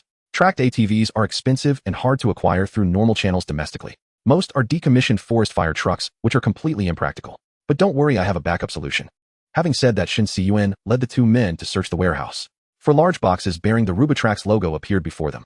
Shen Cun directed his father and father-in-law to load them onto a cart and transport them to the off-road Jeep in the garage. Dad, now it's your car's turn to shine. Shen Cun opened the packaging revealing 4 wheel-mounted tracks. Wow, there are actually accessories like this. Jinshi became excited as if seeing a new toy. Made in Canada, they're specifically designed for off-road vehicles on the market. When it comes to dealing with snow, besides the Russians, they're the most professional. The installation process was fairly simple. The 3 used jacks to lift the vehicle's body and remove the tires. Then they secured the 4 triangular tracks, each weighing 80 kilograms, using flange plates. The upper drive wheel was close in size to the car's hub, while there were 8 smaller road wheels below. Afterward, Shen Cun installed anti-roll limit chains on each track. With the 4 sets of tracks modified, he began warming up the engine. He then got into the vehicle, deactivated the Jeep's ABS anti-lock braking system, and pressed the start button. After a few simple laps for testing, a snow-ready off-road vehicle was freshly minted. In the days that followed, Shen Cun devoted all his energy to clearing the snow. Once a passage wide enough for a snow Jeep was carved out, he could bid farewell to manual labor and leave the rest to machinery. Yet the actual workload far exceeded his expectations. After digging relentlessly for 5 full days, he finally cleared a slope leading to the main thoroughfare. After using a drone to survey the surroundings and confirming no signs of human activity, Shen Cun called his father and father-in-law over the walkie-talkie. As the blast door slid open once more, Jinshi slowly drove the Jeep, now fitted with a snowplow, out of the garage. The newly modified wheel track system of the Jeep pressed against the ground, its crisp metallic clatter echoing endlessly at the shelter's entrance. With the roar of the accelerator, the vehicle crept up the slope, the snow compressing beneath it with a dull crunching sound. The tracks carved 2 deep furrows into the snow, yet showed no signs of slipping or sinking. Though the tracks were significantly heavier than tires, the vastly increased contact area greatly reduced the ground pressure. Hey, you know what? This thing rides pretty steady. Jinshi exclaimed in admiration. He had never imagined his off-road Jeep could one day glide so effortlessly over thick snow. Yeah, with this the clearing work will be a breeze. Let me try it later. Shen Hai chimed in, a cigarette dangling from his lips, his face alight with eager anticipation. You two have your fun. I'm heading back to rest. Shen Cun rubbed his shoulders, hoisted his shovel, and returned to the shelter, intent on getting some well-deserved rest. These past few days he had been leaving early and returning late, tirelessly digging, as if to unearth the very ground. Even in his dreams, he was clawing through the earth. Had it not been for the powered exoskeleton, he might not have endured. He planned to leave the remaining tasks to the 2 old men. They had been cooped up in the shelter all this time with little chance to stretch their legs. They were probably itching for some fresh air. In this post-apocalyptic world, driving a snow vehicle counted as a rare form of entertainment. 3 days later, the snow vehicle had not only efficiently cleared the path to the city gate, but also opened up a clearing large enough to park vehicles and stack supplies. Repairs on the wind turbines soon followed. Shen Cun and his 2 companions rebuilt the scaffolding, inspecting and fixing each damaged blade one by one. Seizing the opportunity, they reinforced the radio signal mast and replaced several outdoor cameras that had developed display issues. The tattered camouflage netting was also fully restored. As night fell, the cleanup and repair work outside the shelter finally came to a complete end. Yet Shen Hai and Jinshi seemed reluctant to part with the thrill of driving the snow vehicle, huddling together to discuss something in hushed tones. At dinner, their conversation repeatedly circled back to the idea of taking a trip. One suggested returning to the village for a look, the other proposed patrolling the nearby area. Unable to sway the 2 old men, Shen Cun reluctantly agreed to let them go out for a joyride. Based on earlier drone footage, the area within a radius of several dozen kilometers was confirmed to be uninhabited, so safety wasn't much of a concern. The next morning, Shen Cun fussed over them like an old mother seeing off her wandering son, rambling with endless reminders. Even though the tracked vehicle has strong mobility, don't drive into dangerous areas. If you get stuck, you'll be stuck for good. There's no rescue now. Both oxygen concentrators are equipped with 3 batteries each. Remember to plug them into the car charger when they run out. And after the track conversion, the fuel consumption has doubled. The remaining range shown on the dashboard isn't accurate. Don't go too far. All right, we know. We'll just take a spin nearby. No danger. As he spoke, Shen Hai stuffed 2 small cans of diesel into the trunk. Shen Cun rolled his eyes. The 2 old geezers looked more like they were setting off on a long journey. He now regretted delegating the work just to slack off, only to ignite their wanderlust. Fortunately, the weather outside was decent, and the strong winds from earlier had died down. If the vehicle broke down, they could still walk back. Worst case, they'd have to put the husky in the shelter through some hardship. After testing the walkie-talkie, Shen Cun watched the snow vehicle drive out of the city gate. He was left to guard the shelter. Jinshi drove the vehicle to the former location of Panicking village. After a careful look, all they could see was a vast expanse of pristine white. The village is gone for good. What now? Head back or push on? It's still early. Since we're out, why not head north down the mountain to the county town? It's within the red zone. We won't run into anyone. Shen Hai glanced at his watch. It was barely 9 a.m. The snow vehicle sped through the mountains, the ice-age wasteland appearing eerily desolate, with the original roads completely vanished. The entire world was buried under a thick layer of ice and snow, as if time itself had frozen here. As they descended the mountain, massive sculptures carved by ice and snow suddenly appeared on the flat snowfield. Look over there, what's with those ships? Shen pointed ahead.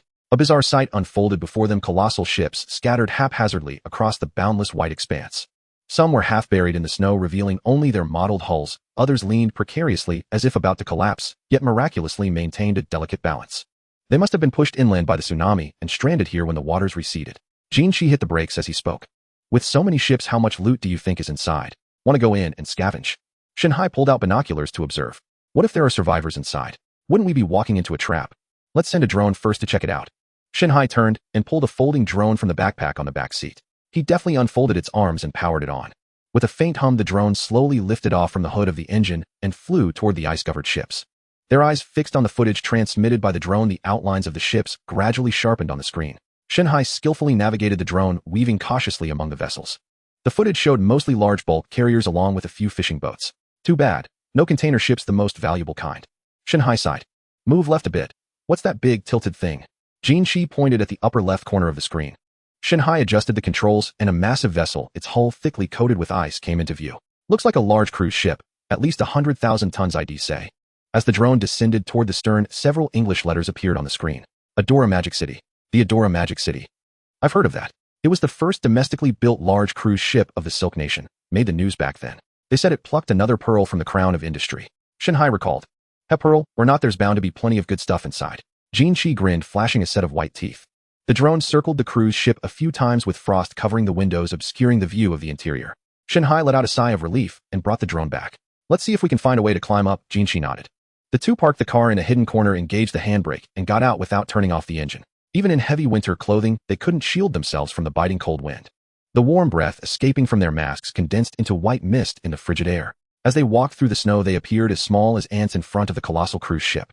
The ship measured over 300 meters long and 37 meters wide. Looking up, one could see that the cruise ship had a total of 15 decks with a height exceeding 70 meters. The ship's draft alone was over 8 meters deep, and with such high sides, it was evidently not easy to board the ship in its grounded state. The smooth hull offered no climbing points. When the cruise ship was docked, personnel and goods relied on specialized boarding ladders.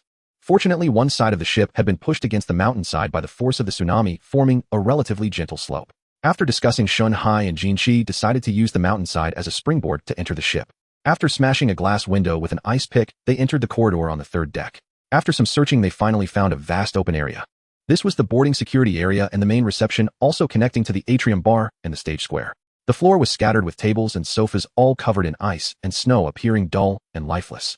Only under the light of their headlamps could they barely make out the once resplendent high-end decor. Shen approached the guest service desk and rummaged through for a visitor information guide. According to the guide, decks 3 to 5 were dining and shopping areas, decks 6 to 9 were passenger accommodations, and decks 10 to 15 were for leisure and entertainment. There were over 2,000 cabins capable of accommodating more than 5,000 passengers, with a total area exceeding 4,000 square meters, making it an undeniable floating metropolis.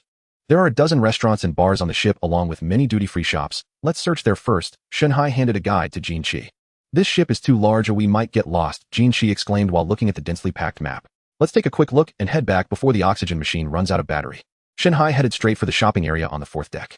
The duty-free shop spanned 2 decks located between the 4th and 5th decks, covering nearly 2,000 square meters. From the various signs, it was apparent that it housed a collection of top luxury brands from both domestic and international markets. The interior was in disarray, indicating it had already been looted before the disaster. However, the two still managed to dig out plenty of valuable items from the nooks and crannies, filling numerous originally expensive luxury bags. Can these cosmetics and skincare products still be used? It says a shelf life of 3 years. They should be usable after thawing. Let's take them back for now, replied Jinshi. Great, since they're all free, they're not heavy and Jean Lin should like them. The price tags are outrageous. Who would be foolish enough to buy such expensive items? Jinshi counted the zeros on the price tags. It's just a tool for class separation. Out to the rich, it's no different from daily necessities. If it were cheaper, they might not even want to buy it. The two searched through the counters, but couldn't find the cigarettes and fine wines they desired. They only found some expensive perfumes, jewelry, high-end mechanical watches, and artisanal toys, all of which were intricate little trinkets. After temporarily stacking the items, they split up and headed into nearby bars and cafes. Under the counter at the bar, they finally found some intact treasures, including gin, champagne, rum, whiskey, and vodka, all used for mixing cocktails. Jinshi tore down some decorative curtains, carefully wrapped the bottles, and packed them into the travel bag. Subsequently, Shen found some unopened coffee beans, tea bags, and various beverage concentrates in the cafe. After packing their items, they placed everything near the staircase. The medical room is near the fitness center on the 12th floor. Let's go there to find some useful supplies. After climbing for a while, the two entered the medical room as guided by the map. The cruise ship's clinic was quite large, equipped with various medical devices, including a surgery room. The pharmacy contained a limited number of medications, but had a wide variety, exceeding 1,000 types. Shen quickly sorted through them, discarding the useless seasickness pills, antihistamines, and expired medications. He swept other pain relievers, cold medications, digestive aids, antiviral drugs, antibiotics, anti-inflammatory drugs, anesthetics, and topical ointments into his bag. The large red bag for holding items was taken from a Santa Claus mannequin at the entrance of the clothing store. Should we take these medical disinfectants? It's too heavy. Let's discuss it later when we have the opportunity. Above the 13th deck were outdoor amusement parks, water parks, and mini golf courses, which didn't warrant a search. With the bag slung over their shoulders, the two continued to explore the new area, preparing to descend the stairs from the other end. In the darkness, a faint light appeared ahead, filtering through a broken skylight from above, illuminating the courtyard spa below. Then they witnessed a shocking scene. Around the spa pool lay a circle of bodies on the ground. The pool was already drained, with a chair set in the middle where a man in white lay with his head tilted. Jinshi approached to take a look. A handgun lay on the floor, and the cause of death was clearly a gunshot wound to the head. The other deceased also wore the same white sportswear, and some banners hung on the surrounding walls filled with religious symbols and fervent slogans. A doomsday cult organization. Now we know who the first batch of looters was. Shen rummaged through the scattered supplies on the ground and found a box of cigars, removed the oxygen machine's nasal tube, and pulled out a lighter sitting on the sofa to smoke. Jinshi picked up the handgun from the ground, examined it, and engaged the safety. There were many paper cups scattered on the floor, and the expressions of the deceased were twisted, making the cause of death easy to guess. On a table beside a water bucket rested an open sealed jar filled with white crystalline powder. It was likely potassium cyanide, often featured in various mystery stories, which requires only a small dosage to quickly lead to respiratory failure. It is basically one of the most potent and rapidly acting toxic substances known to humans. An ingestion of 100 milligrams can be fatal. Due to its extreme toxicity and rapid lethality, it is often used by some cult organizations in mass suicide events. Victims of poisoning often display expressions of extreme agony due to difficulty breathing. This substance itself has no specific odor, but it reacts with the human body tissues in the deceased's mouth, producing a bitter almond-like taste. In various film and television programs, those detectives with unusual physiques always dare to sniff it and then analyze the cause of death for those present. Ugh, this foreign stuff is hard to smoke. After taking a few puffs, Shen extinguished the cigar on the coffee table and stood up. He hesitated for a moment before putting it back in the box and slipping it into his pocket. The two continued their search in the surrounding area and finally found a considerable amount of unopened foreign cigarettes and liquor, seemingly brought over from a duty-free shop. No wonder I couldn't find any cigarettes. They were all right here, Shen said with satisfaction as he organized the various cigarettes, which were all foreign brands he couldn't name. Jinshi found a locked black box and, after retrieving a safety axe from the fire cabinet, smashed the lock open. Wow, we've struck gold here, he exclaimed as he opened the box to reveal 2 standard rifles and a large amount of ammunition. This is amazing. Shen Cun must be overjoyed to see this. Shen became excited as well. Exactly. If it weren't for us insisting on going out for a stroll, we wouldn't have hit this jackpot. Just then the oxygen machine at their waist emitted a faint beep. After replacing the spare battery, the two found a luggage cart and hurriedly began their transporting work. However, they had to carry the items manually when it came to the stairs. By the time they concentrated the goods in the 3rd floor lobby, they were already too exhausted to stand straight. Jinshi tossed down a soft ladder, climbed down, and brought the cart to right beneath the cruise ship. Shen used a rope to lower the items to the ground, and after unloading, the two drove back to the shelter. He loudly called for Shen Cun to come over with a small cart and transport all the supplies inside. This haul was truly impressive, with the most valuable items being 3 firearms. One was a Type 92 pistol, and the other 2 were Type 95 automatic rifles, all police standard equipment. The weapon box also contained some unopened paper boxes and a few loose rounds of ammunition. The yellow box was labeled DBP 95 Type 5, 8mm regular ammunition 30 rounds. The white box read DAP 92 Type 9mm regular ammunition 50 rounds. Shen Cun stood in front of the workstation in the processing area, checking the loaded bullets in the magazine. There were still 250 rounds of 5.8mm caliber rifle rounds left, along with 60 rounds of 9mm caliber pistol ammunition. The last time I handled a gun was during high school military training, though I remember firing 5 shots and missing every single one.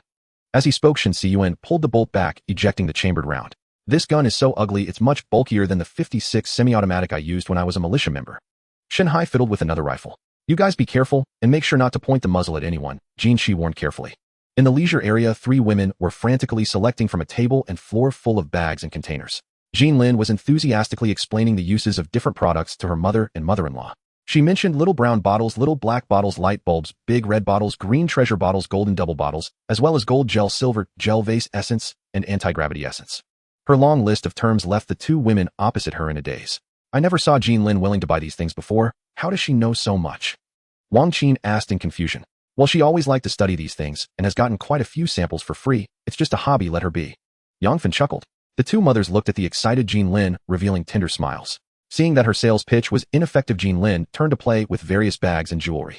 They were all expensive items like LV, Gucci, Aner, and Chanel. In this freebie hunt, she was undoubtedly the biggest beneficiary. Shenmu sat under a light therapy lamp, happily assembling the Lego toy model. He had just brought back the packaging cover labeled Item Magic City cruise ship. 2 days later, after the two old men had rested their backs, Shen Cun once again gathered the scavenging team to discuss the upcoming transport plan. From your descriptions, the third deck and above should have been completely searched. Actually, there are still many good items left. There are a lot of clothes and shoes in the clothing store that haven't been taken. Jinshi added. Got it. Shen Cun noted in his notebook, then picked up the cruise ship model he had snatched from young Shenmu. According to the model, the bottom deck contains the machinery and engine room, as well as the maintenance workshop and tool room. The second deck is the crew's rest area and public service area. The next area will be our focus for gathering supplies. Yes, cruise ships need to prepare a large amount of supplies for each voyage, such as food, consumables, and cleaning supplies, which are usually stored in the warehouses on the lower decks. Shanghai agreed. The work areas will likely be locked to prevent tourists from entering. Let's bring a crowbar next time we go down. We might also need to pry open the key cabinet. After completing sufficient preparations, they set out again to scour the cruise ship for supplies. As expected, the doors to the work areas were tightly locked. After a thorough search, Shen Cun found the keys to the second-floor work area in the security department's duty room. He then pried open the door to the engineering maintenance department's office and ultimately found all the backup keys. After unlocking all areas based on the fire evacuation map on the wall, the three successfully found a large amount of supplies in various warehouses. In the large cold storage next to the central kitchen, although the ingredients were frozen, they seemed no longer fit for consumption. Fortunately, the food storage warehouse contained a large amount of cooking oil-dried ingredients and canned goods, as well as a wide variety of bottled water and soft drinks. The cleaning supplies warehouse was scattered with numerous cleaning items such as detergents, cleaning liquids, and disinfectants. The daily necessities warehouse was also piled high with toilet paper towels, daily chemicals, and various disposable items. The crew supplies warehouse stored not only personal items and uniforms for the crew, but also many life-saving devices and emergency equipment. The spare parts warehouse was filled with various maintenance replacement parts. Faced with mountains of supplies, the biggest problem now was how to transport them back. After some discussion, the three decided to use inflatable life rafts to load the goods and drag them back to the shelter with a tracked vehicle. The cruise ship had 20 large lifeboats hanging outside, which were very conspicuous, but they were all hard boats that clearly did not meet requirements. However, after some exploration, the three found white cylindrical inflatable life rafts on the outer side of the fourth deck. After checking the bottom's fastening device, Shen Cun discovered that the still water pressure release devices were all in good condition, with a cable connecting each end of the cylinder. The static water pressure release device contains a sealed chamber with a blade held in place by two spring mechanisms in the middle. When the life raft descends to a depth of 1.5 to 4 meters underwater, the pressure will trigger the mechanism's threshold, ejecting the blade to cut the rear cable and release the life raft. The raft will then automatically float to the surface, pulling the 40-meter-long front cable with it. Once the front cable is pulled taut, it will activate the internal gas cylinder, releasing a mixture of carbon dioxide and nitrogen to fill the life raft, causing the white cylinder to split in half. After inflating, the buoyancy will significantly increase. At this point, the weak link connector at the other end of the tether will snap. The inflatable life raft will then completely detach from the deck and float to the surface. The person in the water can then climb aboard and await rescue, with the entire process requiring no human intervention. Shen Cun referred to the diagram on the outer shell and began manual operation. He unfastened the tight belt on the raft and then removed the release pin from the device, tossing the life raft overboard. He then pulled the front cable repeatedly, causing an orange-eared circular flower to bloom in the snow. Back on the ground, Shen Cun packed up the fully inflated life raft. Besides the thick inflatable base at the bottom, the raft also featured a canopy on top. Inside, an aluminum foil insulation layer was laid out, capable of blocking the cold and providing excellent thermal retention. It could essentially be regarded as a large, fully automatic tent. Its interior was spacious, accommodating up to 6 people. Whether on land or at sea, it served as an excellent temporary shelter. Shen Cun crawled into the life raft and switched on the light fixed to the canopy. He then noticed 2 oars and a large supply bag secured inside. After unzipping the supply bag, he found it packed to the brim with survival gear. He began taking inventory of the items against the equipment checklist.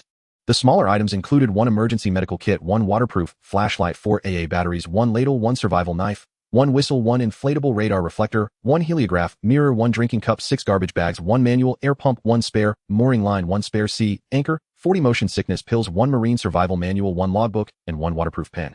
The larger items consisted of a distress signaling system, a tool bucket, thermal protection gear, and food and water.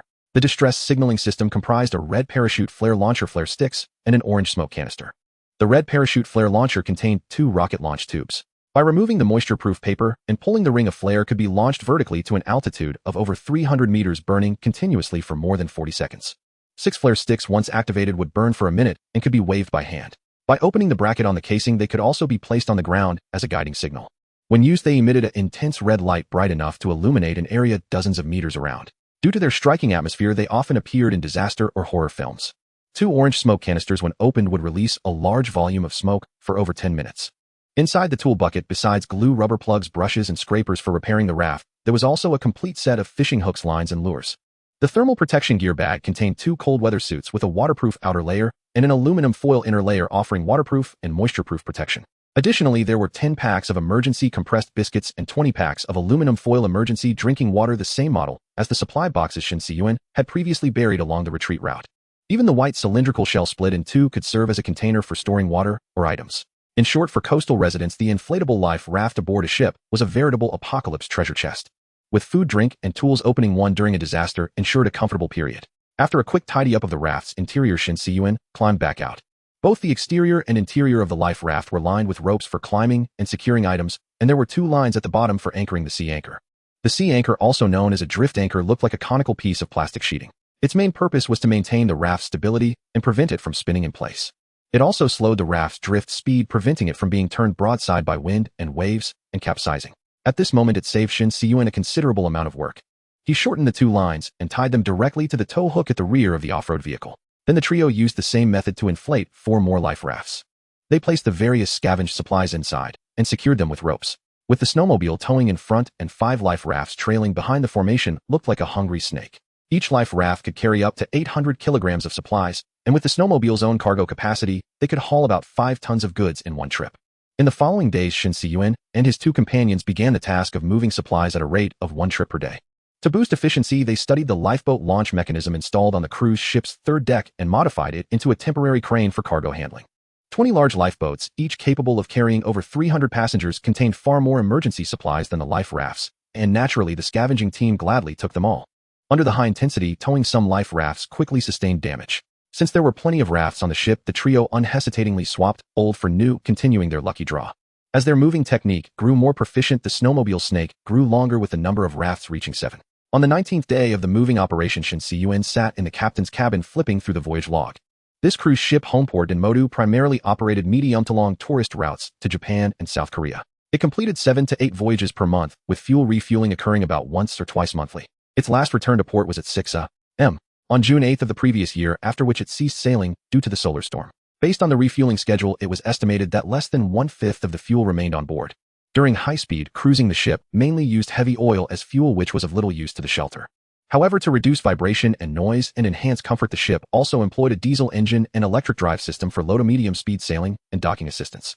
Recently, due to frequent use of the fuel-guzzling snowmobile for hauling, diesel consumption had soared. Thus, Shen Cun set his sights on the cruise ship's fuel tanks. How do you suppose we get the diesel out once we find it? In the pitch-black diesel engine room, Shun Hai snapped a glow stick and tossed it around the corner as a marker. Marine engines usually have oil sampling ports or tank drain valves. Once we find them, we can just open them and the diesel will flow out on its own. Jin Shi used his headlamp to illuminate the work manual, searching among the maze of pipes and valves. Shen Cun, wearing a powered mechanical exoskeleton, pushed a cart behind him. On the cart were 6 stainless steel brewing buckets, each capable of holding 100 liters of liquid intended for transporting the diesel. These buckets were found at a craft beer shop, over a dozen in total, all with good sealing and corrosion resistance. Containers for diesel needed to be sturdy enough and capable of preventing static sparks. Therefore, wooden, plastic, or glass containers were unsuitable for storing diesel. Found the drain port. After some searching, Jin Shi called the other 2 over. However, when they opened the valve, no fuel flowed out. This ship uses DMX marine diesel similar to 10 diesel. It's probably frozen, Shen Cun explained. No choice. We'll need to activate the engine room emergency power and use the low-temperature auxiliary start system to heat the tank, Jin Shi suggested after consulting the manual. After disembarking from the cruise ship, Shen Cun returned to the snow vehicle, using the siphon method to extract a barrel of diesel from the fuel tank. In the external environment of over -30 degrees, the waxy components in the low-grade diesel quickly began to crystallize. A layer of wax formed on the surface, and after a while the diesel would lose its flowability until it completely solidified. This would then clog the fuel supply system, affecting the normal operation of the engine. The grade of diesel only indicates its condensation point. In practical use, the cold filter plugging point must also be considered. The cold filter plugging point is generally 4 to 6 degrees Celsius higher than the condensation point. When the temperature of the diesel drops to the cold filter plugging point, the flow performance has already begun to decline, causing the engine to fail to start. Therefore, the actual applicable temperature for No. 10 diesel is between 4 degrees Celsius and -5 degrees Celsius. By the same token, No. 20 diesel is suitable for temperatures between -5 degrees Celsius and -14 degrees Celsius. No. 35 diesel for -14 degrees Celsius to -29 degrees Celsius, and No. 50 diesel for -29 degrees Celsius to -44 degrees Celsius. If the temperature drops further, it will be necessary to use anti-gel agents and heating insulation methods. The cost of living and survival difficulties in polar regions manifest in various aspects. Shen Cun carried a large barrel of diesel back into the cruise ship's engine room. He then used a butane stove from the dining area to heat the iron barrel containing the diesel in a water bath. Water bath heating is a safe method that effectively avoids the fire risks that may arise from direct heating. The flashpoint of diesel is generally around 55 degrees Celsius, and when the heating temperature is controlled around 50 degrees, there is basically no danger.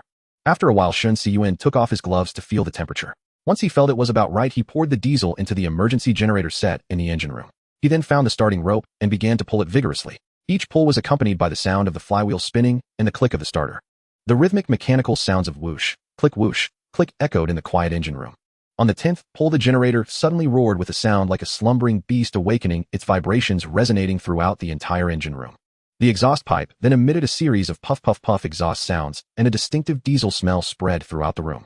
As the lights on the control panel lit up, Jinshi pressed several switches according to the manual. The lights in the engine room came on, and the industrial control computer restarted. The screen was filled with red, displaying various fault codes and error codes.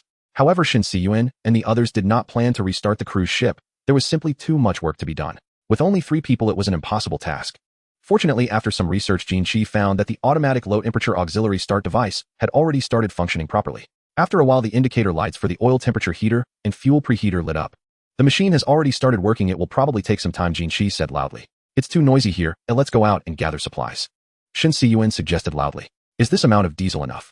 Shen Hai shouted into Shen Cun's ear. There was already diesel in the tank. My 1 barrel of heated oil has melted, so it's definitely enough. Shen Cun shouted back. The 3 of them left the engine room located on the lower deck and opened several portholes in the upper working area to increase air circulation. They then started packing all kinds of maintenance tools and spare parts from the maintenance workshop and tool room.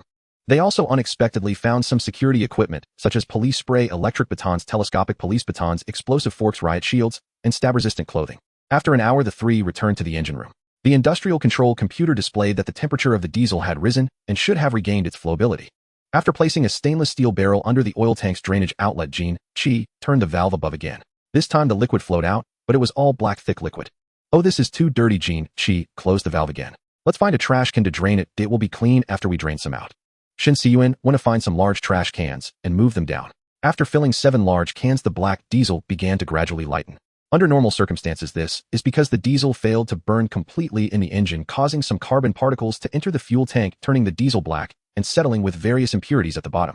The specific reasons are varied. Injector malfunctions, excessive engine oil, aging engines, and clogged air filters could all be possibilities. Therefore, during engine maintenance, it is necessary to first drain the waste and clean the fuel tank and fuel lines. Seeing that the color of the diesel had returned to the normal light yellow, Shen Hai hurriedly moved over the stainless steel barrel to collect it. After filling all 6 large barrels, Shen Cun, wearing a powered mechanical exoskeleton, began the arduous work. 100 liters of diesel weighs about 83 kilograms, and 12 barrels together weigh nearly a ton. From now on, Shen Cun and the others would transport this amount of supplies each time. They used an explosion-proof diesel filling machine to inject diesel into the only open fuel tank in the shelter. Meanwhile, they also continuously added fuel to the emergency generator, maintaining the operational status of the fuel preheater. From the gauge, there were still about 90 tons of diesel remaining in the cruise ship. For Shen Cun and the others, it was almost an inexhaustible supply, as the tank in the shelter had not yet run dry, even after refilling. However, this diesel had been stored for over a year. It had not been treated with antioxidants, anti-water agents, anti-gel agents, stabilizers, or cetane number improvers to extend its shelf life as Shen Cun had when purchasing it. The quality of the oil had significantly declined and could only be used as a supplementary resource. Further storage was meaningless. After intense handling, all the various supplies in the cruise ship's warehouse had been completely transported away in just over 2 months. Over 400 tons of supplies filled the entire shelter, and even the originally spacious city gate was now piled high with items all neatly arranged on shelves. Clearly, these shelves had also been dismantled from the cruise ship and reassembled by the hunting team. Although the 3 men from Shen Cun's family felt an overwhelming sense of accomplishment, unfortunately time does not spare anyone, and their bodies could hardly endure it. After a long period of outdoor travel, they had had enough of the wind and snow outside. They unanimously decided to stay cozy in the shelter for the winter and recuperate. The day after the crew's transportation operation ended, Shen Cun woke up from his bed. He glanced at his smart bracelet. It was now 9:30 in the morning. Jinlin had already gotten up without him noticing, and he was the only one in the room. The reason for his late rise was naturally the intense fatigue from fighting for more than 2 months. On the other hand, the soft and warm bedding felt like a cozy nest with magical powers, making it hard for him to extricate himself. The double bed where Shen Cun lay had been completely upgraded and reinforced. The mattress was a Hasens imported from Sweden, a century-old brand known for providing comfort to various royal families. The materials used included pure natural materials such as horsehair, alpaca wool, and cotton, handcrafted with a price exceeding 6 figures. The pillows and bedding were a complete set from the Italian brand Fred, made from 100 Egyptian long staple cotton, exquisitely crafted with a silky smooth texture and outstanding quality. These luxurious items were all moved out from the panoramic presidential suite of the cruise ship, exuding a sense of luxury and comfort that was unquestionable. After watching a documentary on his phone for a while under the covers, Shen Cun decided to get up and eat something after rolling around for half an hour. He walked straight to the bathroom to relieve himself. Then he gently unbuttoned the buttons of his silk nightgown from Wadani and tossed it into the laundry basket. Stepping into the shower, the toiletries inside had also been replaced with the luxurious brand Acqua di Parma known as the Italian fragrance family. Warm water cascaded down, and a fresh, pleasant fragrance gradually spread in the air. After rinsing his body clean, Shen Cun dried off the droplets with a soft towel and then put on a double-layered velvet bathrobe. This bathrobe also came from the renowned Italian brand Fred, feeling extremely soft and comfortable, as if it were gently wrapping around him like a cloud. After completing his washing up, Shen Cun strolled to the water bar and skillfully operated a delicate Nespresso coffee machine. With the soft sound of the machine running, a rich capsule coffee was soon brewed. He picked up the cup and took a gentle sip, the rich coffee flavor instantly filling his mouth, invigorating him. He then plopped down on the Menotti sofa in the living room. The sofa's elasticity was just right, causing him to sink deeply into it. He couldn't help but let out a comfortable groan. These foreign items are truly beautiful. The rich really know how to enjoy life. He had only heard of these brands in some urban novels before and had never seen the real products. Although moving these items back took considerable effort, it was undoubtedly worth it. He had become somewhat addicted to the idea of zero-cost shopping, dreaming about moving items last night. He checked the surveillance footage on his phone. Everything in the shelter seemed normal. His family members appeared to be up, each busy organizing their belongings. After changing clothes, Shen Cun carried the laundry basket out of the room. In the leisure area, all kinds of furniture had been replaced, and the walls were adorned with various artworks. Jinlin stood in front of a mirror trying to match new clothes and shoes with accessories and bags. "Hey, what are you doing?" Shen Cun greeted her. "Honey, how do I look?" Jinlin turned around with a radiant smile. "You look great, so great that I want to wear it myself." After saying that, he hugged her, and they both burst into laughter. People rely on their appearance, and Buddhas rely on gold. At that moment, Jinlin's elegant and splendid outfit truly dazzled Shen Cun. In the past, he often looked down on such luxurious clothing and jewelry, even considering it an unnecessary expense, thinking it was merely a means for merchants to collect the intelligence tax from consumers. However, witnessing the charming grace that Jinlin exhibited in this outfit, and her heartfelt joy began to subtly shift his perspective. It seems that anything that can bring a smile to a woman's face and make her feel happiness already possesses its own value. Meanwhile, Shenmu was sitting at the table playing with a complete set of Hasbro Transformers toys. The three of them had previously packed an entire toy store, enough for his son to play with different toys every year before he grew up. Shen Cun continued forward and saw Jin Shi sitting at the bar, tasting wine with a dozen liquor bottles in front of him. "Dad, why are you drinking so early in the morning?" Seeing his father-in-law gently sip from his wine glass, a complex emotion surged within Shen Cun, a mix of feelings. Jin Shi smiled slightly and gently set down his wine glass, saying, "Oh, don't make a fuss. I haven't had that much. I just wanted to taste it. You see, this foreign wine really has a nice flavor. Why don't you come and try some?" As he spoke, he reached for a bottle of Remy Martin Louis XIII. The exquisite bottle, made of crystal, sparkled like a brilliant pearl under the light, drawing attention. However, Shen Cun quickly waved his hand, politely declining. No, Dad, I'm still hungry and haven't had breakfast yet." After saying that, he turned and hurried towards the dining room, fearing he would be persuaded to drink. As he passed the smoking room, he saw through the glass door a haze of smoke resembling a fairyland, barely making out a figure sitting in a chair, the face completely unrecognizable. "Turn on the exhaust fan. Don't suffocate in there." Shen Cun knocked on the glass vigorously. "You brat, cursing your old man again." A voice filled with anger came from inside. Hearing that his father was in good spirits, Shen Cun felt relieved and walked into the housekeeping area, tossing the dirty clothes into the washing machine. The drying rack was filled with various garments waiting to be ironed.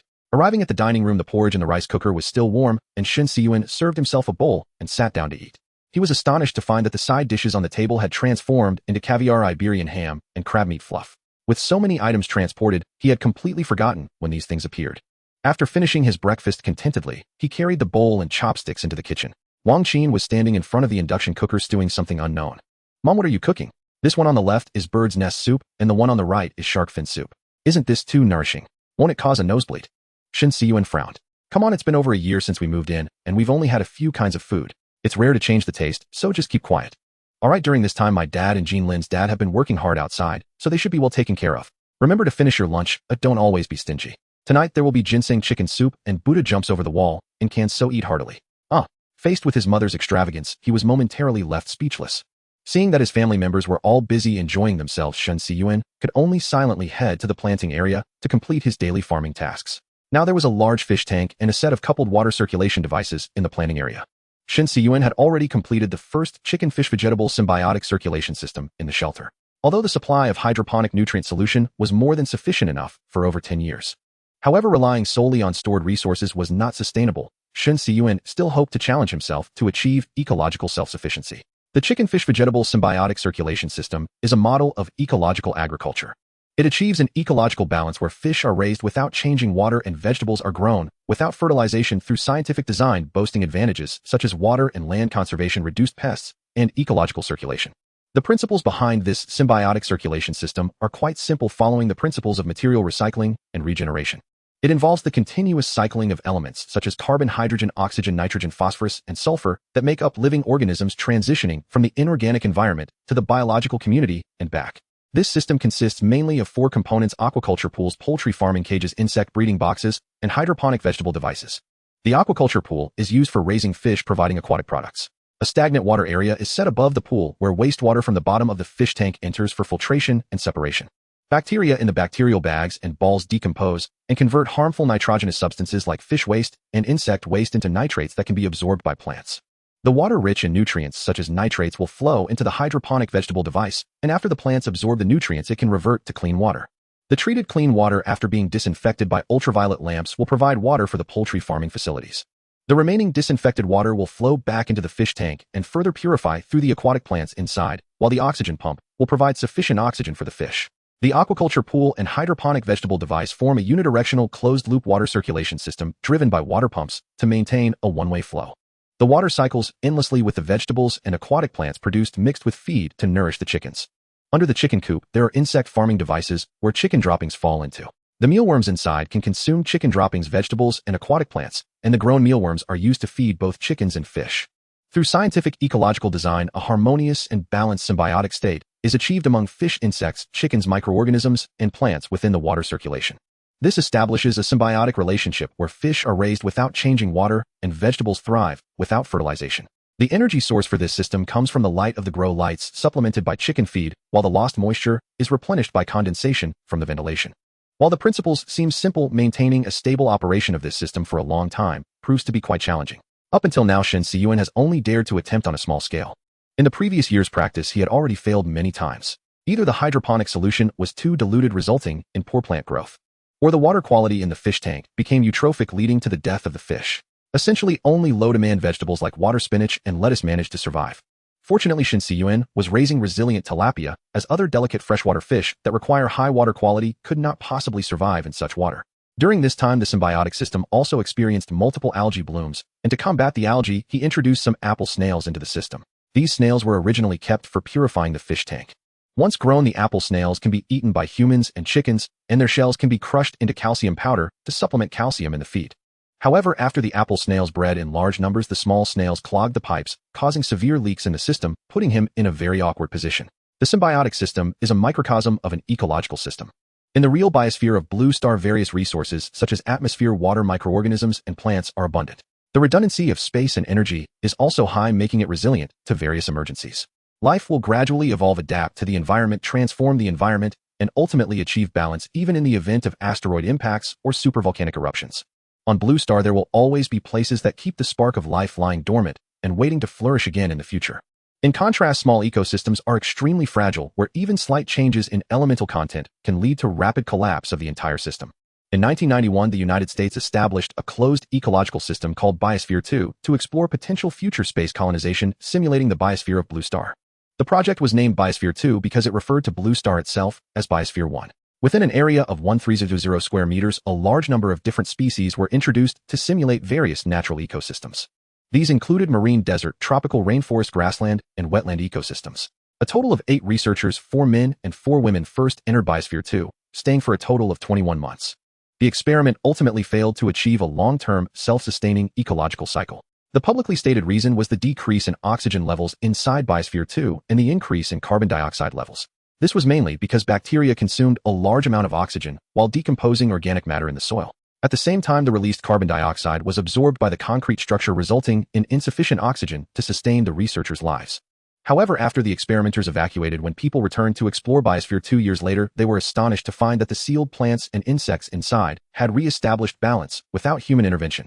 Although many plants did not survive and those dependent on insect pollination perished entirely, other plants thrived and cockroaches, crickets, and ants all survived. This experiment essentially proved that small ecosystems can achieve self-cycle provided that they do not support large animals such as humans. The environment of the mountain shelter is far inferior to that of the Biosphere 2 project, which is why Shen Cun did not attempt to challenge internal circulation in his initial shelter design. The difficulty was too great, and there was no possibility of stable long-term operation. After finishing the farming tasks, Shen Cun returned to the leisure area. The cat and the dog were already let out to play.